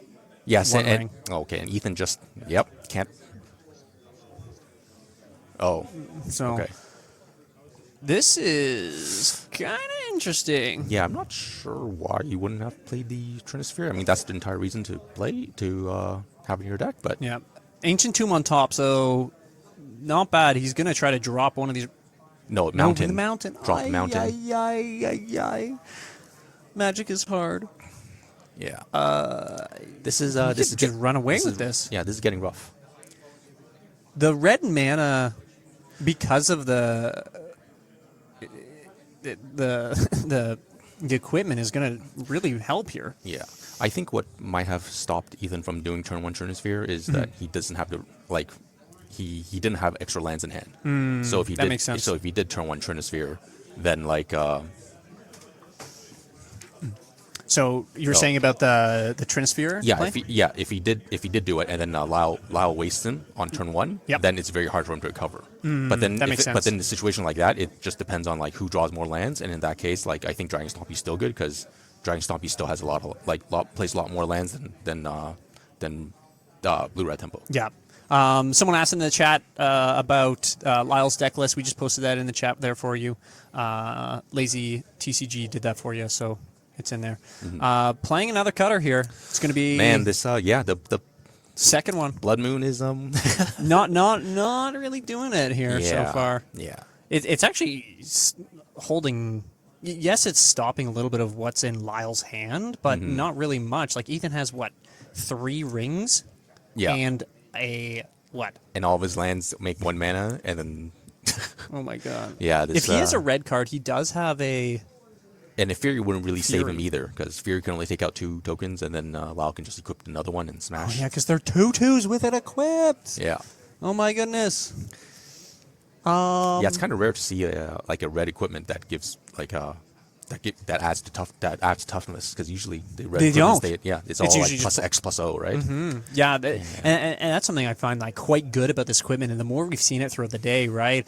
Lyle playing it here, right? The ability to give that extra toughness, matters, especially in this. especially please. against Fury. He does have a Simian Spirit Guide. I'm wondering if he's thinking, do I do the ring here? I mean, I think you have to just to stave off 1 life and then draw an extra card, right? Yeah. And the next turn take 1, and then next turn take 1. I thought he was casting it. I was draw like, you're 2. insane. Yeah. Oh, there we go. He has the Force as well. Yeah. Okay. Well, I mean, Lau drew great. But Yeah. I mean, the entire thing was, if he had the Force, none of this would. If he had to turn 1 Trinisphere, none of this would have happened, right? Yeah, Or at exactly. least it would have turned out very, very differently. You're dead. Yeah. Oh my goodness. Yeah. Turn 1 Trinisphere would have been it. I mean, it would have slowed the game down a lot, and we wouldn't have seen this. We wouldn't have seen him put monks out, because he could have never double Done spelled it. Yeah, no, in he a wouldn't turn, have. right? So And I don't think he had any way to get rid of the Trinisphere in the cards that we saw, right? He did have a Ponder, but your 3 mana Ponder? Wow, that is That is a tough one, I have to say. Ethan, it just comes into one of those your play patterns, right? What are you going to play first? I think it's a knowledge check where it's like what you have to recognize why you're bringing a certain card, and how important it is to the opponent, right? Because we saw that. I think Ethan was hoping that Lyle had all blue cards. Yeah. So when the Blood Room resolves, like he can't cast any spells, right? But then it ended up being like Lyle had all red cards and red and colorless cards, and it worked. Yeah, but then if he prioritized the Trinisphere, like it would have been like Lyle can't play Magic, right? So not playing Magic is better than hoping that your opponent is stuck on one color or the other. Yeah, the hope compared to the understanding of what could actually happen right within it. So but hopefully he'll learn from this. And, take from it, right? Hear what we have to say, and or review the VOD himself, put us on mute, and take out his own popcorn and rewatch what he could have done, right? So either way, good job to both those players making it far. I think Ethan will still get a cut. Yeah, right? I mean, I don't want to knock. I'm not trying to knock. Oh on yeah, Ethan. I mean, nor he am made I. top 4, right? Yeah. I mean, he made a semis. So yeah, that's amazing. And bringing the deck to where it is. So.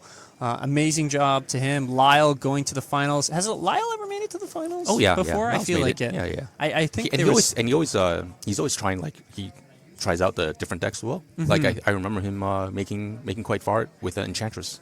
Ooh, at that's a previous right. Invitational. Yeah, I he was running remember Enchantress, that. and he went really far. Yeah, I'm not sure if he made the semis, but he made at least top 8. Yeah, he definitely made top 8. I think we had it on too. Yeah. I can't remember. Yeah, so he's got a wide range.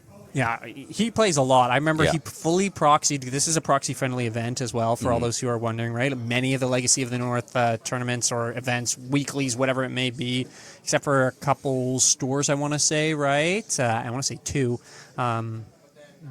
Don't allow proxies, but I'm pretty sure like one deck he brought, almost like all 75 were proxies. Yeah, that Enchantress deck, because he said he sold it all. Like he had it before, but he sold it. And my goodness. And he was like, Put I it think it's together. good right now, so I'll try it.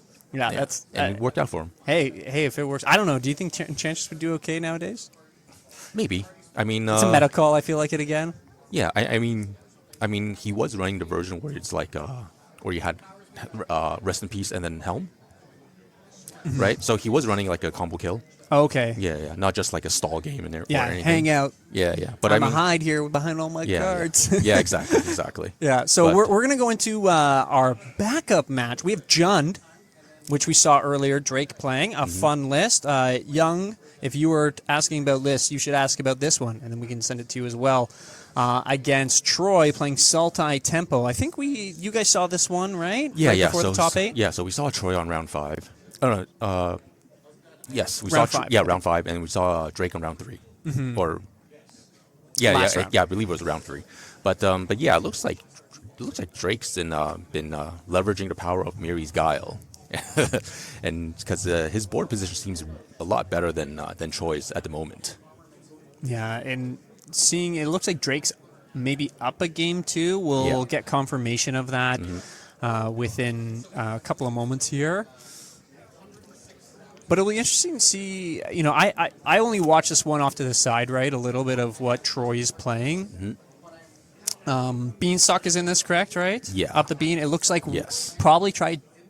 Maybe got it on turn 2, and then it looks like Abrupt Decay was played at some point too. Yeah. So respecting that card, and it's just such a good card up the Beanstalk. No, I agree. Is it Modern Horizons? No, it's not. Any good card. Is it Modern Horizons? Yeah. But yeah, I think it's up to... I'm not sure what's in the Troy's hand, but he needs to deal with... he needs to start... Either deal with the Mirror's Guile or deal with the Grist soon, or else Drake's going to run him over real fast. Yeah, Mirror's Guile going to really filter what Drake wants to have at the beginning, right? Of each turn. I mean, it's a ponder every turn, right? Sure, like the first... In green. Yeah. It's a ponder every turn, so it's like... I mean, it's not as good as Library, but it's Library's a 2-drop and this is a 1-drop, right? Being able to help out that much.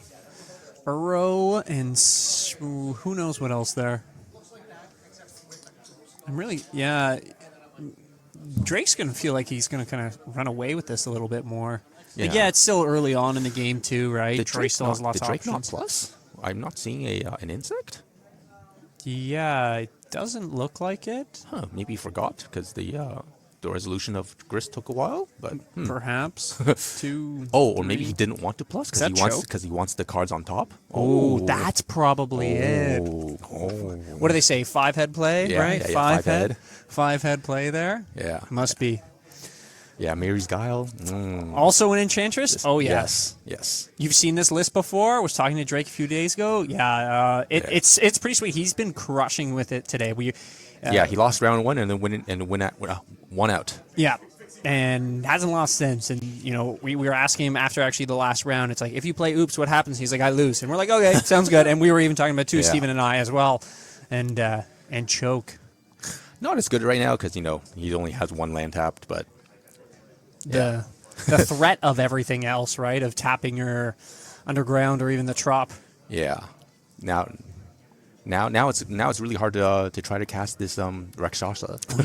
Yeah, he's still going for it, though. Yeah, well, I mean, it's force or bust, right? Yeah, exactly. You got it. He's literally force or bust right now, which is. Do you have it? Yeah. I don't think so. I mean, I think if it was, then he would have slammed it from his body language. But His body language is not looking too great right now, I have to say, for Yeah. it. Let's hope. So we get a bit more magic here. But untapping 1 land is going to be pretty rough, I have to say. yeah, for sure. Yeah. I think his hand's full of blue cards, but they don't. It looks like it's like a lot of ponders and stuff. So I mean, it's hard to see what their You just their show hands him are. and say, yeah, I'm out. I guess you gotta try to play it out as much as you can here, though. Yeah. Oh, Wow. and it's resolving. Yep. Okay, it well- looks like it's good. Yeah, and that Uro is it's gonna be in the graveyard for a long time.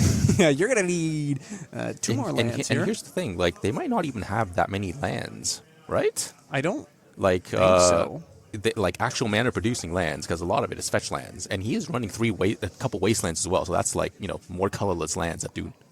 How many doesn't do much. non-blue lands does he actually have? 1? Like islands? 2? 2. And he has 1 of them out. Yeah, and Mystic Sanctuary is also islands. So, Yeah. yeah, okay, So 2 and 1 of them's out. yeah, So, and the Thoughtseize to further reduce his life total so he dies quicker. I think you have to take Barrel Goyf here, or else like it's too much pressure on the life total. You should be able to manage the other 2. Well, I mean, the other one is a Bowmaster, right? So Yeah. Well, I mean, all of his islands are locked. So I mean, Brainstorm's not going to do much, but Yeah, or the Ponder in his hand, but he could, I guess, get the other, like an island eventually, yeah. but it's still... Does he have anything to get rid of this choke? If he brought Force of Vigors in, then yes. Is Witherbloom Command? Is it? Is does it enchantment, or is it just artifact? Oh no, it's mana value 2 or less. Okay, so it doesn't hit that. So it has to be So it's Force deed, of Vigor deed and Force of Vigors. Huh? if he brought them in. Yes. He probably brought in Deed because he knows that Drake All is the a Jund creatures, deck, so it's yeah. all the permanents, right? You just want to blow all this up. Yeah, But- and that's a turn 2 cycle, like 2 turns of a cycle probably Yeah. too. So Yeah, and Drake probably didn't. Oh yeah. He's looking at with the Bloom Command right now. he's yeah. asking. Yeah. He heard a No, it's open deck list, guys. yeah, It's open deck list. list. Yeah, he's probably like, what is this card? Yeah. Reading it, making sure. Yeah, not. Yeah, I I'm don't think not. you I'm have not to the worry. biggest fan of this. I think people are playing it just because it's got a lot of different modes, right? And then you can try to get like 2-for-1s, but I mean, it feels so kind of mediocre. Yeah, it feels cute in ways. Like if the creature killing thing wasn't a -3, -1, if it was like a -2, -2, then That'd be good. yeah. Yeah, if it was -2, -2, it'd be a lot more acceptable. But Someone borrowed my deck for Can Later and went 3-0, 6-0. You actually went 6-0. Oh my goodness, that's amazing. Where's my credit? This guy's laughing at me, thinking I'm kidding. I'm kidding. See you later. See you. Oh my goodness, yeah. That's pretty good. That guy 0-3'd and dropped out of Legacy, so off he goes. yeah. Oh my. Oh, and there's another choke in case the first one gets wrecked. All right. Here we go. Okay. Okay. Drake just wants to push the lead and not overextend yeah. here. Well, I mean, it's you probably just want to hold up cards and force Troy to just destroy as many things as destroy stuff, and then while he's tapped out, then play the other choke. Yeah. Right, because he has to do all that stuff probably at sorcery speed. Mm-hmm. Yeah. And I mean, right now, even getting the deed out is tough because he needs to spend 3 mana to cast the deed, Yeah. and then his other islands that he played the deed with is also going to be tapped forever. Yeah, and he only has two non-islands, right? So Yeah. like he has to draw one of them, right, or fetch Yeah. into it, and then another. So I feel like that's just too far away with how much. Yeah, there you go. There you go. Troy's like, oh, I got you. Never mind. I'm just kidding here. Yeah, usually when I play like against something like choke, I would just put all my islands like right beside the choke, so That's I don't fair. so I don't forget. Yeah. Okay. I mean, he's got the lands, right? He can cast stuff for one. Yeah, once. You yeah, can do it for once. Yeah, you can do it once. And then go from there. Yeah. And then I'm thinking we're going to have a Jund in the finals, maybe. That's Uh, what it's well, looking like. I mean, we've. Hey, I I don't want to jump to conclusions. Yeah, but I Okay. mean, you should have seen how Troy came back in round 5, Oh, right? yeah? But yeah, it was pretty fun to watch. But yeah, so we shouldn't rule him out. I'm not going to. I believe in Troy. Yeah. Okay. Yeah. They're trying to figure out like whether the Fatal Push gets exiled with a Void counter, and it doesn't because It dies. it dies first and then hits. But then if the destruction was damage based like Lightning Bolt, then the Lightning Bolt resolves, and then it would go in exile, and then the damage would check afterwards. Oh, and okay. then the Voidwalker dies. So that's why like if it's damage based removal, then it goes underneath the Void counter. Huh. I did actually not know that part. Man, Magic, you just learn something new every day, and that's what's like great about life, great about Magic, right? I feel like every time I commentate, if it's either Steve or someone else, right? Like you guys just teach me new things, and hopefully you guys, and chat always teaches me something new or tells me something as well. So it's good to know that. I did not know that little piece. I knew a lot about. I remember there was a helm. Was it Dominic Harvey? No, it was Edgar. He helmed his opponent. That was really fun. We saw one time with a Dothy. That was a good time. Yeah. But different game, different day. The Grist is going to town. You can't blow him up yet. Oh, okay. gonna get Yeah, rid of he the feels other like choke. he feels like he doesn't need it. Yeah, it feels like kind of a win more. Like, He's only attacking with one. well, One insect? it's a 2/2, I guess. Oh right? yeah, The yeah, Exalted. Yeah. Okay. Not Yeah. really much else. I guess he couldn't attack with the other one. Yeah, and he just I mean, Okay, put it out. if he's willing to kill the first one, then he probably wants to kill the second one, right? So you Exactly. force him to do it. Yeah. And that one needs to go with the void counter, but Unless it's in response, but doubtful. maybe it's in response, but we'll see. What are you gonna get? An island? Oh no. Well, I mean, yeah, Yeah. it's probably better for him to do it in response.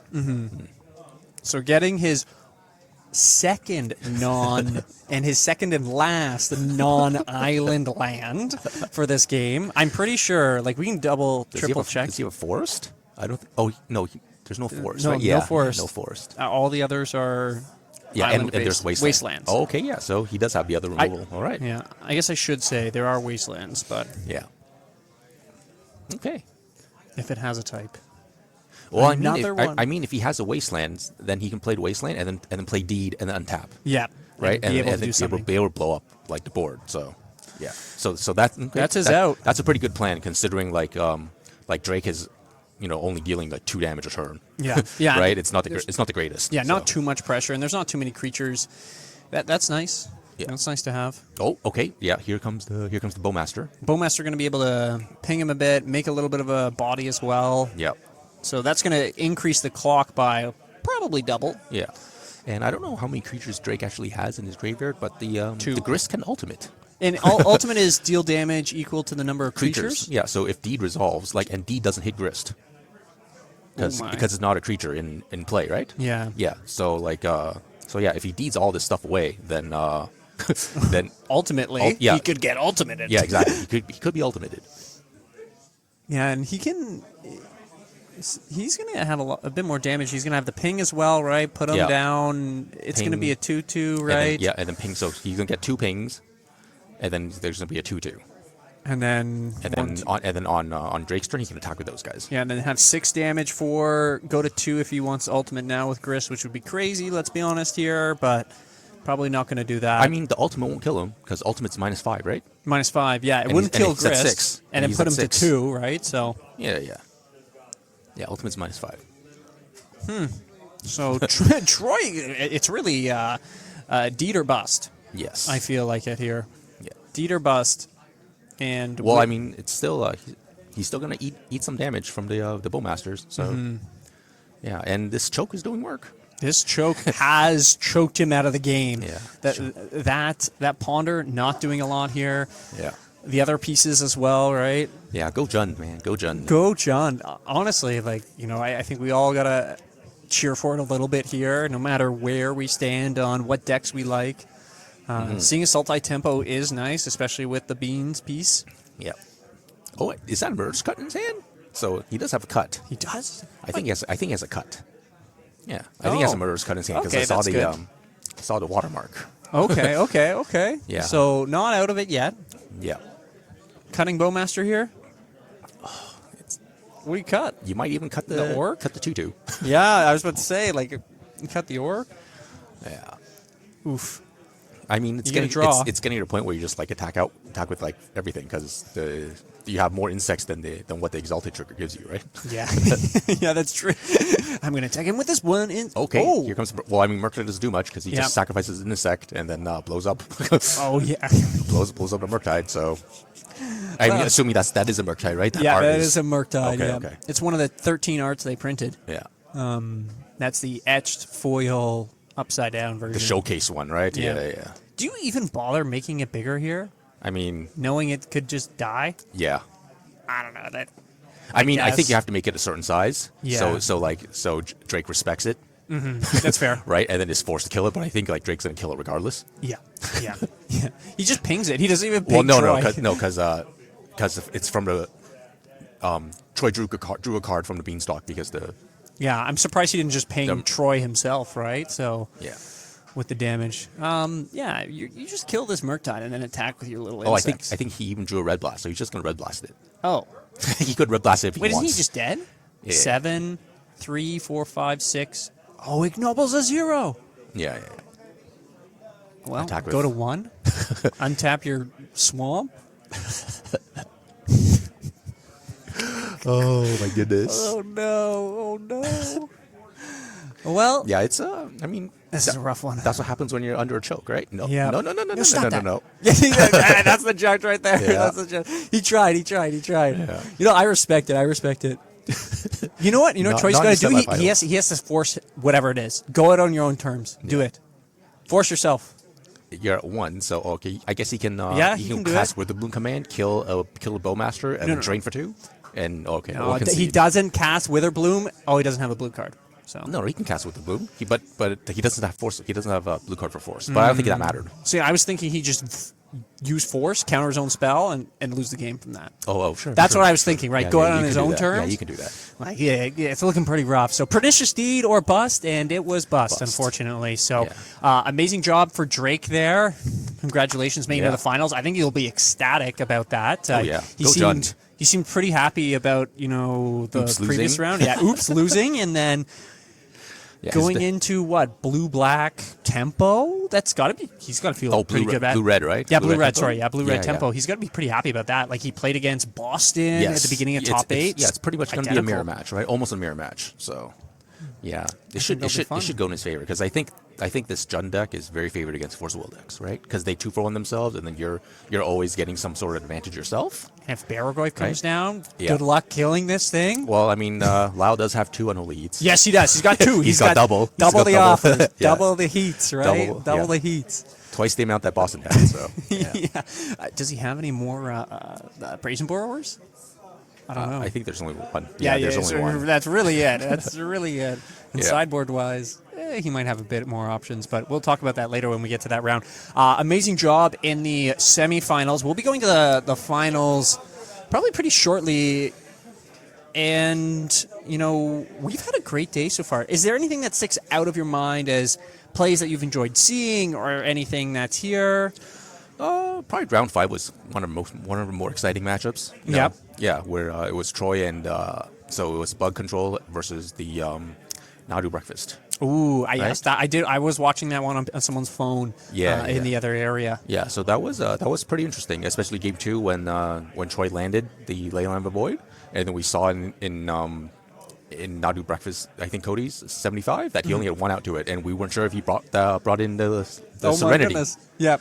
right? And yeah, so that was a really interesting match, right? Like it That was went fun. back and forth, and yeah, I mean, due to some play errors, like Troy got happens. it, It yeah, Troy got happens. it, but I mean, it was a long day, right? Yeah. It was 5 hours of Magic for those guys, so Yeah, how long have we been live for? It says 7 hours and 15 minutes. So if you've been with us for 7 hours and 15 minutes, kudos to you. We appreciate all of you. Yeah. And kudos to the staff here at Enter the Battlefield, right? Been here, helping out, serving the customers that have been coming. There's people that are doing kill teams. That's Warhammer Warhammer. game. I was watching that. They were explaining that to me. That was awesome.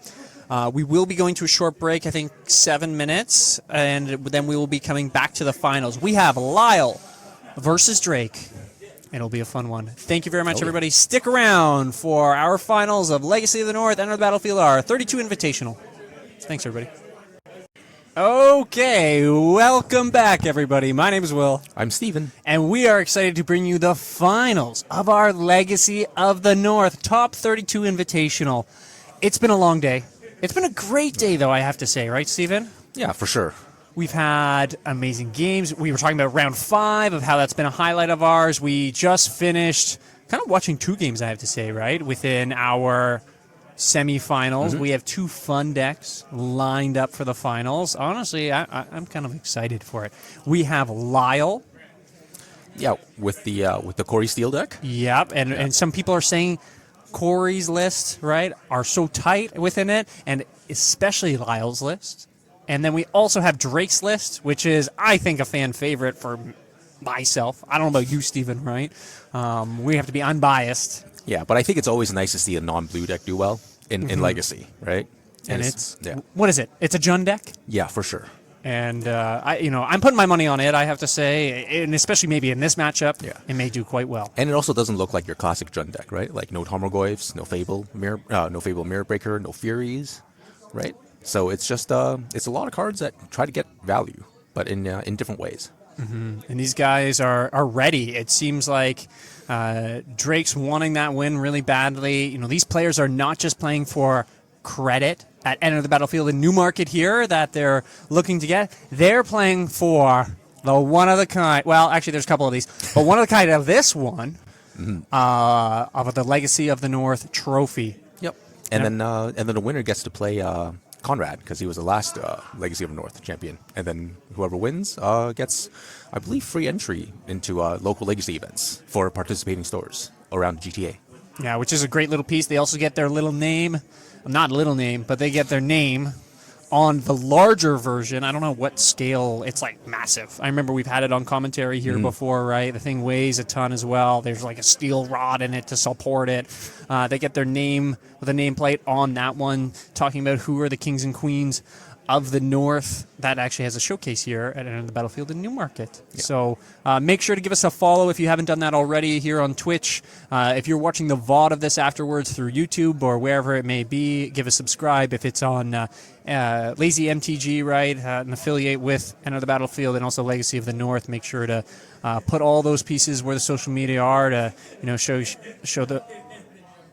show all the respect and the pieces to keep Legacy going. So we're about to go into the finals, and I'm excited because we have Jund versus our Delverless deck. Yeah. And I'm not too sure who is on the play. Maybe Drake because he was 3rd going in. So I'm Probably not sure. higher seed, right? I'm not sure who's the higher seed.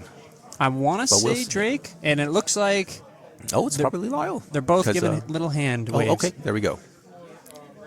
Yep, there we go. Mary's Guile. Mary's Guile. What does this card say? Because it is way too small and not in And in English. Japanese. Yeah. So basically, during your upkeep, look at the top 3 cards of your library and then put them back in any order.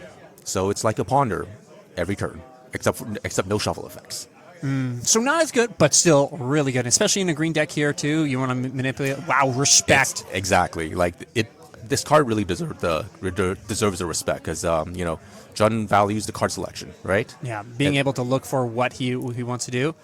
he's like, wow, look at this. Yeah. The mad respect he has for it. And Lyle getting rid Lyle's of... at 19. Yeah, 19. They're updating on the side. We'll make sure that they update on the digital platforms as well there, too, and try to get them. How did he get 4 of these Murktides already? He must have gotten... So these are new. They're from... No, but they've been out for a while. The They've Secret been out- Lair one? Yeah, They're yeah. probably the non-foil ones. Mine just came in the mail last week, Thursday.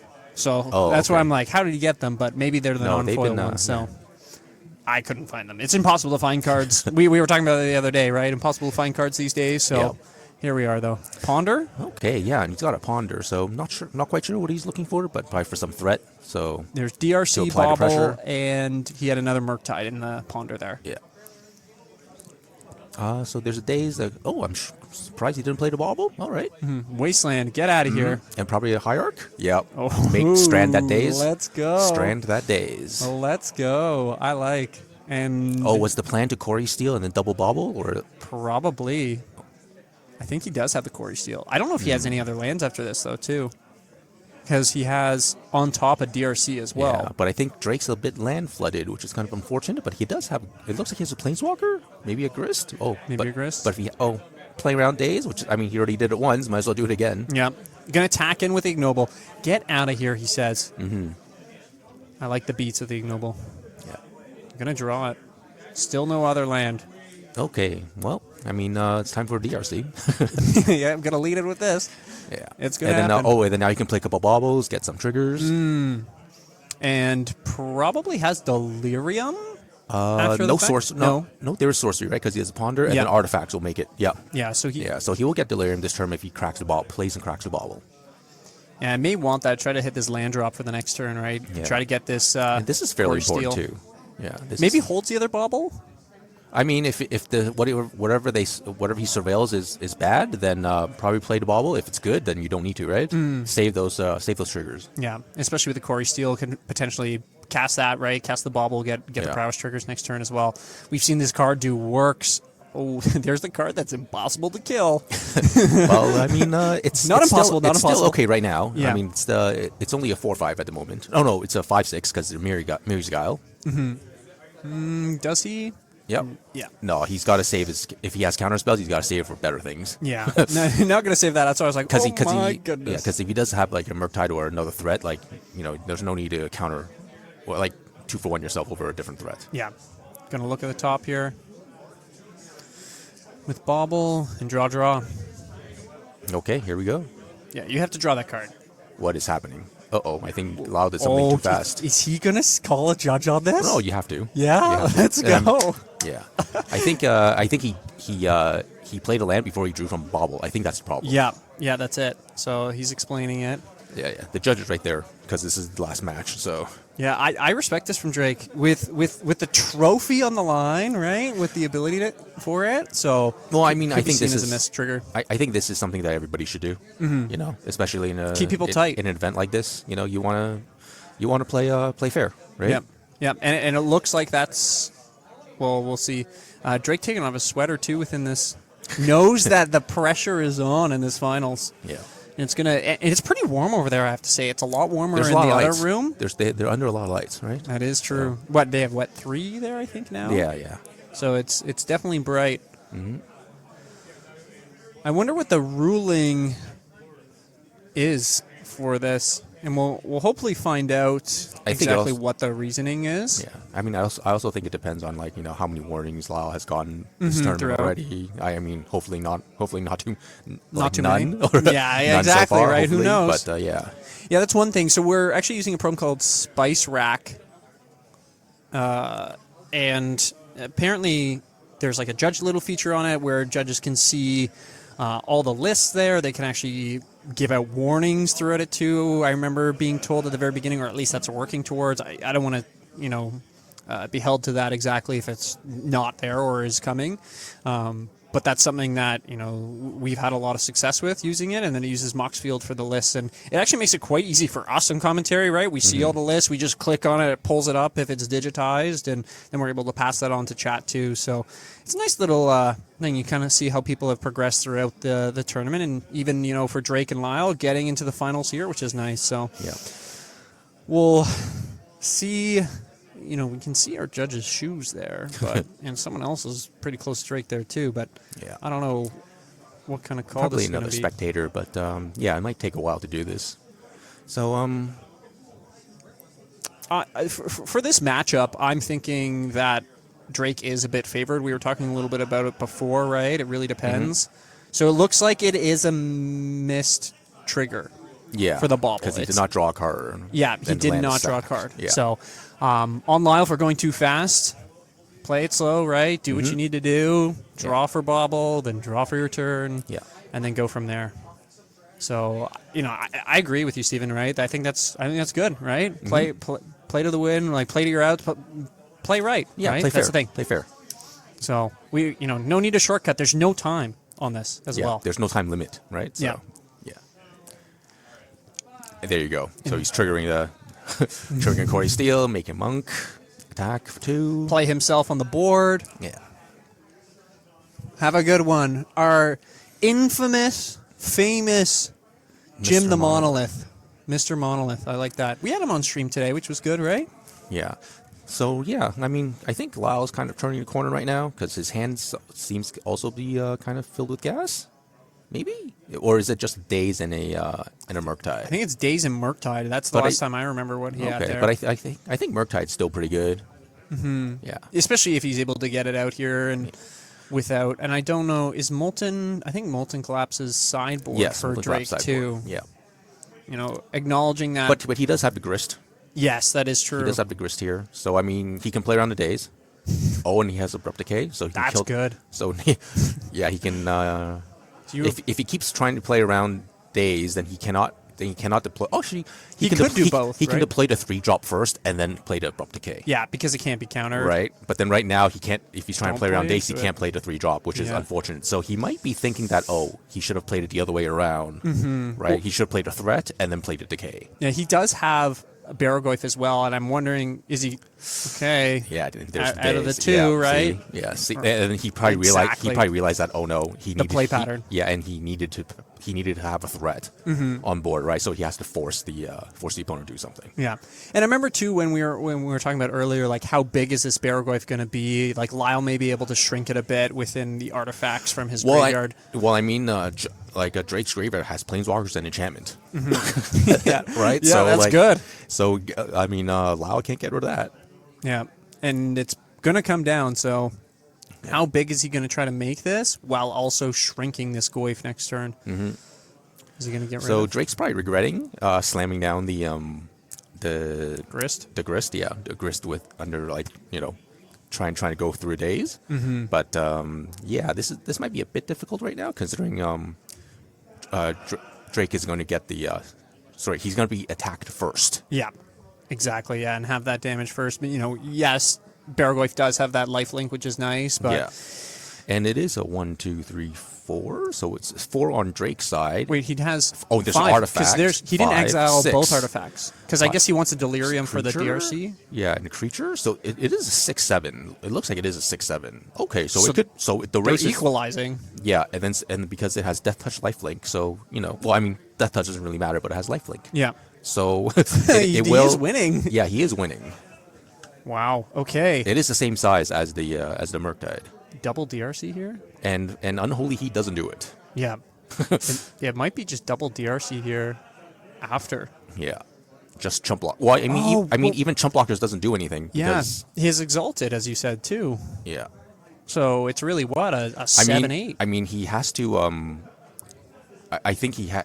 Oh, that's a good draw. I think Lyle just has to try to kill him one swing, Yeah. now, right? Yeah, exactly. How much are you going to deal potentially? Because he should have Delirium. Oh, okay. Well, now he can only deal 9 damage. 9 damage? Okay, yeah, this is this is going to be rough. and DRC must attack. Yeah. Oh, no. DRC must and he has no hand. Nice. Yeah, this is This is Barrowgoyf. Barrowgoyf. As Barrowgoyf. we talked about, this is going to go all the way. And there's no way to kill it. Yeah, there's Barrowgoyf only getting there. Yeah, you can only bounce it. That's it. That's it. Yeah, Unholy Heat doesn't do it. But maybe Lyle turns it around here. I don't think so. I mean, somebody has to attack. DRC has to attack. So. yeah. Well, at least Barrowgoyf doesn't fly. It is a It is, yeah. Modern Horizons, as you have informed me. Modern Horizons commander. Yeah. How much is Baragoi nowadays? It dropped. It dropped a little bit. Like maybe like beginning of end of last year. Yep. Yeah, but then I think it might come back up again because they banned like they banned the troll and they banned the frog. Thank God Frog's gone. And then so now it's, because you had those super hyper efficient creatures, people were playing this, Yeah. the Baragoi, right? But now that now that those creatures are gone, he must attack, right? Yeah, The- whoa. he must That's attack. he must attack. That is a no okay thing that Yeah, just yeah. happened. We can't miss that. Yeah, DRC must attack. right? No. We, hang on. Pause. But that's a second infraction. Yeah. These guys have been playing for a while, right? 7 Yeah, hours and I know, and 40 and minutes. he probably right? wants. So. Oh, it's not Oh, just it's not getting delirious? 1, 2, Oh, okay. 3. It looked like it had delirious. It looks like there. Yeah, he is short. It's artifact, creature, land. Oh, So okay. we're wrong. Okay, my bad. Chat. This is where you're supposed to tell us we're wrong, right? You need to be telling us, saying it's not delirious. Yeah, but no, this is still bad because there's really no outs to this other than like lightning bolt and only heat, like the combination. Yeah, of you two, have to right? have You have to- both. Yeah, And he has to get delirium, I guess, from it too. yeah. Which can he even get? So what is he missing? Is he missing sorcery? Sorcery within it. Okay, So okay. Or sorcery instant, right? Because there's creatures, artifact, land. Yeah. Okay. okay. Yeah, so Yeah. obvious it wasn't. You're right. Ah. Okay. I mean, it's a 2-turn clock. Yeah, here we are. 2-turn clock. The Yeah. Baragoi is not going anywhere. Yeah. It's, What are you going to surveil? It's doing a lot of work. He just. I think wants that's to a draw that steam one. vents. I think that's steam Oh, vents. steam vents? That's not the surveil land. And Yeah, I, yeah. That Everything that new looks art the same. is. Yeah. I don't even think it matters what Drake draws here. You just go in. Yep. Hit for Exalted as well. And then mill that many. Yeah, mill that many. Wow, you take questing, I think. Oh, no, Or I just take another Baragoi. Yeah, just kidding. Take Baragoi and cast it. Yeah. Yep, here we go. How would you like to deal with this creature that you cannot deal with in the beginning, like to start with? Yeah. This guy has been really impressive. Yeah, This Baragoi. this- Very, very impressive. Amazing, has gone the distance, and I think even though he could have played it differently, right? Playing the 3-drop around the days, right, and then playing The decay. the decay, right? I think that is really still a small sequencing piece. Yeah. Could have still led to this, right? Yes. But definitely leading with Grist over Baragoi. Wow. Yeah, because I think Drake's realized that if Baragorf dissolves and it's it gets bigger than a 6 toughness, they can't deal with it. Yeah, there's nothing unless exactly what you're saying. You have to chain together two things.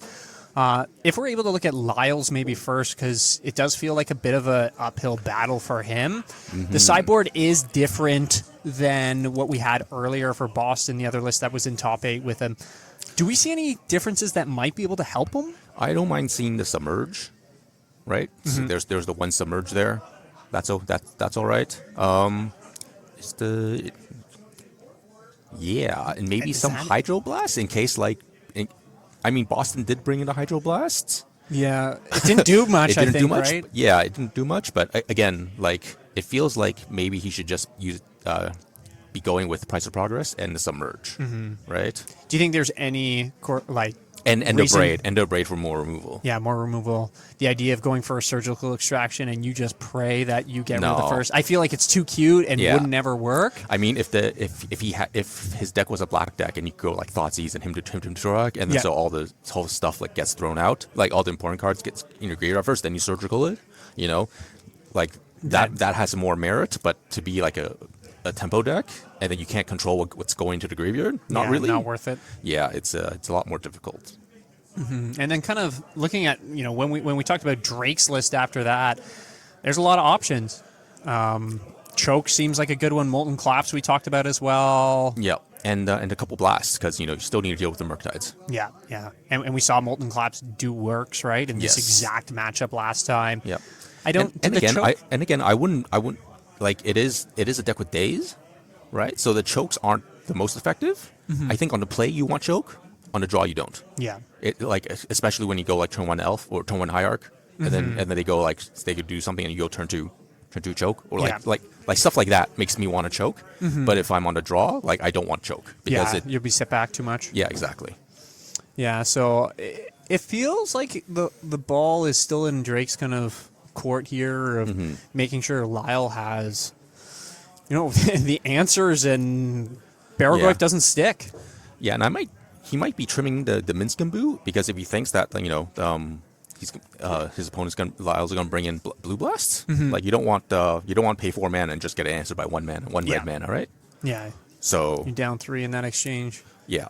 So I mean, if anything gets cut, probably the Minskin boot, and then what else do you think here within it? Maybe you keep the Guile for sure. Maybe the edicts, because the edicts because he does build a wide board. So it only kills 1 creature end of the day. and especially with all those like tokens as well that start happening, right? Like if that's your main, if that's their main threat against you, right? And they're starting to go wide, getting rid of 1 really isn't going to help your case, right? Yeah, it's good against the one, maybe let's say DRC itself, but I feel like you have better answers exactly what is in the sideboard itself. Yeah, and I think again with play draw, like on a play you probably want Thoughtseize, and on draw you probably don't. Yeah, lots of options for Drake here. We'll see how quickly each of them look at their sideboard. I feel like for Lyle, judging by his posture as well, like he's decided probably put in his 1 or 2 cards and realized my fate might be answered. Yeah.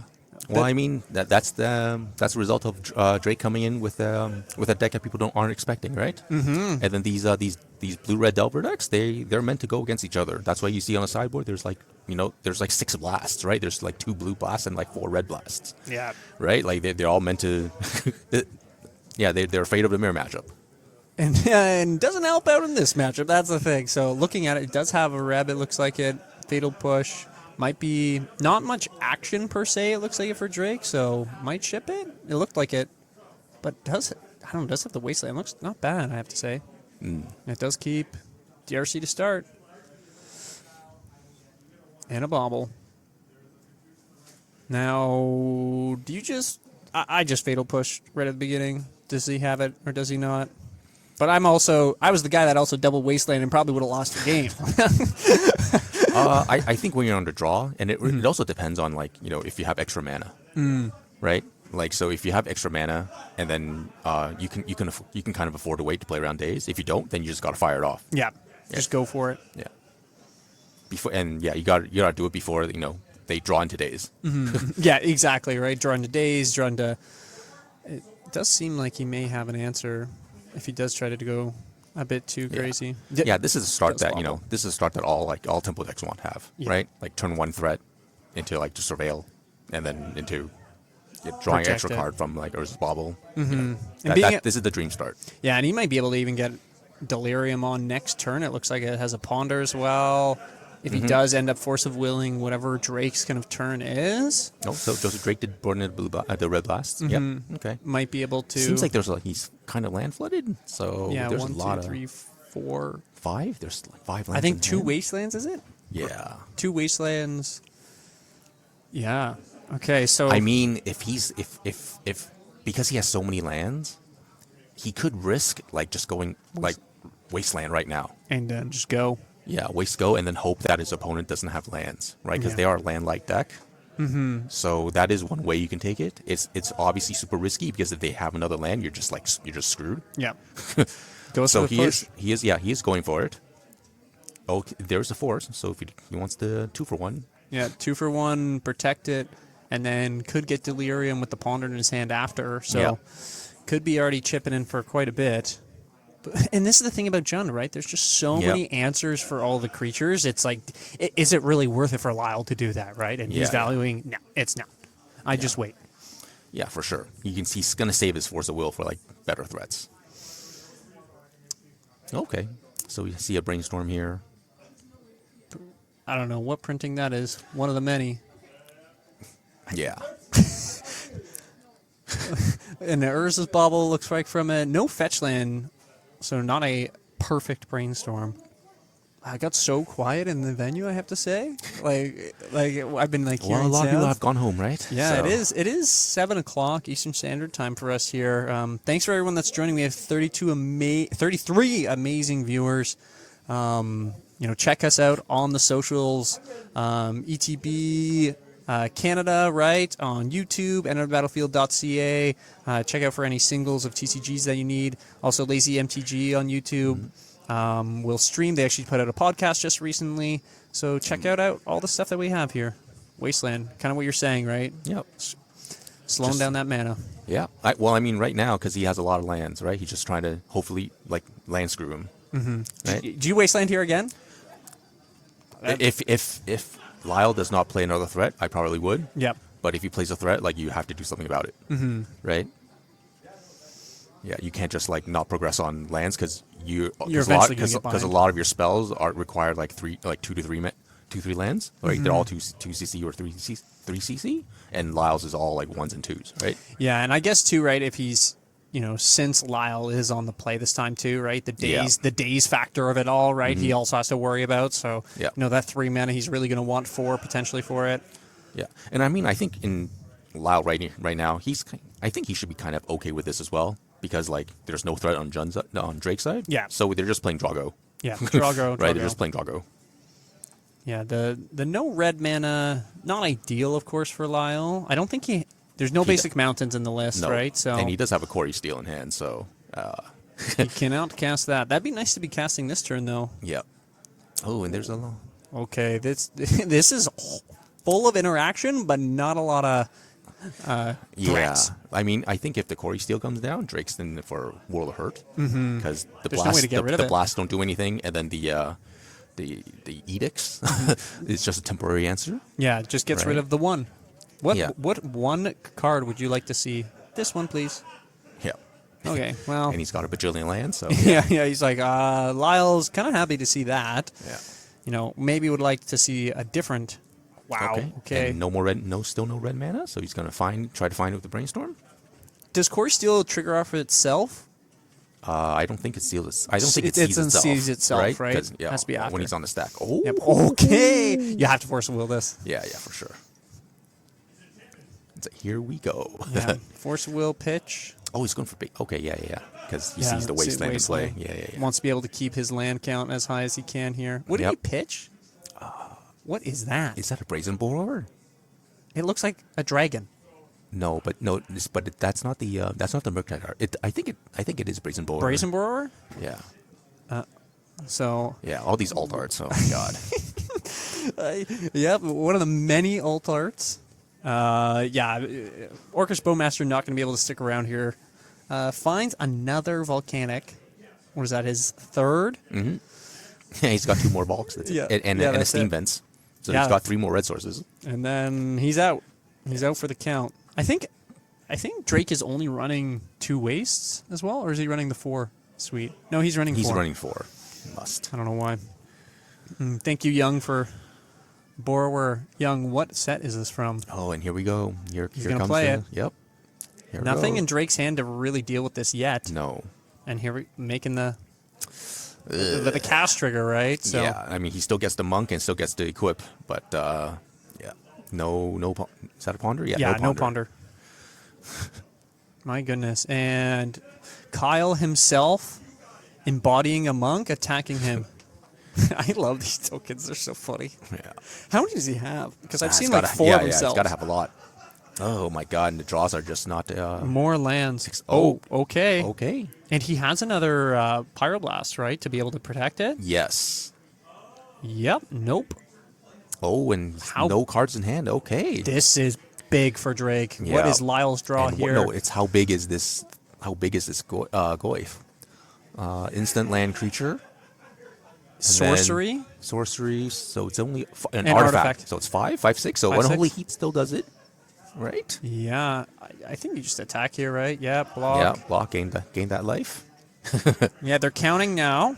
Yeah. So 5 is what it is. This. Oh, and there was Miri's Guile forced this game or was the last game? No, that was last game. Okay. Miri's Guile. This game Yeah. might run away from Lyle. Yeah. Oh, here comes the pressure. The Wastelands. This slow play Yeah. with the Wastelands. Exactly what you're saying, Stephen. Right? Just kind of doing it, saying, "Hey, that's not yours." Yeah, someone just took the trophy for us. I think they're Yeah. getting ready to deliver it to the potential winner. Yeah.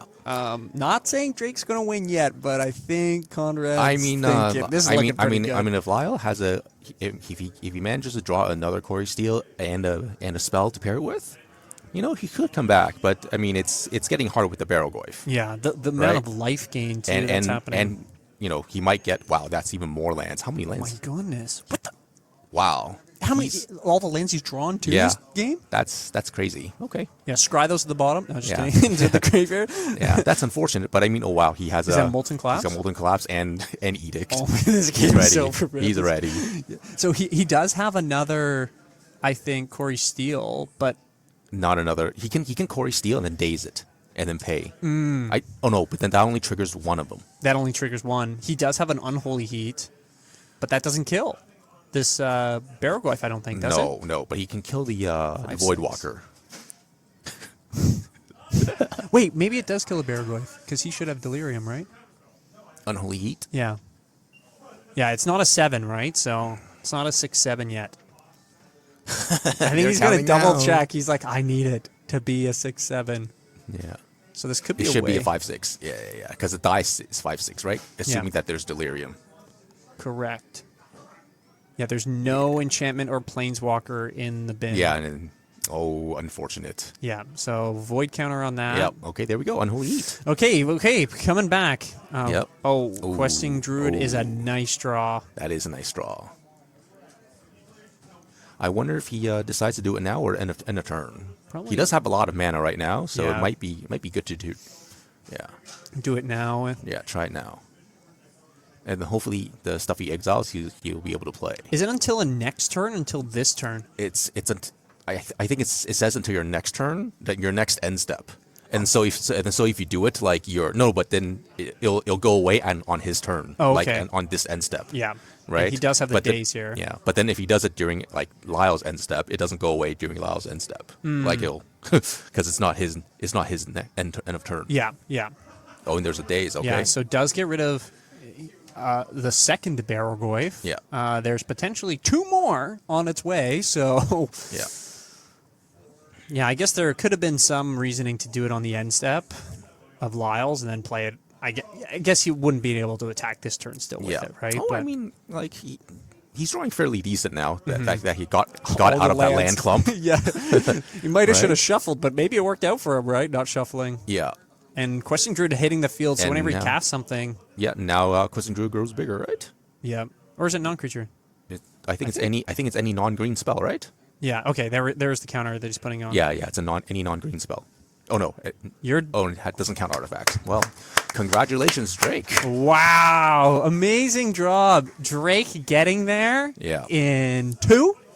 Yes. I think that was a great day. Drake bringing a medical, as he said, right? He's either going to look foolish or he's going to look like the smartest guy in the room. Yeah. Oh, and he did. He bring did in- bring in the Plague Engineer. Yeah. Just against the. Okay. Against the monks, it makes sense. And the chokes, showing Yeah. us what he sideboarded Couple there. jokes.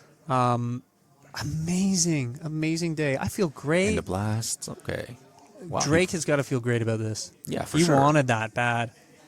Oh, okay. Yeah. So he only brought those in. Okay. Yeah. Yeah, kind of what we were saying. You were saying the submerge, right? Mm-hmm. Yeah, there isn't too much else that Lyle, I think, could sideboard in at all. No, you can't. Yeah. Wow. Amazing job from everybody here today. Mm-hmm. Drake will be playing against Conrad at some point for the Kings of the North, Yeah. I'd say. Might be kind of hard because Drake's not from. He's not from the GTA. Where is he from? So I think Thunder Bay. What? Like kind of far north. North Bay? northeast? North Bay? I could- Bay? North Bay? Something Bay. We'll get a It's location it's check. west of Ottawa. West of west of Ottawa. Ottawa. Oh, so okay, Yeah. so then I don't know. Something Bay, but We- it's kind of far from here. Yeah, my guess is we'll probably be doing a little bit of an interview if Drake's up for it. We'll find out who's doing that piece with him. And we can ask that. The location check. We'll location check him. Yeah. They might want. Yeah, they might want to leave because it's Bit of a 'cause they drive home? Yeah, it is like a 3-hour drive home or something. But Yeah. But yeah, we'll see. We'll see. They might go out because all the winnings from today, right? They might go out. They might go to a rave. I hear Yeah. a producer is going to one potentially. So, no, I'm teasing. It's been great. I think the finals was a fun match to watch. Yeah, Seeing definitely. Jund win. When was the last time you ever saw Saw that. Jund win Yeah, like in a Legacy. legacy tournament? Yeah. Or just tournament. Like I'm thinking like even modern. Goodness me, 2017? Maybe? And I mean, the cards are all MH3, right? So you could be playing this in other than dual lands and wastelands, you could be playing this deck in in modern. Yeah, exactly. Someone asked, is Drake's list posted? It is posted now. We just did that for you. So check it out. Fun little list. I never saw him play Minsk and Boo ever when he was playing. I don't know if you did, Steven. It might have gotten boarded out a lot, right? Because Yeah. against the blue blast decks, you just don't want to. And he played against a lot of blue decks, right? A lot today. Yeah. And in top 8, he played against 2, crushed both, right? Yeah, and he played against Bug, and Bug would have blue blasts. Yeah, So- exactly. Yeah, and we were talking about that too, right? And in the sideboard when we joined into game 2, I think of that. I don't even know through the top 8. Did he even drop a game? I'm not sure. He 2-0'd Boston. Yeah, I think, guess. and he 2-0'd. Oh yeah, maybe he didn't lose a game. Yeah, I think he The 6-0'd Bug. in the Yeah, in top 8. Yeah. That's amazing. Wow, the strength of the deck. We will be coming back after a short break, everybody, for an interview with our winner of our Legacy of the North 32-person invitational of the season. Steven, I don't know. Are you going to be coming back after this? After the little break? Or I don't know. Yeah, I'll be back. I'll be back soon. Good. I just got some private stuff in life that preventing me from playing for past. Yeah, it's great having you this on and particular year. yeah, and commentating with you again. It's been a blast, I have to say, right?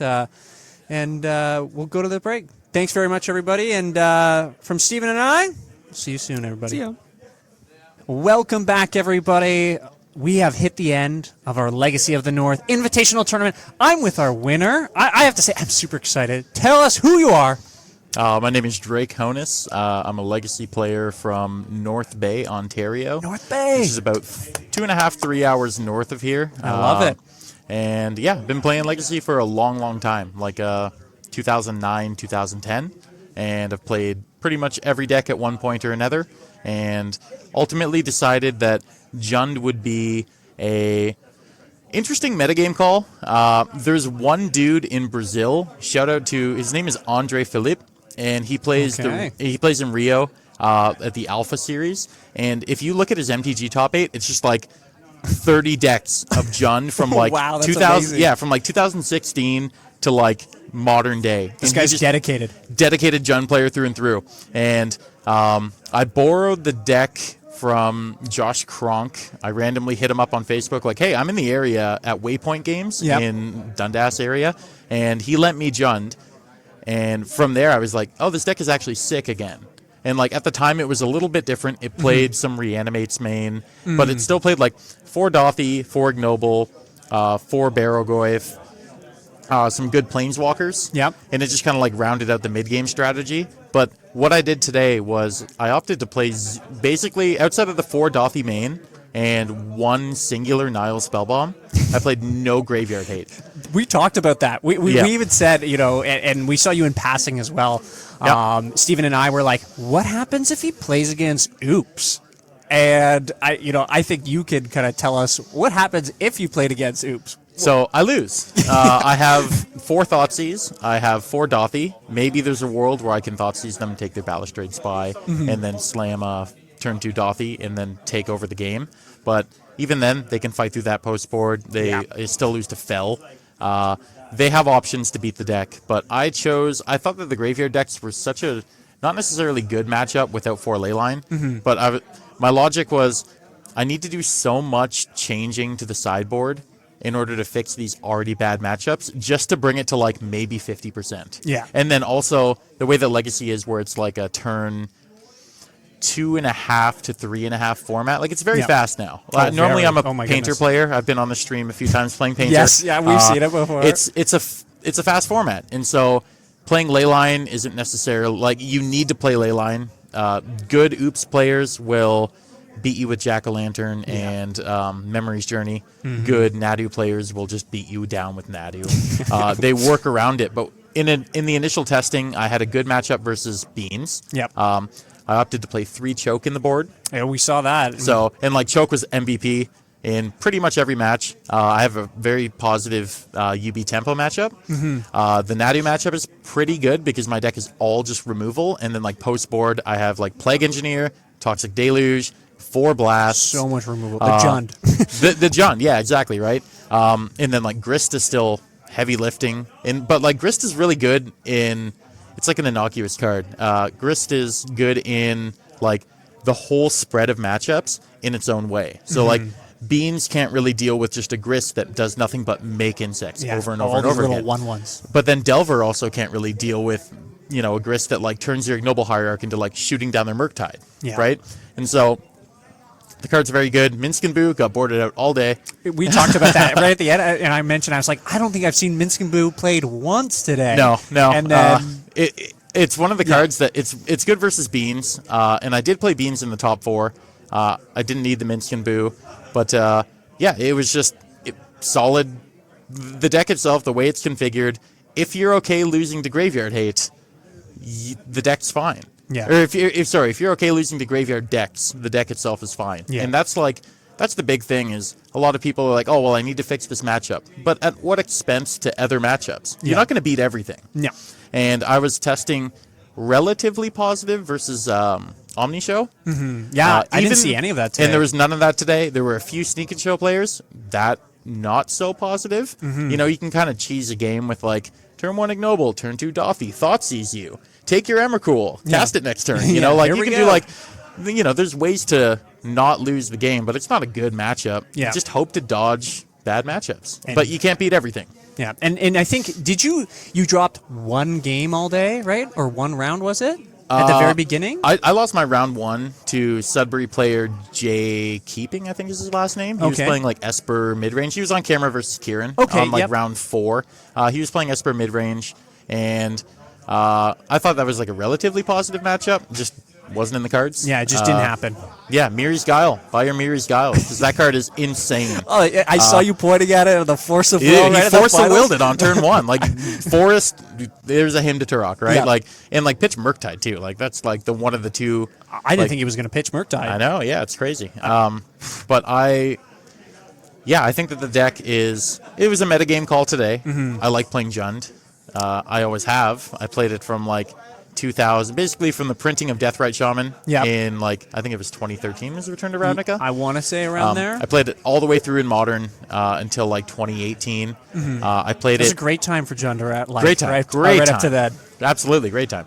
And then I played it in Legacy too, on and off, in like the 4-color loam, which is kind of Jund. It had like Dark Confidant and like Nag the Reliquary and Lilianas and stuff, and that's pretty much Jund splash white. But no, I've played Jund for a long time, and to play it, 8 months ago, and to find a deck that like this is cool, it's off the wall. Nobody has a plan for it. Nobody has a plan for it whatsoever. Because what do? You like when I talk to Boston, he's like, "Oh, I saw you just playing like Jund good stuff cards." I'm like, "You got to beat it. Yeah. You gotta have the bolt for the Dothy, and then you need to have the bolt for the questing druid, and for the other thing, and then you also need to contend. Like you watch Baraglyph just beat people up all day. We said it on stream. I can't imagine. I was like, if Baraglyph sticks, they lose the game. Like, that's it. They have 2 answers. And with him, Bostonless, he had 1 Unholy Heat. Yep. And then 1 Brazen Boar. Yeah. That's it. And so That's it. And Lyle had 2 Unholy Heats. yep. There's nothing he could do. And then like Dothy Voidwalker, I think, is a like sleeper card in Legacy, and I think that card should see more play. Maybe Black is a little taxing. Like my mana base was 3 Bayou, 2 Badlands, 1 Taiga, and then like 1 of each of the black surveil lands, like black green and then red black. It's a little taxing to have a deck that has like 4 Dothy Voidwalker, but you're also trying to do things like fetch basics. The hands where you have Ignoble Hierarch are 20% better than any other hand. It's like, this works. It just great. works so well. But Mirror's amazing. Guile seems like a weird inclusion, but It didn't work. there's so many 2-drops in the deck that you like. Mirror's Guile is bad because it's card disadvantage. like you don't ever get recuperate a card. But the rest of the spells in the deck always they always get you like 2-for-1s, or they get cards back in one way or another, or it's like this will generate 5 cards worth of value, so you can get away with playing 2 Mirror's Guiles. Yeah. And so the 2-drop slot is very choked out. Like it's 4 Dothy, 4 Bowmaster. Yeah, there was like, a ton. Tons, right? Yeah. And so like playing Sylvan Light, people were giving me the grill because like, oh, why don't you play Sylvan Library? And even against in my top 4 match, like he had Bowmaster in play for a bunch of turns, and I'm just happy guiling. Like, Yeah, you're like, show me the I'll cards. look. Yep. I'll Cool. And we'll go. Yeah, and you see 30 extra cards a game, That's amazing. and you're just like, all right, cool. And then it has to be respected so much, and we saw that in the finals. Yeah, and I had like in my testing, I had multiple people like, I have to leyline binding your like the Barrogoyf can live. I'll plow it later, but like I have to use the leyline binding or like the the prismatic ending on the Mirror's Guile, That's crazy. and like it's just it is what it is. That's amazing. Wow. And like yeah, Drake, is there anywhere where we can follow you? Do you have any socials or Moxfield page that people want to follow you at? I know that's something that a lot of people like. You know, you built this deck. I think you've built other great decks. You know, you're formidable in the Legacy of the North scene. Yep. Where can we find you? go to moxfield.com/my first last name. Okay. I think that's I have a few Down lists. here, everybody. Yeah, wherever that may be. I have a few lists. Tomorrow at the Chimera 1K, I'm going to be playing Imperial Painter. Oh, 'Cause, that sounds like fun. Yeah. Excited for that? I should Yeah. give you this. I'm supposed to give you this in the beginning. Perfect. Thank you But so much. this is for Drake, everybody. You can catch him on his socials, all the other pieces. Is there any final thoughts that you want to have for everyone on stream? Anyone you want to shout out as well, Drake? Jund is sick. Long live Jund. Long live Drud. Bring it back. Play Jund. It's fun. It's cool. It's more than just like a meme boomer deck, as they say. You know, like That's true, that's true. it's actually viable, and you should give it a go because, I mean, the Did cards that are in it, just certain decks can't beat it. No, and we if saw you that. get paired against favorable matchups, then hey, you're gonna. Yeah, there was no Gonna do chance well. for those Delverless decks. Yeah, in my opinion, they just got absolutely crushed. And like the fact that they're Delverless as well. Like, you know, normally it'd be like Delver and then it flips, but like you just kill the DRC, fetch basics, and then eventually you're like, well, I have 4 Barrogoyf. They Yeah. have 1 or 2 ways to get rid of it. Good a luck. Barrogoyf finds another Barrogoyf. That game's over. Yeah. Like there's no no way losing. out. There's and no like way out. I think I 2-0'd Boston and then I 2-0'd Lyle. And you And I you 2-0 6-0'd your whole top 8, we found out. Yeah. Yeah, I forgot. Yeah, the Bug Beans one Yeah. was just a clean 2-0. Yeah. No deck can compete with like Barrogoyf rebuying Questing Druid. I don't know how my math works, but it's like a 5-for-1. Like you know, It's we saw that happen in the finals too, right? And Yeah. I think against Bug Beans Yeah. too, within part when we joined in halfway through of it. So Yep. yeah, amazing work. You piloted the deck so well. You're a great pilot. You're a great player as well. It showcases here. Fun thing too. Hopefully you'll be able to play against Conrad for the Legacy King of the North. I Yes. don't know when you guys will be scheduling that. I don't know if we'll be recording it because you live in North Bay. Great place, I Yeah. have to say. So We'll figure it out. Actually, in one last thing before I Yeah, take off here. absolutely. That matchup is going to be a beating in a dark room. He's playing Oops All Spells. He's locked in to playing the deck that he played today. Oh, and are you locked in for? I'm your locked in deck? on Jund with 4 main deck Dothy and 1 Spellbomb. I am going to lose so hard. Oh no! I am proposing potentially that we just play it tomorrow before the 1K. Yeah, at just Chimera. 'cause- yeah. Just because I know it's going to be a clean 3-0 and it's going to be really fun. It's going to be a lot of trash talking and just a I fun love time. it. But like, You guys are gonna have a blast. yeah, this is nothing that I can do. Someone get like one of those like hand recorded like Oh, yeah. like phone record. You know, phones are so much better now, right? Yeah. Of the game happening, so Yeah. we can get something. Well, we appreciate it, Drake. Sorry, Yep, all good. coming out and safe travels. You go. I guess you're not going back home tonight because We're going you guys to are doing the Kitchener. yeah. Yeah. So you guys have the Crimea tournament tomorrow. So enjoy that. Hope things go well in with your Imperial Painter. But good luck getting stomped by Oops. I guess. Yeah, maybe thanks, you'll man. pull out one game. Maybe Who I'll pull knows? out 1. Yeah. That's it's a victory again. Yeah. That's a moral victory above all else. Exactly. You know, we appreciate it. And thank you, everybody, tuning in throughout the whole stream. We have, 8 hours and 14 minutes, 15 coming on, about 45 seconds. So thank you to everyone here at Enter the Battlefield in Newmarket, right, hosting the event, Chris, the owner. And thank you as well to Lazy MTG, who's been doing the producing in the back, the voice in our ear. We referred to him a couple times throughout the stream. Follow all of the socials. Follow Drake on his Moxfield as well. Thank you very much, everybody. Enjoy the rest of the night, and have a good one. Gunned him out. Out.